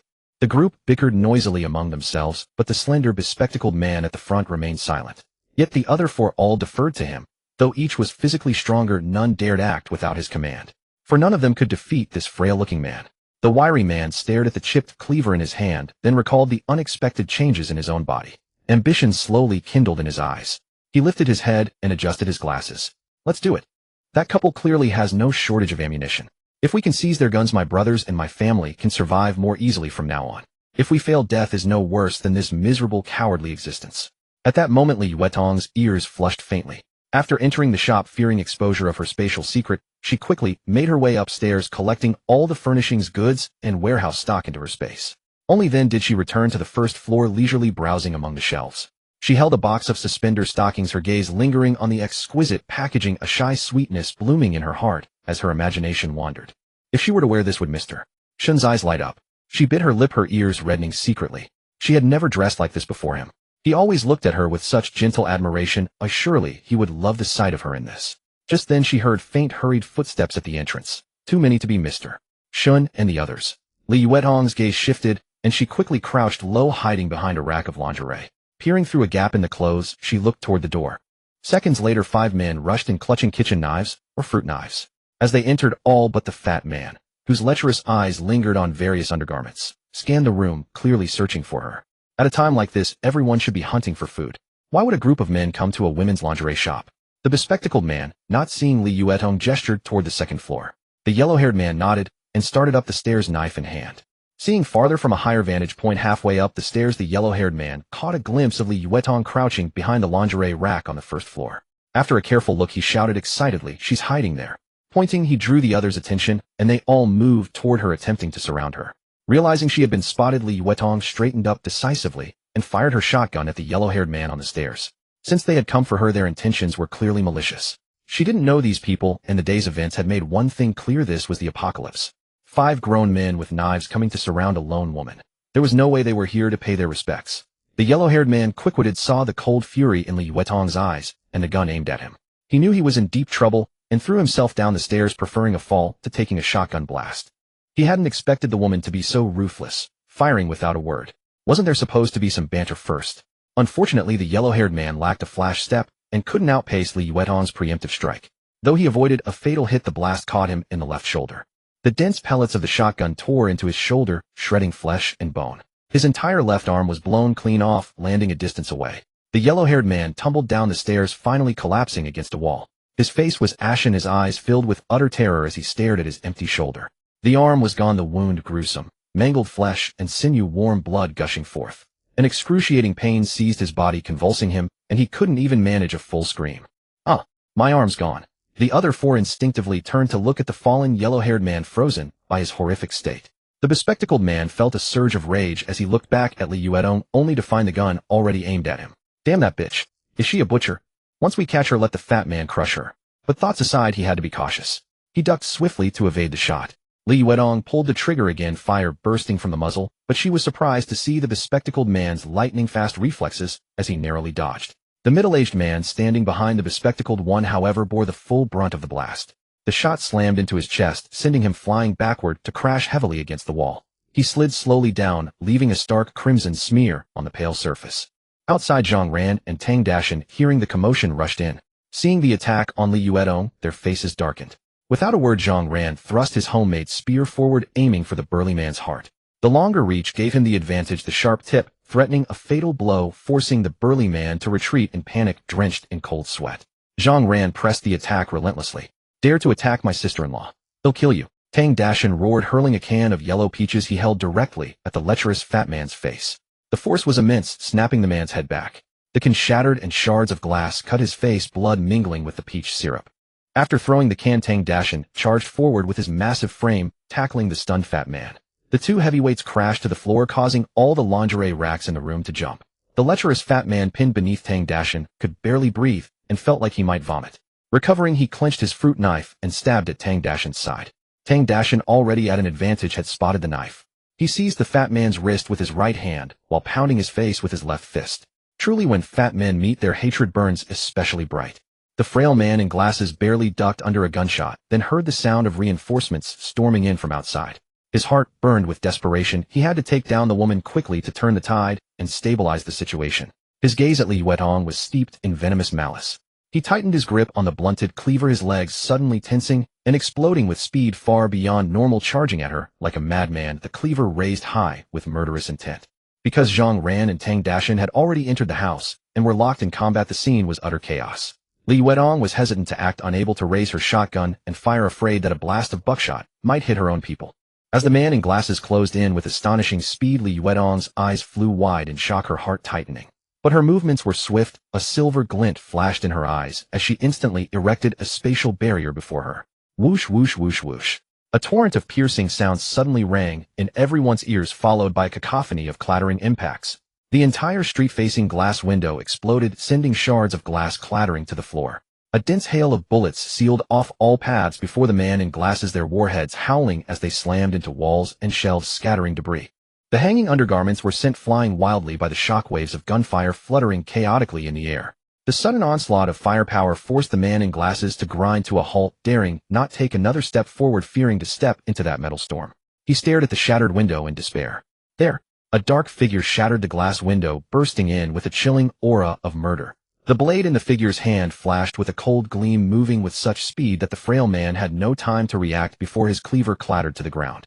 Along with his hand still gripping the knife, fell to the floor. Shen He, having struck his target, followed up with a fierce kick to the man's abdomen, sending him sprawling to the ground.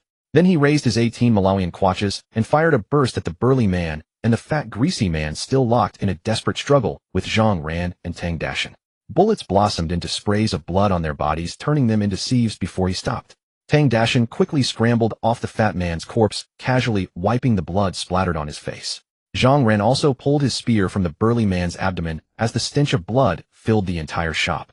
By now of the five who had come, only the man in glasses and the unconscious blonde were still alive, both now missing an arm. Shen He looked at Zhang Ran and Tang Dashan, asking softly, "Are either of you hurt?" Zhang Ran shook his head. Tang Dashan thumped his chest. "Boss, I'm perfectly fine. That fat guy couldn't beat me at all." "True enough, you're twice his size." Shen He nodded calmly. Zhang Ran and Tang Dashan's performance had earned his initial approval as teammates. At least they dared to act when trouble came. Zhang Ran was no surprise, but Tang Dashan's lack of hesitation surprised Shen He. He used to be timid, only afraid of them. Li Yuedong, standing nearby, wasn't pleased. Her little mouth pouted beneath her mask as she tugged at his clothes coquettishly. "Mister Shen, why don't you ask about me?" Shen He's gaze softened as he looked at her, stroking her hair.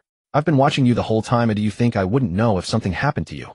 You did excellently today, worthy of praise. Keep it up." Shen He had known about these five since they arrived. Still on edge from the earlier ambush, he kept glancing at the map to avoid being caught off guard again.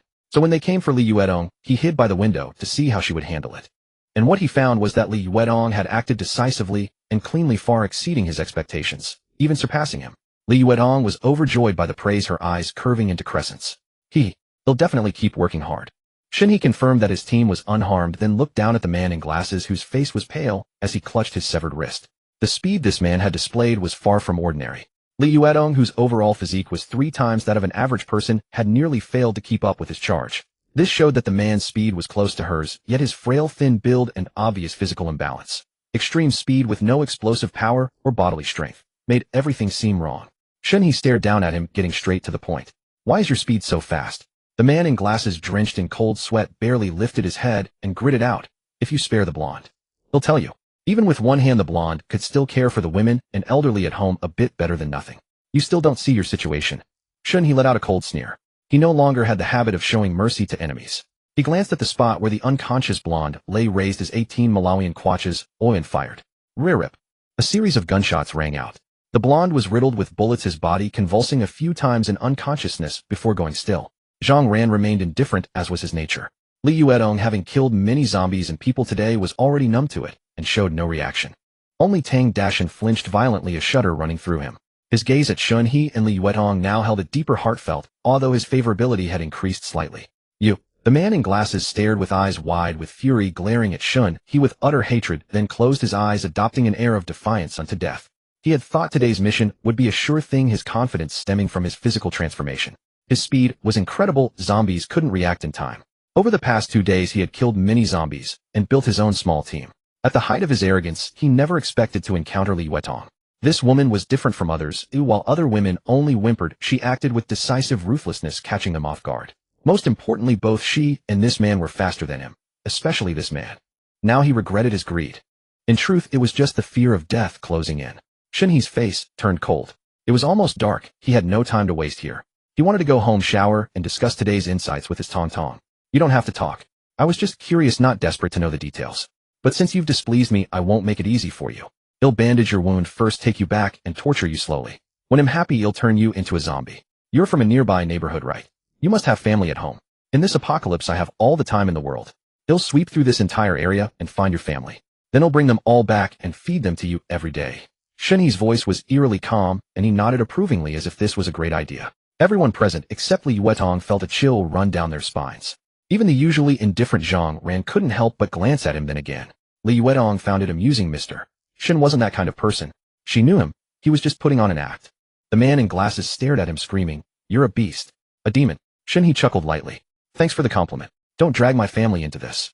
Take it out on me." Shen He shook his head with a smile. "No, I won't. I enjoy dragging families into it. You do evil and reap the benefits, and your family shares in the gains. Why should I spare them? They'll give you 3 seconds to think. I have no patience. 1, 3. He started counting abruptly, and after just 2 numbers he nodded at Tang Dashan. "Take him away." Tang Dashan froze for a moment. "Is this right?" Then he snapped out of it and hurriedly replied, "Oh, yes, boss." He stepped forward to drag the man in glasses away. The man completely broke down, tears and snot streaming down his face as he begged frantically, "No. He'll talk. He'll tell you everything. Just don't hurt my family. And this isn't right. You said 3 seconds, but you didn't count 2. Shen He grinned widely. I told you I have no patience. The bespectacled man, already suffering from severe blood loss and a complete collapse of his psychological defenses, fainted dead away before he could even utter a word. Tang Dashin, holding him, gave a sudden start and looked at Shen He with a pitiful expression. Big brother, I really didn't use any force. Him fainting has nothing to do with me. Shen He cast a glance at him. Why was this fatty so afraid of him? He wasn't interested in men anyway. Ignoring him, he took off his backpack, reached inside to conceal his actions, then pulled out Yunnan Baiyao and bandages from his spatial storage and tossed them over. Give him some medicine and stop the bleeding. Tang Dashin clumsily applied the medicine to the wound, causing the unconscious bespectacled man to furrow his brows in pain, even in his stupor. Let me do it. Zhang Ran, unable to bear watching, fearing the man might be killed, took over. His movements were swift and professional, and in no time the wound was properly dressed. His efficiency even made Shen He take a second look. Shen He lifted his chin and gave an order. Fatty, you must have high blood pressure. Pee on him to wake him up. Tang Dashin looked embarrassed at this, hesitating but not daring to refuse. Mindful of Li Yuetong's presence, he deliberately turned aside and shuffled forward reluctantly. Shen He grew impatient. Hurry up. If you don't wake him, we'll deal with you. Thighs isn't good, is it? Tang Dashin shuddered instinctively, turning his head to glance guiltily and confusedly at Li Yuetong. Li Yuetong's expression shifted. She shot Shen He a glare, slapped his arm hard, and then walked toward Tang Dashin. Huh. Shen He finally caught on and let out a helpless laugh. This damn fatty had quite the imagination. He had only meant that he and Zhang Ran would teach him a lesson, just a casual joke. The two of them walked up to the fatty in unison. Li Yuetong shouted, beat him up. The next moment, they pinned Tang Dashin down and gave him a thorough beating, each punch landing solidly. Even Zhang Ran, standing nearby, couldn't resist sneaking in a few kicks. Ow. Sister-in-law, I was wrong. I really didn't mean anything by it. Zhang Ran. Why did you kick me? Damn it. Bro, don't hit my handsome face. Ouch. I'm just giving you a makeover. Shen He and Li Yuetong hadn't gone too hard, just a simple fortish meal. After the beating, Li Yuetong went outside. Spirit resolution value 1. Shen He looked up and saw that the people bitten outside had already turned into zombies. Li Yuetong was dealing with them. Tang Dashin's blood pressure was definitely high, but something was wrong. He just stood there trembling and unable to act a sorry sight. Fortunately, the stench and heat were enough to wake the bespectacled man. He opened his eyes, his mind still foggy. All he saw was a row of tiny little crows flying before him, their feathers longer than their bodies, before they finally flew away. Luckily, he was too dazed to understand what had happened. Once he regained some clarity, he haltingly recounted what he knew, hoping for a quick end. It turned out his wife loved potted plants, especially ones that bore fruit like figs and kumquats. 2 days ago, while hiding on the balcony watching the zombies roaming below, he had noticed something off about their fig plant. It was an old variety his wife had always tended. Even when the fruit was fully ripe, the skin was always a light pale green. But today a striking fruit had bulged out on a branch, entirely bright red, its surface faintly shimmering with a hazy glow. That red fruit was a full 2 sizes larger than the others on the same plant. When he leaned in to smell it, there was a faint, strange odor.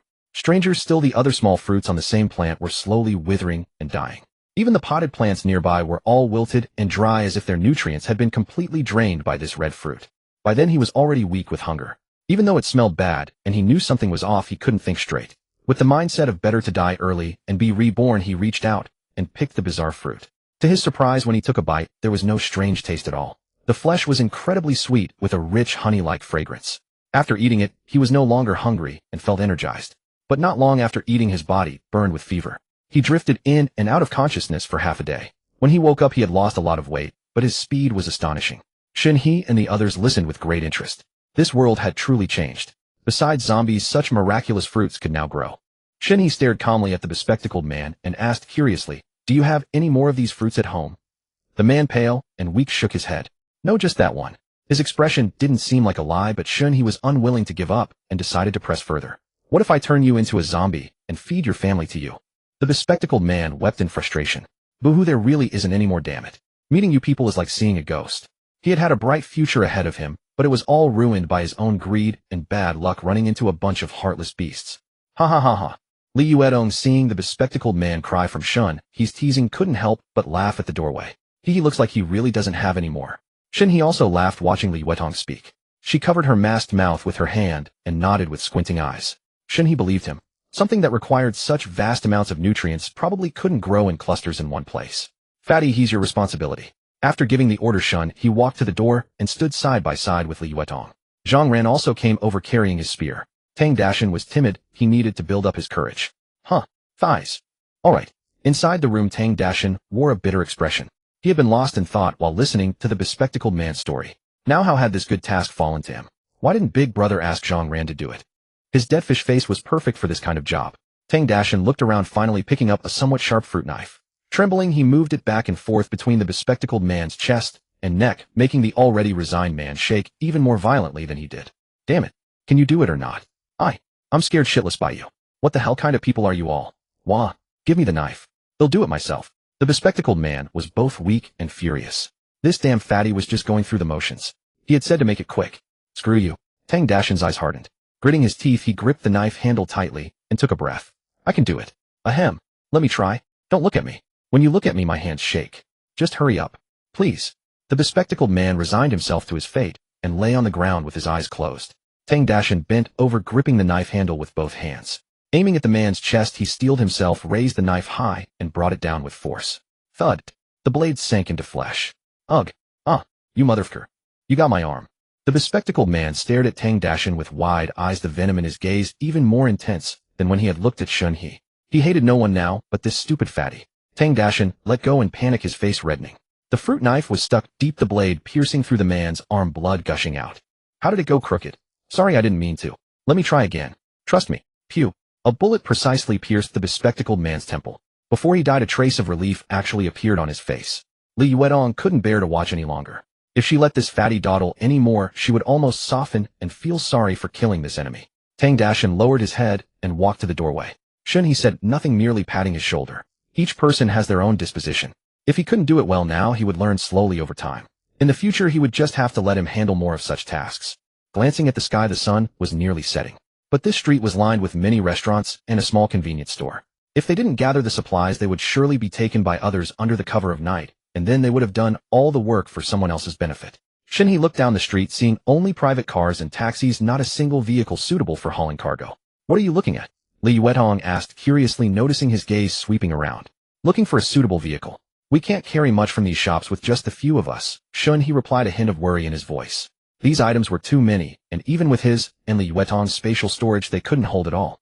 Beside them, Tang Dashan, who had been hanging his head, suddenly looked up. He had been feeling dejected about his uselessness, afraid he was of no value in his big brother's eyes. Now here was his chance. Big brother, I have a truck. It can haul cargo. But there are some zombies near the vehicle, and I can't get it out. Shen He turned his head and glanced at Tang Dashan. What kind of truck? A 6-8-meter refrigerated truck. It can carry 10 tons of frozen goods with an independent cooling unit that works even when parked. A 600-liter fuel tank, so it can run for 200 kilometers with the cooling on. Full tank. When it came to trucks, Tang Dashan radiated confidence. Oh, where is it? Shen He grew interested, not expecting Tang Dashan to have such an impressive vehicle. It's on the main road right next to my neighborhood. Tang Dashan pointed, indicating it wasn't far. The refrigerated truck was a Dongfeng Tianjin KR6-8 white, about 9 meters long, 4 meters high, and 6 meters wide. It was quite a behemoth. The cargo box was only slightly smaller than Li Yuetong's spatial space. When the group of 4 arrived, they encountered no zombies. They had likely been lured away earlier. The cab was quite spacious and even had a sleeper berth. Inside the cab, the 4 exchanged names, and Shen He learned about their previous professions. Tang Dashan was a truck driver alone in the world. Zhang Ran had recently been discharged from the military. His mother was gravely ill, and his wife was pregnant, leaving him as the sole provider. Fate had been cruel. His mother had passed away half a month ago, and now he lived with his pregnant wife, relying only on each other.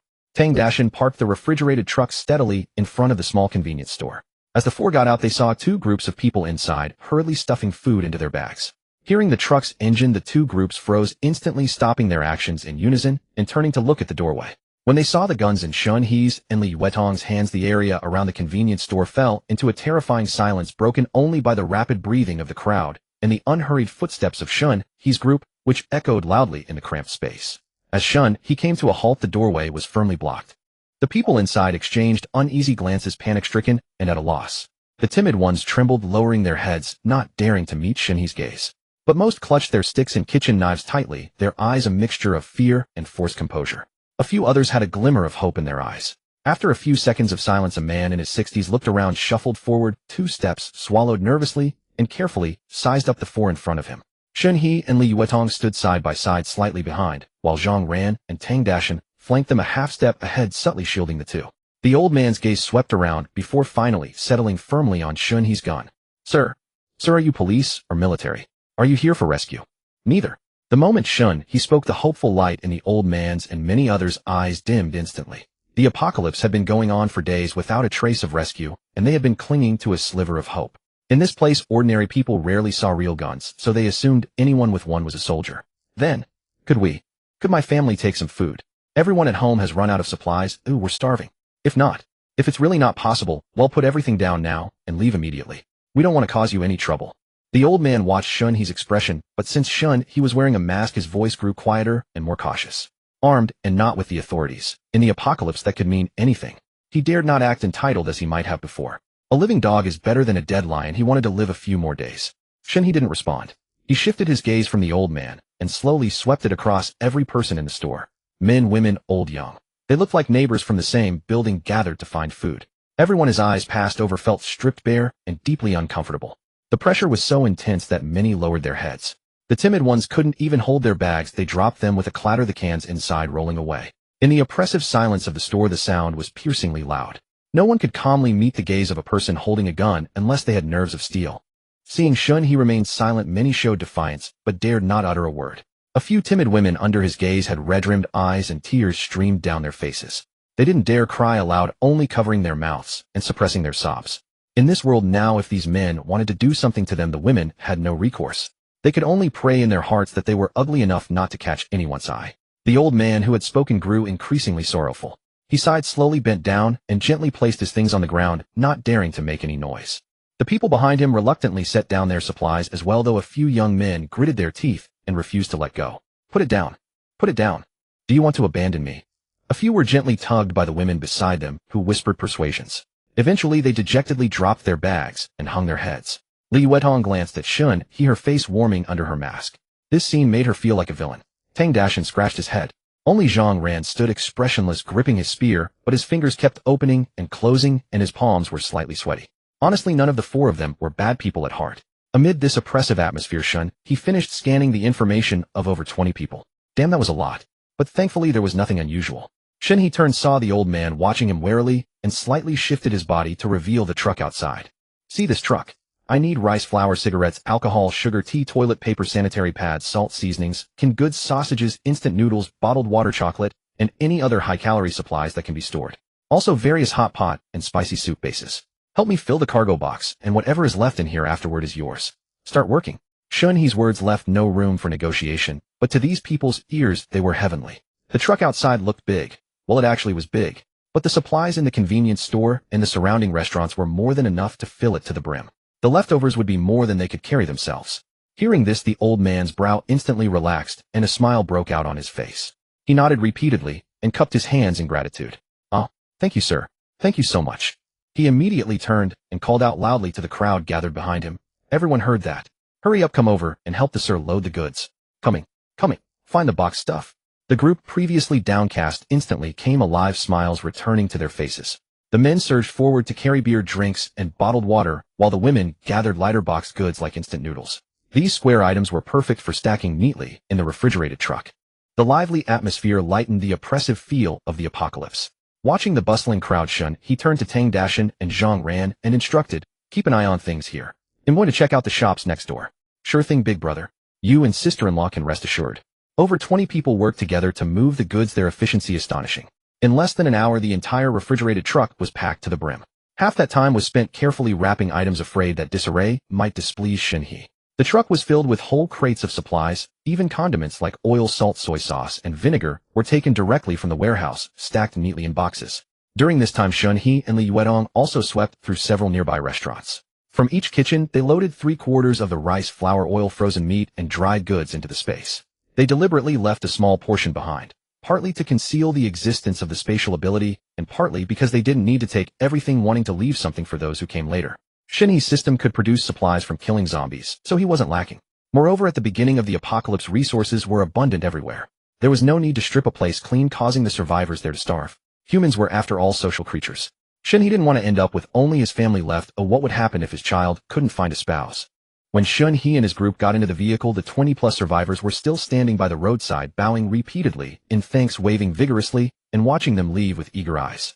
Seeing them so happy with just a little food lifted Shen He and the other spirits. After all, he had a gun, so no one dared to show him a sour face. He only received goodwill. The main road of Legion Garden was wide, and there weren't many cars in the complex when the apocalypse broke out, so the 9-meter-long refrigerated truck drove in without any trouble. The truck stopped at Building 7, and Shen He told Tang Dashan to let Zhang Ran off. Earlier when he promised to leave the surplus supplies for the survivors, Zhang Ran's favorability toward him had directly risen to 85 points and Tang Dashan's to 82. Zhang Ran saw clearly that Shen He held absolute power, but did not kill indiscriminately, yet was merciless when dealing with villains. He had principles and strength. Following such a man gave one hope of survival without constant fear. So when they got in the truck, as soon as Shen He issued a formal team invitation, Zhang Ran readily agreed on the spot, saying he would bring his wife to find him tomorrow. The refrigerated truck finally stopped at the foot of Building 3. Tang Dashan locked the doors, and the three climbed through a window into the stairwell, ascending to the 11th floor. Shen He and Li Yuetong were both agile, but Tang Dashan, being large and stout, struggled considerably. In truth, in the apocalypse, one could easily find an empty house or shop to stay in, but Shen He wanted to spend a few more days in his own home before the water and electricity were completely cut off. This place held too many memories for him. He settled Tang Dashan in apartment 1102 before returning home with Li Yuetong. The door to 1102 was opened by Li Yuetong. Li Yuetong raised her gun, aimed at the lock, and fired a single shot, blasting it open. An afternoon of experience had turned Li Yuetong into a ruthless killer. She spoke softly and gently with a tender demeanor, yet she was not timid, and she even enjoyed this kind of thrill. No wonder Shen He often said she possessed a few distinct special qualities. As soon as they entered the house, they both quietly took off their shoes, the soles stained with the filth and blood from outside. Just looking at the marks on the floor made them feel disgusted. Li Yuetong couldn't wait to dash into the bathroom, and the next second a joyful voice floated out. "Ha! The power's still on. And there's water. This is bliss. I'm going to get all clean and fragrant." Shen He took off his jacket and sat down on the sofa, a soft chuckle escaping his lips as he listened to her cheerful voice. This afternoon had been truly eventful. Killing zombies, punishing villains, and frantically hoarding supplies. He never thought he would one day be so calm that he could handle people without even flinching. He opened his system inventory, where there were over 20 blind boxes. Shen He took them out and opened them all. Blueberry tiramisu x 50 boxes, hairy crab x 100, salted duck egg x 100, roast suckling pig x 30, lemon boneless chicken feet x 50 bags. Stamina recovery potion x 10, stamina recovery potion x 10, gene optimization fluid x 2 bottles, height upgrade. Most items were food, with only a few precious life-saving potions. When utterly exhausted, a single bottle could restore one to full vitality, making them as good as new. All were genuinely good things. Especially when he saw the last item, Shen He couldn't help but smirk wickedly. He liked everyone to have their own special traits and to learn a skill. The sound of splashing water from the bathroom drew his attention back. That afternoon he had specially bought a bottle of gene optimization fluid for Li Yuetong. After the transformation, her appearance and figure would only become even more stunning and perfect than before.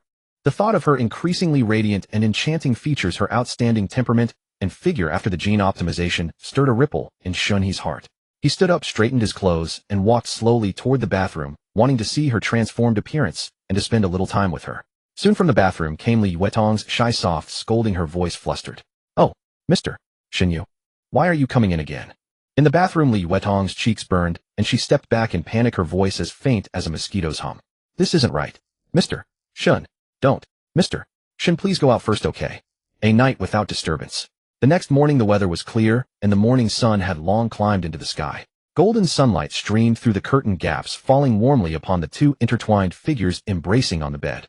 From outside the window came the crisp chirping of birds and the hum of insects, lending an unreal vibrancy to the silent apocalypse. Time August 8, 2027, 9:30 a.m. Li Yuetong's cheeks were flushed, and she lay languidly in Shen He's arms, her brows weary, her voice soft. "Mr. Shen, I'm really tired today." Shen He let out a low, soft laugh. "Now you know you're tired. Earlier you were so stubborn and wouldn't admit defeat." Li Yuetong wrapped her arms around his neck, burying her face in his shoulder, and whined softly. "I admit defeat, okay? Don't tease me anymore." All right, you admit defeat, so rest now." After a moment, Shen He lay back on his side, eyes open, staring silently at the ceiling. This night had brought him immense physical and mental relaxation. The apocalyptic pressure that had been weighing on his heart had completely dissipated in this tranquility. Last night, upon discovering Li Yuetong's transformation, he was utterly amazed. She seemed like a being not of this mortal world. Her face, figure, skin, aura, and every gesture were flawlessly breathtaking. The mature femininity radiating from her made it hard for Shen He to look away. And so they spent a peaceful night together in the apocalypse, simply accompanying each other. He turned to look at Li Yuetong beside him. She was sleeping soundly, her brow gentle and serene, looking so sweet. She had been very dependent on him tonight, no doubt feeling the pressure from facing zombies and villains during the day. Character Li Yuedong, age 25, height 168, appearance 95, figure 96, martial arts initiate, 1123, favorability 100, comprehensive quality 36. Shen He exclaimed, damn. A single gene optimization fluid had boosted Li Yuedong's appearance by 3 points and her figure by 1 point. No wonder she looked like she had a beauty filter on with top-tier aesthetics and smoother body curves. These stats were incredible. An appearance score of 95 was at the level of unparalleled beauty. As expected of system-produced items, highly effective. Glancing at her martial arts stat Shen, he felt a bit embarrassed. This young woman who knew nothing of martial arts just days ago had already reached the initiate level under his training. He truly had the makings of a master teacher. At 11 in the morning Shen He, after sleeping with Li Yuedong for just over an hour, rose from bed. Though they had retired late, both possessed physiques far beyond ordinary people. Especially Shen He, whose comprehensive attribute of over 70 points allowed him to function even without sleep for several days. Li Yuedong, with her 36 points, also recovered swiftly. There was one thing Shen He wished to mention. Despite her excellent overall constitution, she suffered from internal weakness and excessive dampness. At this moment Shen He lounged sideways on the sofa, quietly gazing at her graceful and captivating silhouette. Since waking she had been too shy to meet his eyes. He suspected it was because she was startled by his transformation. Li Yuedong wore a short, loose gray top that accentuated her curvaceous figure, exuding an innate elegance. Her lower half was clad in simple, gray cotton athletic shorts, refreshing and clean, her long legs a sight of pure comfort. She spread out her yoga mat, and with her back to Shen He slowly stretched her limbs, performing a series of limbering exercises. Her movements were fluid, balancing strength and grace with perfect harmony. To walk alongside her, he felt his life had not been lived in vain. Yet as that thought crossed his mind, the cold-faced beauty Lin Jian surfaced once more in his thoughts. That woman who, in her quest to repay a debt of gratitude, had secretly struck him, repaying kindness with enmity. He wondered if she still lived. Time, August 8th, 9 in the morning. Jinhua Garden Estate was an old neighborhood, its greenery still relatively lush, a pleasant residential area before the apocalypse struck. Now the green belts were overrun with wild weeds, and the erstwhile tranquility had been replaced by the guttural roars of zombies. Building 5, apartment 502. Within the cozy bedroom the atmosphere was dim. This estate had been among the first to lose power, now 2 days without electricity. On the bed Lin Jian lay quietly, her face beaded with cold sweat, her brow faintly trembling as she groggily opened her eyes. Her gaze was first vacant, then wandered blankly across the room until she spotted a figure beside the bed nearly identical to herself in appearance and build. Only then did the jumbled memories slowly piece together, reminding her of her predicament. She had only returned home late the previous night, climbing over the wall from Legion Garden and racing desperately all the way. A journey that normally took a mere 10+ minutes by cab had cost her over a day of grueling travel. The entire city had long been reduced to a zombie's playground. Initially she followed the route Mr. Shen had outlined for 2 kilometers, the safest stretch of her journey, where few wandering zombies were seen. But once she left that path, the situation took a sharp turn for the worse. No matter which direction she chose, she encountered zombies. Several times she was forced to retrace her steps and seek alternative paths. Occasionally she came across other survivors, but she dared not let her guard down for an instant, giving them a wide berth from afar. She was far too beautiful to risk what those survivors might do to her, so she remained vigilant. Thus she trudged on for over a day. To evade the zombies, she downed 2 bottles of the miraculous stamina-restoring potion Mr. Shen had given her. The bullets in her gun numbered fewer than 10, and her magazines were exhausted before she finally managed to slip back into her own neighborhood, safe but shaken. It was only upon seeing her younger sister safe at home that her tightly strung nerves suddenly relaxed. Her vision went dark and she collapsed into unconsciousness. When she opened her eyes again, it was now. Sis, you're awake. Sis, do you still recognize me? Lin Xingran, the moment she saw her sister's eyes open, rushed forward and gently waved a hand before her face. Lin Jian was speechless, her voice weak and hoarse. How could I not recognize you? Have you lost your mind? Hearing her sister speak normally, Lin Xingran burst into tears with a wide grin. Sis, thank goodness you still know me. You haven't turned into a zombie. I was so scared. If anything had happened to you, I wouldn't want to live either. With that, she quickly grabbed the cup from the nightstand and handed it over. Sis, have some water first. Lin Jian, though unclear on what exactly her sister was panicking about, felt her throat parched. She took the cup and drank it all in one go. After finishing, she looked at Lin Xingran, her eyes carrying an unmistakable urgency, signaling her to speak plainly. Lin Xingran wiped away her tears and carefully lifted Lin Jian's arm, her voice choked with sobs. Sis, you've been scratched by a zombie. Lin Jian raised her arm to her eyes and saw 3 claw marks, each about 5 centimeters long, etched into her fair forearm, clearly torn open by fingernails. 2 of the wounds were shallow, merely grazing the skin, but the middle one was deep. The edges of the wound were tinged with purple, the blood already clotted into dark red scabs, with surrounding skin red and swollen. The injury had clearly been treated, the contaminated blood cleaned away and iodine applied for disinfection. Lin Jian gently touched the wound with her other hand, and a sharp piercing pain instantly exploded. Her breathing quickened, her heart pounding wildly, its force strong enough to nearly knock the ornaments off her chest. Scratched by a zombie. When had it happened? She racked her brain, but could not recall the exact instance. Throughout her journey, she had been cornered by zombies far too many times. Without the pistol Mr. Shen had given her, she might have perished on the road. Her complexion gradually darkened, all color draining away. She had only just reunited with her sister, and now, before she could bring her back to Mr. Shen to continue repaying her debt, was she destined to die here right after surviving? She felt a pang of guilt for failing to repay Mr. Shen's careful rescue. Sis. Wah. Seeing her sister's terrifyingly pale face, Lin Xingren's heart clenched. She lunged forward, throwing her arms around Lin Xian's neck, sobbing uncontrollably. Oh, it hurts. You're pressing on my wound. You little terror. Let go. The impact sent a searing pain through Lin Xian's injury, instantly dispelling the faint despondency in her heart. Half in anger, half in agony, she raised her hand and gave Lin Xingran a firm slap on the backside, signaling her to get up. MMPH.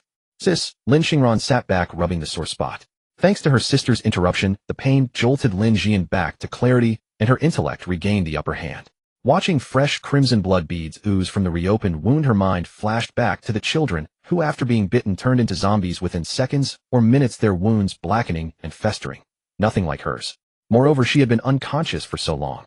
Aside from weakness and the sting of the wound, her body showed no signs of stiffness, chills, or loss of control. A thought suddenly surged forth, stealing her breath. Could it be?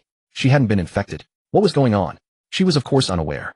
All of this was thanks to Shen He. Before they parted, she had consumed the spiritual liquid he had gifted her. And this very liquid happened to contain the immune antibodies against the apocalypse's zombie virus. Lin Jian didn't understand why she hadn't turned into a zombie, but at least it was a good thing. Since she couldn't figure it out, she let it be. After calming her sister down, Lin Xingran disinfected and bandaged her wounds. The two sisters, one a doctor the other a nurse, had no shortage of medical supplies at home. After tending to the injuries, Lin Xingran untied the shoelaces binding her sister's feet. They ate a simple meal, and Lin Jian used water her sister had stored in the bathtub to wipe herself down in the bathroom. Then the two sisters sat in the living room, exchanging stories about their respective ordeals since the apocalypse broke out. The moment the apocalypse descended, Lin Xingran immediately called Lin Jian multiple times.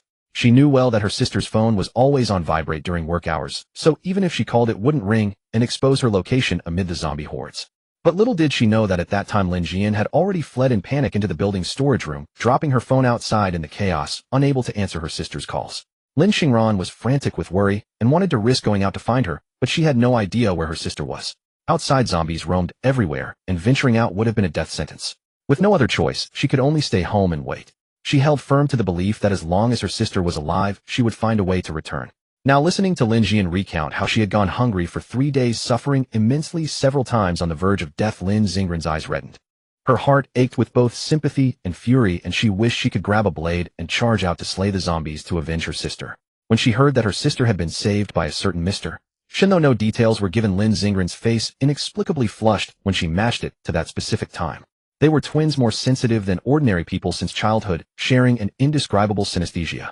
When one experienced intense emotions, excitement, tension, anger, the other could feel it too. In this regard, Lin Xingran was even more perceptive than her sister. Lin Xingran remembered that morning shortly after she had fallen asleep, her heart suddenly raced, jolting her awake. Then came a scalp-tingling panic, her entire body burning with heat. The surge was so overwhelming that she was completely disoriented, unable to control herself for the first time in her life. Lin Xingran studied her sister, noticing a faint fleeting daze in her eyes when she mentioned Mr. Shen. A mischievous grin spread across her face as she leaned in. Sis, you and that Mr. Shen, have you already? He. Lin Jian snapped back to reality, a delicate blush spreading across her usually cool cheeks. She instinctively tried to defend herself. No. But as the words left her mouth, she remembered their all-knowing synesthesia.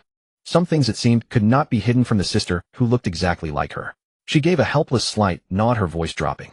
Yes, he saved me. I had no way to repay him, so this gun was his gift. Without it, I could never have made it back to you. As she spoke, a faint, wistful longing unconsciously rippled in her eyes. The moments spent with Mr. Shen were deeply cherished, even if only 5 minutes, long enough to be etched in her memory forever. Seeing her sister like this, Lin Xingran wore a knowing, teasing expression. I'm really curious what kind of man this Mr. Shen is to stir up my usually ice-cold sister so much. That day really messed me up. I was dizzy all day, completely wiped out. Lin Xian's face instantly turned cold, a mix of shame and irritation flashing in her eyes. Shut up. You little brat. Hee. A knock sounded neither too loud nor too soft. Both sisters' expressions shifted simultaneously. They exchanged a quick glance, and in perfect sync held their breath, not daring to make a sound. Lin Jian tightened her grip on the pistol chambering around. Lin Xingran swiftly grabbed a fruit knife from the coffee table, her fingers tensing. From outside the door came an aged, pleading voice. It was Granny Sun from downstairs. Xingran, is your sister back? It's me, Granny Sun from downstairs. I saw her coming into the building with a backpack. The old woman paused as if swallowing her pride, or unable to bear it, her voice choked with tears. Could you spare some food? My grandson hasn't eaten in almost 2 days. Adults can endure, but a child can't. Please and beg. Granny Sun knows you two are kind-hearted girls. The sisters were familiar with Granny Sun from downstairs, a warm, affable old woman well-liked in the neighborhood. When they were busy with work, she had even brought meals to the hospital, sympathizing with them for having no family to care for them. But she had a son named Shen He. He was a thoroughbred thug despised by all who had been a scourge in the area even before the apocalypse. He was especially lecherous. Hardly any young woman in the neighborhood had escaped his crude remarks.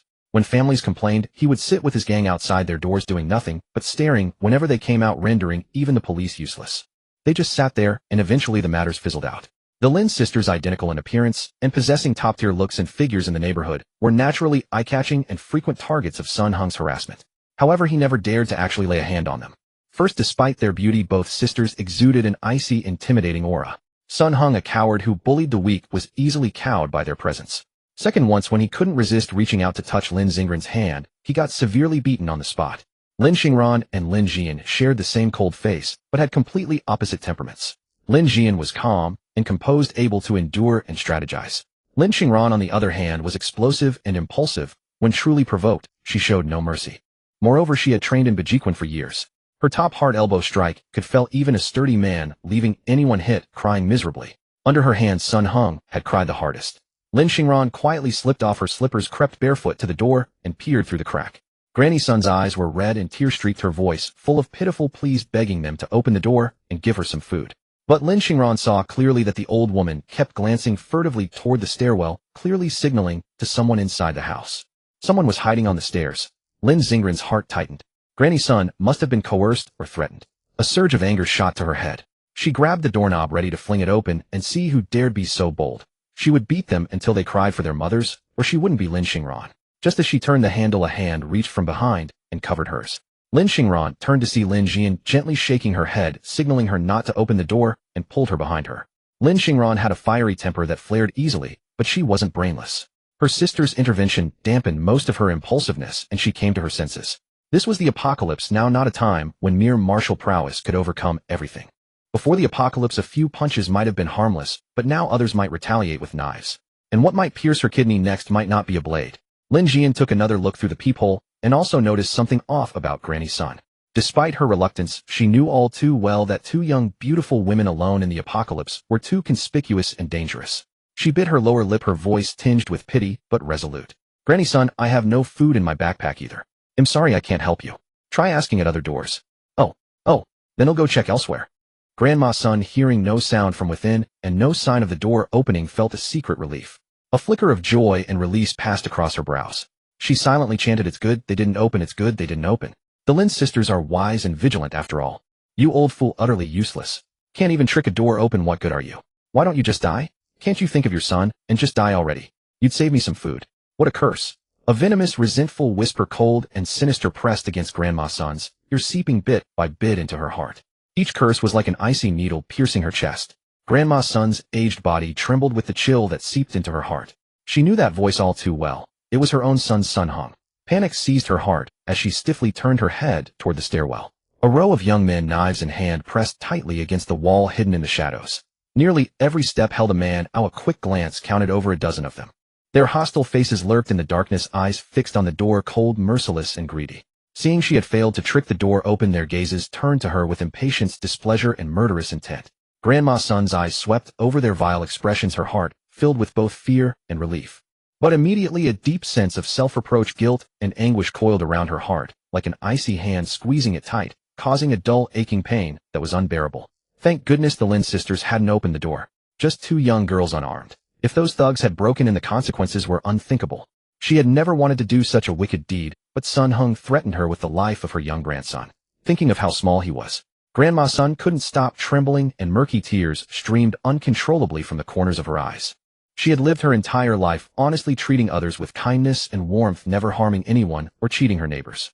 How could it be that in her old age she was forced to commit such a conscience-blighting evil to harm two innocent girls? What was even more tragic was that for the sake of her grandson, she had actually steeled herself and done it. The more she thought, the tighter her chest felt. Guilt, pain, and self-blame piled upon her layer after layer, suffocating her. At that moment, she felt she no longer had the face to live in this world. The emotions on Grandma Sun's face gradually calmed, becoming dead and numb. She no longer bothered to look at the heartless son at the stairwell. Her eyes were vacant, her steps heavy and slow. Hunched over, she moved step by step down the stairs. Forgotten memories surged and surfaced in her mind, scene by scene. This son whom she had raised with immense hardship had in the end become just as rotten to the core as his despicable father. In her youth, she was dragged into a warehouse and violated by Sun Hung's father. Afterward, the man pulled up his pants and vanished without a trace. During those days, she felt as if she had fallen into a nightmare from which she could not wake. She had thought of ending her life, but couldn't bear to abandon her parents. Later, she became pregnant with Sun Hung, but her parents scolded her for disgracing the family's honor and cut off all ties with her. She never imagined that the parents she held so dear, despite all the suffering she endured, would so easily abandon her without even asking why. How ridiculous. Family honor. Her family was so poor that their door couldn't even block the wind, so what honor was there to speak of? Indeed, wind blew in from both inside and outside the door. But that time she no longer wanted to die. She had her own flesh and blood in her belly. She thought surely the child born of her own body wouldn't abandon her so easily, right? Who could have imagined? Who would dare to imagine? Why don't you just die? If you died sooner, you'd save some food. Her son's cold, bitter curses echoed and circled in her mind, stabbing her heart with waves of pain. A bleak, self-mocking smile slowly crept across Grandma Sun's aged face. In the cold stairwell, her hoarse, desperate cry rang out. A crooked beam makes a crooked house. You reap what you sow. Sow melons get melons. Sow beans get beans. Ha ha. Her shrill laughter echoed through the empty stairwell. Useless old hag. From the shadows of the steps, a foot suddenly shot out, viciously tripping her. Grandma Sun saw it, but had no thought of dodging. She let her body lose its balance. Her body tumbled down the stairs. The back of her head slammed against the wall. A sharp, searing pain shot through her, and her mind went hazy, yet her thoughts were eerily clear. The thug's unrestrained laughter buzzed in her ears, but she paid no heed. She didn't even look at the one who had deliberately tripped her. Instead, she raised her eyes and stared straight up the stairs at Sun Hung, the son she cared for most. Her son saw her fall. He frowned, glanced at the one laughing the loudest, the man who had tripped his own mother down the stairs, then turned his head away and muttered, "Psycho." At that moment, Grandma Sun's heart was completely chilled, utterly dead. Ignoring the fiery pain at the back of her head, she braced her weak lower back, slowly pulled herself up against the wall, and with vacant, hollow eyes moved step by step down the stairs toward her own door. Behind her, a bright trail of blood stained the rough wall. This old hag has 9 lives falling like that, and still not dead. Must have been a beauty when she was young. Too bad she's old now, or she'd be interesting. Aren't you afraid Brother Hung will come after you? Him. Grandma Sun seemed not to hear the obscene chatter behind her. Hunched over, she looked up at the door she had guarded for decades, and for a moment she was dazed. Sun Shanqian, you've lived your life in vain. A whole lifetime, and yet not a single person truly cherished her, truly loved her. Sun Shanqian pushed open the door and entered the house. The pain at the back of her head was piercing, but she felt nothing, walking numbly toward the bedroom. Her grandson, Sun Heng's son, was still lying inside. He was the only concern she couldn't let go of now. As she passed the study, she stopped, her brows sinking heavily. She pushed open the slightly ajar study door. A thick stench of sweat and body odor rushed out, choking her and making her heart ache. In the cramped corner of the room, 3 women huddled together, their expressions numb, their bodies filthy. Their bodies were covered in layers of bruises and wounds, a pitiful sight, too painful to behold. One was Xiao He, the daughter-in-law of old Zhang from the first floor. Another was Lu Qing, a newlywed wife from next door, and the last was her own daughter-in-law Lu Bing. Sun Shanqian asked herself if she had ever spoiled her son. She had taught him to be a good person since he was a child. Yet in the end, how had she raised such a beast? He certainly had a broad mind that she truly hadn't expected. She didn't look any longer, couldn't bear to.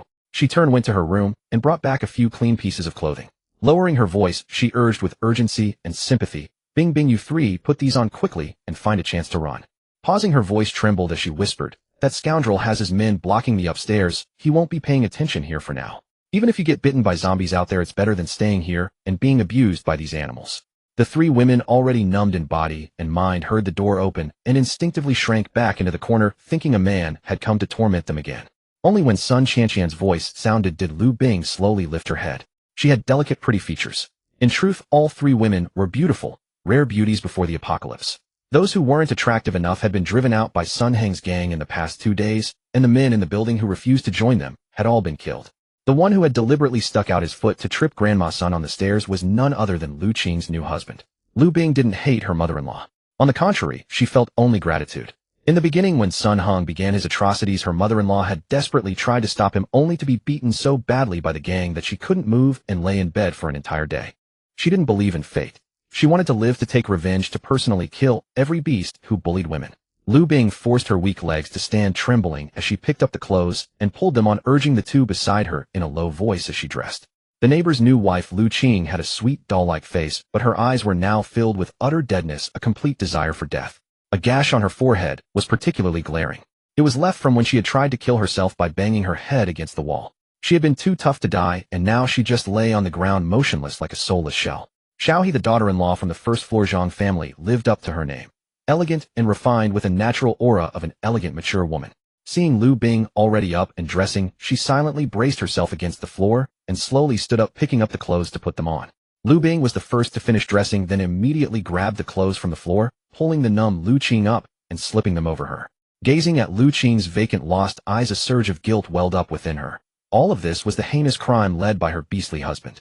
Lu Qing, are you willing to die like this? What good would death do? Don't you want revenge? My husband, your husband. They will capture more women like us to defile. We must pull ourselves together. Kill them, kill these scum who prey on women. Lu Bing whispered persuasively while swiftly dressing Lu Qing. Beside them, Xiao He, who had just finished tidying herself, silently raised Lu Qing's leg to help pull the trousers over her. At the words, revenge, and kill those disgusting men, Xiao He's movements paused for a fleeting moment before she continued. In Lu Qing's deadened eyes, a faint glimmer finally flickered, and 2 lines of clear tears silently traced down her once bright, but now dim, almond-shaped eyes. She murmured weakly, I'm dirty. Lu Bing's throat tightened, and her eyes instantly reddened. Sun Qianqian turned away, quietly wiping her tears as she felt this anguish deeply, for she too had endured such suffering, yet these girls were 100 times more wretched than she had ever been. Upon hearing Lu Qing's words, Xiao He curled her lips into a cold, scornful smile, not mocking Lu Qing, but deriding those evildoers who trampled others wantonly. The body is but a vessel. If it's dirty, it can be washed clean. The soul is what truly belongs to us. If the soul is defiled, that is genuine filth. It is never us who are dirty, but those who commit evil. A light suddenly shone in Lu Qing's eyes. Her body instinctively cooperated as she dressed, while she repeatedly muttered, a dirty soul is true filth. We are not dirty. We are merely stained with mud. Wash it clean. I want revenge. I want revenge. Amid her murmurs, her movements grew more urgent. Lu Bing looked up at Xiao He, her hands still moving, her eyes brimming with agreement. Yes, it was the human heart that was vile, not them. The filthy ones were those beasts less than human. Hearing this, Sun Qianqian turned around, gazing at the 3 resilient women with relief, and whispered softly, be quiet when you go out. Don't make a sound. Once you're out, you must survive. The 3 women, dressed neatly, wiped away the tears and grime from their faces, roughly combed their hair, and supported one another, becoming each other's pillars. Before leaving, Lu Bing looked at Sun Qianqian and asked softly, Mom, won't you come with us? Sun Qianqian shook her head gently. Mom won't go. I've lived here for decades, so I can't leave. Besides, my legs are frail, and ID only slow you down. Go now, don't delay. Mom. Aunt Sun. Sun Qianqian's face darkened, and her tone turned resolute. Go. Leave immediately. Don't look back. With that, she gently pushed the 3 women toward the door. They tiptoed out, and as they passed Sun Qianqian's bedroom, Lu Bing glanced inside at her son. He was still young, looking back at her with innocent confusion. Her eyes reddened, and a pang of reluctance tugged at her heart. But in an instant, her gaze turned cold, and she turned away. The past should stay in the past. In life, one must be able to hold on and let go. She would no longer keep the seed of Sun Heng. The 3 women, barefoot, hugged the wall, careful not to make a sound. Just as they descended to the 2nd floor, Mommy, Mommy, come back.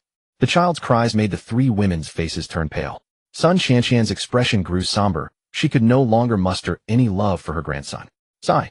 A bad seed indeed. She closed the door. From the stairwell came the cursing of thugs and the hurried sound of footsteps descending. Damn it, the 3 bitches ran. Chase them. What? How dare they? When we catch them, we'll kill them. Stop talking. Chase them. Sun Heng descended the stairs with a dark face. Seeing his own door shut, he gnashed his teeth in rage. Old hag, defying me. Open the door. If you don't, I'll kill you. You go after those 3 bitches. Inside room 502, the Lin sisters, Lin Jian and Lin Xingran, heard through the door the cries, maniacal laughter, curses, and the dull thuds of bodies tumbling down the stairs, all too clearly. Lin Xingran's grip on the fruit knife tightened, her knuckles turning white. Her full chest heaved with fury, and the rage in her eyes nearly blazed forth. Just as she was about to impulsively speak, Lin Jian pressed her shoulder, forcing her breath to the lightest whisper. Sis. Lin Xingren's eyes were red as she looked at her sister. Lin Jian pursed her lips and slowly shook her head. Lin Xingran knew her sister meant well for them, so she closed her eyes and took a deep breath to calm her fiery temper. She didn't want to act rashly, but she couldn't help it. Lin Jian leaned against the cold door panel, the pistol held before her. She clearly heard the old woman's desperate laughter, the sound of a fall, the thug's lewd jokes, and Sun Heng's indifferent remark, crazy old woman. Her heart also felt heavy. She grieved for Grandma Sun and worried for her. She knew Grandma Sun was innocent, that the old woman was coerced, and that in that moment the old woman had risked her life to warn them not to open the door. Yet she truly could not open it. If she did, who knew how many would rush in? The gun in her hand might not be enough to protect herself and Xingran. But what else could she do? Grandma Sun was suffering, and Sun Heng, who had set his sights on them, would not relent. He would make their lives miserable too, and sooner or later he would find a way to break in. Outside, after hurling a few threats and seeing that the sisters still wouldn't submit, Sun Heng and his men had lost patience and were ready to force the door. Those two beautiful sisters, they had to have them. Who knew how much pleasure it would bring? Inside, Lin Jian calmly removed the magazine and counted carefully 8 bullets left. She had made up her mind, if she couldn't find a chance to turn the tables, their crystal would surely be destroyed. They might even be trapped at home, tortured before the crystal fell. 8 bullets. If 6 couldn't scare off the thugs, the remaining 2 were for her and her sister. She would rather die than let herself and her sister fall into a hopeless situation, defiled and broken. Just then a commotion came from outside, followed by a rush of footsteps heading downstairs. Damn it, the 3 bitches ran. Chase them. What? How dare they? A glimmer of hope lit up Lin Xian's face. Opportunity had arrived. Mr. Shen had instructed before he left. The 5 absolutes: 1. Never trust anyone. 2. Always trust him. 3. Always strike first. 4. Always exploit the enemy's weakness. 5. Always think of him, especially at night. The sisters exchanged a glance, instantly understanding each other's thoughts. This was their chance. Xingran, let's go out and fight them. If there's an opening, we leave this place directly. Be careful, sis. Don't worry, he'll protect you. On the second floor, Lu Bing, Lu Qing, and Shen He. The 3 women's faces were deathly pale, especially Lu Bing's. They could have escaped with ease and composure. Now they had to flee in panic, scrambling and stumbling. She was about to be killed by her own child. The 3 ran desperately down the stairs. Already underfed and subjected to intense daily exertion, their legs and waists ached. They didn't know if they could make it out. Stop right there. How dare you run? Why not come back and lie down? It's better, isn't it? Just as they burst out of the building entrance, the footsteps of the thugs and their filthy taunts grew closer and closer. In room 402, Sun Qianqian stood by the window, cradling her little grandson, who was still crying incessantly. At 4 years old, he had already grasped a bit of understanding, and upon seeing his mother leave, he cried out for her to come back. Baby, you haven't seen your mother for 2 days now. Why haven't I heard you calling for her? Why did you suddenly call for her just now? She is the mother who gave birth to you. Don't you want her to be well? Sun Qianqian gently rocked the child, as usual, her tone tender and kind, yet her eyes held no warmth. The little grandson paid no heed or simply refused to listen, struggling and wailing with increasing volume. His tiny hands clawed at Sun Qianqian's face, distorting her cheeks, his shallow nails leaving fine bloody scratches on her skin, while his small feet relentlessly kicked at her belly, something he never dared to do to his father. Even from a young age, he knew to bully the weak and fear the strong. Sun Qianqian was not the least bit annoyed. She merely swayed him slowly, her gaze carefully tracing the contours of her grandson's face from forehead and brows to the bridge of his nose, ears, and chin, scrutinizing every inch. Exactly like his father when he was little. Only when the corner of her eye caught Lu Bing and the other 2 safely dashing out of the building entrance did a faint glimmer flash in her eyes. She smiled even more tenderly at her grandson. Grandma will send you to find your mother. Be good now, baby. In room 502, the door was abruptly yanked open. Lin Jian burst out first, followed closely by Lin Xingran. Both clutched weapons tightly, each carrying a backpack on their back. Emergency packs once used for hiking, now containing only 1 change of clothes and undergarments, with the remaining space stuffed with food. Lin Xingran had prepared these long ago, ensuring not a single second was wasted in a critical moment. For thugs were stationed at the bottom of the stairs, tasked with blocking the sisters' escape route to prevent their flight. In their eyes, this pair of stunning twins was already theirs for the taking, merely a matter of time. The 4 were huddled together, bragging and joking, smoking and spewing vulgarities, filling the stairwell with a foul haze. They chatted about Lu Bing, Lu Qing, and Shen He, boasting about how formidable they had been the previous night, each tale more exaggerated than the last. The leader among the 4 was none other than Lu Qing's new husband. He and Li Yuetong had married on the same day. He still wore the suit and white shirt from his wedding day, but now the black trousers were stained with dust and mottled filth. The snowy shirt had yellowed, and the collar was greasy and grimy. The other 3 thugs deliberately teased him about Lu Qing, their words dripping with mockery and disdain. They maliciously spoke ill of Lu Qing, freely fabricating tales about her usual demeanor, all while watching his expression for any reaction. Perhaps a hint of embarrassment from him would only excite them more. But Lu Qing's husband not only took no offense, but laughed heartily along with them, even giving them a thumbs up. As Lin Jian and Lin Xingran appeared, they overheard these repulsive words and felt a wave of nausea. A chilling resolve surged in their eyes, and killing intent roiled within. Lu Qing's husband and the 3 thugs, startled by the sound, instinctively looked up. At the mere sight, they froze and placed their cigarette butts dropping to the ground unnoticed. Lin Jian and Lin Xingran had changed into identical outfits, matching gray tracksuits and lightweight sneakers. Lin Jian boasted a beauty score of 90 and Lin Xingran 88, placing them at the pinnacle of female allure. Lu Bing, Lu Qing, and Xiao He were already rare beauties in ordinary eyes, yet their system ratings hovered only in the 70s, far inferior to the Lin sisters. The disparity was stark. Such extraordinary looks would leave anyone stunned at first sight. The 2 shared identical faces, both standing at 1.72 meters with perfectly matching proportions. Their figures were exquisite, with high waistlines and elongated lower bodies that appeared especially slender and tall. Since they were cast from the same mold, Lu Qing's husband and the 3 thugs couldn't take their eyes off them. Their gazes darted back and forth, comparing one detail to another. Ultimately, their attention settled on Lin Jian, for after her bond with Shen He, her overall attributes were slightly higher than her sister Lin Xingran's. Her skin was fairer, her demeanor more mature, and with her aloof aura, she naturally drew more notice. In ordinary times, such a woman would make many feel inferior, too daunted to harbor any disrespect. But times had changed. Now it was brute force that ruled. Beautiful.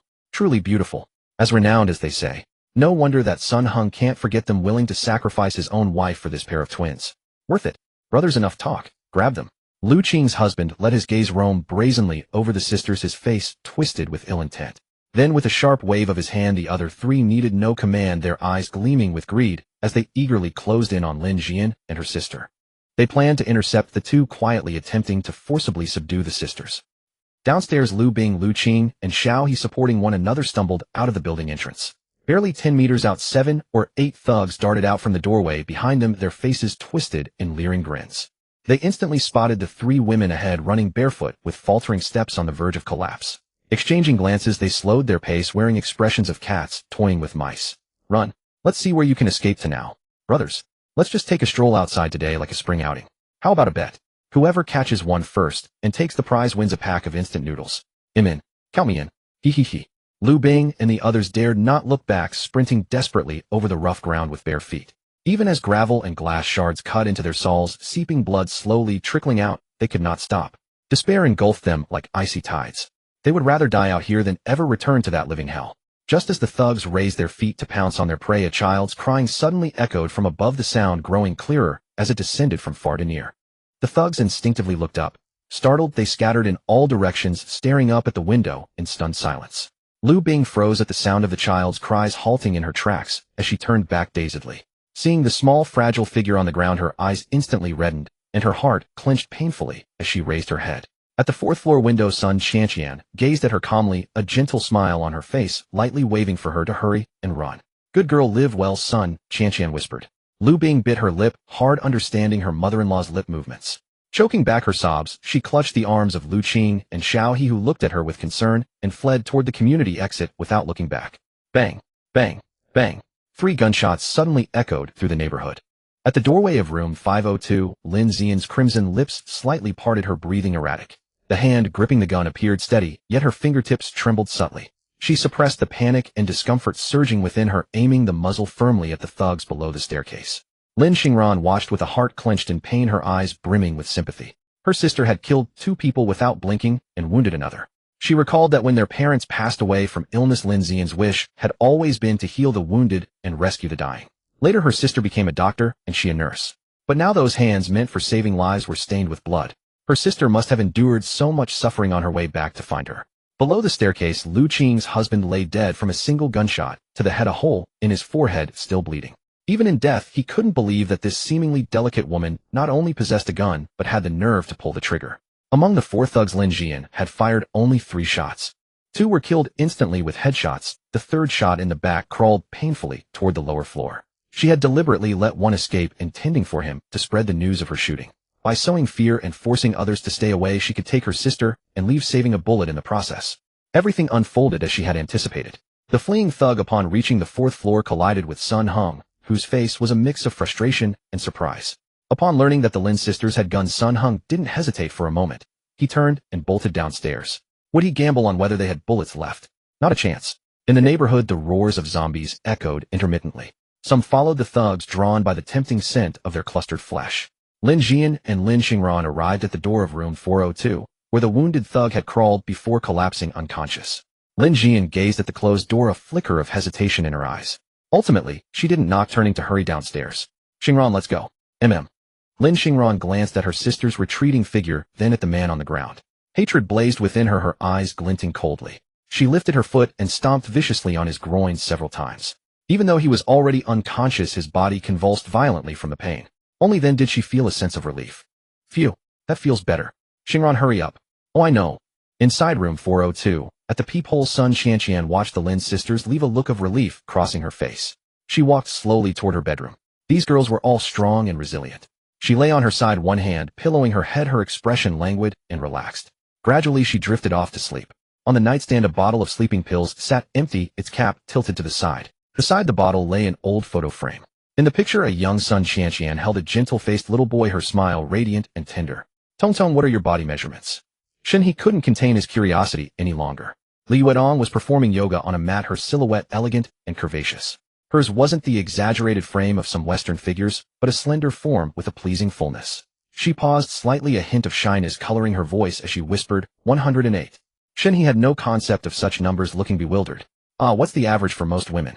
I haven't seen anyone with such striking curves as yours. Li Yuetong cast him a charming glance, teasing with playful reproach, Mr. Shen, you seem quite observant. Just how many girls have you secretly been eyeing? Shen He felt a bit embarrassed, but didn't show it. He shot her a glare, speaking with feigned confidence. I only glance at beautiful women on the street occasionally, or in movies. But I've never seen anyone as stunning as you. Li Yuetong pursed her lips in a smile, her ears flushing slightly at the sudden compliment. She looked away and explained softly, most women are around 80 to 90. Around 80 is quite slim, tending to be flat. Most fall between 85 and 90. Those above 90 either have natural gifts or are sculpted through regular exercise. Shen He exclaimed in surprise. Wow. So at 108, you're extraordinary. No wonder your lines are so defined. Li Yuetong covered her face with both hands and ran off. Oh dear. Mr. Shen, stop talking about this. It's so embarrassing. Watching her retreat, Shen He couldn't help but laugh. Haha, still shy. What about when you called me a scoundrel? From the bedroom, Li Yuetong's indignant voice rang out. Oh, Mr. Shen, I'm ignoring you. Shen He checked the time. Half an hour remained until the noon meeting he had arranged with Zhang Ran yesterday. He sent a text message to Zhao Guodong, but received no reply. He wasn't sure if the phone was completely dead or had been off all along. After a moment's thought, he messaged Mother Shen at the orphanage. She replied quickly, saying everything was fine there and he shouldn't worry. Finally, Shen He asked about Lin Jian. She hasn't come by. There have been man-eating monsters lurking around these past few days, and no one has visited. They're blessed by fortune. They'll be fine. All right, I understand, Mother Shen. Setting down his phone, Shen He closed his eyes to rest. After his brief encounter with Lin Jian, he couldn't help but feel a trace of concern. But that was all. He harbored no deep feelings for her. If it had been Li Yuetong, he wouldn't have been so indifferent. The sky is falling. Mr. Shen, the sky is falling. Li Yuetong suddenly cried out in dismay, rushing out of the bathroom, clutching her clothes. Her pretty face was scrunched up, lips pouting, as if she were about to burst into tears. What are you shouting about? You startled me. Shen He, lost in thought, looked up at her outcry, glancing at her briefly. The power's out. And the water's cut off. Isn't that the sky falling? She had planned to change back into the clothes she wore yesterday, since someone was coming. Just as she was about to wash her discarded undergarments, she turned on the tap. Not a drop came out. What? No water. Shen He shot up from the sofa, then slumped back down, his expression heavy. Then the sky truly has fallen. Without water, they couldn't bathe, which meant they couldn't flirt and play freely, lest they end up sweaty and uncomfortable. Unhygienic to boot. At least, yesterday. Li Yuetong wore a worried frown. Mr. Shen, what are you muttering about? What do we do without water? Shen He remained optimistic. What can I do? Wasn't this bound to happen sooner or later? Sigh. True. Li Yuetong sighed, packing her discarded undergarments into her space, comforting herself that they weren't too dirty and could still be worn. If worst came to worst, she could just turn them inside out. With no water, she had no other choice. The thought of wearing the same undergarments for days made her face fall completely, and she shuddered in utter despair. Shen He leaned back on the sofa, quietly gazing at the small home he had lived in for years, etching its image deeper into his memory. With the water and power cut off, there was no reason to stay any longer. It was time to venture out into the world. Seeing that it was nearly midnight, Shen He rose and walked into the bedroom, storing the bed he was accustomed to sleeping in into his space. From this home, he only intended to take the bed, the sofa, and some pots and pans, leaving everything else exactly as it was, even carefully folding the quilt and placing it in the wardrobe. If by some chance he could return one day, this place would at least still hold a warm remembrance for him. After storing the bed, he walked to the floor-to-ceiling window in the living room. This was his favorite spot, where he often sat to bask in the sun and admire the night view.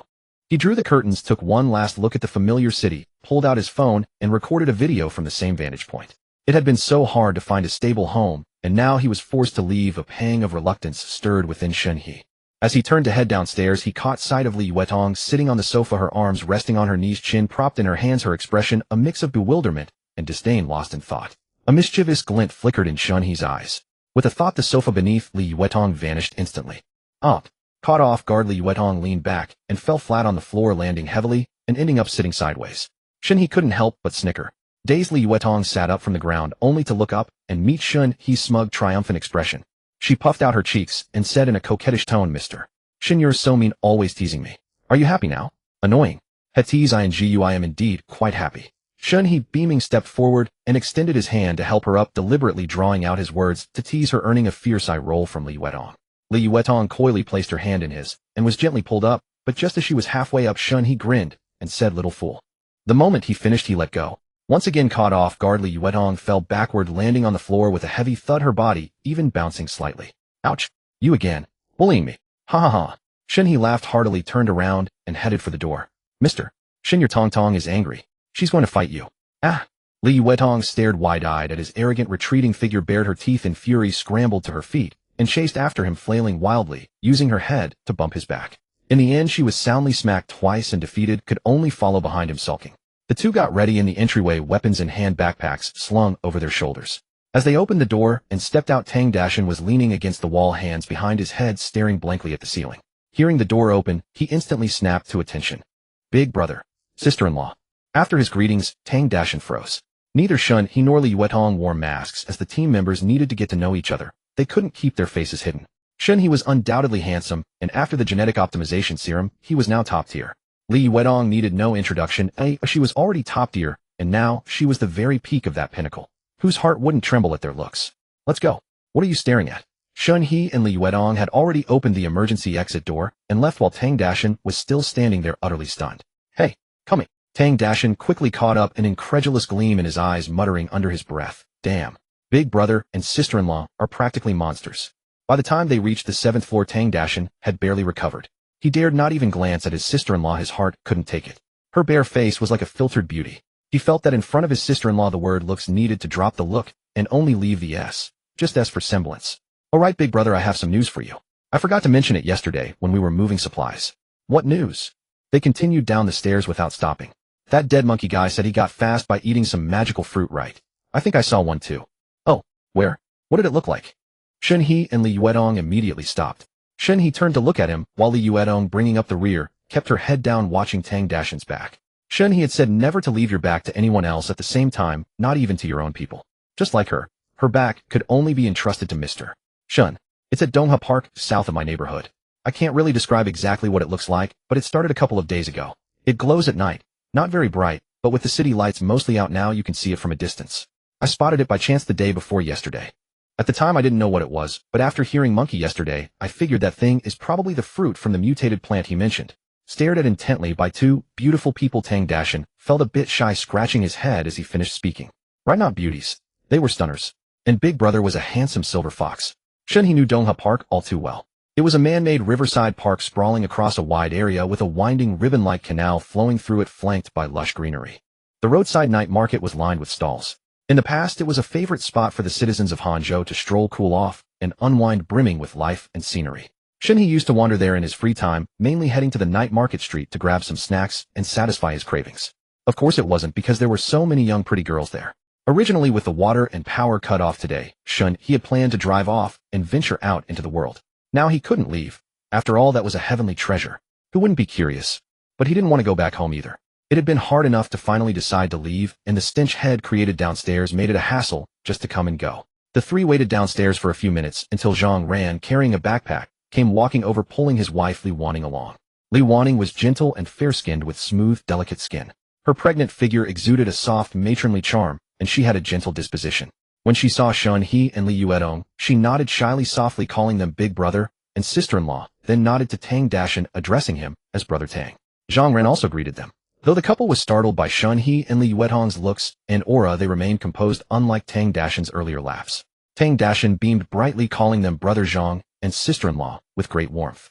He never cared about age, only strength. Whoever was stronger had called him big brother. He glanced at Li Wanning, then stole a peek at Li Yuedong, silently marveling that indeed the big brother's woman outshone everyone in both temperament and appearance. He was immensely envious and resolved that once things settled down he would find a beautiful girlfriend as soon as possible. Big brother and Brother Zhang both had wives while he was still alone. He had to catch up with the team. Shen He led the group to find 3 empty rooms on the second floor of a neighboring building. The entire floor was deserted, offering the tranquility they needed, 1 family per room. On the way, Tang Dashan casually mentioned the mutated fruit to Zhang Ran, who merely nodded faintly, without further inquiry. Since he had decided to follow Mr. Shen, he would comply with all arrangements. In the afternoon, the 5 of them gathered together for a simple lunch, canned luncheon meat, with instant noodles and mineral water scavenged from the empty rooms. The meal was far from lavish, yet neither Shen He nor Li Yuedong, despite having supplies in their spatial storage, showed any disdain. Zhang Ran, Li Wanning, and Tang Dashan, however, ate with utter satisfaction. For the past 2 days they had survived on plain rice balls and bread. Now the aroma of instant noodles mingling with the meat brought a genuine sense of hearty fullness. As dusk fell, Shen He packed his gear, intending to scout the East River Park area alone. "Are you sure you don't want me to come with you?" Li Yuedong frowned, her eyes brimming with worry. "No need. Nightfall is when the zombies are most active. Moving alone is easier. With my skills I can come and go freely. No zombie can stop me. If I bring you along, I'd have to divide my attention to protect you. Lock the door tight and wait here for my return." His blunt, straightforward words made Li Yuedong's nose scrunch up in a pout. She snorted defiantly. "So I'm just a burden now, huh? I shouldn't have worried about you." She stomped her foot and turned away with a coquettish pout, clearly feigning a tantrum. In truth, she wasn't angry at all, but she deliberately acted this way. It was her little scheme. After all, a whining woman gets the best fate. A helpless smile tugged at the corner of Shen He's lips. In the days they had spent together, Li Yuedong had thoroughly read his temperament. She knew that his usual cold toughness and ferocity were mostly a facade, and now she feared him not at all. She often loved to pout and throw little fits at him.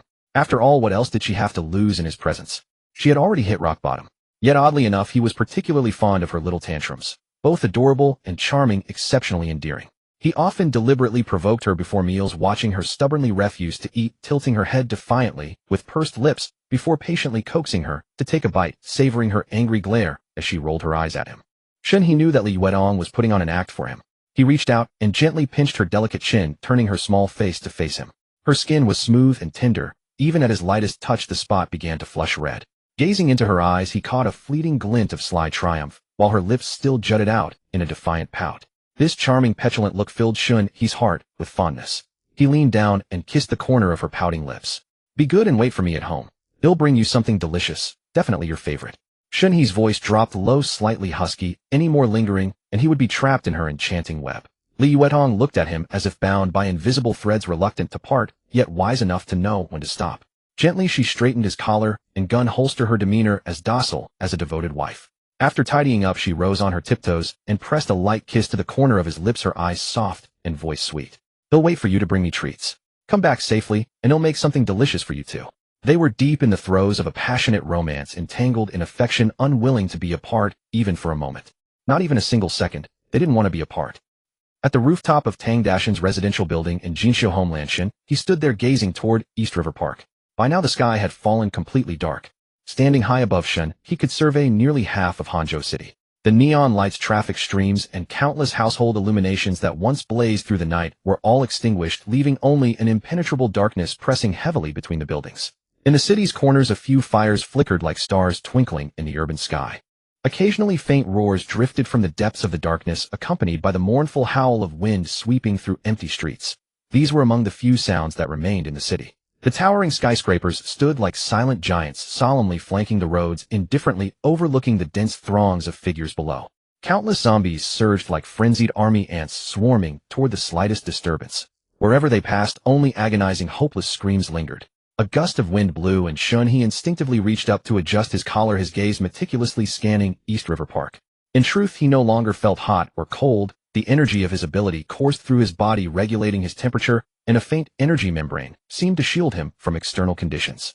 Found it. Tang Dashin had sharp eyes. After all, as a truck driver, poor vision wouldn't do. The fruit emitted a hazy yellow glow at least 300 meters from his current position. Fortunately, the city now had no light pollution, making that faint radiance stand out starkly in the darkness. Having pinpointed the direction Shen, he immediately descended and headed that way. With his map function, he knew exactly which roads had the fewest zombies. After pacing through several streets, he finally chose a path with only about 100 zombies. Standing at the street corner Shen, he raised his gun, his expression calm as he peered into the street, but his heart was far from tranquil. The moonlight was bright tonight, though not as strong as daylight. It was enough for him to clearly see the zombies shuffling along the street. Moving out at night was far more nerve-wracking than during the day. He had been afraid of the dark since childhood. If not for the map that revealed all living creatures nearby and laid out the surroundings clearly, he would never dare to venture out after dark. What if a zombie suddenly leapt out from some corner, shrieking as it charged? Good heavens! He might not even get bitten. He'd scare himself half to death first. Glancing at his Mk-18 ammunition Shen, he directly opened the shop and purchased enough to fill it up 1000 rounds. His remaining spirit resolution points totaled 600. Shen He raised his gun, the muzzle aimed ahead, and took a deep breath, ready to act. Though his physical abilities were already formidable, the apocalypse had only begun a few days ago, and his mindset had yet to be fully tempered. A hint of nervousness still lingered within him. Through the 3x scope, the crosshairs steadily locked onto the head of an elderly zombie. The old man had originally been balding. After turning into a zombie, the hair on his sides had fallen out even more, leaving him nearly bald with just a few stray strands. One of his ears had been bitten off, his nose was a bloody mangled pit, and his wrinkled face had been entirely gnawed away, a sight too horrifying for words. Watching the scene through the scope, Shen He couldn't help but mutter inwardly, what a beautiful view this is. In the silent environment, the sound of the rifle was quite distinct in Shen He's ears, yet the noise felt strangely alluring to him. A burst of blazing flame erupted from the muzzle, and the head of the elderly zombie in the crosshairs exploded into a mist of blood. Its body faltered for a moment before crashing directly to the ground. As Shen He was about to lock onto his next target, several zombies facing him suddenly let out frenzied roars, their eyes fixed on his direction, and they broke into a sprint toward him. What the hell? What's going on? Did they hear the gunfire? No way. Shen He was startled, instinctively lifting his head to look with his naked eyes at the few zombies charging madly toward him. He quickly dismissed the shock in his heart, lowered his head again, and aimed through the scope. Running over were 4 elderly zombies and 2 young female zombies. For gunshots rang out in quick succession. 3 bullets precisely blasted through zombie heads, while the last one slammed viciously into a zombie's shoulder, causing it to stagger and nearly fall. As the 4th shot landed, 3 more zombies were stirred, roaring as they charged straight ahead. So that's it. Shen He caught on. Vision. It was the muzzle flash. All the zombies facing him had seen the flicker of the gunfire. These zombies were exceptionally sensitive to light and the scent of blood. No wonder he had seen a massive horde of zombies gathering toward the source of the fire earlier from the rooftop. Without time to dwell on it, Shen He could only pull the trigger, rapidly shooting down the zombies lunging at him. But the commotion from the earlier zombies' mad dash had already fully ignited the entire street. The remaining hundreds of zombies turned their heads following the sounds and flashes of light and converged on him like a dark oppressive tide. Nearly 100 zombies exuding a destructive ferocity charged at him in unison. The road was cluttered with cars blocking the way, but the zombies charged over them, recklessly crashing into a cacophony. Lighter vehicles shook violently from the impacts, their tires screeching against the ground, while some more agile zombies directly clambered over the trunks. Beep, beep, beep, beep. Several struck cars instantly triggered their alarms, the shrill sounds spreading wildly through the quiet night, traveling far and wide. Shen He broke out in a cold sweat. He could clearly hear roars from zombie hordes echoing from other streets as well. The crushing pressure of facing death head-on was not something an ordinary person could withstand. Shen He couldn't withstand it either. He was immune to the virus, true, but he was still a mortal of flesh and blood. If he were truly surrounded by so many zombies, wouldn't he be gnawed down to a skeleton on the spot? No, the only ones who could leave him with nothing were Li Wedong and Lin Jian, absolutely not these zombies. Shen He stopped firing single shots and switched to continuous fire mode, his finger holding the trigger down without letting go. Bullets poured out wildly, the muzzle flashes drawing bright streaks in the darkness. Occasionally a silver glint flashed in his eyes, and a colorless spatial blade shot out in ripples, slamming into the zombie horde. Rows of zombies in the front fell, either riddled with holes from the dense bullets or sliced cleanly in half by the spatial blades, crashing to the ground in a bloody mess. Shen He kept up the continuous fire, while occasionally glancing at the map, closely tracking the movement of the red dots. When only about 20 of the original 100 zombies remained, new red dots lit up on the map, one after another, rapidly approaching from the streets all around him. He couldn't stay long. This was absolutely not a suitable spot to hold out. If the zombies got close and trapped him, he would definitely be in deep trouble. Moreover, he couldn't keep firing the gun endlessly like this.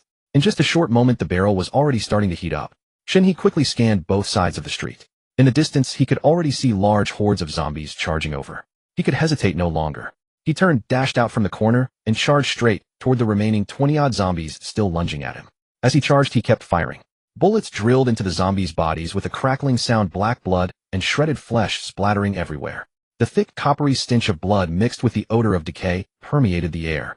That stench hit his nostrils, directly making Shen He want to roll his eyes and nearly causing him to choke on a cough. When he was less than 6 meters from the zombies, Shen He bent his knees and pushed off with force, launching himself into the air. He landed precisely on the roof of the SUV he had already eyed. Without a moment's pause, he locked his gaze on another car roof 3 meters ahead, took a quick step, leaped again, and soared through the air once more. Midair, he passed over the heads of the 20-odd zombies. Huh. Roar. The zombies below all raised their heads and roared wildly in unison, their rotting faces emitting a foul stench. Their mouths gaped open, revealing black-red gums and dark and sharp teeth. Over 30 claws madly swiped at the air, desperately reaching for Shen He's feet. 2 taller zombies' claws almost grazed the soles of his shoes mere inches from touching him. Bang! Beep! Beep! Beep! Beep! Shen He landed on the roof of a sedan, steadied himself, and looked back.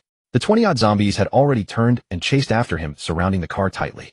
At the edge of the white car roof, dozens of black hands reached up, densely clawing frantically, producing a clattering and banging noise as they tried to drag him down. Standing in the center, he drew in his feet, swept his gaze over the flailing arms, took a deep breath, and wiped the cold sweat from his forehead. Damn, that was intense. Shen He raised his gun barrel, aimed at the circle of zombie heads below, and fired at a speed so fast the shots almost melded into one continuous sound. At such close range, aiming was unnecessary. In just a few seconds, the zombies surrounding the car fell one by one to the ground, motionless. He glanced back at the massive horde that had already turned into the street, didn't waste any more time, turned, and swiftly retreated from that street. Bursting out of that street, Shen He sprinted all the way into the East River Park. His speed was too fast, and the zombie horde behind him was quickly shaken off, left to wander in place. Uff, uff, thud, bang. On the park's walking path, 2 elderly zombies took bullets to the head, their bodies going limp and collapsing to the ground.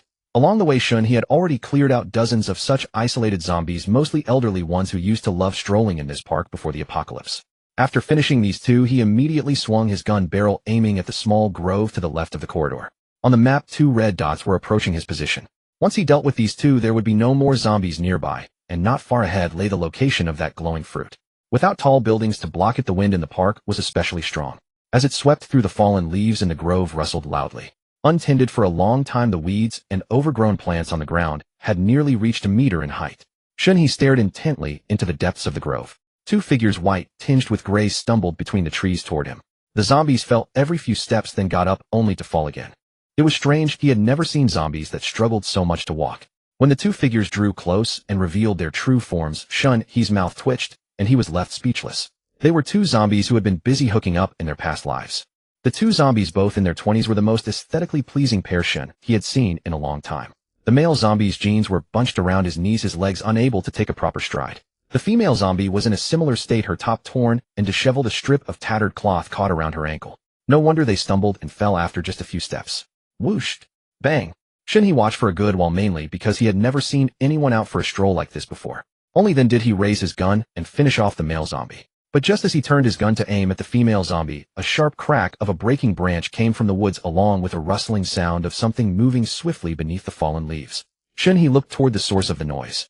The rustling sound was incredibly fast, approaching from a distance and reaching the woods before him in an instant. Shen He quickly glanced at the map, which showed no abnormal red dots. The next second, the thick layer of fallen leaves in the woods suddenly bulged upward. A vine as thick as an arm shot out, its tip swiftly wrapping around the female zombie's ankle. With a sudden jerk, it yanked her into the air, dragging her rapidly into the depths of the dense forest. This sudden attack startled him greatly. His body instinctively stepped back as he watched the pretty female zombie being dragged away, roaring. What the hell was this? In all his years, he had never heard of such a formidable vine plant. The next second, Shen He exploded with rage. Damn it! Daring to steal my experience. He sprinted in pursuit, trees whizzing past him. He quickly caught up to the vine and slashed a spatial blade at the tendril binding the female zombie's ankle. The vine was severed silently. Thud. The female zombie fell from the air, crashing heavily to the ground, 2 large chunks of loose flesh scattering from her body. Bang. Shen He swept past without a second glance, raising his gun and shooting her directly in the head. Experience 1. Seeing the prompt appear, he instantly felt relieved. He could steal someone else's woman, but no one could steal his experience. Shen He didn't stop chasing after the rapidly retracting vine, which was heading straight for the location of the glowing yellow fruit. He was very curious. Why didn't this vine show up on the map at all? As he pondered, the frantically retreating vine suddenly paused for a moment, then turned back. Like a rope, it lashed out fiercely toward Shen He's neck as he chased behind. This sudden move caught Shen He off guard, making him trip over his own feet. Instinctively, he fired a spatial blade. The vine was sliced cleanly in two. Before his racing heart could calm, he felt something hard tightly coil around his ankle. Before Shen He could look down, a tremendous force yanked his leg upward into the air. Like the zombie before him, he was suspended upside down, being dragged rapidly toward the yellow fruit. Shen He was dumbfounded. Wasn't this a diversion? The obvious vine attacked his upper body to distract him, while the hidden tendril under the leaves struck at his lower half. This vine's combat intelligence surpassed his own. He was thus carried head down like a piece of rag obediently dangling in midair, dragged deeper into the woods. The wind whistled past his ears, but he neither struggled nor rushed to cut the vine. His spatial perception told him this thing couldn't harm him, so he decided to indulge himself for once and enjoy the sensation of swinging. He had loved swinging as a child. The back-and-forth motion felt he imagined like being cradled in his mother's arms. But his enjoyment lasted mere seconds before they arrived at the destination. Shen He's body spun in the air, preventing him from seeing clearly what had grabbed him. However, the map displayed a massive red dot surrounded by dozens of smaller red dots. This startled him. Where the hell had he been taken? Shen He suddenly exerted his core, folding his upper body sharply upward. He reached out, grabbed the vine around his ankle, and climbed up a few times to stabilize himself. When he looked up, his mouth fell open in shock as a cacophony of mad zombie roars exploded in his ears. Ugh! All around him in the air, dozens of zombies, just like him moments ago, were suspended by their ankles, scattered around a massive tree about 10 meters tall. The tree was lush with intertwined branches. Wrapped around its thick, straight trunk were vines patterned like a red-band snake. Strangely, those blood-red patterns were slowly writhing, as if alive. Within a radius of several dozen meters around the tree, all other plants had withered into dry grass and kindling. From this eerily colored main vine, countless fine, transparent tendrils extended, precisely piercing the hearts of the suspended zombies. Streams of black blood were continuously drawn from the zombies, fully absorbed by the vine. Many zombies had long since shriveled, their skin clinging tightly to their bones, swaying in the wind like dried sausages. Yet from their constantly opening and closing mouths, it was clear they were not dead. As soon as Shen He's fresh body approached, the suspended zombies grew agitated, all frantically reaching out for him, their bodies twisting violently, their roars rising and falling. For a moment, the whole scene eerily resembled a spinning swing ride at an amusement park, both bizarre and chilling. Shen He's gaze swept over the scene. At the top of the giant tree, a fruit the size of an eye was emitting a yellow glow. Bloodthirsty rose, juvenile description, the fruit of a rose that evolved by absorbing the evolutionary factors from a meteor shower. Consuming it in its juvenile stage can improve one's genes and enhance overall physical constitution. Consuming it at maturity has a chance to stimulate the body's potential and grant an ability. Evolutionary factors. Mutation. Gaining abilities. So it really was a heavenly treasure. So this yellow fruit belonged to this vine. He had thought it was from the big tree. Before he could ponder further, he caught a glimpse of a transparent vine silently creeping toward him from the corner of his eye. The tip of the vine was sharp and slender, gleaming with a cold, sharp light, just like a syringe needle. Trying to suck him. How could that be? That wasn't something just anyone could do. Perhaps sensing Shen He's gaze, the vine accelerated, stabbing toward his heart. For an ordinary person, this terrifying speed would be impossible to react to, but Shen He was no ordinary person. He struck a spatial blade at the base of the tendril. With a crisp crack, the transparent vine was severed. Shen He instantly felt like he had caused trouble. He could clearly sense the vine's surge of fury. The patterned vines on the trunk writhed madly. The fallen leaves on the ground rustled loudly as snake-like bulges undulated wildly beneath. Rustle. Dozens of vines shot out from under the leaves simultaneously, like dozens of spears aimed directly at Shen He. In Shen He's vision, his sight was nearly completely filled by the wildly whipping vines. Damn. Ganging. With a series of sharp whooshes, Shen He's pupils contracted as the vines shot toward him simultaneously. He bared his teeth, swiftly stowing his rifle into his spatial storage and pulling out the shotgun Li Yuedong had thrust into his hands before he left. She had said the shotgun packed a powerful punch. It gave a sense of security. Just like him. He aimed the muzzle at the oncoming branches and pulled the trigger repeatedly. The violent, dense buckshot tore through the air, sending fragments of vines and severed twigs flying everywhere. This bloodthirsty rose was still in its infancy, utterly unable to withstand the close-range blast. But the vines were too numerous and too fast to be completely severed in one go. He had just trained the muzzle on the vine coiled around his body, ready to blast it apart and break free, when a sudden immense force yanked him off balance. His shot went wide, and the entangling vine hurled him violently through the air. Shen He tumbled awkwardly midair, his gaze sharpening as he saw the vines that had been suspending zombies all turn toward him, flinging the undead creatures at him like projectiles. This damn thing had actually thought to use zombies against him. Its combat intelligence was absurdly high. With a heavy thud, Shen He crashed into a pile of dead leaves, rolling several times to dissipate the impact before stabilizing himself. He had intended to twist his body midair and land gracefully like a movie hero, but he lacked the skill, ending up battered and covered in dirt. Fortunately, his physique was robust. A falling from a height of several meters didn't even break his skin. Thud after thud, accompanied by guttural roars, zombies rained down around him like dumplings being dropped into a pot. The moment they landed, they charged at him with frenzied snarls. They cared not that they had just been drained of blood and flesh by the vine's capital, now reduced to its thugs. All they wanted was to devour flesh. Those with broken legs dragged themselves forward with their arms, sending leaves flying and dust swirling. Shen He pushed himself up swiftly, raised his shotgun, and fired wildly at the zombies closing in from all sides. Muzzle flashes flickered through the woods, one shot here, another there. Zombies fell, heads blown off, or chests blasted open, sent flying backward. The thick stench of blood quickly permeated the forest. Shen He suddenly sidestepped 2 meters to the left as a zombie landed exactly where he had been standing. With a dull thud, a wave of dust and blood scent washed over him. The creature propped itself up on its hands, its roar just beginning to rasp from its throat. With 2 booming shots, Shen He's muzzle was already aimed at its head. He squeezed the trigger twice, and the buckshot obliterated the skull, scattering gore across the ground. Minutes later, Shen He stood still, gun in hand, surrounded by carnage. Fragments of zombie limbs were strewn everywhere, headless corpses lying haphazardly among the fallen leaves. On the map, the red dots around him had been completely cleared. He tore off his mask, now splattered with a few drops of black blood, and tossed it aside. From his spatial storage, he retrieved a can of iced Sprite, tilting his head back to gulp it down. After a loud burp, Shen He's gaze fixed on the direction of the bloodthirsty rose. Dozens of vines writhed wildly within a range of several dozen meters, looking like a show of force, but in truth, it was a bluff born of fear. The vine's fruit was still in its growth phase. If picked and eaten now, it would only slightly enhance overall physical attributes, perhaps less effective than a single gene optimization fluid. But if left to fully mature, it held the potential to unlock latent human abilities and grant superpowers. Such value was too great to waste. Yet he had no idea how long it would take to ripen. He couldn't simply stay here and wait indefinitely. Glancing at his system panel, his eyes roved until they landed on the soul-nurturing hall. Though it was a realm for nourishing the spirit, its interior was scenic and lush with flora. System, can I transplant this bloodthirsty rose into the soul-nurturing hall? Plants are possible, but it must first be subdued. How? Does it have sentience? It's smarter than you. Beat it. Beat it. Shen He deliberately ignored the system's previous remark, eyeing the menacing, bloodthirsty rose with a cruel curl of his lips. It was time to teach this thing a lesson for flinging him so far. Had been thrown a full 50 meters off the map. He returned the shotgun to his storage and pulled out an Mk-18 automatic rifle. Advancing slowly, he locked onto the thrashing vines through the holographic sight and squeezed the trigger steadily. The forest fell silent save for the rustle of wind through leaves and the sharp crack of continuous rifle fire. Each aim resulted in crisp 3-round bursts. Bullets tore into the vines, sending splinters and sap flying. With a snap and a crack, he halted at the edge of the vine's attack range, refusing to advance further. He stood his ground, firing precise shots. The bloodthirsty rose's vines lashed out wildly, stretching and thrashing just 3 meters from him, but they couldn't touch him. Instead, vine after vine was severed, littering the ground with broken fragments. Useless vines.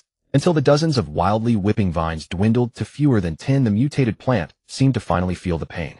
Its entire body trembled, then all the branches retracted abruptly, coiling tightly around the large tree. So it can feel pain. Shen He muttered to himself, observing for a moment. Seeing it remain motionless, he stepped forward. Approaching the tree, he eyed the bloodthirsty rose, its patterns and thickness resembling a coral snake, and felt a shiver of disgust. Most people feared snakes, and he was no exception. What he feared most were creatures without legs, or with too many. He extended his index finger to gently touch a small pink flower on the vine. When his finger brushed the petal, the flower trembled as if shy, then immediately closed into a bud. Intrigued, Shen He repeatedly touched other small flowers, watching each one shrink away. "Ha, scared now? Not so cocky when you were tossing me around. I ask you, do you submit? I'm going to transplant you to a place with excellent conditions. Ample nutrition and spiritual energy, far better than here. Grow up quickly there and give me your fruit. Are you willing? If you're willing, bloom a flower." After a few seconds, the rose showed no reaction. Shen He silently raised his gun, aiming at the main stem, and spoke calmly. "Since you're unwilling, I won't force you. After all, I'm not the type to coerce others." With a sudden violent rustle, the bloodthirsty rose quaked.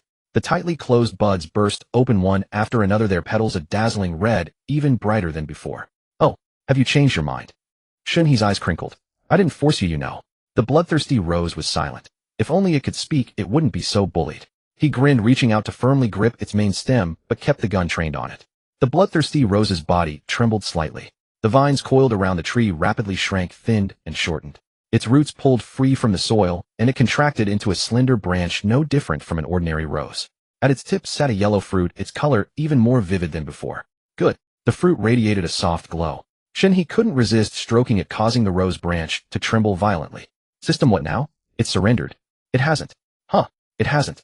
Shen He lowered his head and scrutinized the bloodthirsty rose in his hand, suddenly sensing something amiss. Its roots were extremely fine, dense, and milky white, now dancing in his palm like octopus tentacles swaying back and forth.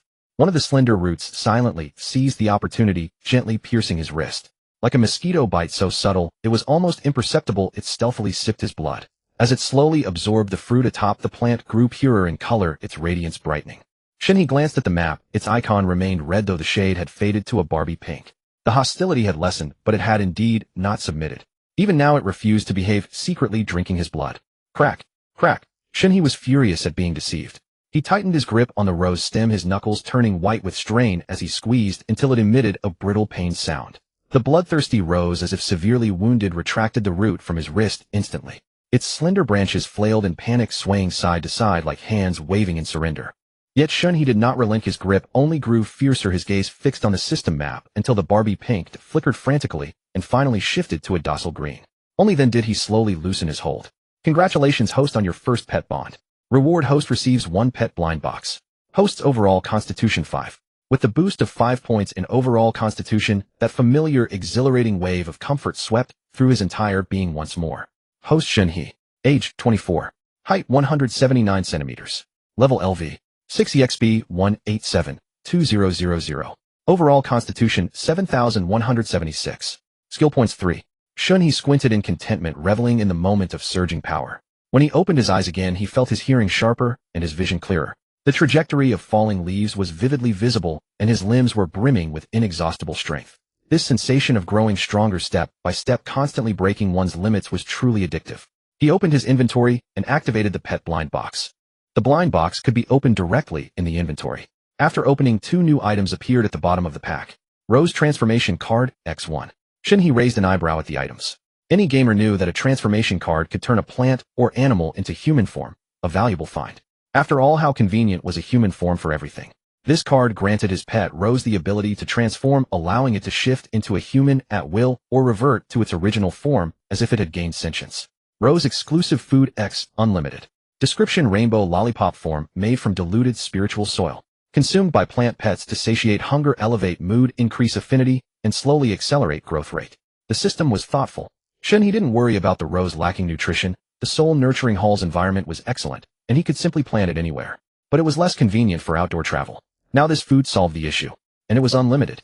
Shen He took out the transformation card and used it instantly. The card dissolved into a dreamy pink stream of light, merging directly into the main stem of the bloodthirsty rose. In that moment, the entire vine shimmered with a pink glow, pulsing in rhythmic flashes. Within seconds, the branches began to writhe gently, as if eager to break free from his grasp. Shen He's eyes lit up with anticipation. He bent down and gently placed the vine on the ground. It's transforming. I wonder if it'll be a stunning beauty or a handsome lad. Hopefully a beauty. In ancient tales, Su Xian charmed a snake and Ning Tsaitsuan loved a ghost. Today Shen He raise a flower. Seems not so bad, huh? The pink light on the ground vine flared brightly, and the next second the rose vine vanished. A humanoid form of pink radiance stood in its place. But Shen He's expression suddenly changed drastically. Damn, why is it so tiny? Less than a meter. At least give me something taller. Soon the pink glow slowly faded. Shen He finally saw her clearly. She had a face that could soften any heart at first glance, a cute childlike innocence. Like a little doll stepping out of a New Year painting. Her fair round oval face bore plump cheeks with lingering baby fat. She had a bob haircut with bangs a delicate pink, like blooming roses. The neat sharp-cut bangs stopped just above her brows, making her small face rounder, and her skin even fairer and more translucent. Beneath faint brows, her big round almond eyes were large and bright, with distinct double eyelids. Her dark pupils dominated, carrying a layer of innocent watery gleam. A small perky nose paired with full pink pouty lips gave her a softness beyond words. She wore a small sweater and pants in the same color as her hair, with a touch of light green, like a flower paired with its leaves. The funniest part was that the single yellow fruit on her body was clutched in her tiny left hand. How strange that such a thing was possible. At that moment her expression was dazed. She turned her little head surveying her surroundings, then looked down at her small body, stretched her tiny hands, and kicked her little feet. Finally she tilted her face up, gazing timidly at Shen He. Her big eyes were moist, making her look like a soft, cuddly little bun. This is not bad either. Shen He was no exception. Seeing the little girl's adorable softness, his heart melted instantly. All those wild thoughts of ghosts and snakes were cast to the winds. Indeed, the bloodthirsty Rose was still in its infancy. Transforming into a human child was perfectly normal. Shen Rose baby. Pet bloodthirsty Rose infancy. Height 95 centimeters. Affinity 100. Abilities with element transformation healing. Starting with full affinity though no reward, the little one's abilities included healing. The more he looked at Rose, the more he adored her, unable to help sighing softly, "This is too cute." Shen He bent down, an involuntary gentle smile spreading across his face as he asked in a soft voice, "Baby, can you speak? Call me daddy." Shen He loved beautiful daughters. Raising this little girl as his own wouldn't be bad. After all, she was bound as his pet and couldn't betray him. Rose timidly stepped back, her little hands clutching protectively over her chest. Her round almond eyes were already misty, her small mouth puckering repeatedly on the verge of tears. She remembered clearly this monster before her had just broken her branches and shattered her leaves, causing her excruciating pain. Yet deep within she inexplicably felt drawn to him, as if instinctively attached to the earth, water, and blood, an uncontrollable urge. "Duh, Daddy." The little girl spoke, her voice a tender, soft child's tone. It was likely her first time speaking, and she was not yet fluent, her words slow and hesitant, somewhat stammering. Coupled with the lingering shadows Shen He had cast on her heart, her small face was taut, her round almond-shaped eyes filled with both fear and anticipation as she gazed timidly at his face. Shen He saw it clearly. Just now, as little Rose spoke, she instinctively reached out her small arms toward him as if wanting a hug. But her arms stopped midway, then abruptly retracted behind her back, her expression tangled with hesitation and grievance. Yet that soft, tender cry of "Daddy" made the corners of Shen He's mouth twitch, uncontrollably lifting into a smile. Did he now have a little snuggle bug? How amusing. He stepped forward and scooped little Rose into his arms. The girl's face remained tense, clearly nervous, but a glimmer of joy spilled from her almond eyes. Thanks to the system bond Shen, he could even feel this joy himself, as if she were his own flesh and blood. This system. Unable to resist Shen, he lowered his head and kissed her plump, tender cheek, full of youthful collagen. The system was truly miraculous. It could transform a vine of roses into a living, breathing little person. Seeing the growing delight in little Rose's eyes, Shen He knew she had genuinely felt his affection for her. He pulled a lollipop, a special treat for the Rose, from his spatial storage and held it out to her. Little Rose stared at the lollipop adorably, her little nose twitching as she sniffed it. Her large almond eyes instantly widened, sparkling with brilliant light. Her little head darted between the treat and Shen He's face. She wanted to say something, but couldn't, her small hands anxiously scratching her own cheeks. Heh. Shen He couldn't help but chuckle. This bloodthirsty Rose had just taken form, and clearly couldn't speak yet, but given her cleverness, she would likely learn quickly. "Eat it. Say thank you, Daddy." Thank you, Daddy." Shen He felt a momentary darkness before his eyes. "Thank you. Not thank you. Thank you, Daddy." Little Rose's small face tightened, her expression earnest. She pursed her lips, repeatedly struggling to form the words, and finally called out clearly, "Thank you, Daddy." "Huh. Good. Eat up." Little Rose took the lollipop, fighting the urge to indulge. Her tiny throat gave an adorable gulp, and then she obediently offered it to Shen He's lips. "Daddy, eat." Oh, how wonderful. She was truly a doting little snugglebug. Shen He smiled and shook his head. "You eat it. Daddy doesn't care for this." After all, the treat was essentially made of soil, and he wasn't a plant. Seeing that Shen He truly wouldn't take it, little Rose cautiously popped the lollipop into her mouth, nibbling happily with a blissful expression. After just one bite, her eyes flew wide in astonishment as she stared at the treat in her hands. This thing was far more delicious than any nourishment or soil she had ever absorbed. Daddy was so good. She had completely forgotten the tragic scene of being beaten and having her branches severed by him moments ago. "Little Rose, will you ever hurt Daddy?" In Shen He's arms, little Rose shook her head earnestly. Legion Garden. Li Yuedong had not slept. She curled up on the sofa, her face turned toward the front door, watching it silently in the stillness. Her ears strained to catch the intermittent zombie howls outside. She did not want to sleep and could not sleep at all. Without Shen He by her side, her heart felt hollow, devoid of any sense of security. Occasionally she glanced down at the pistol clutched tightly in her hand, and only then did her taut nerves ease slightly. Suddenly her phone on the sofa lit up, its glow illuminating her worried, delicate face. Snapping back to reality, she quickly grabbed the phone. It was a text reply from her father. She had been trying to contact him for nearly an hour, but the signal was abysmal. Only a few words had been exchanged back and forth. Still, she had grasped the general situation. Her parents still had food, but since the power outage, people had been knocking on their door asking for supplies. Her parents had not dared to open it. Yet this could not go on forever. Her father said that more and more people were knocking and their moods were growing increasingly volatile. She hurriedly typed a reply, but as soon as she hit send the screen froze on the loading icon and the message refused to go through. She glanced at the time and silently turned off the phone, setting it on the sofa. Mr. Shen had been gone for 3 hours and 24 minutes. She had no idea if he had encountered danger. The longer she sat, the more her anxiety grew. She wanted to rush out and search for him, but feared that they might miss each other and become lost. Sigh. Mr. Shen Tongtong misses you. Li Yuetong bit her lip, wrapped her arms around her knees, and curled into a ball. Closing her eyes, she recalled every fragment of her time with Shen He. As she thought, her cheeks grew warm, flushing crimson. The memories that surfaced were mostly sweet, intimate moments between them. Their marriage had started after love, progressing rather quickly. Clatter. Suddenly a dull thud came from outside the door, followed by a sharp, grating, scratching sound, like nails scraping against the door panel, sending chills down her spine. Li Yuetong jerked her face up from between her knees, her gaze fixed on the door. Her pupils contracted repeatedly, and though she appeared vacant, she had already deployed her spatial perception. Of course, she had no X-ray vision, as she relied on her spatial ability. After a moment, her expression grew grave, and a knot of tension tightened in her chest. She sensed danger. But at this moment, her eyes were remarkably calm. She tightened her grip on the gun. She was no longer the person she used to be. She stretched out her long legs to put on her shoes and stand up from the sofa. Oh, stay back. Get away. Oh, ouch. The sudden terrified screams from outside startled her, and her legs went weak. What was happening? Thanks to yesterday's cleanup, there were almost no zombies left in the neighborhood. Could one have escaped from a building? Barefoot, Li Yuetong hurried to the window. Walking silently without shoes, she mimicked Shen He's manner and gently parted the curtain a sliver. The next second, a distinctly different scream pierced her ears. Oh, damn rat. Get lost. A rat, not a zombie. Across the way in Building 3, another unit's first-floor kitchen window, a middle-aged man was backed against a cabinet, wildly brandishing a kitchen knife. Li Yuetong's eyesight was now exceptional. Even in the darkness, she could make out the scene inside the room. Before the man, 2 giant rats nearly 70 centimeters tall stood upright. Their crimson eyes glowed coldly in the dark as they constantly sought an opportunity to pounce. They moved swiftly, nimbly dodging the slashing knife, then lunging forward the moment the man faltered, sinking their teeth into his flesh and crunching it down with a sickening sound.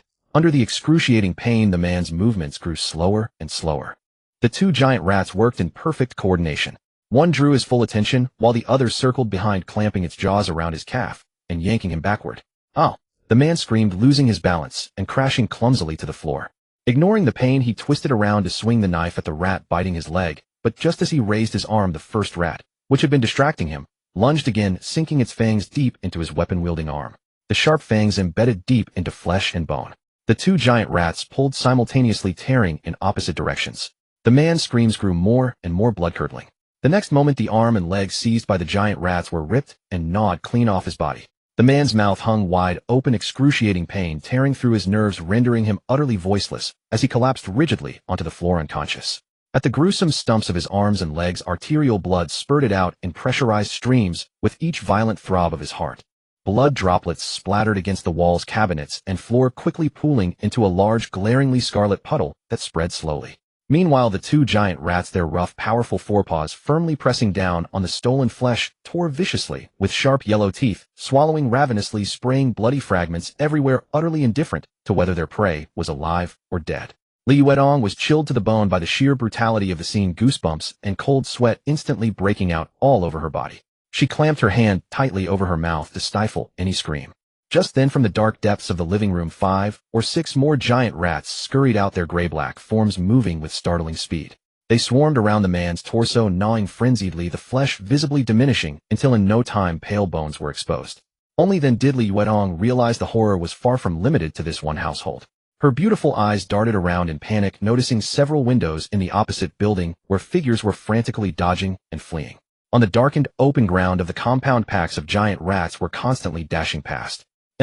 Li Yuetong tensed up abruptly, swiftly pulling the curtains shut, then crouching low, pressing herself tightly under the window, not daring to move. Just moments ago, several giant rats had scurried right under her window. One of them suddenly reared up on its stout hind legs, its cold crimson eyes locking onto her direction as if sensing prey. Holding her breath, Li Yuetong scrambled away from the window on all fours. From the stairwell, the screeching sound of claws scraping against the door panel persisted. Where did all these giant rats come from? How would Mr. Shen ever get back? Sitting on the floor against the sofa, she grabbed her phone, her fingertips trembling as she tried to send a message to Shen He. But the loading circle on the screen just kept spinning, the message stuck on the sending interface, refusing to go through. Phone. You make me sick, she muttered under her breath, stuffing it back into her pocket and hurriedly putting on her shoes. A rhythmic knock sounded softly at the door. It was the prearranged signal with Zhang Ran and the others. A series of knocks thump, thump thump thump thump, thump. Li Yuetong hurried to the door, gave a quick glance through the peephole, and confirmed it was them before opening it. As the door swung open, Zhang Ran immediately shielded Li Yuetong as they squeezed inside, his expression tense. Behind him, Tang Dashan nervously glanced back at the iron door of the stairwell, his face full of vigilance. That door, originally reinforced with 2 layers of thick iron plates, now showed several deep bulging scratch marks from their side, the panel warped and deformed. Clearly something outside was frantically biting and clawing at it. Get in, fatty, Zhang Ran urged over his shoulder. Coming. Tang Dashan darted inside, slammed the door shut quickly, locked it, and braced it firmly. Zhang Ran swept his gaze across the room and asked Li Yuetong in a low voice, "Sister-in-law, where's big brother?" Li Yuetong shook her head gently, her voice laced with deep helplessness and worry. He went out and hasn't come back. There's no cell signal either. I can't reach him. Big brother's not here. What do we do? I don't think that stairwell door will hold much longer. Those rats have an incredible sense of smell. They'll go straight for any floor with people on it. It's so bizarre. Where did these giant rats suddenly come from? Tang Dashan said, still shaken, unable to believe what was happening. No one answered him. Zombies had already appeared. The rats, being a bit larger, hardly seemed worth being overly astonished about. Zhang Ran gently helped Li Yuetong settle onto the sofa, carefully straightened her clothes, then walked to the window and cautiously lifted a corner of the curtain to survey the situation. The entire compound was filled with the gray-black figures of these giant mutant rats. Though not so dense as to blot out the sky, they moved in groups of 3 to 5, scurrying everywhere, leaving chaos in their wake. Their appearance had flushed out the survivors, who had been hiding with bated breath, terrified of attracting zombies. The rats precisely located them, and fierce, brutal battles erupted in hallways and rooms. These rats seemed only mutated in size and strength, not driven to the same mindless rage as the zombies. Faced with human resistance, they even knew to dodge, giving many a chance to break free. From the nearby buildings came a cacophony of human screams, angry curses, and weeping mixed with the rats' piercing high-pitched squeals. A chaotic din that plunged the entire compound into utter pandemonium. Zhang Ran's face was grim as he turned to Li Yuetong. Sister-in-law, we can't stay in this compound. Those rats have too keen a sense of smell. They'll eventually break through the door. I know. We need to make a run for it, get the truck, and head to Dongha Park to find Shen He. Smash. Li Yuetong nodded. The incessant scratching from the stairwell had already made it clear that these giant rats had their sights set on this floor. Before she could finish, the window behind Zhang Ran suddenly shattered, shards of glass spraying onto the curtain, and the sharp, piercing squeals of rats instantly shattered the room's silence. Squeak. The hearts of the 4 in the room all shrank in terror. Zhang Ran instinctively lunged toward the sofa, shielding Li Yuetong, who had stood up behind him. Li Yuetong immediately gripped her pistol, aiming it at the window. Crunch, crunch. Several seconds passed, but no giant rat burst into the room. Instead, the sound of teeth frantically gnawing on stainless steel reached them, a grating, teeth-chattering metallic noise. Zhang Ran exchanged a glance with Li Yuetong, gave a slight nod, then strode forward and yanked the curtain aside with force. Tang Dashan quickly caught on and went to pull open the other curtain. The window glass was already shattered, the frame twisted. 2 giant rats clung to the security bars, their sharp, yellowed front teeth biting into the stainless steel rails. One of them bit through a solid bar thicker than a finger in just a few bites. As the curtains were pulled back, the 2 giant rats instantly spotted the living beings inside. They froze for a moment, their small, bloodshot eyes bulging wide as they locked onto the people in the room, then opened their pointed mouths and let out even more piercing, excited shrieks. Squeak. Squeak. Almost simultaneously from the distant hallways, the open ground, and between buildings, answering shrieks from their kin echoed, as if summoning reinforcements. Sister-in-law, now's the... Zhang Ran turned to urge Li Yuetong to fire, but her decisive nature needed no prompting. The moment they pulled the curtains open, she had already taken steady aim at the first giant rat in sight. Pew, pew. Li Yuetong raised her hand and fired 2 shots, clean and swift. At such close range, aiming was effortless. The 2 bullets flew one after the other. One struck the rat's eye precisely, the other pierced straight through its skull. That gray rat didn't even have time to make a sound. Its body went limp, and it tumbled down from the security bars. Having dealt with the first, she wasted no time, smoothly shifting her aim to the second. Seeing its companion fall, this rat glanced down briefly, then instead of continuing to gnaw the bars, turned and leaped without hesitation, trying to escape through the window. Its intelligence seemed rather high. But Li Yuetong was too quick and too decisive. Fast, accurate, and ruthless, leaving it no chance to flee. 2 more shots rang out. One hit the vital spot on its nape, the other struck its back as it leaped into the air. Blood splattered across the windowsill. The rat's legs stiffened, it let out a short, agonized shriek and crashed down to the ground below. Zhang Ran was momentarily stunned by Li Yuetong's crisp decisiveness, his eyes immediately showing undisguised admiration. Li Wanning was equally impressed, her expression filled with surprise and praise. Tang Dashan, however, seemed unsurprised, long accustomed to their sister-in-law's fierce capabilities. Zhang Ran pressed himself against the window again, and Li Yuetong quickly stepped forward to look as well. The sight outside sent a wave of deep shock through both their eyes. Between the buildings, at least 60 giant rats were charging toward their window, a gray-black tide, with even more scurrying up the exterior walls, lunging at other residents' windows. Many survivors were stabbing at the rats, clinging to their security bars with fruit knives and kitchen knives. Desperate cries for help, weeping, and the rats' shrill shrieks mingled into a spine-chilling clamor. Pew pew pew. Li Yuetong fired repeatedly, her bullets piercing the surging rat pack, killing several instantly. A few other rats hit in the abdomen were crippled by pain, writhing on the ground with pitiful shrieks, licking their bleeding wounds. But more and more rats were rapidly scaling the walls, drawing ever closer to the window, threatening to surround them. Go downstairs. Get to the truck. Li Yuetong ordered Zhang Ran and the others, while continuing to fire at the rat swarm beneath the window to suppress their advance. Without a moment's hesitation, Zhang Ran and Tang Dashan moved in unison. One spun around to shield his wife behind him, while the other seized a pot lid as a makeshift buckler and charged to the door, yanking it open. The moment Tang Dashan pried the door a crack, a pungent, rancid stench of blood and filth slammed into them. In the corridor, the iron safety door had been gnawed into a jagged, gaping hole, and a colossal rat was squeezing through the breach. Its eyes lit up at the sight of him, jaws agape as it lunged. The sudden assault sent a jolt through him, but at the brink of life and death, there was no room for hesitation. Tang Dashan braced his arms, clenched the pot lid, and gritted his teeth, mustering every ounce of strength to smash it into the charging beast, all while bellowing a warning to those inside. Therein, with his towering, obese frame of over 1.9 meters and considerable brute force, the nearly meter-tall rat was sent hurtling backward, crashing heavily against the opposite wall. But before he could catch his breath, gray shadows flickered through the broken opening as two more rats bearing yellowed fangs slithered in. Wanting, be careful. I'm going to help. Zhang Ran's face tightened at Tang Dashan's roar. He hurriedly murmured a stern word to his wife, gripped his homemade spear tightly, and dashed out.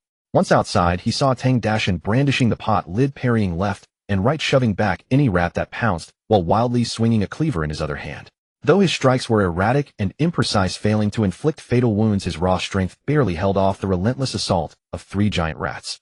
These rats were mutated and evolved, not mindless undead. Deep within, they retained an instinctive fear of larger creatures. Faced with Tang Dashan, who dwarfed them, they dared only to circle and probe, never risking a desperate charge. Just as Tang Dashan sent another rat crashing to the ground, Zhang Ran's eyes sharpened, seizing the fleeting opportunity. He stepped forward, lowered his stance, and gripped the spear with both hands, driving its icy tip straight into the rat's soft, unguarded belly. Squeak! The rat shrieked in agony, its razor-sharp teeth frenziedly biting at the shaft, snapping the wooden handle in one chomp before Zhang Ran could even pull it out. Staring at the broken half-stick left in his hands, he felt a pang of regret, yet his face remained composed. He cast a cold glance at the rat, which bared its teeth and hissed in a hollow show of menace. The next instant, he clenched the broken rod, gathered his strength, and slammed it viciously onto the rat's skull, each blow laced with fury. This was his trusted weapon from the very start. My spear! My spear! My spear! Inside the room, Li Yuetong saw the 3 had already charged into the hallway. She fired a few more shots at the rat swarm below, then turned to follow. As she rose, her peripheral vision caught a ghastly scene outside the window. A man was pinned by several giant rats, their jaws clamped onto his limbs, his body stretched taut, like an execution by dismemberment, utterly helpless. He let out despairing, blood-curdling screams that sent chills down the spine. Li Yuetong's heart clenched. Instinctively, she raised her gun with both hands, aiming at one rat biting his arm, her finger already resting on the trigger. But just as she was about to fire, the rats simultaneously wrenched with savage force. Crack! Ryup! The man's limbs snapped one by one. Arms and legs torn clean from his torso. Scalding blood sprayed out, staining the ground nearby, and seeping through the grout lines of the tiles. Ugh. In the blink of an eye, the once whole person was reduced to a bloody torso, unconscious. Li Yuetong's eyes instantly reddened, a chill racing up her spine, her heart a turmoil of shock, rage, and dread.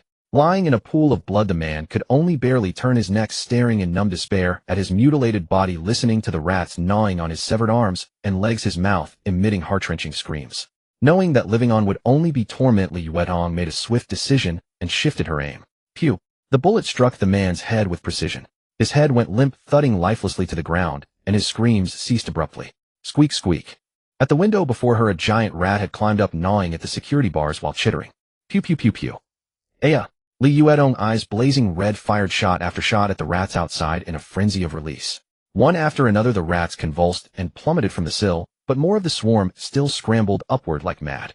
Until the security bars were gnawed out of shape and failed, a giant rat forced its way through the gap, half its body squeezing inside. Li Yuetong raised her hand and fired a single shot, leaving a bloody hole in its forehead. The rat froze instantly, its corpse wedged in the breach, temporarily blocking the swarm behind. She didn't linger, turning immediately to dash toward the entrance. Just as she stepped out and grasped the doorknob, she glanced back at the window. Another giant rat had seized the dead one's rump, and its jaws gave a violent shake and flung the carcass down, then bared its teeth at her with a ferocious snarl. Pew! Pew! Li Yuetong didn't indulge it. Raising her wrist, she fired 2 more shots, the bullets tearing into its torso. Watching the rat shriek as it tumbled down, a wave of satisfaction washed over her. Then with a heavy slam, she shut the door, another barrier in their way. In the corridor, one rat's head had been completely smashed, dark blood and gray brain matter splattered across the wall. The stench of gore filled the confined space, and its twisted corpse lay slumped in the corner. 4 remaining giant rats were forced back to the emergency exit, their gray-black bristles standing on end.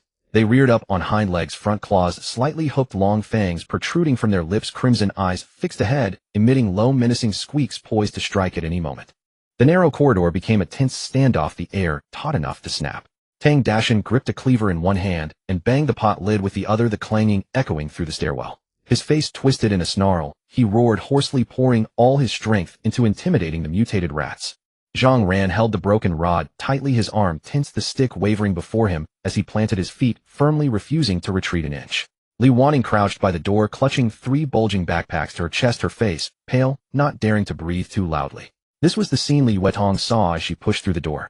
She swept her gaze across the situation, raised her arm, aimed, and fired in one fluid motion. Pew! Pew! Pew!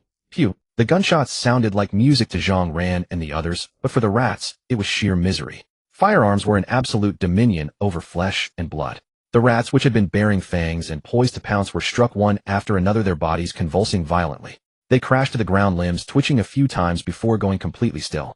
Zhang Ran, go protect Wanting. Fatty, do you have the truck keys? Li Yuetong lowered her gun, a wisp of smoke drifting from the muzzle. Speaking as she walked toward Li Wanting, she reached out to take the backpacks clutched tightly in her arms. Keys are in my pocket, big sister. Tang Dashin slapped his pocket heavily, the muffled clink of metal keys audible through the fabric. He and Zhang Ran immediately moved closer, reaching for the bags and slinging them over their shoulders. But Li Wanting held fast to the strap of the last backpack, refusing to let go. She looked up at Li Yuetong, a hint of guilt and plea in her eyes, and said softly, "Big sister, let me carry this one. You'll be lighter and quicker, making it easier to kill the rats." Her pregnancy bump was just beginning to show, nowhere near full term, yet everyone along the way had silently shielded her. This gnawed at her conscience, as she only wanted to bear even a little weight, not to be a mere burden. They were all new comrades, and no one owed her anything. Li Yuetong met her gaze and saw through her unease and stubbornness in an instant. This backpack was as light as a feather to her, but the team's spirit of not shrinking back, not shirking duty, and being willing to shoulder responsibility, that was far more vital. She released the strap of the backpack, a beautiful smile curving at the corners of her lips. "All right, you carry, but don't force yourself with the heavy stuff. Give it to your man. He's a big guy, a bit of hardship won't hurt him. When we rest, you can give him a massage and spoil him a little." "Oh, big sister," Zhang Ran said nothing, naturally taking the backpack, unzipping it swiftly to pull out the heavy cans and solid goods, stuffing them into his own bag, leaving only the light items, then handing it back to his wife. Feeling that she was no longer a pure hindrance, Li Wanting's tense face instantly relaxed, and a genuine light-hearted smile finally graced her lips. Having finished packing their backpacks, Tang Dashin led the way, holding a pot lid and a cleaver. Li Yuetong followed behind him with her gun constantly vigilant, while Li Wanting trailed her. Zhang Ran brought up the rear, clutching a short stick with a broken spear tip, staring resentfully at where the tip used to be. From behind the door came a dense scratching sound. Clearly the giant rats had already crawled into the room where Li Yuetong had been. The 4 moved quietly, hurrying down the stairs. On the staircase from the 2nd floor to the 1st, they encountered not a single giant rat, but chaotic noises tumbled incessantly from the floors above them. Human screams, roars, the dull thuds of heavy objects hitting the ground, interspersed with the shrill squeals of giant rats, seeped down through the stairwell, echoing in the enclosed corridor, pressing down on their chests and making their hair stand on end. They avoided the main entrance, where a horde of giant rats was frantically climbing the walls, and decisively turned toward the basement parking garage. The garage, long devoid of human activity, was filled only with the cold air smell of dust and rust, and not a single rat was in sight. The garage exit leading straight outside was their only way out. As they neared the exit, they held their breath, tiptoed up the gentle slope, and hid their figures in the shadow of the wall. Tang Dashin poked his chubby face out, cautiously peering around. Their truck was parked on the main road of the residential complex, less than 10 meters from the garage exit. It was also only about 15 meters from the building where they had been staying. If they sprinted at full speed, they had a chance to dash over, get in the truck, and drive out of this rat-infested neighborhood. From his position, only a few scattered giant rats scurried across the main road. The largest numbers were gathered in the small garden between the buildings, huddled in groups gnawing. They were not only tearing at flesh and blood, but had also stripped the flowers and shrubs bare, leaving only bare stems. Tang Dashin's eyes swept over and joy surged in his heart. There wasn't a single giant rat near their truck. He immediately turned back and whispered to Li Yuedong, "Sister-in-law, we can make a dash for it. Once we're in the truck, these rats won't stand a chance. Well, crush them all." As he spoke, one of his legs was already tensed, ready to sprint at any moment. Li Yuedong gazed at the seemingly calm main road, but a vague unease stirred in her heart. Her spatial perception kept warning her that things were far from peaceful here. An indescribable sense of danger was quietly spreading. Yet because it hadn't actively attacked her, she couldn't pinpoint its direction. This sense of crisis intensified to an extreme when Tang Dashin's leg inadvertently crossed the edge of the garage door wall. Her gaze suddenly fell on the wall beside her, as if her sight could pierce through it. Her delicate brows furrowed sharply, and she urgently warned, reaching out to grab Tang Dashin's arm. "Fatty, come back." It was too late. A gray figure suddenly shot out from the shadow of the corner beside the garage door, its long pointed mouth carrying a foul wind, and bit down hard on Tang Dashin's calf. Crack! Everyone present clearly heard the crisp sound of a bone breaking. Tang Dashin had just heard his sister-in-law's warning when his expression tightened, and the next moment, he felt a wet, slimy, hard object clamp down on his calf. He looked down instinctively, but before he could see what it was, a searing, heart-wrenching pain exploded from his calf, shooting straight to his skull, making him want to open his mouth and scream in agony. Tang Dashin gritted his teeth, instinctively shoving the wrist of the hand, holding the cleaver into his mouth, and biting down hard. His body uncontrollably slid down the cold wall, beads of sweat oozing from his forehead, veins bulging under his skin. He couldn't cry out. Once he did, it would surely attract more giant rats, and then his sister-in-law and the others would be doomed. "Fatty! Brother Tang! Dashin!" 3 stifled exclamations rang out simultaneously. Li Yuedong grabbed his arm to steady him, preventing the giant rat from pulling back, aimed at its head, and pulled the trigger repeatedly. The bullets precisely pierced the giant rat's skull, and the ambushing rat instantly went limp, but its sharp incisors remained clamped onto Tang Dashin's calf. "Bear with it." Zhang Ran rushed over from behind, crouched down, dropped his stick, and gripped the rat's rigid jaw with both hands, prying it open with all his might. At the same time, from the side of the garage, the direction from which the rat had ambushed Tang Dashin, erupted a dense, sharp rat squeal, a wave of sound surging like a tide. Li Waning's face turned pale. She knew that Li Yuedong's gun was the team's main fighting strength. Taking a deep breath, she quickly stepped to Li Yuedong's side and firmly supported Tang Dashin's arm. "Sister-in-law, I've got Dashin." Li Yuedong understood the urgency and immediately let go, stepping back. Tang Dashin's weight instantly fell onto Li Waning, and both of them sank sharply. Li Waning gritted her teeth, her legs tensing, barely managing to hold the weight. Meanwhile, Zhang Ran finally pried open the rat's mouth and quickly reached up to support Tang Dashin's slowly sliding body, preventing them from falling. Li Yuedong had already moved past them, charging to the front of the group. She raised her gun and fired, and the leading frenzied giant rats fell to the ground, twitching. Tang Dashin slowly came to his senses from the intense pain, his hair soaked with cold sweat, his lips bloodless from agony, his features twitching uncontrollably, tears mingling with despair, regret, and relief in his eyes. "Sister-in-law, don't worry about me, Ron. I can't move my leg. If you take me..." "Shut up." Li Yuedong cut him off coldly. "Zhang Ran, you two help him to the truck. He'll draw these stinking rats away." Tang Dashin's restraint in not crying out despite the pain, and Zhang Ran and Li Waning's refusal to flee first, choosing instead to help. These actions deeply moved Li Yuedong. Her teammates were good people, so as long as there was even a glimmer of hope, she didn't want to abandon them. Zhang Ran glanced at Li Yuedong, then quickly lovingly at his wife. A flicker of resolve crossed his eyes as he looked up at Li Yuedong. "Sister-in-law, you go. He'll lure the rats away." Li Waning's eyes filled with tears as she looked at Zhang Ran, but she didn't try to stop him. She couldn't in good conscience let her sister-in-law take the risk for them, nor could she selfishly hold her husband back. "Go." Li Yuedong didn't want to argue further. She uttered a single cold word, then charged straight out with her gun, leaving no room for the 3 to object, argue, or block her. Was this like some TV drama? "You go first." "No, you go first." "No, you go first." "He'll stay." That would be idiotic, a waste of time. After spending a few days with Shen He, she had learned one principle: when it's time to act. Among them, she was also the strongest. She wasn't afraid of these rats. Li Yuedong's voice was soft and gentle, but at that moment it sounded exceptionally firm and commanding to the 3 of them. It inspired a deep sense of submission and admiration. "Sister-in-law, sister-in-law, sister-in-law." Watching Li Yuedong's back as she charged into the swarm of rats, Li Waning's tears finally streamed down her cheeks. Even Zhang Ran and Tang Dashin, both men, had red-rimmed eyes filled with bitterness and emotion. At that moment, a change occurred in the hearts of all 3. "Brother Tang, bear with it." We need to get to the truck quickly and not cause trouble for our sister-in-law. Zhang Ran said in a low voice, and together with Li Wanning they tightly supported Tang Dashan on either side, struggling to move toward the truck. Let's go. I want to hold my sister-in-law back. Oh, ouch. Damn. Holy crap. Ugh hee. Tang Dashan clenched his teeth, enduring the excruciating pain from his broken leg, hopping forward on one leg to match their pace. With each landing, the pain in his broken leg intensified, and his face grew paler by the inch, unable to suppress his cries of agony. Li Yuetong dashed onto the main road, raising her hand to fire swiftly, dispatching the giant rats that had first discovered and encircled them. She cleared a temporarily safe space near the truck, then turned back to look toward the garage. As she gazed, her beautiful eyes widened, a turbulent storm surging within her heart. What they had seen from the perspective of Building 4 was merely the tip of the iceberg. The truly terrifying main force was all concentrated in the adjacent old resettlement community. That was an aging neighborhood of over 50 five-story buildings constructed nearly 3 decades ago, with lax property management, trash collected only every few days, and a poor environment, long a breeding ground for vermin. Now the entire old community had been utterly overrun by giant rats.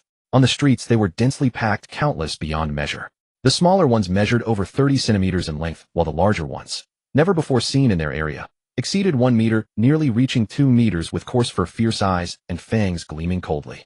They were frantically searching every inch of the community for living creatures, even not sparing the zombies, though they merely bit them to death without devouring them. Many building exteriors were covered in layers of giant rats. The gray swarm crawled up the walls, obscuring the original color, making the entire structure seem to writhe eerily, with occasional rats losing their grip and falling. Some giant rats crossed the sharp fence and surged into this area, gathering over 300 on the main road. They had just feasted, their bellies slightly swollen, and sat on the ground, leisurely grooming their bloodstained fur. It seemed they had claimed this place as a resting zone. The appearance of Li Yuetong and her group instantly became the focus of this main road. Hundreds of giant rats, like dominoes, ceased their movements, one after another, rising upright on their hind legs in unison. Pairs of crimson eyes locked onto her, meeting her gaze across the empty expanse. A dead silence instantly enveloped the entire street, an icy, piercing pressure crashing down like a tidal wave. If I get caught, it might hurt a bit, Li Yuetong muttered softly, her tone light and casual, yet her body was taut as a bowstring. Just then Zhang Ran and Li Wanning, supporting the pale and nearly fainting Tang Dashan on either side, reached her side. The three instinctively slowed their pace, looking at her, wanting to walk together. As Zhang Ran was about to speak, Li Yuetong cut in. First, don't stop. Go. Get in the truck and drive straight out. Don't wait for me. Fine, Mr. Shen at East River Park. He went to look for mutated fruits. They'll be fine. Squeak, squeak. Squeak.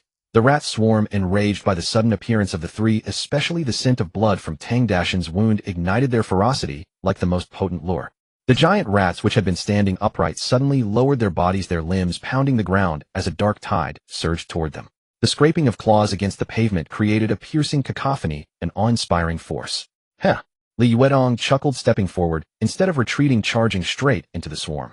As she advanced rapidly, she raised her gun and pulled the trigger repeatedly. These giant rats were not zombies. Once hit, the excruciating pain crippled their mobility, and they fell whimpering, using their mouths and claws to tend to their wounds. Sister-in-law, Zhang Ran and Li Wanning called out instinctively. But as they turned, they saw the approaching swarm, their pupils constricting, hearts pounding wildly. Even Tang Dashan, on the verge of fainting, suddenly opened his eyes wide, his fat trembling. Go!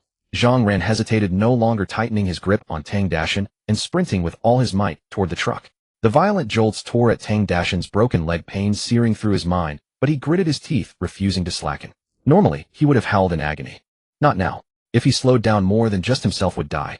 As they ran, they couldn't help but look back, seeing Li Yuetong's yellow wand-white figure at the moment of imminent collision with the rat swarm turn and nimbly dart into a narrow alley between buildings. The rat swarm's charge faltered, splitting in two. The vast majority followed her into the alley, leaving only about 20 still charging toward Zhang Ran and the others. Their hearts tightened, silently praying for Li Yuetong's safety, their pace surging once more. Tang Dashan focused solely on running fast, and not being a burden, forgot his injury in the urgency, and slammed his broken leg hard onto the ground. Ah! Holy shit! The piercing agony twisted his face, tears and snot streaming down. As they reached the passenger side of the truck, Zhang Ran fumbled for the keys from Tang Dashan's pocket and unlocked the door, shouting urgently, wanting get up first. Then pull Dashan up. Tang Dashan was bulky with a broken leg. If they let him climb slowly, none of them would escape. Li Wanning wasted no time, letting go of Tang Dashan's arm and scrambling into the vehicle. Once inside the passenger seat, she quickly turned, holding the handle with her left hand and reaching down with her right. Dashan, grab my hand. Tang Dashan panted heavily, his vision blurring, his stomach churning. He reached out but grasped nothing. Li Wanning noticed actively caught his hand and pulled him upward with all her strength. Tang Dashan's left leg was completely shattered, hanging limply useless. He tried several times with his one leg, but couldn't find a way up. The pain and frustration made him lose heart, and he gave up struggling, crying out in anguish. Brother Ren, you guys go. Woo. I'm big, these damn rats eating me will buy you some time. You can escape. I'm done for, can't get up. You must find sister-in-law and live well. Listen to her. Shut the fuck up. The rat squeaks filled the air, driving him mad. Even the usually calm and taciturn Zhang Ran's eyes reddened, his voice cracking as he shouted at the approaching swarm. Giving up would betray sister-in-law. Come on, you fat bastard. Lose weight after this. He hurled his short stick at the leading giant rat, then bent down and wrapped his arms around Tang Dashan's massive rear veins bulging on his forehead. With all his strength he lifted and pushed, shoving Tang Dashan's waist and hips upward. Damn it, fatso, your ass is heavy. Above, Li Wanning exerted every ounce of her strength, biting her lip so hard it bled, pulling with a frenzy. Tang Dashan, stirred by the will to survive, gritted through the pain, gripping Li Wanning's wrist with one hand and clawing at the truck's edge with the other. Through their desperate combined effort, Tang Dashan was finally hauled awkwardly into the passenger seat. Zhang Ran slammed the passenger door shut and dashed to the driver's side. He yanked open the door, half climbing in, but before he could close it, the rat swarm was upon him. Bang, bang, squeak. Giant rats slammed into the door, their fanged mouths snapping at Zhang Ran's feet. He jerked his legs up, narrowly avoiding the bites, then kicked wildly. Get lost. Get lost. Die, damn you. But the rats were too numerous and thick-skinned, refusing to be dislodged no matter how much he kicked. Their sharp claws had already left deep scratches on Zhang Ran's legs. In that life-or-death moment, swoosh, swoosh, swoosh, swoosh, swoosh. Bullets tore through the air, striking with precision the rats clustered by the door. Bang, bang, bang. Blood blossoms erupted among the swarm, and the topmost rats were hit. They tumbled down with shrieks.